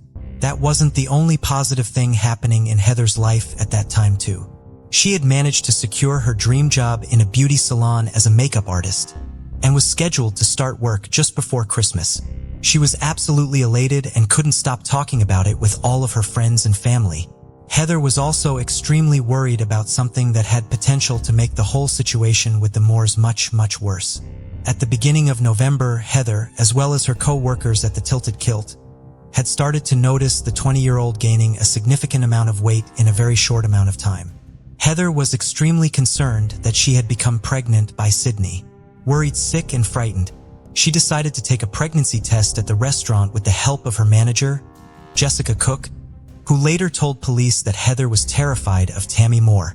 The pregnancy test came back as an error, however, and Heather remained unsure if she was carrying Sydney's baby or not. Heather's best friend later said, Heather had taken a pregnancy test while at work. I want to say it was at the beginning of November, and she, at that time, wasn't sleeping with anyone else other than Sydney. Despite all of her worries, by the winter of 2013, Heather, ever the optimist, decided it was finally time to move on with her life and start again. She hoped to find a new relationship, a happier and healthier one, and so she agreed to go on a first date with a man she had only been talking to for a short while, but who she had a really good feeling about, Steve Scaraldi. On the evening of December 17th, Heather and Steve met at around 10 p.m. and decided to drive around Myrtle Beach to check out the local Christmas illuminations in town. A little while later, they decided to head to a nearby parking lot where Steve taught Heather how to drive his manual vehicle. Heather excitedly sent a text message to her father and Brianna with a smiling photograph saying, "Just learnt to drive stick. I'm a pro." After, Steve would later say that the pair had agreed to meet again for a second date. And then he dropped Heather off at her apartment in Carolina Forest at around 1:15 a.m. At around 1:45 a.m., Brianna, Heather's best friend, received a worrying phone call from Heather. She was hysterically crying and she said, "Sydney called me. My heart dropped because I was like, I thought we were past this." I said, "Why did you answer?" And she said, "Because it wasn't his number." She told me that he said he had left his wife and that he was sorry and that he wanted to see her and be with her. And I got angry and said, "Don't do it. You're finally moving on with your life. You're happy again. You're yourself again. Why don't you sleep? Sleep on this and we'll talk about it first thing in the morning." And with that, the friends said their goodbyes. The following day, on December 19th, local police were dispatched to investigate a suspected abandoned vehicle, a green Dodge Intrepid, parked haphazardly on an isolated and remote riverside area named Peachtree Landing, approximately 8 miles away from Myrtle Beach and on the Waccamaw River. The stretch of riverfront was used as a landing area for small boats and was located at the bottom of a long and lonely stretch of road that rarely saw traffic. The car was locked, but police ran the vehicle's number plate through their registration system and came back with the name of the owner. The green Dodge Intrepid was registered to Terry Elvis, Heather's father. Terry Elvis was relaxing at home and watching television on the living room sofa when police officers knocked on his door to notify him about the discovery of the Dodge Intrepid. Confused and not being able to contact his daughter on her phone, he agreed to accompany the officers to Peachtree Landing to find out what was going on. When he spotted Heather's car parked unusually in the isolated area, he was shocked, but not initially concerned. He unlocked the vehicle with a spare key he had and allowed the officers to search it. He recalled, "I thought the car might have been stolen because of the way it was parked. Maybe somebody took it and left it there," he said. "It didn't really hit me. Where's Heather?" Until the officers started looking through things. When the police couldn't locate Heather's purse, keys, or cell phone within the Dodge Intrepid, her father began to worry. He tried calling her again on her mobile phone, which appeared to be switched off, and then attempted to locate her at the Tilted Kilt, but was told by staff that she wasn't there and wasn't scheduled to work until the next day. Terry instantly knew that something was wrong. "This is totally out of the ordinary," he said. "Heather's never done anything like this before. Something's wrong." The Horry Police Department didn't think Peachtree Landing and the vehicle were crime scenes initially, as there was no broken glass, no signs of a struggle, and no blood in the area. However, they did open a missing persons case immediately, and officers and volunteers began searching the areas around Peachtree Landing while divers combed the river. Human remains were discovered in the proximity of the boat landing. However, analysis later showed that these bones belonged to a male. With no physical evidence to go on, detectives began tracing Heather's movements on 17th December 18th. Steve Scaraldi, the man who Heather had met on the night she was last seen, was brought in for questioning, but quickly cleared of all suspicion and released. To the shock of Heather's family and friends, who were putting out heartfelt and emotional pleas for information, as well as rewards, in the immediate aftermath of Heather's disappearance, Tammy Mora immediately jumped on social media to continue her hate campaign, publishing on Facebook a long diatribe that began, "While Sydney cheated on me in the months of September-October with a psycho whore who has since went missing." On December 20th, after being tipped off about the volatile love affair between Sydney and Heather by Heather's roommate Brianna, as well as a number of employees at the Tilted Kilt, police detectives brought Sydney in for questioning. Sydney was evasive and standoffish from the onset of the interviews. Sydney denied being anywhere near Peachtree Landing on the night of 17th or the morning of 18th. He insisted he hadn't had any kind of contact with Heather at all, and strangely insisted he was driving around in his truck with his wife Tammy at the time to have sexual relations in public, which the pair had recorded on their phones. The experienced detectives felt that he was lying. They just needed the proof.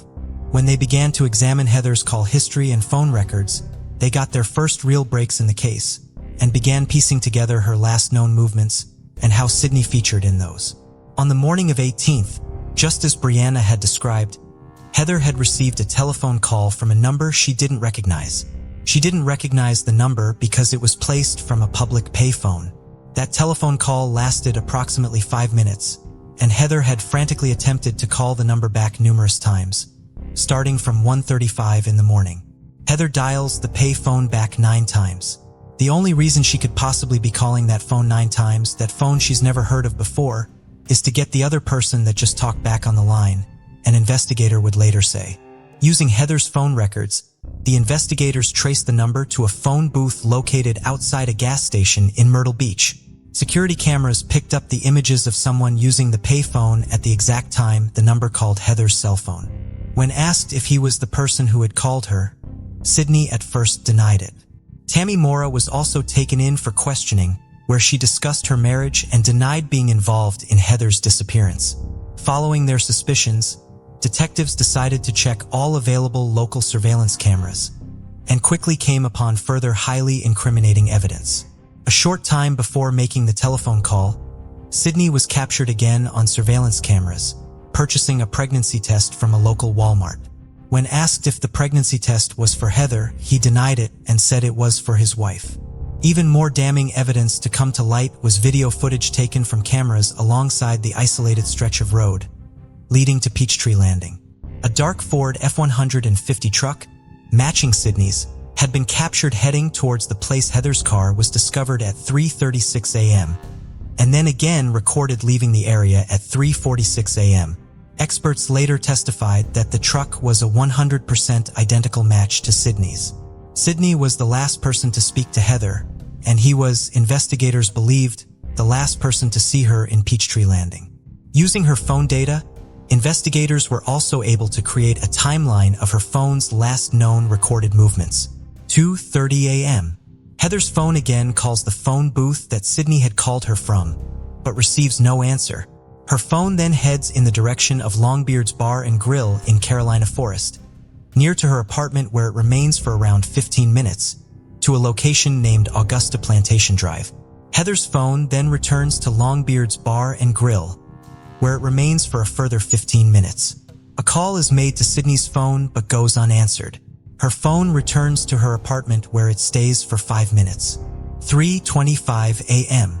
Another call is made to Sydney's phone, which is answered and results in a 4-minute-long conversation. 3:37 a.m. Heather's phone makes its way to Peachtree Landing, and 1 minute later 3 attempts are made to call Sydney's phone. All calls go unanswered. 3:41 a.m. Another unsuccessful attempt is made from Heather's phone to reach Sydney's. 3:42 a.m. Heather's phone is apparently switched off. The location data coinciding with the surveillance images captured of Sydney's truck heading towards Peachtree Landing were extremely incriminating. Even more incriminating evidence came to light after investigators obtained a search warrant for the Moras' home.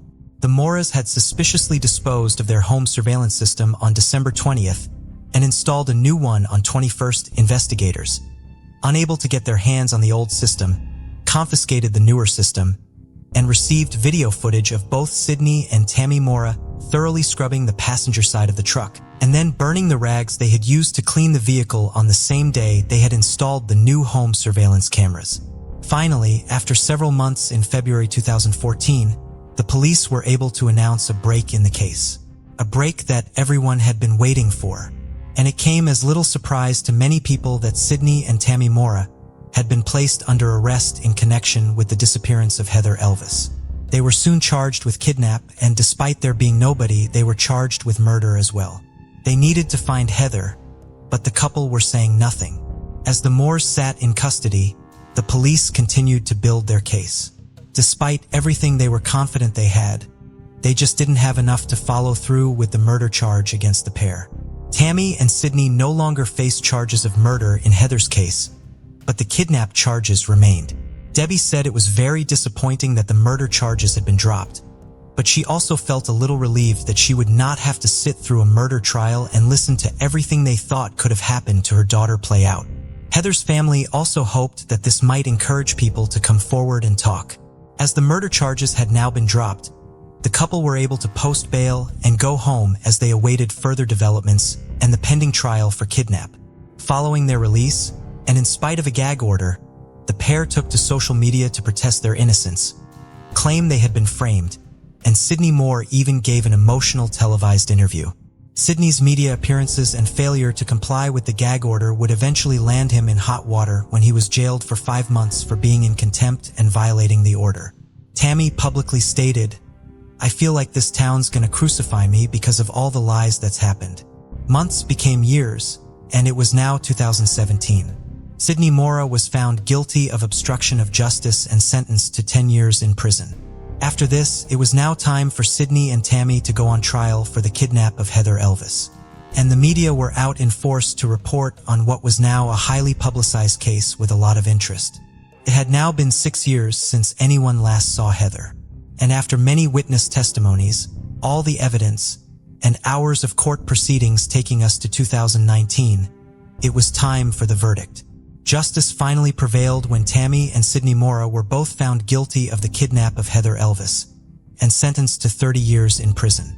Sydney continued to insist he was innocent, telling the court that he couldn't give Heather's family closure. "If I could give them closure, I would. I have children of my own. I get it. There's just nothing I can give."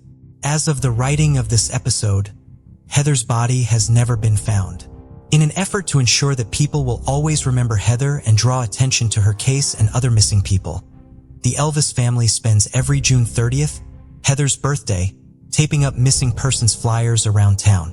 They remain hopeful that at some point someone will talk, and maybe the answers about where Heather is will finally come to light.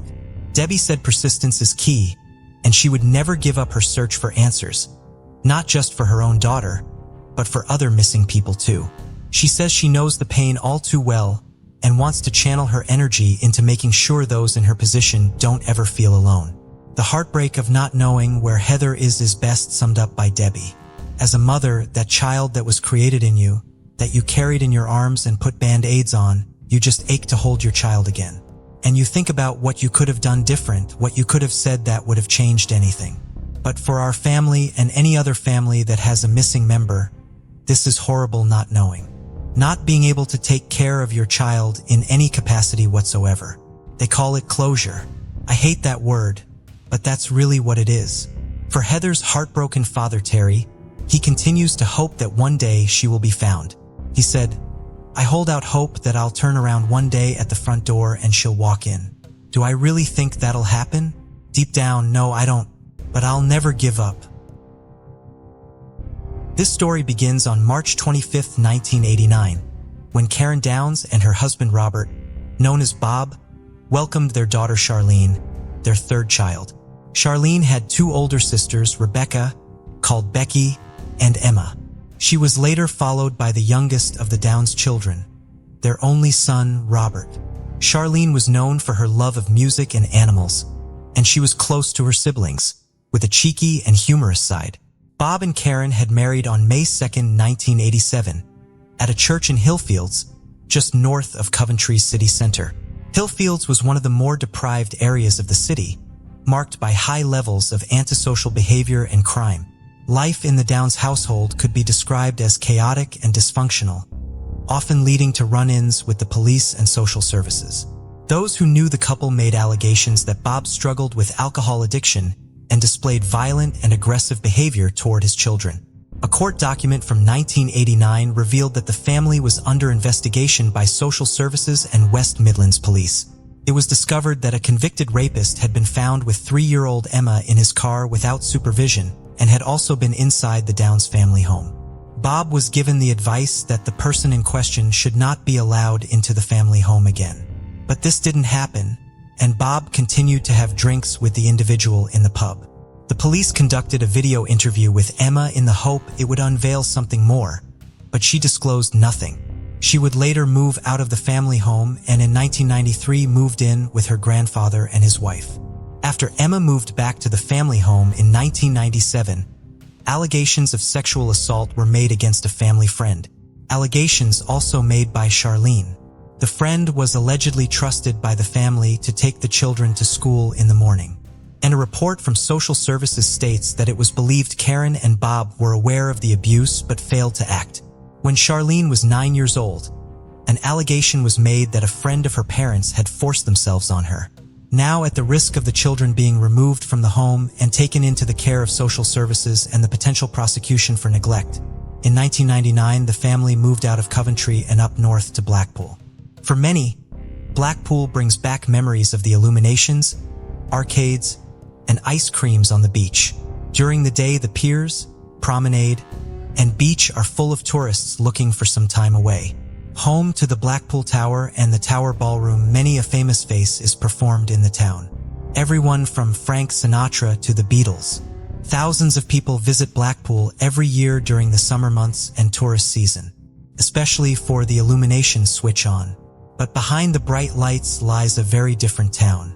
A large proportion of those who live there live in deprived areas, and it is the sixth most deprived authority in England. There are high amounts of unemployment, and the death rate of those who die from alcohol-related deaths is the highest in England.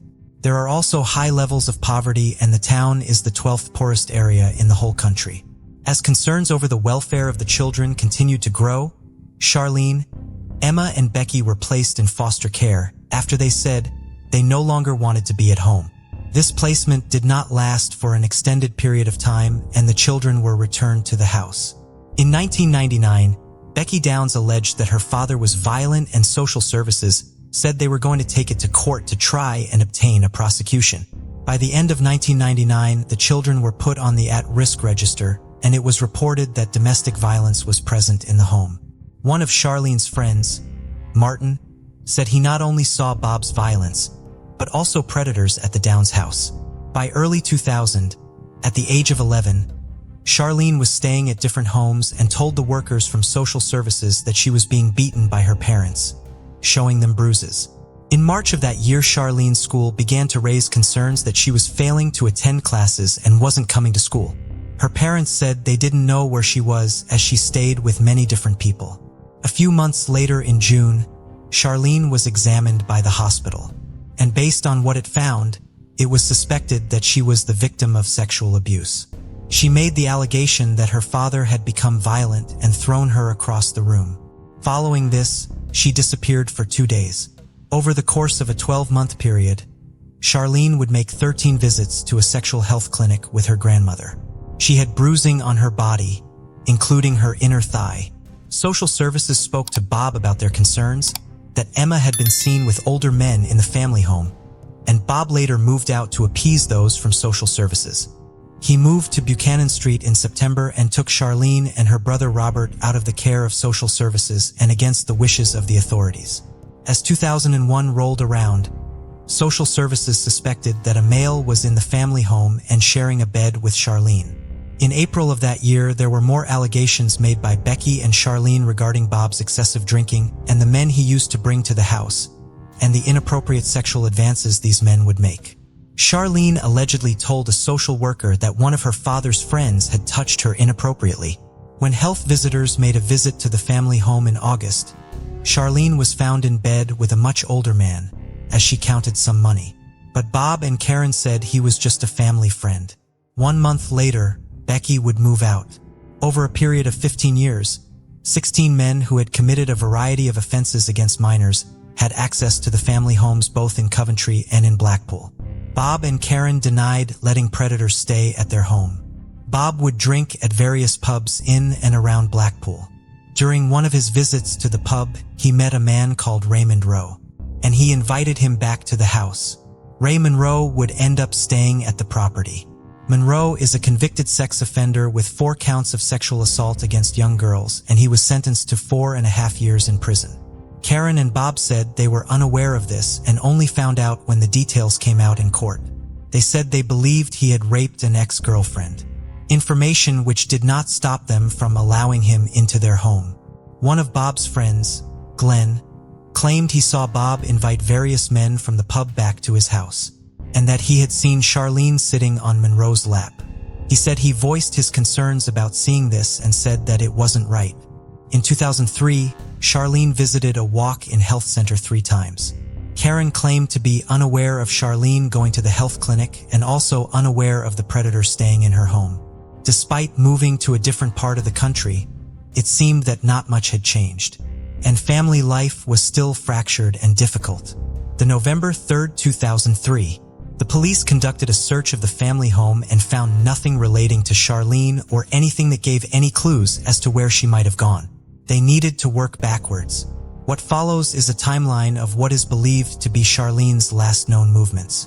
Although the details of this remain debated and there are differing opinions as to where she went that night.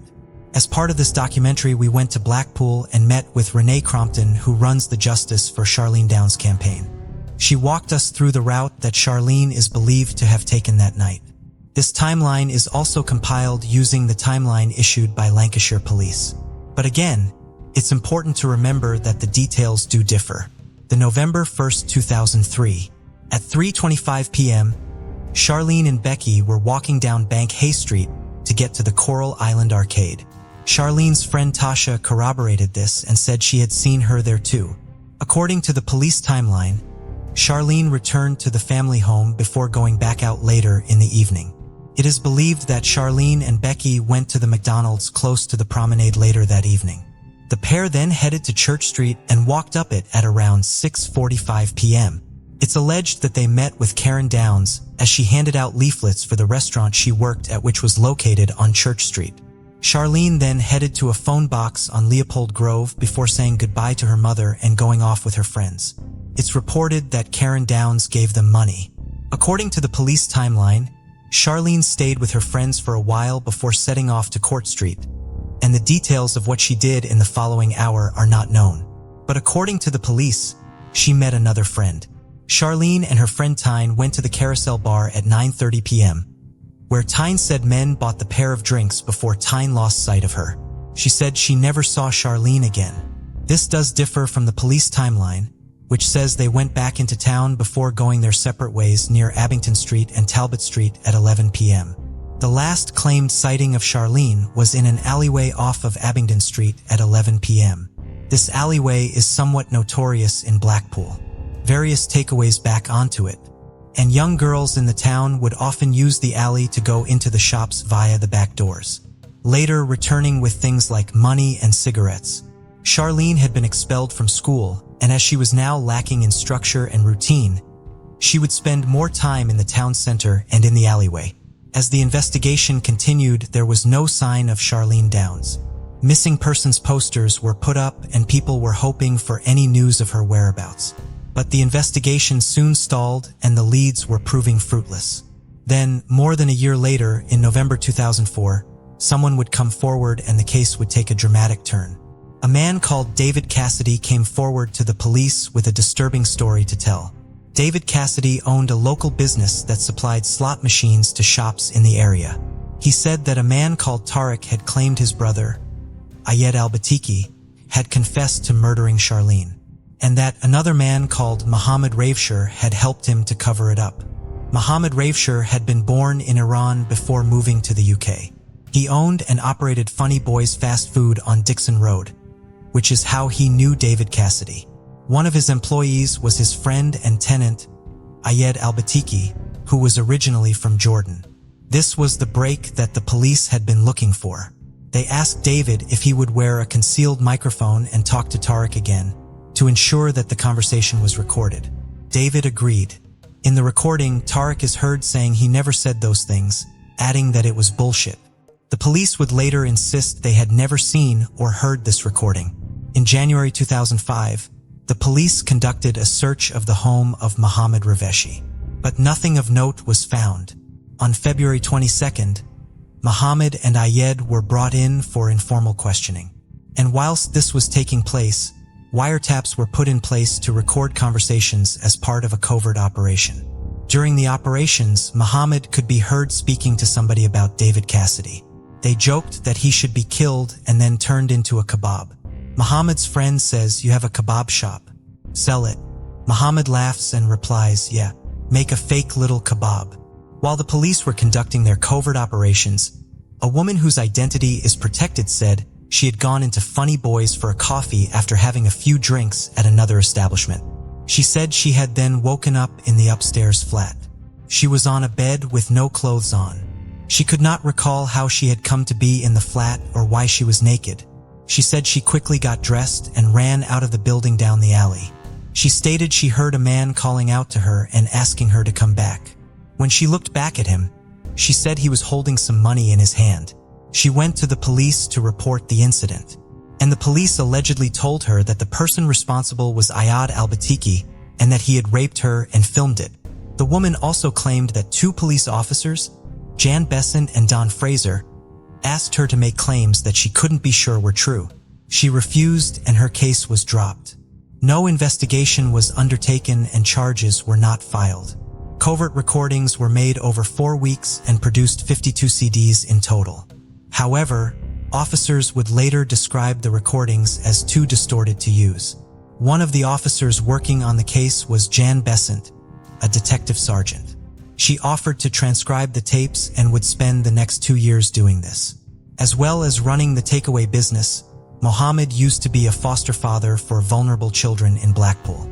Jan Besant questioned one of Mohammed's former foster daughters, and she confirmed that there was nothing untoward about him and offered no incriminating or otherwise suspicious stories about him. However, one of Mohammed's ex-foster daughters would later accuse him of sexual assault. Mohammed also lived 2 doors down from Don Fraser. He was also working on Charlene's case. Mohammed alleged that Don's wife had said that Don had difficulty performing in the bedroom and that she had made a pass at Mohammed. Mohammed said he turned her down and this situation was the root cause of Don's issues with him and their falling out. This story was very different from Don's. Don later claimed that his relationship with Mohammed had fallen apart after hearing that Mohammed had shown a pornographic video to underage girls in his home. He added that his wife had never liked Mohammed. These are allegations that Mohammed refuted. With still no sign of Charlene, the police changed their strategy. This was no longer a missing persons case. This was now a murder inquiry. March 17, 2006. It was reported that 2 people had been arrested. Ayad Al-Batiki had been charged with murdering Charlene Downs, and Mohammed Raveshir was charged with helping him dispose of her body. In May 2007 at Preston Crown Court, Mohammed Raveshi and Ayad Al-Batiki went on trial. The prosecution claimed that either Mohammed or Ayad had been having a sexual relationship with Charlene, and that if the police had found out, they would have been in trouble. But both men said they didn't even know her, let alone have a sexual relationship with her. However, multiple people would later state that they had seen Charlene behind the counter at the takeaway shop, as well as experiencing inappropriate behavior. Emma Downs described Ayad as a creep and said she had seen him behaving badly in nightclubs towards young girls. The police also claimed that there had been multiple allegations of sexual assault lodged against Ayad. Mohammed's house had been searched extensively. Carpets and floorboards were removed and the property was gone through with a fine-tooth comb. No DNA evidence was found. The police said that the house had been cleaned, but Mohammed argued that there was no evidence for them to find there in the first place. The defense requested that the audio recording of the conversation between David and Tariq be submitted, only to be told it couldn't be found. The court then ordered that the police needed to find the audio and give it to them, and the CD was subsequently found, but it had a huge scratch on it. And as a result, the police said they believed it wouldn't be playable. Jan Besant would later claim that if the audio CD had been properly declared, approval would not have been given to search Mohammed's home, nor to putting the recording devices in place. Don Fraser's account had been the one to enter the audio CD of the conversation with Tariq into the system. But he said this was not him and that he had been framed by someone else using his PC and log on details. He would later say, "To say my heart sank when I heard this tape is an understatement. I didn't know anything about these CDs from 2005. I haven't got a clue what happened." During the proceedings, the covert recordings were played to the court, and the transcriptions made by Detective Sergeant Jan Besant were the captions. Claims were made during the trial that after Charlene had been murdered, her body had been dismembered and put into kebabs in the takeaway, and that her bones had been crushed up and put into the grouting. There is no evidence for either of these things happening. This narrative has been pushed and repeated when discussing Charlene's case, in spite of the lack of evidence to back it up, reducing Charlene to nothing more than a cruel urban legend. After the defense and prosecution presented their cases, it was time for the jury to deliberate. After 49 hours of discussions, they had failed to come to a verdict. As a result, the jury was formally discharged. On September 15th that year, a memorial was held for Charlene, which was funded by the far-right British National Party. An inquiry was also set up by the Independent Police Complaints Commission, and it found that the investigation into Charlene's disappearance was handled unprofessionally. This led to 2 officers facing disciplinary action, and one of them subsequently being cleared of any wrongdoing. In April 2008, a retrial was ordered, but this would soon come to a grinding halt and later totally collapse. The Crown Prosecution Service, upon re-examining the evidence, found that there were serious issues with the evidence presented and that they had grave doubts about how reliable some of the evidence was. The covert recordings were criticized for their poor quality, and the accuracy of the transcriptions made by Jan Besant was described as low. Mohammed Raveshi's lawyer, John Bromley Davenport, said that Detective Sergeant Besant was not qualified to listen to and transcribe the tapes. An expert would later re-examine the audio tapes of the covert recordings after they had been played to the court, and they too said they were not of a good enough quality to be evidence. It also found that some of the transcriptions were different words. For example, one phrase was transcribed as burial place, but it was argued what had actually been said was Paul's place. The tracker that had been put onto Muhammad's car then showed him going to see one of his friends, who was named Paul. Forensic audiologist Elizabeth McClellan said that Jan Besant's transcript should not have been used during the trial. She said, "This is a classic case of cognitive priming. The evidence presented by Jan Besant was potentially misleading. It's extremely important that when recordings are transcribed that the person transcribing them has no prior awareness at all about that evidence. In this case, it shows several signs that she was subject to bias and influenced by the events that she was investigating." Both men were subsequently released. The charges against Ed and Muhammad were dropped. They were acquitted and given £250,000 in compensation. Muhammad indicated upon his release that he would potentially sue the police force, describing what had happened to him as shameful, having spent more than 2 years on remand in prison. Muhammad said that David Cassidy, who had made the statement that had led to the police looking into him and Ayed, had worked for him at one point, but he had been forced to let him go as he was bad at his job. David was enraged by being fired and proceeded to harass Muhammad as well as vandalize the shop. Tensions reached a boiling point when the pair ended up having a physical altercation. It was after this that David gave his statements to the police regarding what had allegedly been said to him. In 2011, Jan Besant was found guilty of 2 counts of misconduct and was forced to resign from the police force. Lancashire Police said her conduct had let everyone down. The IPCC Commissioner for the Northwest, Nasim Malik, said, "It was abundantly clear that the covert recordings and the investigation had been handled poorly and unprofessionally." Superintendent Simon Giles said that the police expect the highest professional standards from all our staff, and the panel has found that this individual's conduct has fallen well short of these standards. The ruling that Jan Besant be forced to resign was later overturned by the British Arbitration Tribunal, and they said she should be reinstated. The years would pass, tourists would come and go, and the town would carry on, but there was still no sign of Charlene Downs. It had now been 8 years since Charlene had vanished from the streets of Blackpool. The police looking into her case found that more than 60 teenage girls had been the victims of grooming by people working in various takeaway shops throughout the town. Charlene's friend Tasha said that she had seen grooming in Blackpool firsthand and had also been groomed.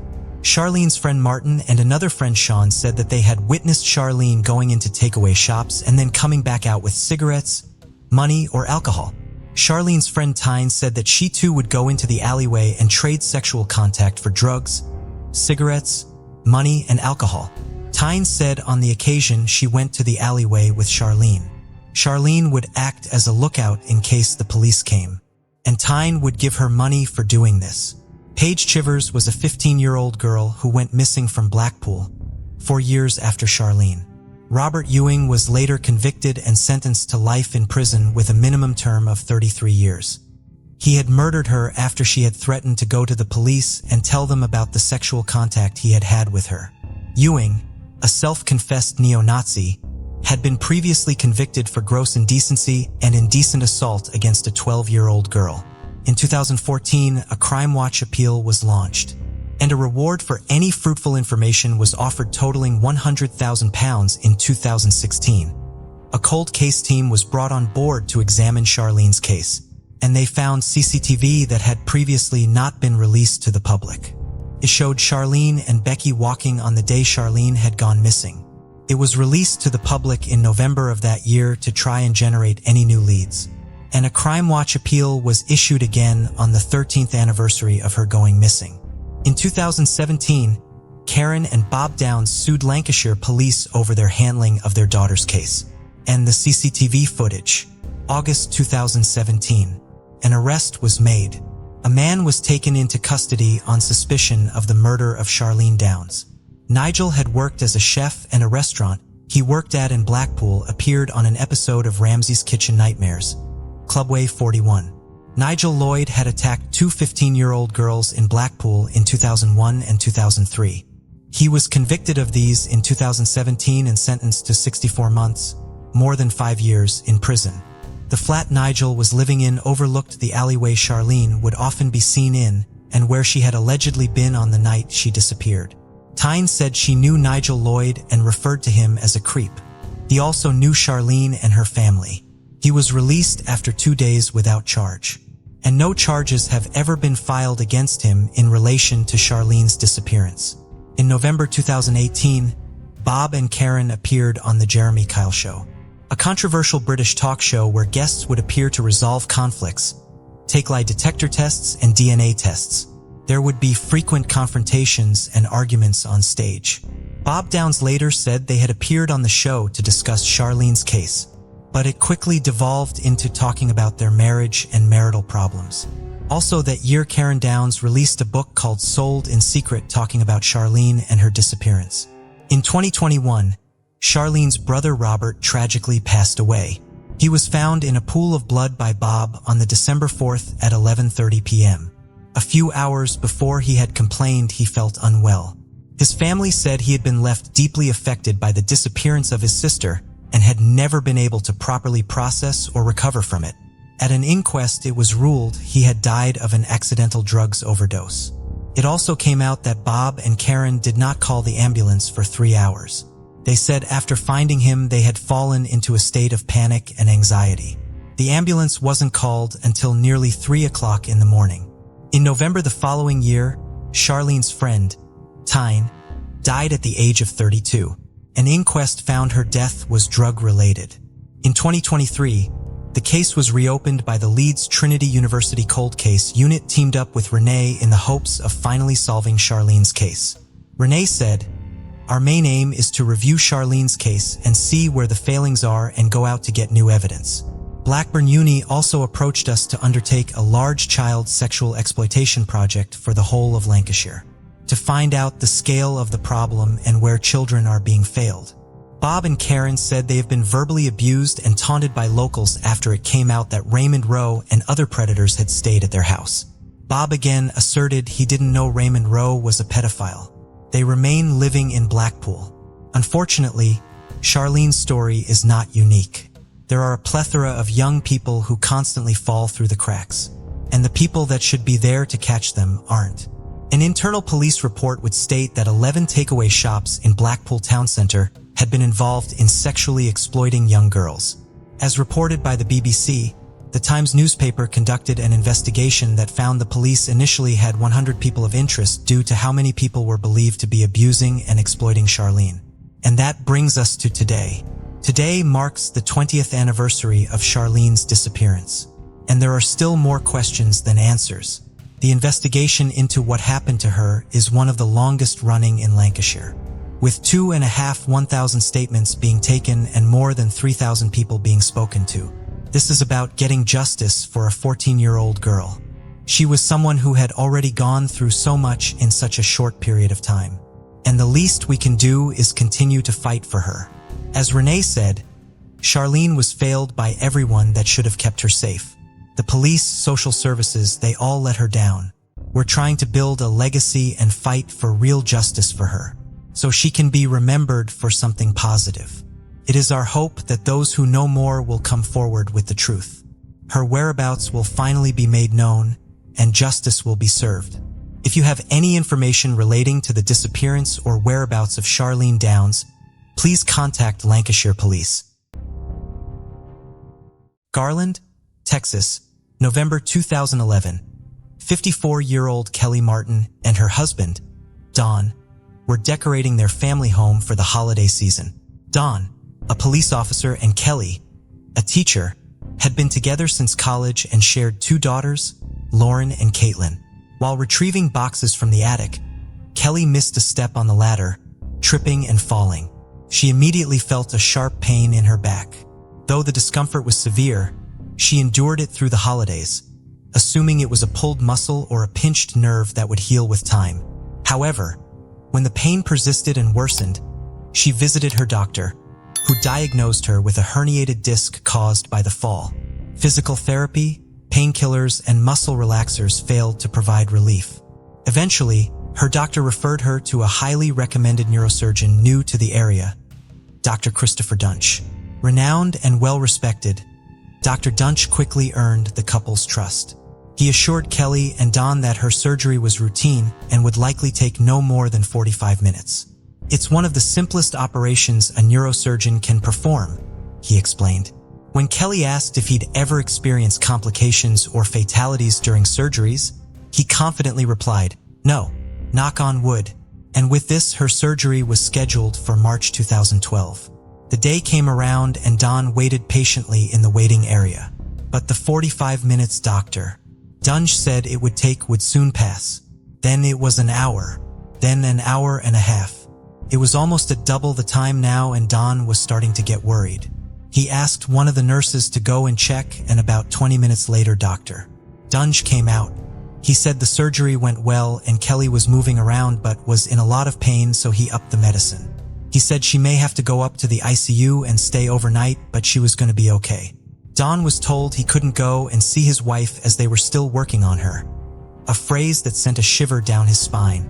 Don said something in his gut was telling him it was all off. He called Lauren and Caitlin and said they should come up. 2 hours later, Don and his daughters were still waiting around and panicking. They suddenly saw the ICU physician, Dr. Dunch, and the anesthesiologist walking towards them. The looks on their faces told the story before they even opened their mouths. The words no one wanted to hear. "We did everything we could. Kelly Martin had died." How had such a simple routine operation gone so devastatingly wrong? Don said Dr. Dunch never said a word, not even looking at the 3 of them. They were told by the ICU physician that it had been a medical miscalculation. Records later showed that during the surgery her blood pressure had plummeted and she went a gray color. As she regained consciousness after the surgery, she began to hit her legs, which had turned an odd color with splotches on them. Kelly had become so agitated. The nurses had to sedate her. She never woke up. Don said it was pure misery. "My world just ended right then and there." He started rocking back and forth. So enraged with emotion, he almost lunged at them. "I knew something was wrong and I wanted to hurt him," he said of Dr. Dunch. Caitlin said it was like being in slow motion, and as they said their goodbyes to Kelly, Don asked for some scissors so he could keep a little piece of her hair. They all drove home in silence. The medical examiner confirmed that Kelly had bled to death internally after one of her arteries was completely sliced. Don, Lauren, and Caitlin all had a terrible feeling. They weren't getting the full story. Something about Dunch was not sitting well with them, and they wanted answers. But what had happened to Kelly Martin was sadly just the beginning, and soon a huge can of worms would start to open.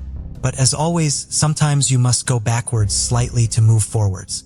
Born in 1971 in Montana, Christopher Daniel Dunch had originally set his sights on playing football. One of his teammates remembered him as not being very good at following orders and struggling with the most basic of drills, but someone that came back every practice trying to get it right. He made multiple transfers and moved around so much that he was told this had taken away his eligibility to play professionally. He realized his football dream was over and suddenly made a drastic change. He abruptly switched to a career in medicine. In 1995, he received his undergraduate degree from the University of Memphis before getting his MD there too. He excelled in medical school to such a point that he was allowed to join the Alpha Omega Medical Honor Society and started working with Russian scientists on research programs, gaining $3 million in funding. He started his surgical residency at the University of Tennessee and was soon running 2 labs. He was described as a charming, smooth-talking and witty guy with a glowing 12-page resume. He had many people speaking highly of him and seeking him out. But despite all of his successes and accolades, things were slowly starting to unravel, and it was becoming clear that all was not as it appeared. His resume boasted that he had earned a doctorate in microbiology from the prestigious St. Jude's Children's Research Hospital, but there was no such program running at the hospital at that time. He also claimed to have gotten his PhD from the University of Tennessee Health Center, but he appears in no yearbooks from the university during that period. The school declined to verify his claims, citing a federal privacy law. Since college, he had been a drug user and a big drinker, but during his residency was when his drug use started to escalate. He was frequently taking LSD, cocaine, and illegally getting his hands on prescription painkillers. His ex-girlfriend Megan initially thought that this was just something he did occasionally, but it was clearly not the case. After a full night of drug taking, drinking vodka and no sleep, Megan said he grabbed his scrubs and walked into work ready to talk to patients. She was horrified. His choice of drug was cocaine, although when he would come down after binges, he would rely on OxyContin, Xanax, and alcohol. Many said he would start his days off with a vodka and orange juice and a line of cocaine. One of his friends would later talk about just how out of control his drug use was, and several nurses said they saw him taking cocaine right before he went into surgery. But Dunch joked about it, calling them his neurostimulants, believing it made him better and more alert in theater. After he was reported, he was asked to take a drug test, which he refused to do. He was subsequently sent to an impaired physician program. In a deposition, slurring and not really concentrating, Dunch pleaded the fifth over and over again when asked about using drugs whilst working with patients. Despite the complaints, refusal to participate in tests, and after completing less than 100 surgeries, whereas it is typical for a resident to perform closer to 1,000, he was still allowed to finish his residency. In 2011, he was headhunted to join the Minimally Invasive Spine Institute in North Dallas with a $600,000 advance. Not long after, he was given surgical rights at the Baylor Regional Medical Center in Plano on a $50,000 a month salary. The recommendation that landed him the job had read, "Chris is extremely bright and possibly the hardest working person I have ever met," adding he had an excellent work ethic. For hospitals, surgeons are worth $1 million in revenue, on average about $2.5–1 million per year, and it is not uncommon to get operating privileges at other hospitals. Hence the reason Dutch was able to get a string of these across Dallas. Only a couple of months after he had finished his training, Dutch met another surgeon called Dr. Randall Kirby, a man that would play a key role in this story. Kirby said the first conversation he had with Dutch revolved around him telling him he was the best surgeon in Dallas and the only one a patient could trust. He said he wanted to clean the town up and was quite aggressive with his delivery. Kirby was taken aback with his level of arrogance, knowing how new he was to this game. Other doctors saw the same outbursts but put his cockiness down to the fact he was just a really talented surgeon, and he knew it. Opinions soon changed, however, when the only surgery he actually performed at the Minimally Invasive Spine Institute resulted in him being asked to leave. After the surgery was done, he immediately went on a trip to Las Vegas to party and left no one to look after his distressed patient. His drug use wasn't slowing down, and he would write many long emails to another ex-girlfriend and his surgical assistant, Kimberly, saying some very unhinged things, likely due to intoxication. One email read in part, "I really am building an empire. Anyone close to me thinks that I likely am something between God, Einstein, and the Antichrist. Because how can I do everything I want and cross every discipline boundary like it's a playground and never lose? I am ready to leave the love and kindness and good and patience that I mix with everything else that I am and become a cold-blooded killer." In more emails, he referenced his drug and alcohol abuse. These emails were full of swearing, threats, and rambling and abusive language. The emails themselves are too long to read in full, but they are interesting and present a small insight into his mind, so we have linked them in the description box if anyone wants to take a closer look. In December 2011, Shortly before Kelly Martin approached him, Christopher had operated twice on a man called Ken Fennell. He was his first patient in North Texas. The surgery didn't help fix his back pain as Dunge had operated in the wrong area, a mistake he admitted, but one he said he would correct with his second surgery. Ken, desperate to fix his pain, agreed. When Ken woke up the second time around, he described his legs as like a bonfire burning him. Something had gone wrong during the second surgery, but he had no idea what, and he left hospital relying heavily on a motorized wheelchair from that point on. Dunk's next patient was Lee Passmore, and he was actually an investigator in the Collin County Medical Examiner's office. He had undergone back surgery once before, but his pain had come back. Without missing a beat, Lee's pain specialist recommended Dr. Dunch. The surgery was booked right away. A vascular surgeon called Mark Hoyle assisted with the operation. Dr. Hoyle watched in horror as Dunch began to cut out a ligament around the spinal cord that should never have been touched. Right away, Lee started bleeding so profusely. Hoyle said the operating room was like a lake of red. Dunch not only left some hardware in Lee's spine, he also stripped the screw so it could not be moved. Unable to watch anymore, Dr. Hoyle said he blocked the incision area to try and stop Dutch from carrying on. "We need to talk about this," he said, locking eyes with Dutch. "That's dangerous. Even that attitude is dangerous. I've done 5,000 of these and I've never seen this done before." For the arrogant and careless surgeon, it was not enough to stop him. Hoyle said he left the operating room and vowed to never work with the surgeon ever again.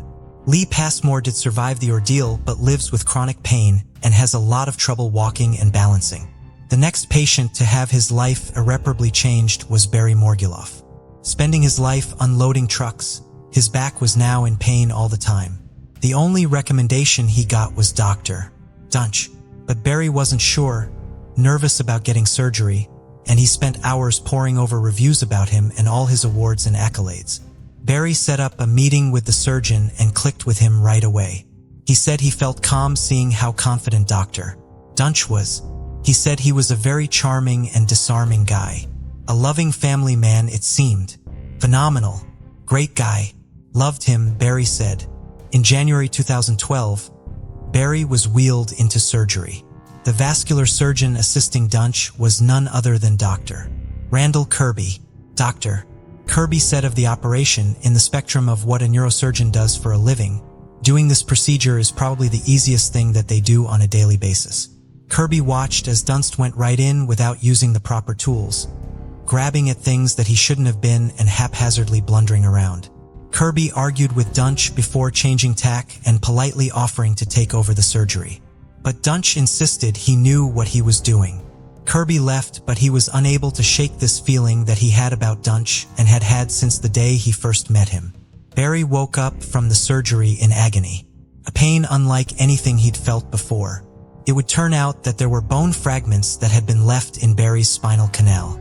Another surgeon would later try and repair the damage, but Barry has to walk with a cane now, and his doctor said one day he will end up in a wheelchair.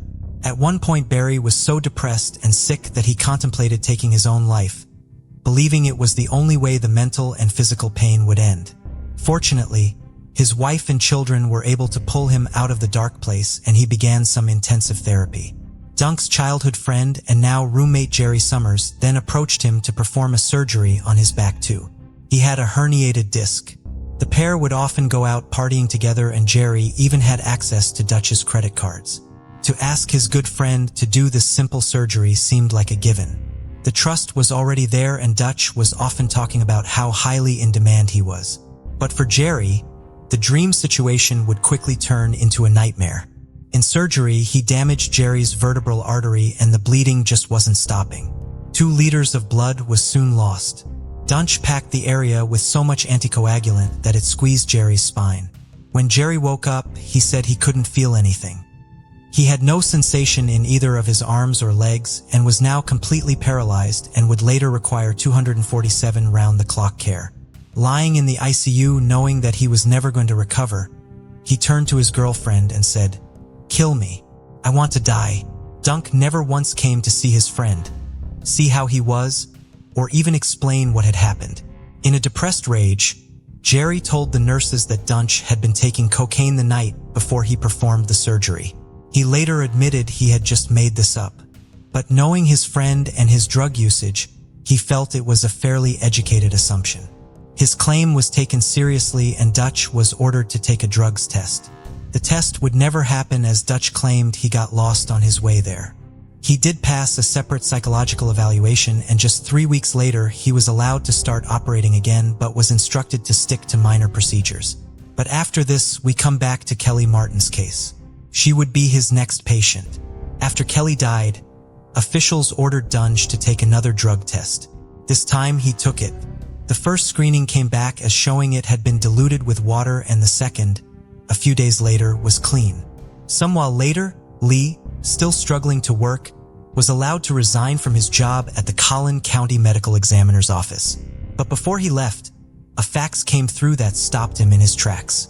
There were 2 names at the top of the first page, Kelly Martin and Dr. Christopher Dunch. He sat and read what happened to her, shocked at what he was seeing. The cogs started turning as he connected the dots between that and his own botched surgery. He went down a rabbit hole and found a few months that were not accounted for in Dunk's educational history.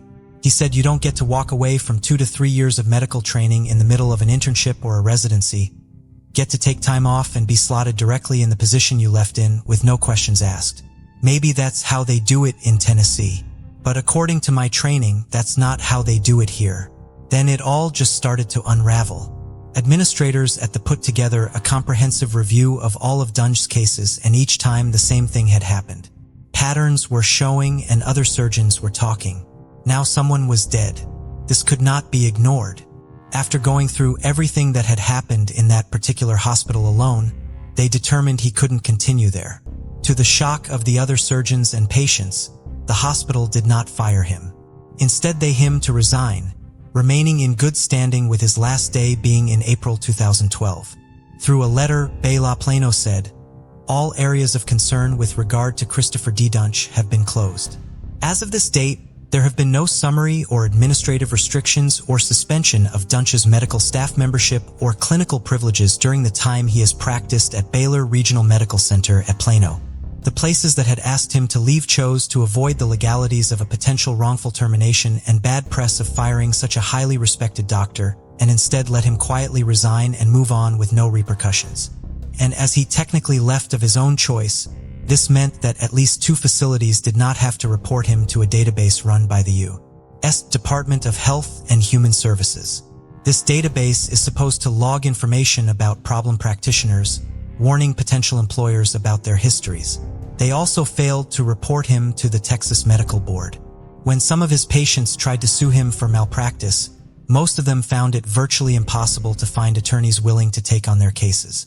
In 2003, Texas enacted tort reform which reduced the amount of damages plaintiffs could win, with the number of malpractice payouts per year dropping by more than half. In July 2012, Dunch moved right on to the Dallas Medical Center. The background check they briefly ran on him came back clean. In the same month he joined, Dutch operated on 63-year-old Floella Brown, a banker looking forward to retirement. About 30 minutes into the surgery, the bleeding was so bad that Dutch said he couldn't see her spine. "Why is it still bleeding?" he kept saying. After a few scary moments, it seemed Dunk had got it under control, but nurses in the room were concerned. Although Floella woke up and seemed fine, early the following morning she lost consciousness as pressure was building up inside her brain for reasons that no one could work out. She was in critical condition and it wasn't looking good. While Floella lay in the intensive care unit, with doctors fighting to save her life, Dunch was set to go into another surgery with 71-year-old Mary Affard. Mary was very active and loved working out, but back pain was stopping her from living her life. The surgery was very simple, easily mastered by most first-year residents. Before the surgery started, nurses spotted a hole in Dunch's scrubs right at the back, showing he wasn't wearing underwear. One nurse, Kyle Kissinger, said he had seen the same hole for 3 straight days, and it was clear that Dutch wasn't even changing his scrubs between surgeries. As he stared into Dutch's eyes, he said he had pinpoint pupils and wasn't blinking. It was all very alarming. The surgery for Dutch was more of the same. The operating room staff questioned why he seemed to be drilling into random areas of her back carelessly and without paying any attention. Soon after the surgery on Mary started, Dunk turned to Kyle and said he wanted to perform a procedure on Floella called a craniotomy. This involves cutting a hole in the skull to relieve pressure on the brain. Kyle was shocked and said Dallas Medical Center did not perform these as they didn't have the proper equipment to be able to. Other people in the room were agreeing with what Kyle was saying, trying to talk him out of it. Unfortunately, he backed down. Floella was moved to another hospital, but she never regained consciousness and her family withdrew her life support a few days later. A neurosurgeon was hired to review her case and death and would later conclude that Dunch had both pierced and blocked her vertebral artery with a misplaced screw. He also found that he had misdiagnosed the source of her pain in the first place and was operating in totally the wrong area. This had triggered a stroke, which had ultimately claimed her life. Mary Affard woke up from the surgery the same as the others before her, in total agony. She couldn't move her legs or feel her toes. Dr. Robert Henderson, another important person in this story, was called in to look at her case. He was an extremely talented Dallas spinal surgeon with 3 decades of experience. He pulled up her post-op x-rays and the first thing he said was, "Some kind of travesty occurred." Mary was pulled back into surgery the next day with Dr. Henderson operating. There were 3 holes in Mary's spinal column where Dunce had tried and failed to insert several screws. One screw had hit the nerves that control one leg and the bladder. Dr. Henderson then discovered that Dunge had amputated on one of her nerve roots for reasons Henderson called inexplicable. The surgery had gone so badly and was so botched, Dr. Henderson wondered if Dunst was some sort of imposter dressing up and pretending to be a surgeon. He could think of no other reason why this had gone so wrong.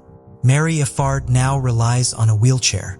She has never regained mobility in her legs. She said one of her biggest loves was sewing.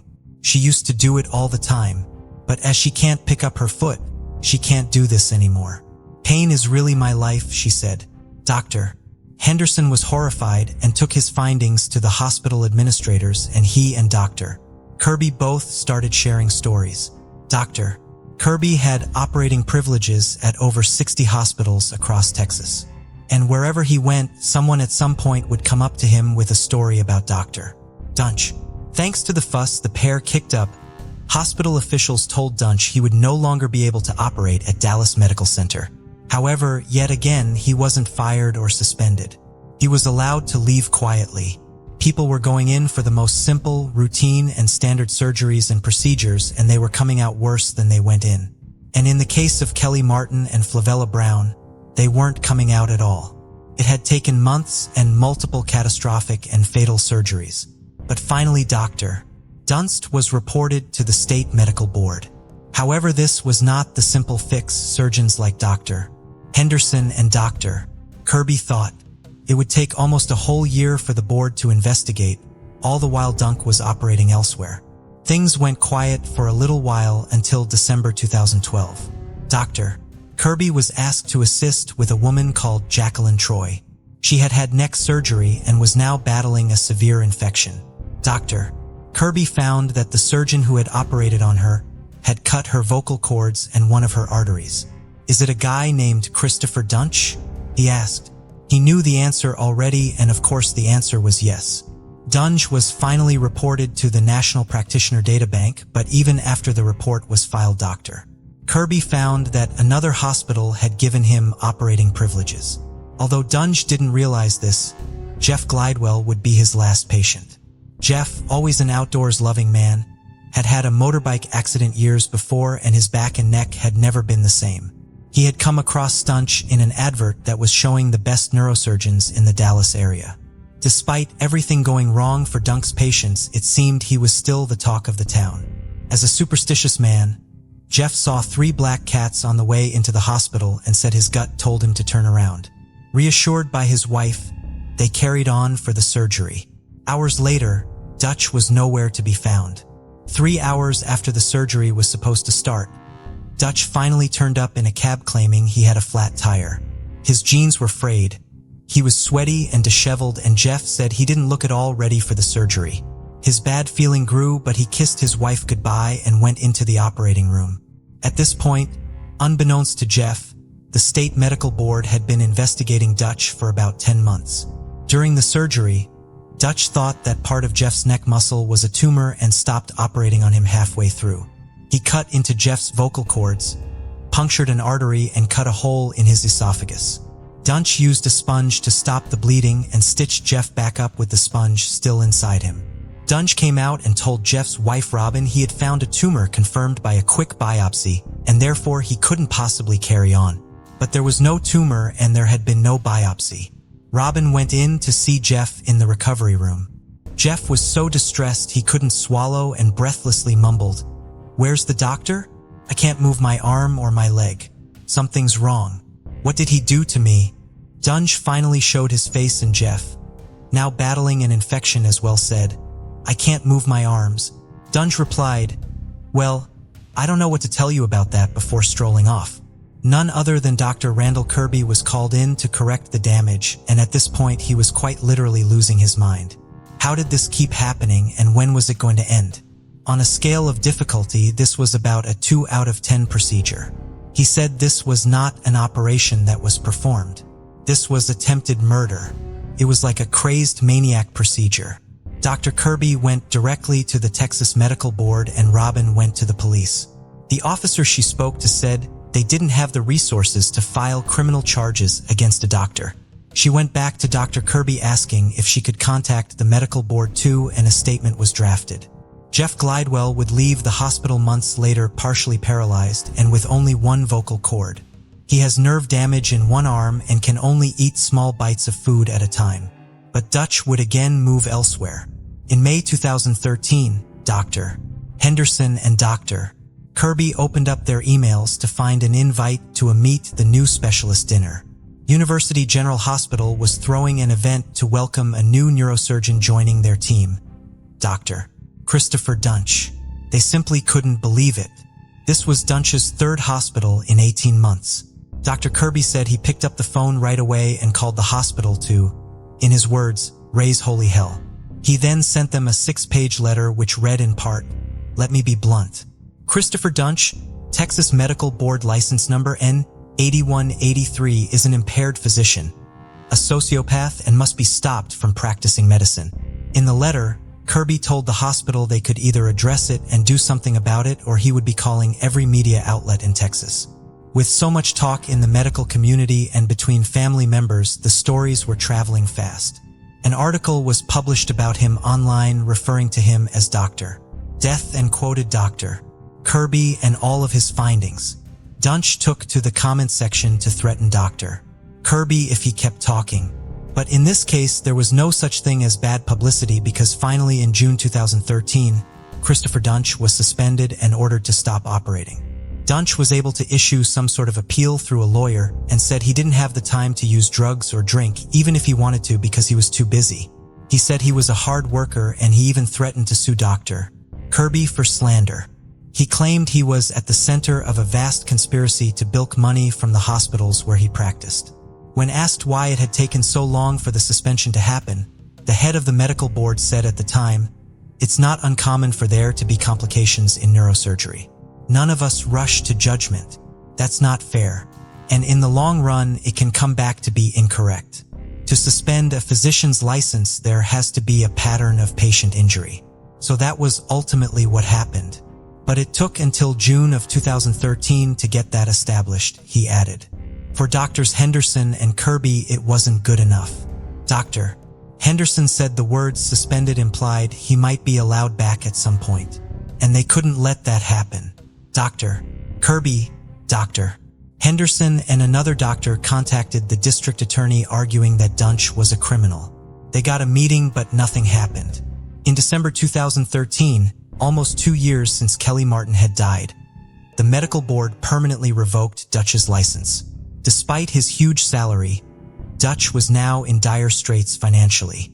He had to file for bankruptcy, owing more than $1 million, and leave Texas, moving in with his parents in Colorado. He would come back and forth to see his 2 young sons, but it appeared the relationship with his girlfriend Wendy had fallen apart too. A month after moving, he was pulled over by police in the early morning hours. He was driving on the wrong side of the road with 2 flat tires. As soon as they spoke to him, the smell of alcohol was strong and empty bottles littered the car floor. Dunt was arrested for a DUI and ordered into rehab. In March 2014, police were called in again to a bank in Dallas after people saw a man with blood on his hands and face banging on the doors and trying to get in. It was Dunch.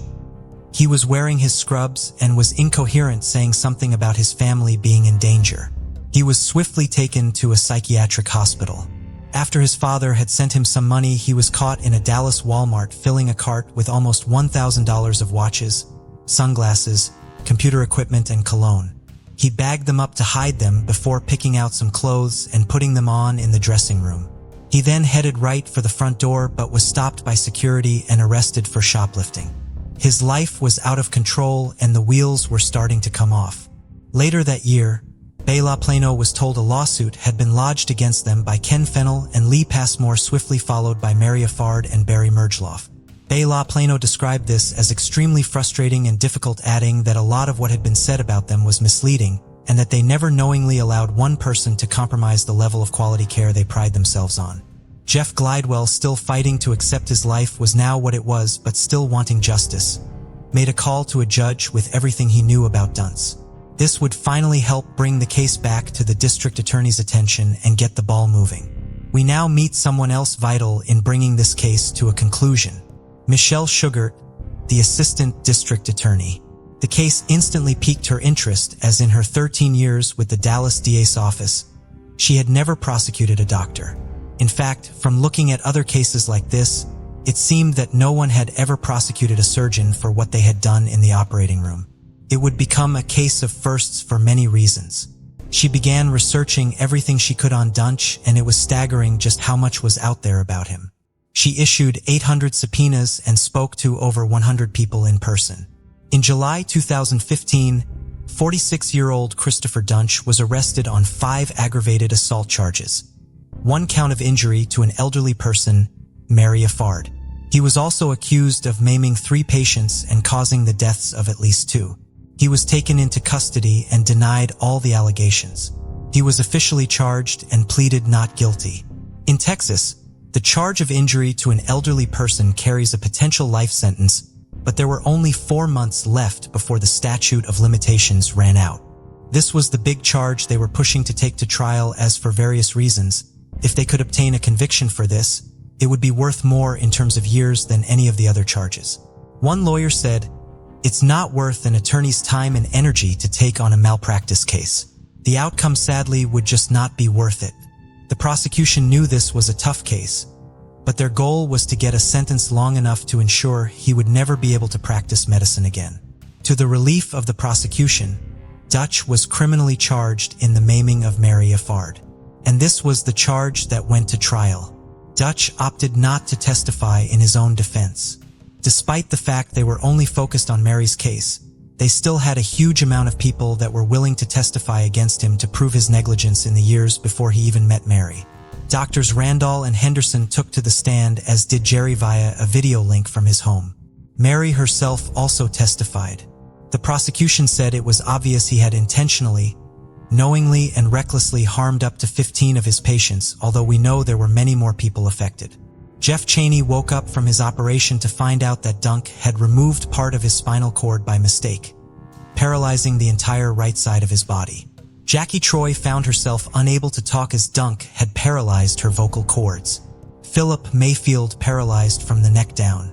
Marshall Muse spiraled into addiction after relying on pain pills following his surgery, and Pam Trusty feels lucky to be alive. However, Dunch's legal team claimed that he was not a criminal, just a lousy surgeon and a lazy person. They said him committing malpractice was due to chaotic operating rooms and hospitals in Dallas. And as for the emails he wrote to his ex-girlfriend Kimberly saying he would become a killer, they said it was simply sarcasm taken badly.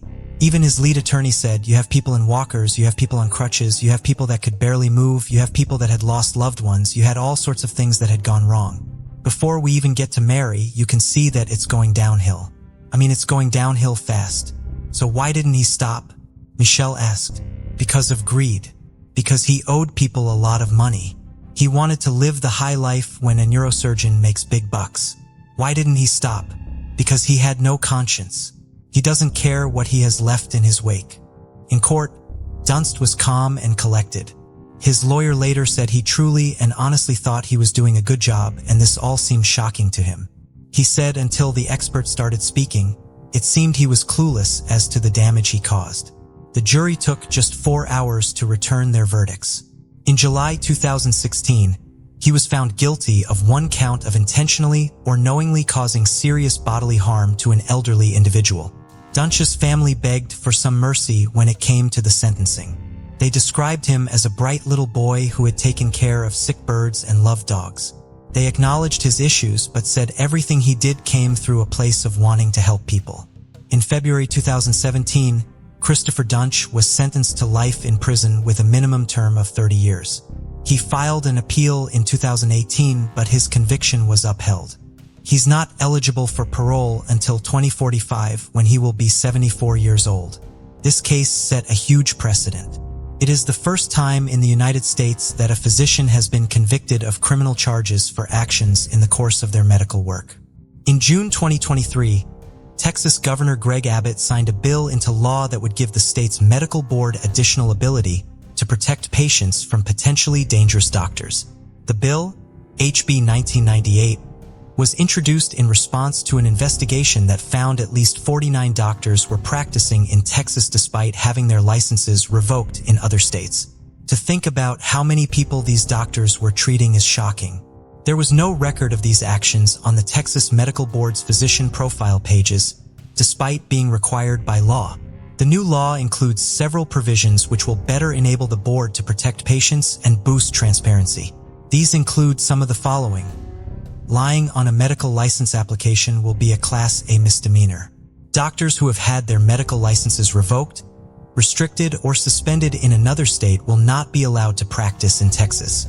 All doctors will be required to be fingerprinted as part of a criminal background check and be monitored monthly via the National Practitioner Data Bank. The 4 hospitals that employed Dunst have ongoing civil cases against them as well. Sadly, not reporting these things is not uncommon. In 2011, a staggering 47% of hospitals did not report their restrictions or revocations of doctors' clinical privileges, leaving the doors wide open for the lack of paper trail to be taken advantage of. Questions had to be answered and accountability had to be taken. It highlighted the systemic problems within the healthcare field all the way to the top. The hospital officials which allowed him to leave rather than firing him and having him investigated issued a statement which read, "Our primary concern as always is with patients. Out of respect for the patients and families involved and the privileged nature of a number of details, we must continue to limit our comments. There is nothing more important to us than serving our community through high-quality, trusted healthcare. Trying to comprehend the amount of damage and destruction that Christopher Dunst has caused is impossible." Between May 2011 and June 2013, Dunst performed surgery on 38 people. 32 of them were left with life-changing injuries, in some cases completely paralyzed, and 2 had died. His case became quite a big part of mainstream media, with a hugely successful podcast being launched about it. And it was even made into a TV show on Peacock called Dr. Death. It was an all-star cast with Joshua Jackson playing Dunst and Christian Slater playing Dr. Randall Kirby. And this brings us to the amazing doctors that helped put an end to his career. One has to wonder if it wasn't for the perseverance of Dr. Kirby and Dr. Henderson, how much longer would Dunst have continued? Tragically, a 3rd victim's life would be claimed when in 2021, Jerry Summers, Dunst's patient and once dear friend, died from an infection connected to his botched surgery. We trust that when we need them, people in Christopher Dunst's position of authority, knowledge and power will look after us. They will care for us. They will make us better. We put our faith and trust in them that they will turn things around even when the odds might seem stacked against us. We hope that we are in good and safe hands. For the families that were affected by the crimes of Christopher Dunst, that trust will likely forever be broken. Kelly's husband Don Martin said, "My whole lifestyle has changed. Everything is different now. I look at life differently, totally differently. Life is too precious, too short. We can't take the little things for granted. We're just trying to make the best of each day." Discover the chilling world of secret crime mysteries. where we delve into the most perplexing cold cases and unsolved crimes. Join us as we unravel hidden clues and explore haunting mysteries. Subscribe now and be part of the journey to bring these cases to light. Gertrude Tompkins was born in 1912 in Jersey City and grew up in Summit, New Jersey, located in Union County. She was the youngest of 3 daughters. Her father, an inventor who found success in the cement industry, encouraged his daughters, Margaret, Elizabeth, and Gertrude, to pursue intellectual interests. As a child, Gertrude was shy and introverted, partly due to a stutter for which her parents were unable to find an effective therapy. Despite this, her family provided her with a well-rounded education and rich life experiences during her young adulthood. She spent time raising goats, earned an undergraduate degree in horticulture in Pennsylvania, and traveled across Europe visiting gardens. Gertrude was fluent in both Italian and French, remarkably speaking these languages without her stutter. Her passion for flying began in 1940 when she fell in love with a pilot who started teaching her to fly during their time together. Although it was uncommon for women to be pilots at the time, Gertrude pursued the training and eventually earned her pilot's license. The couple became engaged, but Gertrude's fiancé joined the Royal Air Force so as to fight in World War II before the United States entered it. He was killed when his plane was shot down over the English Channel. The death of her fiancé instilled a desire to help with the war effort in Gertrude. In September of 1942, a seemingly perfect opportunity arose for her to do so. As male pilots were being sent overseas, there was a shortage of them for military operations stateside. Therefore, the United States government began recruiting for the Women's Air Force Service Pilots, or WASP for short, program. The aim of the program was to use female pilots for tasks like military aircraft transport and testing so that male pilots could be sent into combat. Over 25,000 women applied for the program and only 1,800 were accepted. Gertrude was one of them. Out of those 1,800, only 1,100 successfully completed the program's rigorous training. Gertrude's stutter should have caused her to fail her training, as clear radio communication was of paramount importance. She overcame that problem by singing her responses and commands over the radio. Like when she spoke a foreign language, she did not stutter when she sang. Gertrude finally overcame her stutter for good shortly thereafter, supposedly as soon as she flew a P-51D for the first time. She was one of only 126 members of her training class selected to fly fighter planes and attend advanced pursuit school in Brownsville, Texas. While she was initially assigned to fly the P-51D, she ultimately had the experience of flying a variety of fighter planes. On September 25, 1944, Gertrude married Henry Silver, a businessman from New York who was serving in the Army. 2 days later, she returned to her assignment in California, where she did not disclose her marriage. The women in the program were preferred to be unmarried. Gertrude may have decided to get married when she did because Henry Silver was petitioning to adopt his orphan niece at the time. He and Gertrude planned to make a home for the little girl at the end of the war. Gertrude did not discuss her marriage, use her married name, or wear her wedding ring in California.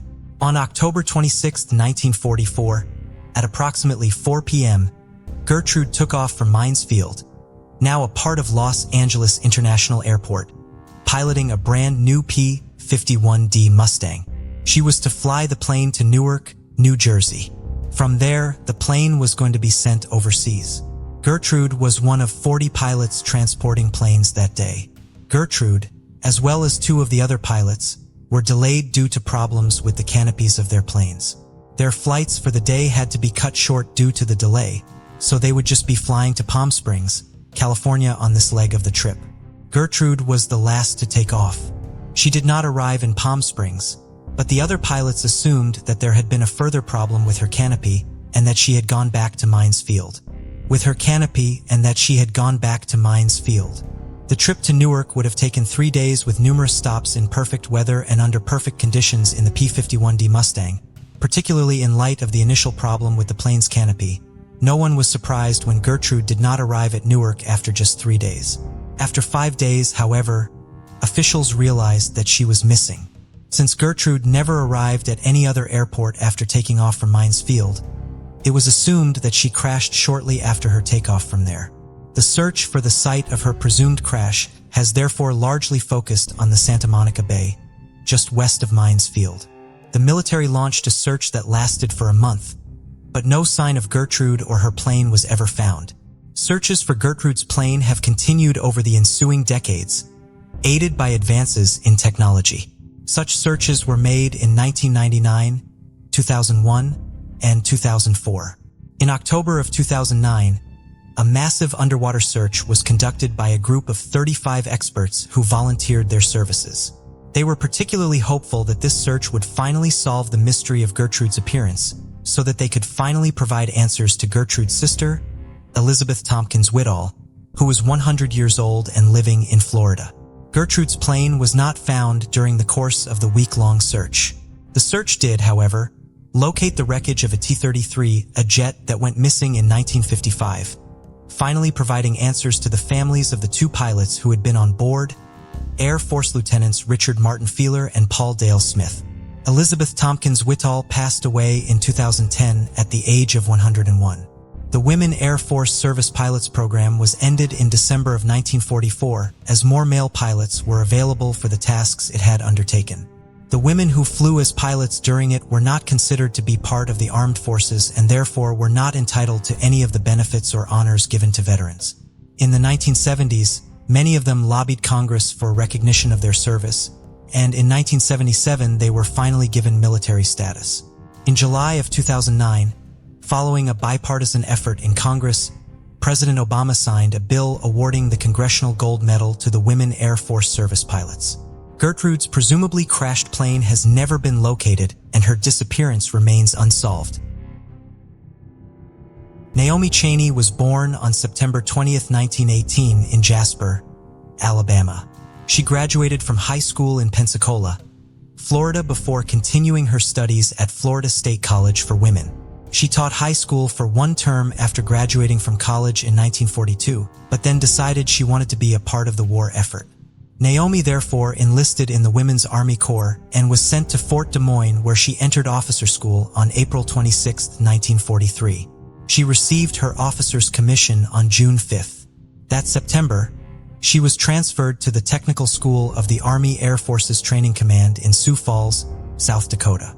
She arrived there on September 4th. On October 5, 1943, Lieutenant Chaney had dinner at the base's officers' club. She then went to visit her roommate, who was in the hospital on the base. Lieutenant Chaney did not leave the base until 9 o'clock that evening, well after it had gotten dark. She and her roommate had just moved into a home at 525 South Euclid Avenue 2 days earlier from another home in town. It was common practice for civilians to rent out rooms to board service members in their homes at the time due to the rapid increase in personnel assigned to the base because of the war. Her walk home from the base should have taken her roughly 25 minutes. Lieutenant Chaney left the base through gate number 3, which opened onto what is today called Burnside Street but at the time was northwest, near its intersection with Western Avenue. Before leaving, she asked the guard at the gate if he thought she would be safe walking home in the dark. He told her she would have to use her own judgment. After weighing her options for a few minutes, Lieutenant Chaney left the base and began walking home. A cab driver would later report having seen her a short time later, just down the road near the intersection of Northwest and 6th Street. The lieutenant did not report to the base the following morning and was classified as being absent without leave. Military police went to the home where she was staying to try to find her, but she was not there. They became concerned when Lieutenant Chaney could still not be found by that afternoon. Around 5 p.m. that day, a 10-year-old girl named Val Hall was out looking for sumac leaves in a wooded area not far from her home. She came across a woman lying motionless in the middle of a path in a thicket underneath a viaduct crossing the train tracks near 12th Street and Grange Avenue. The woman was Lieutenant Chaney, and she was deceased. Her autopsy would later estimate that she had died approximately 18 hours earlier. Her body was found less than 3 blocks from her home. Lieutenant Chaney's autopsy determined that she had died as a result of a crushing blow the right side of her head, which had resulted in numerous skull fractures and brain hemorrhages. The exact location of her body made it impossible for her to have fallen or been thrown from the viaduct. She had not been sexually assaulted, and there was no evidence that such an assault was even attempted. Her uniform was intact and only slightly rumpled. One of her shoes was, however, scuffed and had its toe box crushed as though someone had stomped on the lieutenant's foot. Her visor cap was found not far from her body, as was her purse, which still had cash inside of it, seemingly eliminating robbery as a potential motive in the crime. Two doctors did debate the nature of Lieutenant Cheney's death at the coroner's jury convened to evaluate it. Dr. Garundo, an associate professor of pathology at the University of South Dakota, argued that the lieutenant had not been murdered and that her injuries had been caused by her skull being run over by a car. He claimed that his examination of her vocal cords showed that she had not screamed prior to her death and argued she would have screamed had she been attacked. Even if his examination was able to definitively prove that Lieutenant Cheney had not screamed, there is no way to prove that she had not been ambushed by a killer, which seems like a probable scenario given the fact that her body showed few signs of a struggle and no signs that she had been restrained. Dr. Garundo used these facts to instead further try to support his claim that no murder had occurred. The area where the lieutenant was found was not accessible by car. Dr. Giordano argued that she had still been able to walk after sustaining the massive head injury. There was no reported blood evidence at the scene beyond the large pool underneath Lieutenant Cheney's head, meaning she would have had to make the long walk with a serious wound without dripping any blood on the ground or down her uniform in Dr. Garundo's scenario. Arguing that Lieutenant Cheney had been murdered was Dr. Erickson, a Sioux Falls surgeon who had assisted with her autopsy. He pointed out that if the lieutenant had been hit by a car, she would most likely have more extensive injuries and damage to her uniform. He also claimed that the head injury was too severe for her to have walked at all after sustaining it, much less to have walked to the area where she was found, so far away from anywhere accessible by car. His assessment of her injuries was that they were caused by the lieutenant's head either being struck with a blunt object or being stomped or kicked while she was on the ground. The jury was convinced by Dr. Erickson's testimony, and Lieutenant Cheney's death was officially ruled a homicide. On October 6th, authorities brought a suspect into custody as he was trying to leave town. The 31-year-old man, whose name has never been made public, had a wife and children in Iowa but worked as a farmhand throughout the region. While in Sioux Falls, he had been staying at a cabin at Smith's Auto Court, not far from where Lieutenant Cheney's body had been found. He was brought in because authorities had discovered blood-matted hair near his cabin. When the suspect was questioned, he also had blood on his shoe. He theorized that the blood had gotten onto the shoe as he walked through grass that morning. However, the blood was on the top of the shoe, not on the sole. The FBI was able to determine that the blood from the suspect's shoe and matted hair was the same type as Lieutenant Cheney's blood, but the technology of the time could not more conclusively tie the evidence to her. The suspect maintained his innocence and was released on October 27th as authorities had no other evidence to implicate him in the murder. At the time, he was in the process of joining the Army. After he enlisted, he was sent overseas and was killed in action. City and military police both worked on the case, traveling the country to conduct interviews and consulting with psychics Lieutenant Cheney had visited before her death. The Army offered a $1,000 reward in the case at the beginning of 1944, but none of these efforts brought resolution to the case. The murder of Lieutenant Cheney remains the oldest unsolved homicide in Sioux City. Gertrude Canning was born in County Donegal and lived with her family outside of Lifford. She shared her family's love of music and dancing and was described by those who knew her as happy and likable with an adventurous spirit. She eventually left Ireland to work at various hotels in England. She was popular with her co-workers and customers. Following the outbreak of World War II, Gertrude joined the Women's Royal Naval Services. She was assigned to the HMS Quebec, a Navy base that was part of the No. 1 Combined Training Center on the shores of Loch Fyne near the small town of Inverary, Scotland. The town had a population of less than 500 people, but between 1940 and 1944, almost a quarter of 1 million soldiers and personnel came through the area to work at the training center, with approximately 15,000 people there at any given time. Gertrude was able to use her previous experience working in the hospitality industry at the base, working in the officers' mess hall at the Admiralty House. On June 30, 1942, 20-year-old Gertrude left the base, dressed in her uniform, to mail a letter to her father. She never returned. She was reported missing and a massive search for her began. However, it would be two local boys who would finally resolve the search. They were gathering wildflowers near a local landmark known as the Marriage Tree when they discovered Gertrude's body in a ditch in Inverary. Gertrude had been gagged with her own clothing and 4 bullets were removed from her body. 3 of the bullets had caused injuries that most likely would have killed Gertrude on their own. Examination of the bullets showed that they had been fired by a standard British Army .30 revolver, a weapon that thousands of men in the immediate area had been issued. 2 roadmen reported seeing Gertrude on the 30th as she was walking along a wooden track. They also reported that they saw a soldier walking in the same direction just a few moments later. Thousands of revolvers were test-fired looking for a match to the bullets found in Gertrude's body. The weapons tested had been assigned to soldiers who were still at the training center and to soldiers who had left it since Gertrude disappeared and had been tracked down and brought back to the center for the testing. Despite the extensive testing, no match to the bullets that killed Gertrude was found. One of the investigators who worked on the case was Detective Inspector Robert Calhoun out of Glasgow. Only a limited amount of information was released to the media at the time of the murder due to its connections to the training center. So much of what is known about the investigation comes from Calhoun's 1962 memoir, Life Begins at Midnight. In the book, he concludes that Gertrude was most likely murdered by a soldier she was familiar with and that, in all probability, he died at Dieppe and his secret died with him. The disastrous August 1942 raid on the German-occupied French port of Dieppe plays a part in more than one theory about the case and how the investigation was handled. Gertrude's murderer could of course ended up as one of the thousands of casualties at Dieppe. There has also been speculation that certain details about Gertrude's murder were kept quiet because the idea of a soldier committing a murder just outside of the combined training center would further destroy public morale around the war effort, both before the raid occurred, when preparations were being made for it, and afterwards when public confidence was on the decline.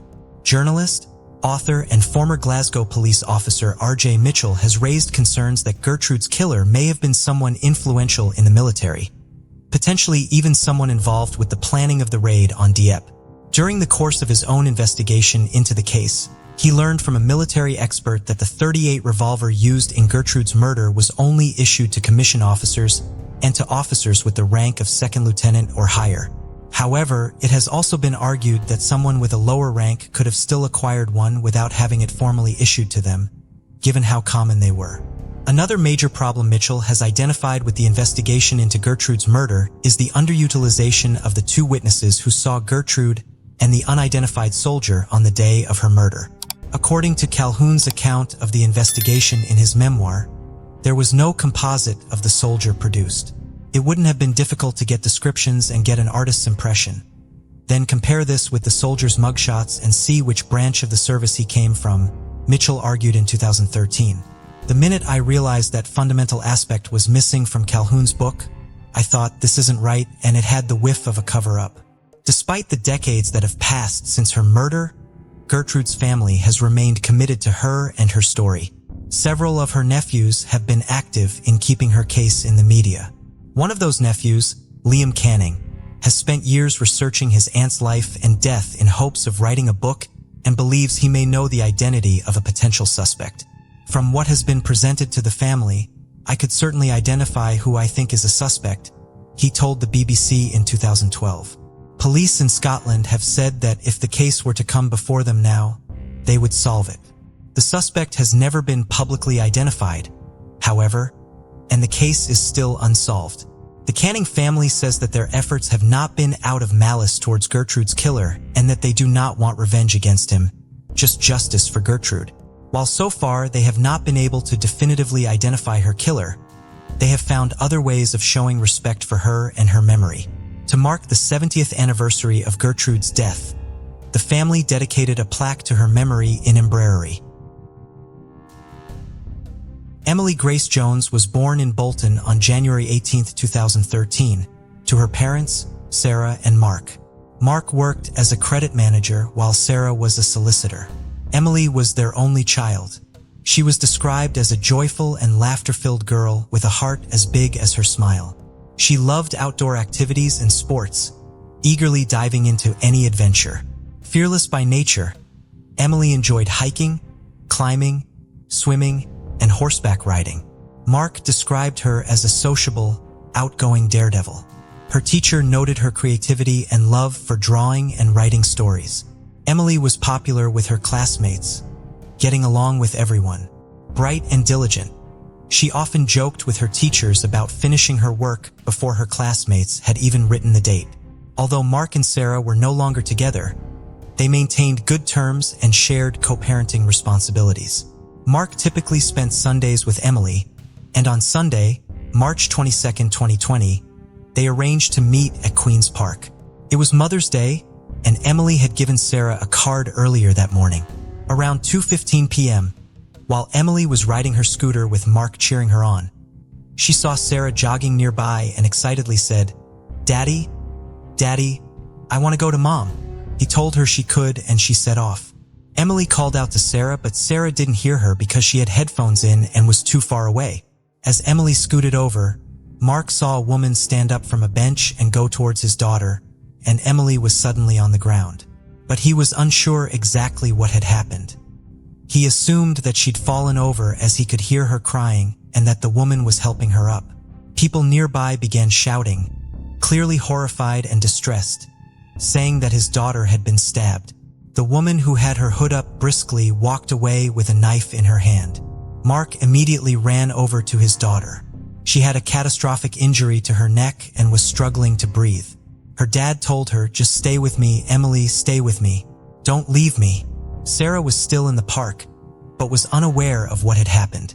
Mark called her, and a nurse came over and quickly began to try and help Emily. She was deteriorating rapidly.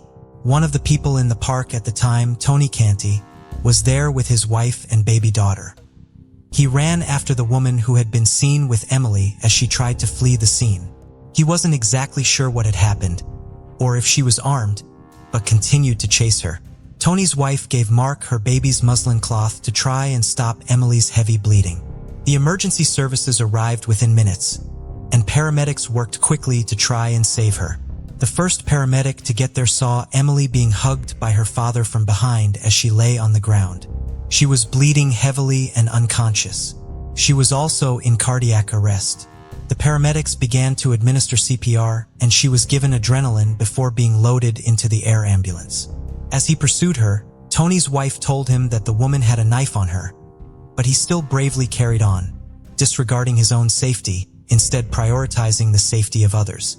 He knocked the woman to the ground and sat on her to stop her from running away, and also called 999, telling the operator, "There's been an incident at Queen's Park in Bolton and a child's bleeding." He also spoke about the woman. "I don't know what she's saying. She is agitated." His wife also heard the woman saying that she no longer needed injections, Tony had killed her family, and that he was killing her. Tony told her, "You're not well. The police will help you." The woman said to Tony, "I don't need you to tell me to be calm." He proceeded to keep hold of her until the police arrived and took over. A cordon was put up around the area, and specialist officers were on the case, trying to build a clear picture of what had happened. Emily was taken to Salford Royal Hospital, and the helicopter landed there at 3:27 p.m. She was ventilated and given blood transfusions, but remained in cardiac arrest. Tragically, at 3:56 p.m., all the attempts to restart her heart had failed, and Emily's time of death was called. This was now a murder inquiry. The following day, Sarah was given the awful task of formally identifying her daughter's body. A post-mortem was carried out, and it was determined that Emily had died from an incised wound to the neck. In a statement, her family said, "We are beyond devastated that this random act of violence means we will never get to see our beautiful little girl grow up into the wonderful young lady she was showing such promise of becoming. It is truly heartbreaking to wake up to a world without Emily in it, and we cannot comprehend why this has happened. We would like to thank the members of the public that assisted us in the park and express our gratitude to the emergency services for doing their utmost to save Emily's life." The community was in shock. The teachers from her school were heartbroken, and her headmistress paid tribute to her, saying, "I want you to know how much Emily was loved. She will be missed by all her friends and all the staff. Her loss has left a hole in our hearts, and the school will never be the same again." The police needed to start building a picture of their suspect. The woman they had arrested was 30-year-old Altiona Scana, and she was detained under the Mental Health Act. Dr. Suhanthini Farrell was the on-call doctor when she was arrested. She was said to be cooperative and calm, and when asked about her mental state, she responded, "Not very well." She said she couldn't remember anything about the park. But Dr. Farrell said this appeared to be because she didn't want to discuss it, not because she couldn't remember it. Dr. Farrell also described her as emotionless. When she was arrested, she was found to have wire tied around her toes. A police officer asked what this was for, and Altona responded that it was to help her with her emotions. Before it was taken off, she tried to tighten it around her toes again. A doctor would later say that this was indicative of a psychotic action. Altiona Scana had been born in February 1990 in Albania. According to Altiona's sister, their father had got into debt, and in February 2012, Altona was forced to marry the man he owed money to, and they then moved to Kuwait. She fled in September the following year and returned to Albania. In 2014, she left Albania again, and this time headed to Frankfurt, Germany, and on August 11th, her sister paid for her to go to the United Kingdom. She was taken via Italy and France, and entered the UK in a lorry 2 days later, on August 13th. She had made an application to the Home Office for asylum, but this was rejected in June 2018. An appeal was made and this decision was reversed, and she was then given a residency permit to remain in the country until November 28, 2020, and then leave to remain until November 2024. This was despite her later admitting to doctors that she had lied in her application and falsely said she was a victim of sexual exploitation, something she had said to improve her chances of being allowed to stay in the country. The Home Office has not revealed if they were informed that she had admitted to lying. In March of 2015, her mental health was not in a good place, and she was assessed by a doctor who determined that she had post-traumatic stress disorder, and she was subsequently referred for treatment. However, she failed to turn up for her cognitive behavioral therapy session, and her case was therefore closed. Just a few months later in July, Altona had grabbed a knife and believed she was going to be attacked. Her sister reported it, and Altona was sectioned and admitted to Royal Bolton Hospital for treatment. She was diagnosed with acute schizophrenia-like psychotic symptoms. She believed her neighbors were planning to hurt her by using her electricity. When she was granted leave by the hospital, she would run away on several occasions. After refusing oral medication, she was given antipsychotic medications via injection. She did lodge an appeal against being sectioned, but on August 20, 2018, it was determined that she was well enough to be released, as the feelings she had about her neighbors trying to hurt her had reduced, as had her feelings of being persecuted. As part of being released, she was visited by mental health workers between 1 and 2 times a week. Altona complained about the injections of the antipsychotic medications, saying she didn't like the side effects. In November 2015, she was taken off the medication, but her mental health would soon deteriorate again. On December 9th, she told doctors at the Salford Royal Hospital that she was having auditory hallucinations on a daily basis. It was reported that Altiona's own mother did not believe she should be on medication and didn't agree with the decision to prescribe her any. In January 2017, she refused to let her care coordinator come into her property and did not attend a scheduled meeting. Her sister was now greatly concerned about Altiona's mental health and that she was suffering a relapse, so she arranged for a team to visit her again on February 13th. But before this could happen, Altiona would commit a shocking act of violence. Her mother had come to visit her, and she had found that Altona had been trying to hurt herself. Altona led her mother upstairs and proceeded to chain the door shut. She said that once she killed her mother, everything would be okay. She then attacked her with an iron, stabbed her hand, and was only stopped when a friend intervened. She was subsequently arrested and detained under the Mental Health Act. It later emerged that she had disconnected the boiler, removed the light bulbs in the property, and got rid of her television. She would again leave the hospital without permission, and at 5 a.m. went to a friend's house and demanded to speak to their 13-year-old daughter. She was armed with a knife that she had taken from a restaurant. The mother refused to let her inside, and when she asked Eltona about what she had done to her hair, Eltona said she had cut her hair off rather than cutting off people's heads. She was returned to the hospital by police, and on the May 4th, she was deemed fit for release. All appeared to go quiet. That was until March of 2018. Eltona said she was not feeling well and requested to go back on injections. She said she was having hallucinations again. The following year, she asked to be taken off the injections and be on oral medication instead. She remained stable and her family's support appeared to help with her paranoia, although she continued to avoid busy places and wore sunglasses to avoid eye contact. Her last visit with a mental health worker was on the March 11, 2020, after having none for 3 months. It was so uneventful that the worker didn't even make any notes. Just 11 days later, she would take Emily's life. On the morning of March 22, 2020, Eltona had left her home at around 1 p.m. and headed into Bolton Town Center.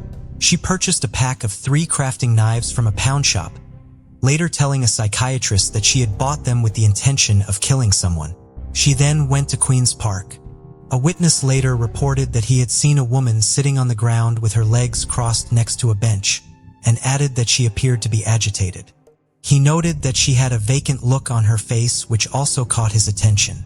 He continued to watch her for around 4 minutes, but as she didn't say or do anything, he headed home. As Emily headed to Sarah, she went past the bench Eltona was sat on with her hood pulled up.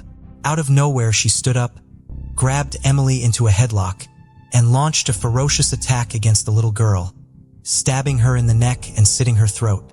Police went to her flat and searched it, and found a load of antipsychotic medication, totaling almost a month's worth that hadn't been taken. A doctor would later say that suddenly coming off of medication could cause someone's mental health to rapidly decline within just a few days. She was charged with murder and possession of a bladed article.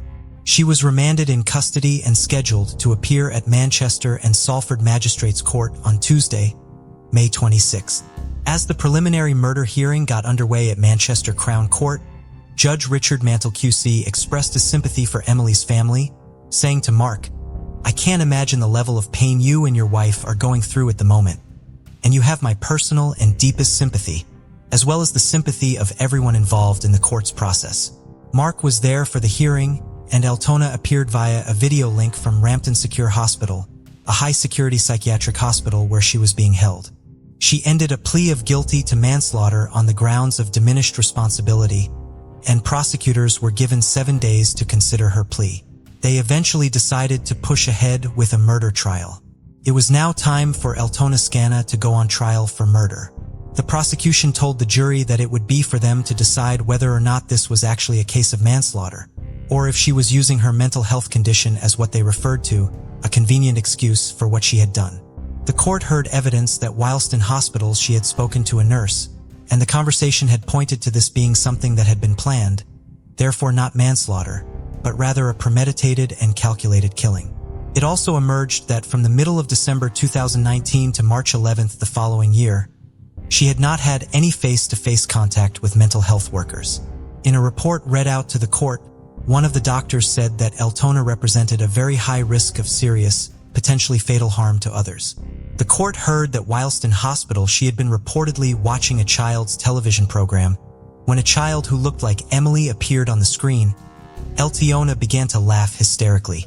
She said to a nurse at the hospital, "Like I said, it's been 3 months. What do you want me to do? Cry all the time?" Later telling the same nurse it was premeditated. "I waited in a park and picked my victim. I did what I did, then tried to run away." It was noted that during these conversations she was not on her medication. The court was told that on the July 30th, staff at the hospital had been observing what was referred to as strange behavior, with Eltona telling nurses, "Your body has gone to your soul, and we're all going to die."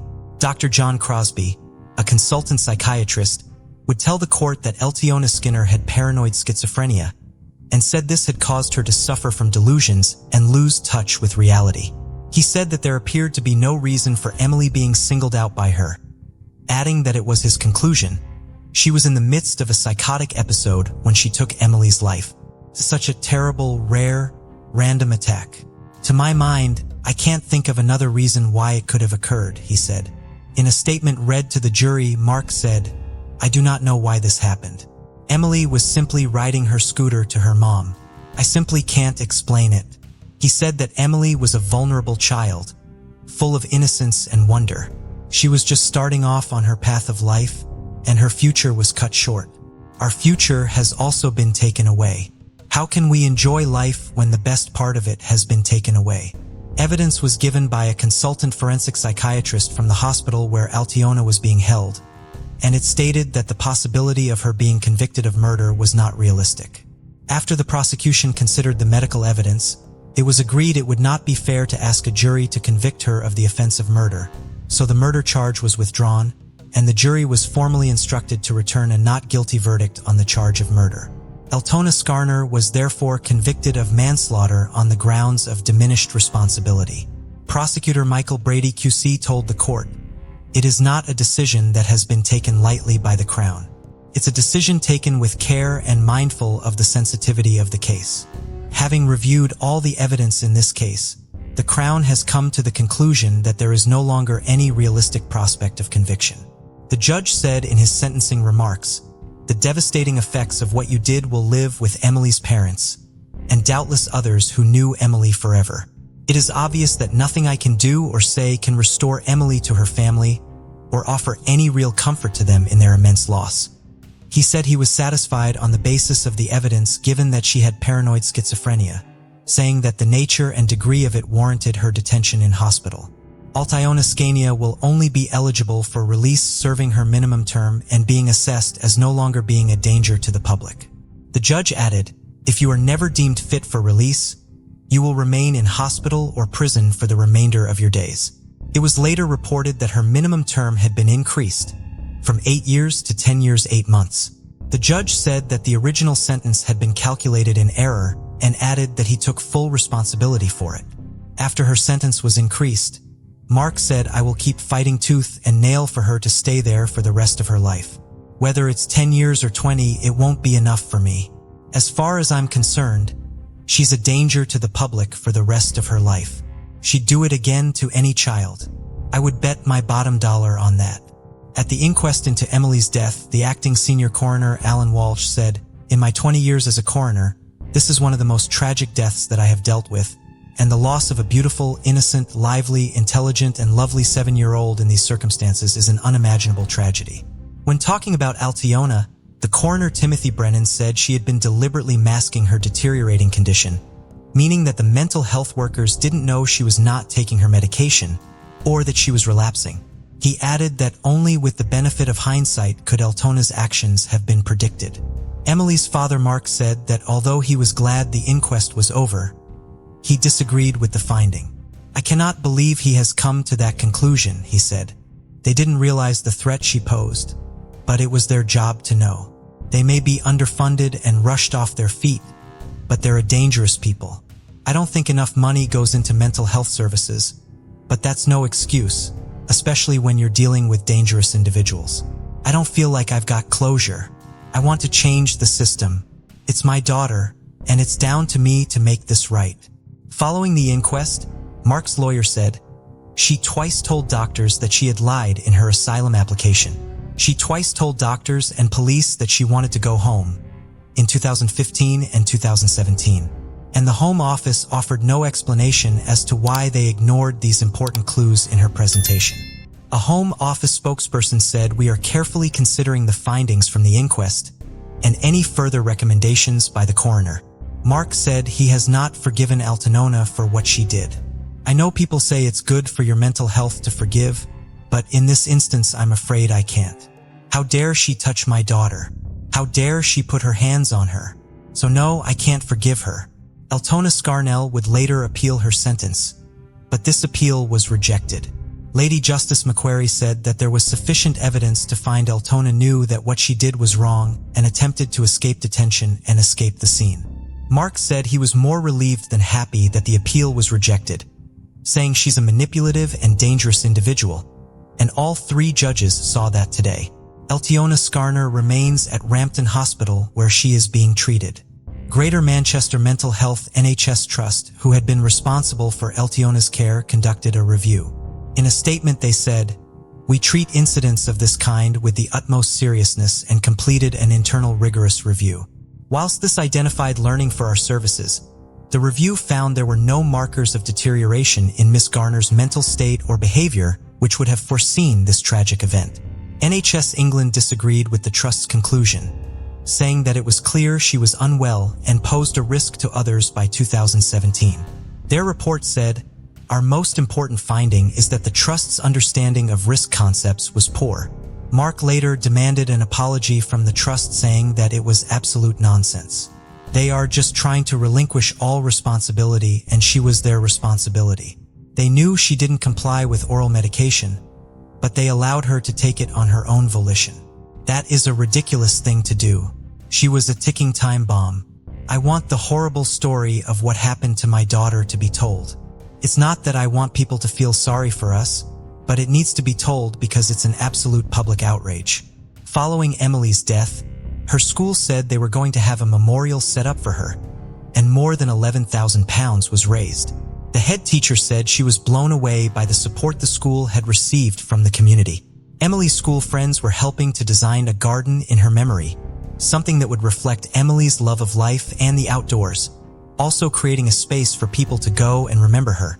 Mark teamed up with the charity 100 Families, which supports relatives of those killed by somebody suffering from mental illness, to change the way patients are managed within the community. He said, "Someone said to me, 'What are you trying to achieve from all this? It's not going to bring Emily back. It's not. But I don't want another family to have to go through what we have been through. I don't want Emily's death to have been in vain."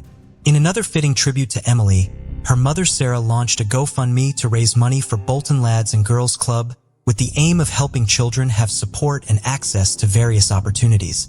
It raised nearly £30,000 and was a truly beautiful way to remember Emily.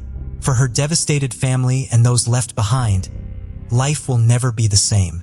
Emily was a bright and kind little girl with her entire life ahead of her.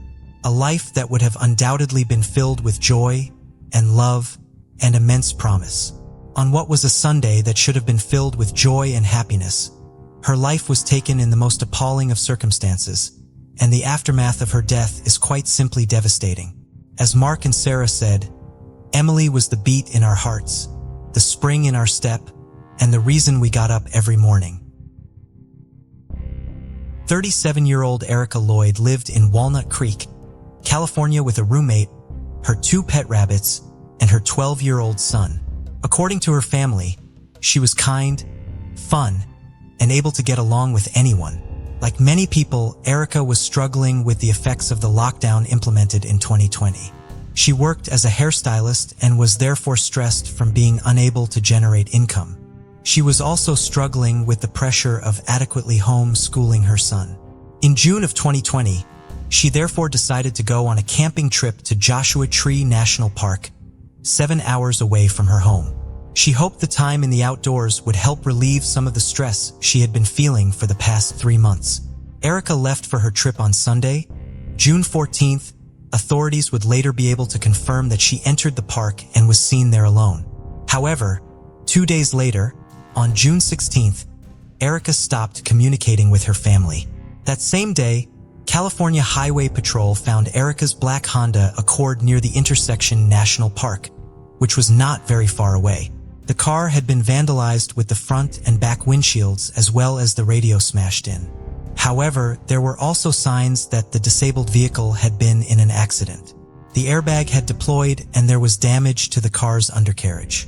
According to the owners of the towing company who came to tow the car away, the radiator and the AC condenser had been smashed backwards as though the car had hit a large object. They theorized that the car may have hit the berm of the road straight on. The San Bernardino County Sheriff's does not believe that there were any signs of foul play at the scene where the car was found. A massive air and ground search was launched for Erica. All-terrain vehicles and search dogs were brought in. Erica's camping equipment was at a campsite at the Jumbo Rocks campground. Cave and mine expert Doug Billings has volunteered his services to the effort. In 2014, Billings helped locate the body of a 19-year-old named Aaron Corwin in a mine not far from Joshua Tree.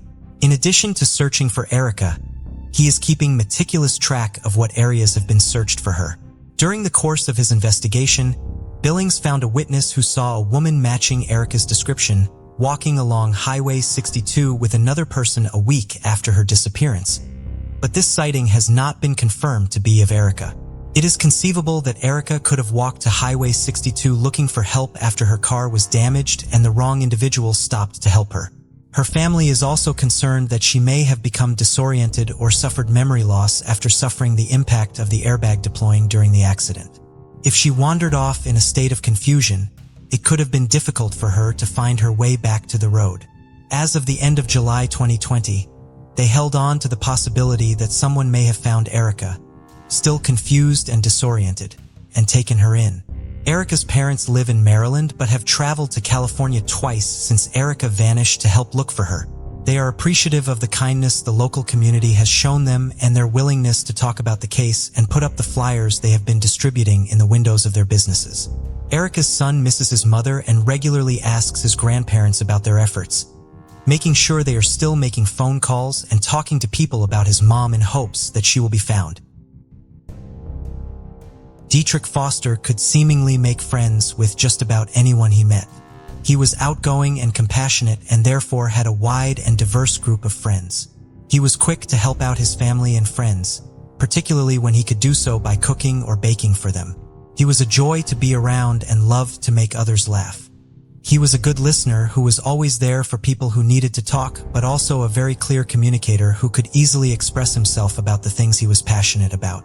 Dietrich had previously worked as a corrections officer and was able to combine his love of travel with his career history and worked mainly as a traveling crisis or tactical private security officer.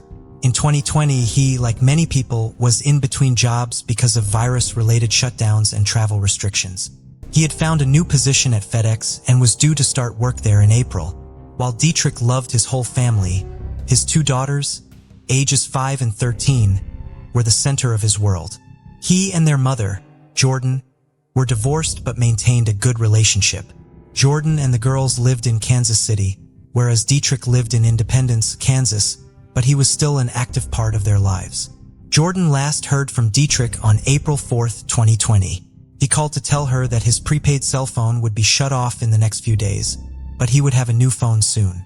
This was a perfectly normal conversation as Dietrich and Jordan spoke on the phone regularly, and he was always sure to let someone know where he would be or how to contact him.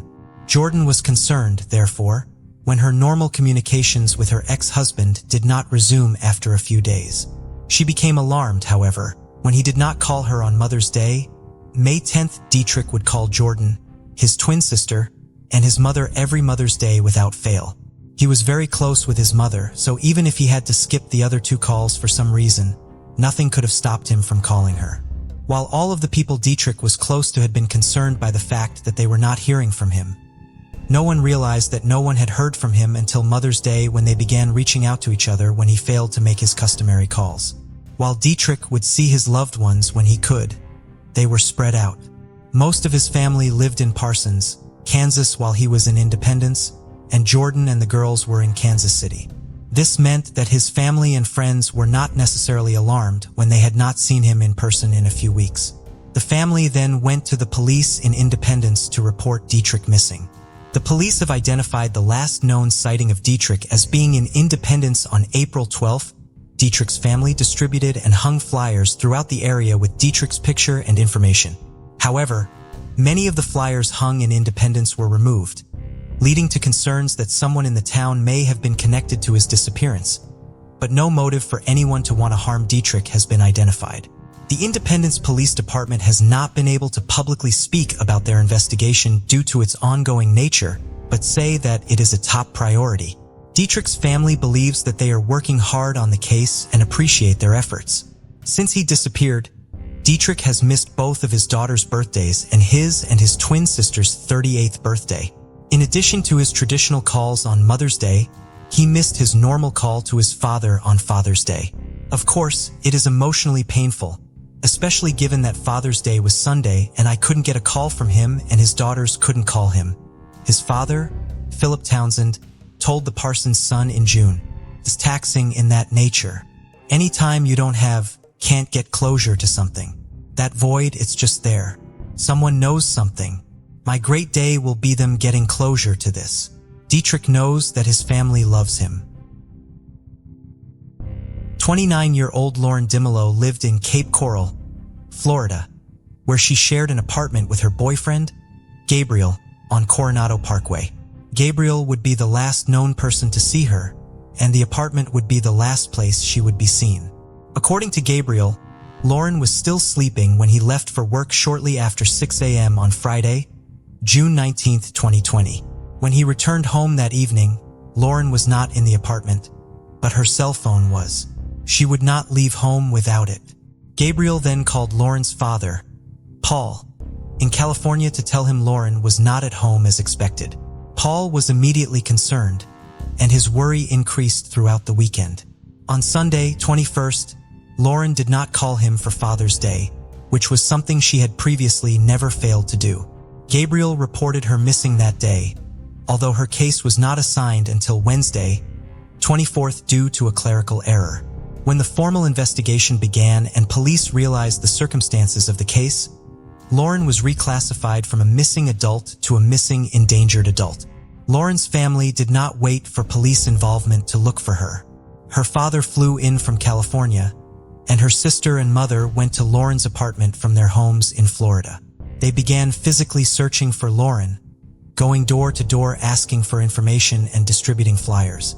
For Freedom's Park, a half a mile away from Lauren's home, has played a major part in her case from the beginning.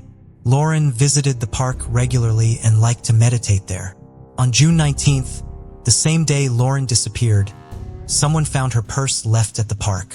On July 2nd, Lauren's boyfriend Gabriel and her sister Cassie were searching the park when they found a burgundy shirt in the sand near the water. They believe that the shirt belongs to Lauren as it matches one Lauren regularly wore. The concerning aspect of this discovery is that the park had been searched multiple times since Lauren went missing. The shirt was taken into evidence by police. Lauren's family is adamant that she would not have voluntarily disappeared. The main reason they can be so sure is Lauren's daughter, who turned 6 2 months after Lauren's disappearance and was the center of Lauren's universe. Lauren also did not have access to a car or any money with her when she went missing. She had recently lost her job due to the economic impact of the pandemic, but was still owed one more paycheck, which she never picked up. Surveillance footage also shows her applying for jobs on June 18th, the day before she went missing. As the police investigation continues, Lauren's family also continues their own efforts to find her. Southwest Florida Crime Stoppers is currently offering an $8,000 reward for information in the case. This case takes us to Essex, England, where Jennifer Cronin lived with her daughter Susan. Jennifer was deeply devoted to her family. She was glamorous, sociable, kind, and gentle. She shared a strong bond with Susan, and the two were inseparable. In 1990, Susan met Kieran Lynch. Susan, a trainee hairdresser in her late teens, was 3 years younger than Kieran, a bricklayer and builder. Susan's friends noted that Kieran seemed to idolize her, and they appeared to be the perfect couple. It was essential to Susan that her new husband got along well with her parents, and fortunately, he did. The couple eventually had 2 daughters, Matilda and Molly. The girls were very close to their grandparents, visiting them at least twice a week. Matilda recalled thinking her father was a generous and wonderful dad when she was young. However, he had a different side to his personality, competitive to a fault, with an obsessive need to be the best at everything and maintain the image of a perfect family. Kieran claimed he worked hard to provide for his wife and daughters, but Susan revealed he struggled to manage stress and express emotions healthily. His frustrations often manifested in anger, leading him to destroy and break things. Over time, these issues only seemed to worsen. Susan said his reactions would become bigger and more aggressive, especially when alcohol was involved. One of their daughters said that she had vivid memories of screaming and shouting and plates being smashed. The day after an outburst, he would apologize and try and excuse his behavior. Like many who suffer from domestic abuse, Susan said she was ashamed and embarrassed and didn't want to tell anyone what was happening to her. One of their daughters would later say, "We weren't able to let the dog outside or anything. I was just really frightened. We had a strange relationship. If I called in sick at work, he would text saying, "Are you not at work?" I knew he was driving around. Me and my mom had a really close relationship. My dad was quite violent towards me and my mom. If he would go for my mom, I would step in. I felt very protective over my mom. His personality flicked. One minute he'd be fine, and the next he would not be okay. In 2015, the changes in Kieran were also becoming apparent to Susan's friends, with one of them saying he appeared to be withdrawn and more gaunt. He was fitting an extension for her at the time, and sometimes he would fail to turn up for work. To Susan's shock, when a credit card bill arrived for a card that was usually reserved for big purchases, Kieran had run up a bill of about £3,000 by withdrawing money from various cash points. Susan questioned him, but he became immediately defensive and hostile, causing the tensions within the household to escalate. Things became even more serious when Susan picked up his work clothes to do a load of washing. In his pocket, she found a small straw and some cocaine. In a text message, she said to him, "No one or nothing makes you choose that shit. You choose that over your family." Kieran replied, "Please don't tell the girls it's drugs." His erratic and volatile behavior continued. On one occasion, Susan and Kieran were at home. He held a knife to his wife's throat and threatened to take both of their lives in a murder-suicide. Susan said the ordeal felt like it went on for hours. On another occasion, the loft had been rigged with a noose. In a series of text messages, Susan told him that she wished she could turn back the clock, but it was clear that they wanted different lives. They decided to separate in November 2016, and Kieran left the family home and moved back in with his parents. After 24 years of marriage, it was a difficult choice, but Susan knew she had to protect her daughters. With Kieran gone, the tension eased, and things felt lighter and calmer. It was a chance for Susan to take some much-needed time for herself and relax with her children. Susan said that it appeared that Kieran had got himself back on track, but this would all change when she moved on. After an incredibly stressful and difficult time with Kieran, things did begin to look up for Susan when she met a man called Mike. They had taken their relationship slowly, but over time she began to talk to him about her ex, the trouble she had with him and how difficult things had been. She wanted to have a clean break and a chance to start again with someone new. This also meant she had to tell Kieran and start divorce proceedings. Susan sent him a text message asking if they could meet up at McDonald's at 6:30 p.m. Kieran agreed, and knowing that Kieran was volatile and unpredictable, made an already difficult situation significantly harder. Surprisingly, however, Kieran seemed to take the news of her wanting a divorce well, with Susan describing the conversation as amicable. He later sent her a text message saying, "I'm glad you have found someone." She replied saying she hoped he would find someone too. Despite, on the face of it, taking the news of the divorce well, Kieran had actually done anything but. The following day, he sent her a series of text messages. "I don't care what you do. It's your life. Who am I to say? Give me 60K and I am gone from your life for good." Susan responded, "What about being a dad? Are you going to pay maintenance and still see them?" Kieran replied, "What, and pay for some to sleep in my house? I have nothing. You have it all. Sorry. I would rather have you killed." Following this, the situation continued to get worse. Susan also called Kieran's cousin Lisa, who soon arrived and could hear him destroying things. Kieran appeared with a hammer in one hand and a drill in the other, and told Lisa to leave it alone, saying that the situation had nothing to do with her. Lisa said it didn't seem like the Kieran she knew. He soon drove away and the police arrived not long after.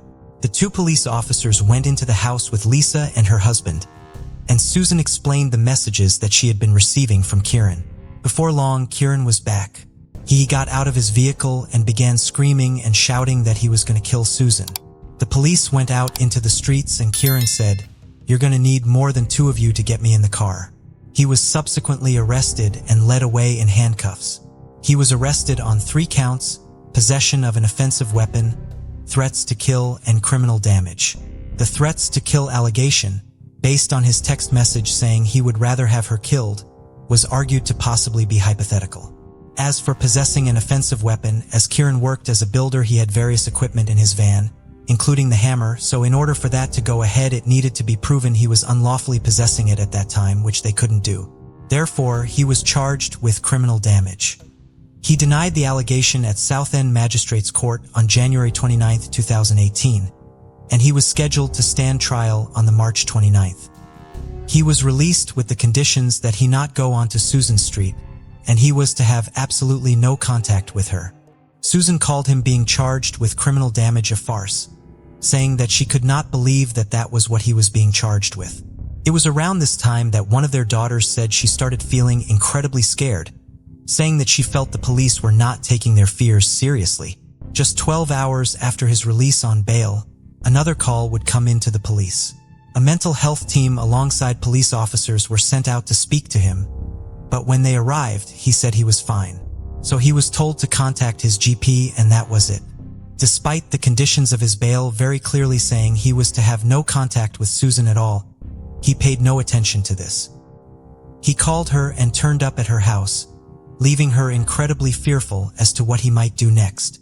He lied to people and said that Mike, Susan's partner, had been sending him gloating messages about his love life with Susan. He also sent what initially appeared to be a series of random letters and numbers to his daughter. When she asked what it was, he said it was the registration number of Mike's vehicle. She asked why he was sending it to her, and he replied, "He needs to speak with me." Okay. Tell her and her boyfriend. The incessant messages to Susan continued, "You and the girls have everything. I will always have my memories. Have you forgot not money, I suppose? Thanks for everything. A true lady. Enjoy." It was absolutely terrifying for Susan, and frightening for her to even have her children at home alone. He would make 80 calls a day and refuse to stop contact. As he failed to adhere to the conditions of his bail, Susan contacted the police again.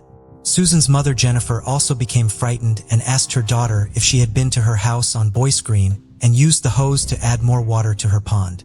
Susan hadn't. She believed it was Kieran, doing it as a way of taunting them by showing them how close he could get. The March 7th, 2018, Mike phoned Susan, saying he could see a man going into their garage. He then headed upstairs to look at him out of the bedroom window, whilst trying to stay hidden behind a curtain.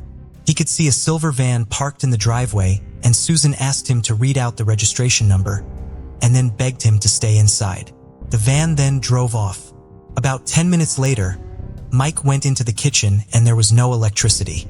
The police later arrived and it was discovered that the electric had been cut.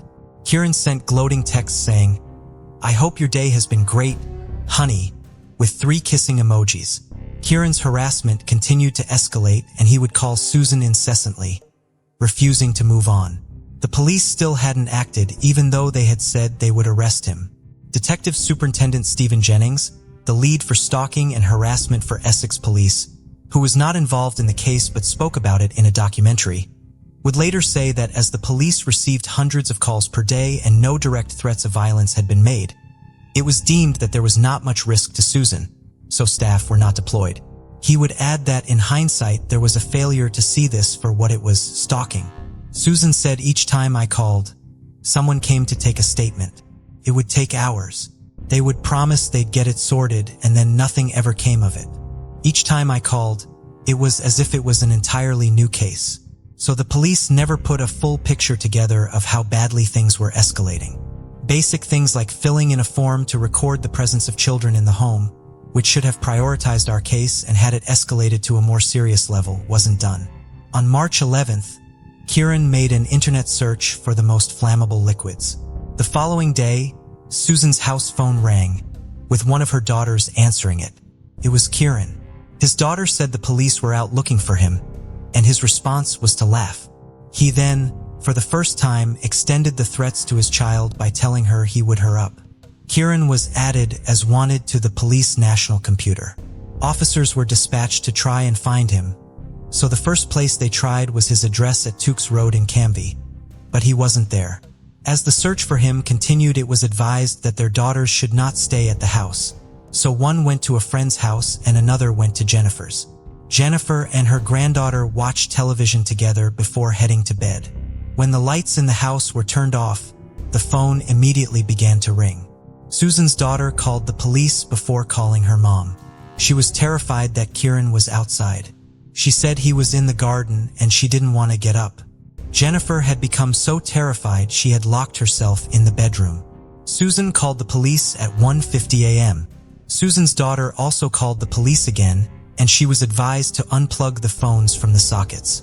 Despite the threats being made, the police said they did not have the manpower to send a unit out. But the threats just didn't stop. Kieran's texts were still abusive and cruel, referencing Susan's late father. "Thanks, you bitch. Hope you see your dad soon. Kiss." At 4:10 a.m., he sent her another text message, which was just a single kiss. Over a 24-hour period, the police had been called 6 times. The March 13th, 2018. That morning, one of the couple's daughters woke up to a text message. It was from her father, Kieran. It read, "I love you no matter what they say. Kiss." She didn't reply. Also that morning, the police had reassessed the case and it was downgraded from high risk to medium risk. Medium risk means that there may still be a risk of serious harm, but that it might not be imminent. Jennifer had locked herself in her bedroom because of how terrified she was of Kieran. Her granddaughter, who would spend the night with her, left the house, and Susan knew she needed to go round to be with her mom. She let herself in and locked the door behind her. Susan encouraged her to carry on with her day, adamant that she was not going to be bullied or allow her family to be bullied by a man who simply could not accept that their relationship was over. Jennifer and her dog headed out into the garden, and Susan watched them through the window as she made a cup of tea. Susan called Kieran's boss to try and find out if he knew where he was. He didn't. She then got a call from the police about their investigation. Then, without warning, at 10:48 a.m., Kieran turned up. Susan called 999. Kieran had been running with a knife as he screamed and shouted, swearing and being abusive as he ran towards Jennifer. His arm was on fire. He was also carrying a petrol can and threw liquid onto Jennifer's head, face, and back. Jennifer cowered and screamed as he continued to pour the liquid onto her. Susan ran down the road screaming for help. As she got to the bottom of the road, she turned around and noticed that he wasn't behind her. It was then that 2 neighbors came out and told her, "Don't go round there. There's 2 burned bodies." Kieran had doused himself and Jennifer in fuel and then set them alight. Susan immediately ran back to the house. Susan said she had no eyebrows, no eyelashes. All her hair was burnt off. Her hands were red raw, her face, everything was sort of black. Despite her horrific injuries, Jennifer was able to speak, telling her daughter how much she loved her and that she and her granddaughters were her world. Susan later said she wasn't going anywhere, that she was going to be all right. Kieran had also been seriously hurt, suffering major burns across his body, and he had ended up slumped against the wall in the garden. Susan described him as red raw and struggling to breathe. She said, "I realized he was sitting absolutely burned. I did get up and scream at him, at what he's done to me and the girls."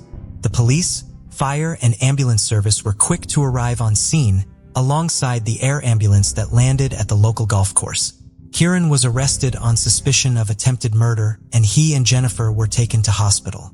It was later discovered that Kieran had bought a bucket and jerry can before going to a petrol station to buy fuel.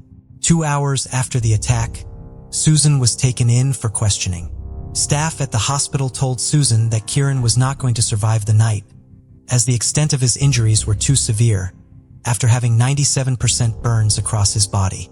For Kieran's daughters, it was an absolutely impossible situation to be in.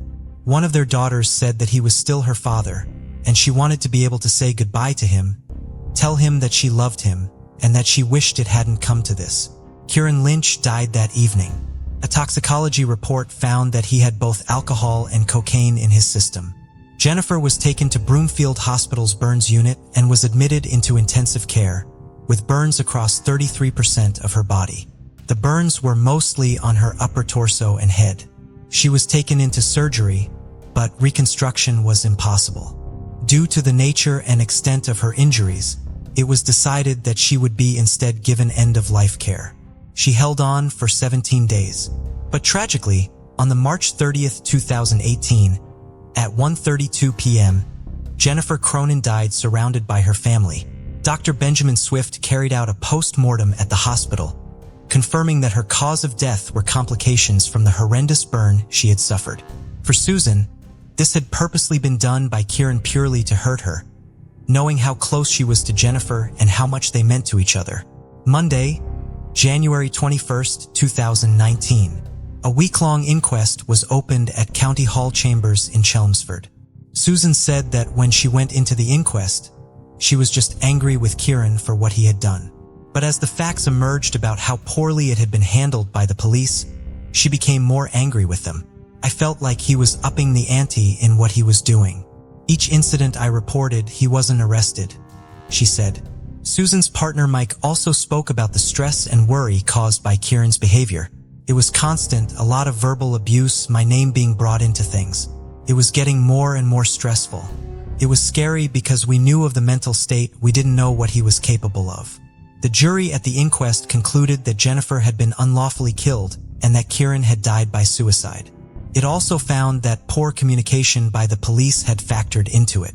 Susan gave a statement saying, "We are very pleased with the results.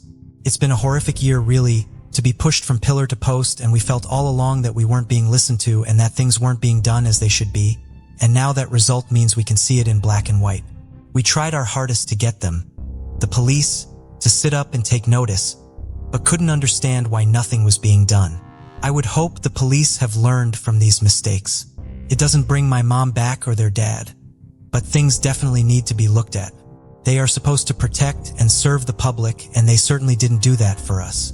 For Susan, the failures by the police to act on the concerns about Kieran meant that it could have been prevented. The police didn't protect us. We were shouting and screaming and waving it in their faces, and the failings were shocking. If they had done their job properly, my mom would be here. The inquest found 5 areas of police failings that were contributing factors to Jennifer's death, and that attempts to arrest him weren't made in a timely and efficient manner. Following the findings of the inquest, several officers received management action training in record-to-record keeping and processing of information. No police officers faced misconduct action. In March 2019, the Independent Office for Police Conduct found there had been a lack of positive action from officers, as well as a lack of clarity over domestic abuse offenses. A domestic homicide review was also set up, and the police were criticized for allowing Kieran to not be identified as the danger he posed, or that his behavior amounted to stalking. It also said there was an absence of proactive responses to breaches of bail and a lack of understanding of which officers should be responsible for this. It was later announced that Susan was taking legal action against the police, hoping they would accept legal liability for their failures in her dealings with them. She said, "I would just like the police to take proper responsibility. I feel so strongly that this could have been prevented if the police had done their jobs properly. I was going through hell and it just wasn't taken seriously. I've been left a single mom with no help and no family left. It's not easy. I'm disgusted by the failings of the police in all honesty." Detective Superintendent Stephen Jennings said, "I have met Susan Lynch and apologized to her for what happened in 2018. I have personally invited her to come and talk to our new teams. We are a far stronger force than we were 5 years ago in every way." Mike said Susan often suffers from flashbacks and wakes up screaming and crying. The absolute horror of what Susan and her family experienced is almost impossible to put into words, and the terrifying series of events that unfolded in front of her eyes are too awful to comprehend. Susan said watching my mom get burned alive by my ex-husband and being helpless to intervene was exceptionally disturbing. She didn't deserve such a painful and traumatic death. Mom still had lots of years to live and plenty of love to give her grandchildren. My poor girls have got to live with this forever. Thankfully, they have lovely memories of the person their dad used to be. To try and find the words to end a case like this is almost impossible. The trail of devastation and destruction left behind is quite simply unfathomable. Jennifer Cronin should still be here, enjoying life and spending time with those she loved most. Her life was ended in a way that is too horrific to even think about. And for those left behind, life will never, ever be the same. When we lose and when we love, we must hold on to those good memories and keep those happy times close and hope that with the passage of time, there will be an opportunity for healing. Robert Hutton grew up in Lancaster, California with his older sister, Edith. In 1971, Robert decided to embark on a cross-country adventure with Edith, her husband, and their newborn baby. They planned to live out of a pickup truck and find temporary work to support their travels along the way. The group eventually reached Colorado, and Robert decided to stay there rather than continue on with his sister and brother-in-law. For a while, Robert remained in contact with his family, making collect calls to his parents back home. He ended up leaving Colorado, leading a transient lifestyle as he looked for work around the country. The last anyone in his family heard from him, he had been in New York but was hitchhiking his way back to California. Robert's calls stopped, however, and the 21-year-old was reported missing by the end of 1972. Robert's mother was the main force driving the investigation into her son's disappearance for years. She looked at her old phone bills to identify the locations Robert called her from and got into contact with authorities in those areas to try to get their help. After years without any sign of Robert, she came to the conclusion that he must be dead, a conclusion which broke her heart. She died in 1989, never knowing what became of her son. Edith took over the responsibility of looking for her brother. By the late 1990s, she had the benefit of the internet for her search. Using internet databases and online phone books, she found almost 400 individuals named Robert or Bob Hutton. She sent a homemade postcard to each one of them, explaining that she was searching for her brother and wondering if he was him. None of them were. Edith then began researching unidentified bodies found all across the country in case her mother had been correct and her brother had been killed. Eventually, she found 6 sets of unidentified remains she believed could have been Robert. She reached out to the law enforcement agencies handling each of the cases but only got one reply from Jason Moran, a detective with the Cook County Sheriff's Office. In October of 2011, Cook County Sheriff Thomas Dart announced that his office was launching a renewed effort to identify 8 young men killed by infamous serial killer John Wayne Gacy. Gacy was convicted of the murders of 33 young men and boys whose bodies were found on his property or in a nearby river, but only 25 of their identities were known. DNA samples had been taken from each of the unknown victims, and Sheriff Dart asked that relatives of men who disappeared in the 1970s submit their DNA for comparison. Robert had gone missing the same year as Gacy's first known killing and, as a young white male, was consistent with Gacy's other victims. Robert's path from New York to California was unknown, so the possibility that he had passed through Chicago on his way could not be dismissed. He also often supported himself by working in construction, and one of the ruses Gacy used to get young men to come to his house was to offer them work with his construction company, BDM Contractors. Based on these facts, Detective Moran did follow up on the possibility that Robert was one of his unidentified victims. However, using police databases that Edith did not have access to, he was able to find a record of Robert living in Breckenridge, Colorado up until recently.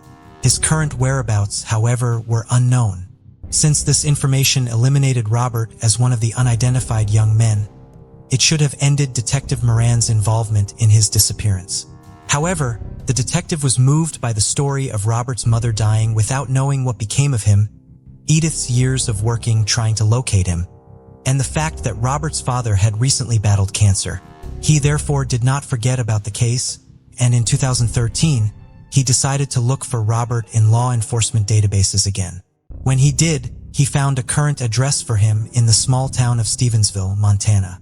He reached out to the sheriff's department there, and an officer went to the address and confirmed that the man living there was the right Robert Hutton and obtained his permission to release his phone number to his family. In April, Detective Moran called Edith to inform her that after more than 40 years she could speak with her younger brother. Robert had spent the first several years after his last contact with his family in the Southwest, hiking and caving in remote areas. He had no fixed address or means to contact anyone. He had also gotten involved with drugs during this time. By the time he tried to contact his family after a few years, their contact information was no longer current. He returned to California to visit them after he got off of drugs, but the family had moved away by then. Robert settled in Colorado in the early 80s, eventually starting his own construction company.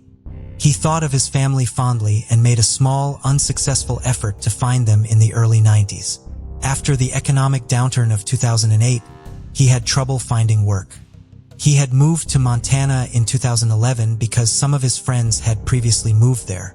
He found odd jobs remodeling homes and building barns and was eventually able to purchase a trailer to live in, which provided him the address Detective Moran had found in the database. In 2013, he was working in an ammunition factory. He was shocked to hear that his family still cared about him and that they had been working so hard to find him. The day after Robert was contacted by law enforcement, he spoke to his sister on the phone for the first time.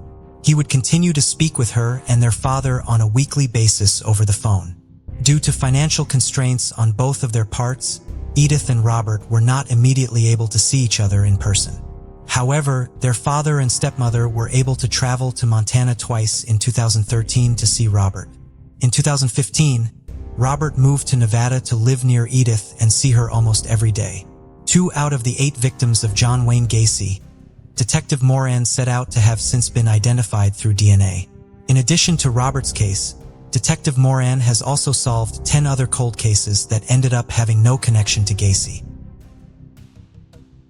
Ricardus Pušiš was born and raised in Lithuania, but was living in the United Kingdom by 2015. He was working for the Nilair Leak Company in Chatteras and living in Bus Beach. The last confirmed sighting of him was on September 26, 2015, when he was leaving work for the day, although there was a potential sighting of him with a group of Lithuanian men later that evening. Ricardus failed to show when he was due back at work on the 28th, which was out of character.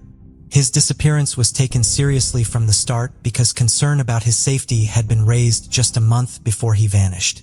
While they were conducting routine welfare checks in Wisbech, officers encountered a local resident who told them that Ricardus had recently been forced to move because he was being exploited. Police have described Ricardus as the type of character that was vulnerable to exploitation because of his circumstances.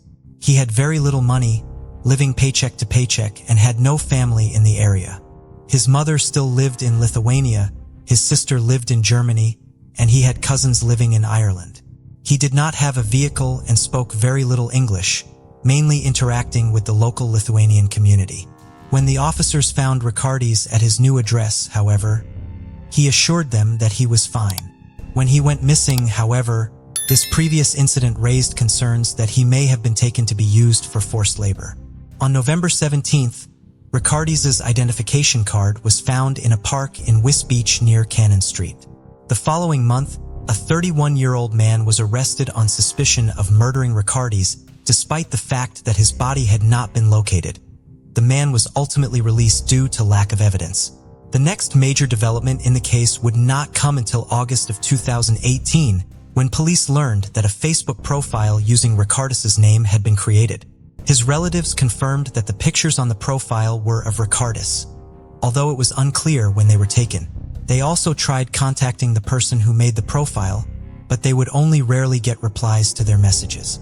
When they did get responses, they would come long after their initial message and were generally very vague. One cousin did say that they received a message from the account that contained details about their last meeting with Ricardus that only Ricardus would have known. Police also tried to make contact through their profile, but all of their messages went unanswered. They could not reach anyone using the phone number associated with the account or trace its owner. They tried to trace where the account was being accessed but could not pinpoint an exact location, although the account appeared to be accessed in the greater Wisbech area. The existence of the Facebook profile and the possibility that Ricardus was still alive was not announced to the public for over a year out of concerns for Ricardus' safety. In November of 2019, it was made public as part of a renewed appeal for information in the case. When launching the appeal, Detective Chief Inspector Adam Gallup said that despite the Facebook profile, the disappearance was unlikely to be a case of deliberate absence, and that while Ricardus may still be alive and being exploited for labor, the case was still being treated as a murder investigation. In the following weeks, potential sightings of Ricardus in the Wisbech and Kings Lynn areas were called in, but Ricardus remained missing. In late June of 2020, police received new information in the case, and on July 1st, 5 years after he disappeared, Ricardus was finally found during a search of a wooded area in Harecraft Road. He had been living amongst the undergrowth in a primitive shelter which kept him well hidden and had not interacted with any other person in quite a while. Police did not immediately announce that Riccardi's had been found, again out of concern for his safety. In the statement they ultimately released on August 3rd, the Cambridgeshire Constabulary announced that we now believe Ricardis made the decision to run away as he had been the victim of a crime, having previously been subject to exploitation.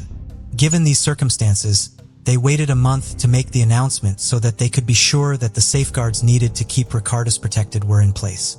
They are also helping him find resources to cope with the stresses associated with living under such difficult circumstances, away from contact, for so long. An investigation into who may have exploited Ricardis, potentially for forced labor, has been launched. Thank you for joining us on this journey into the depths of unsolved mysteries. Cold cases not only challenge our understanding of the past, but also ignite our curiosity and determination for answers. Remember to subscribe to stay updated on our latest investigations. And if you have any information regarding the cases we've covered, don't hesitate to reach out. Together, we can shed light on the shadows of the past and bring closure to those who seek it. Until next time, stay vigilant, stay curious, and never stop seeking the truth.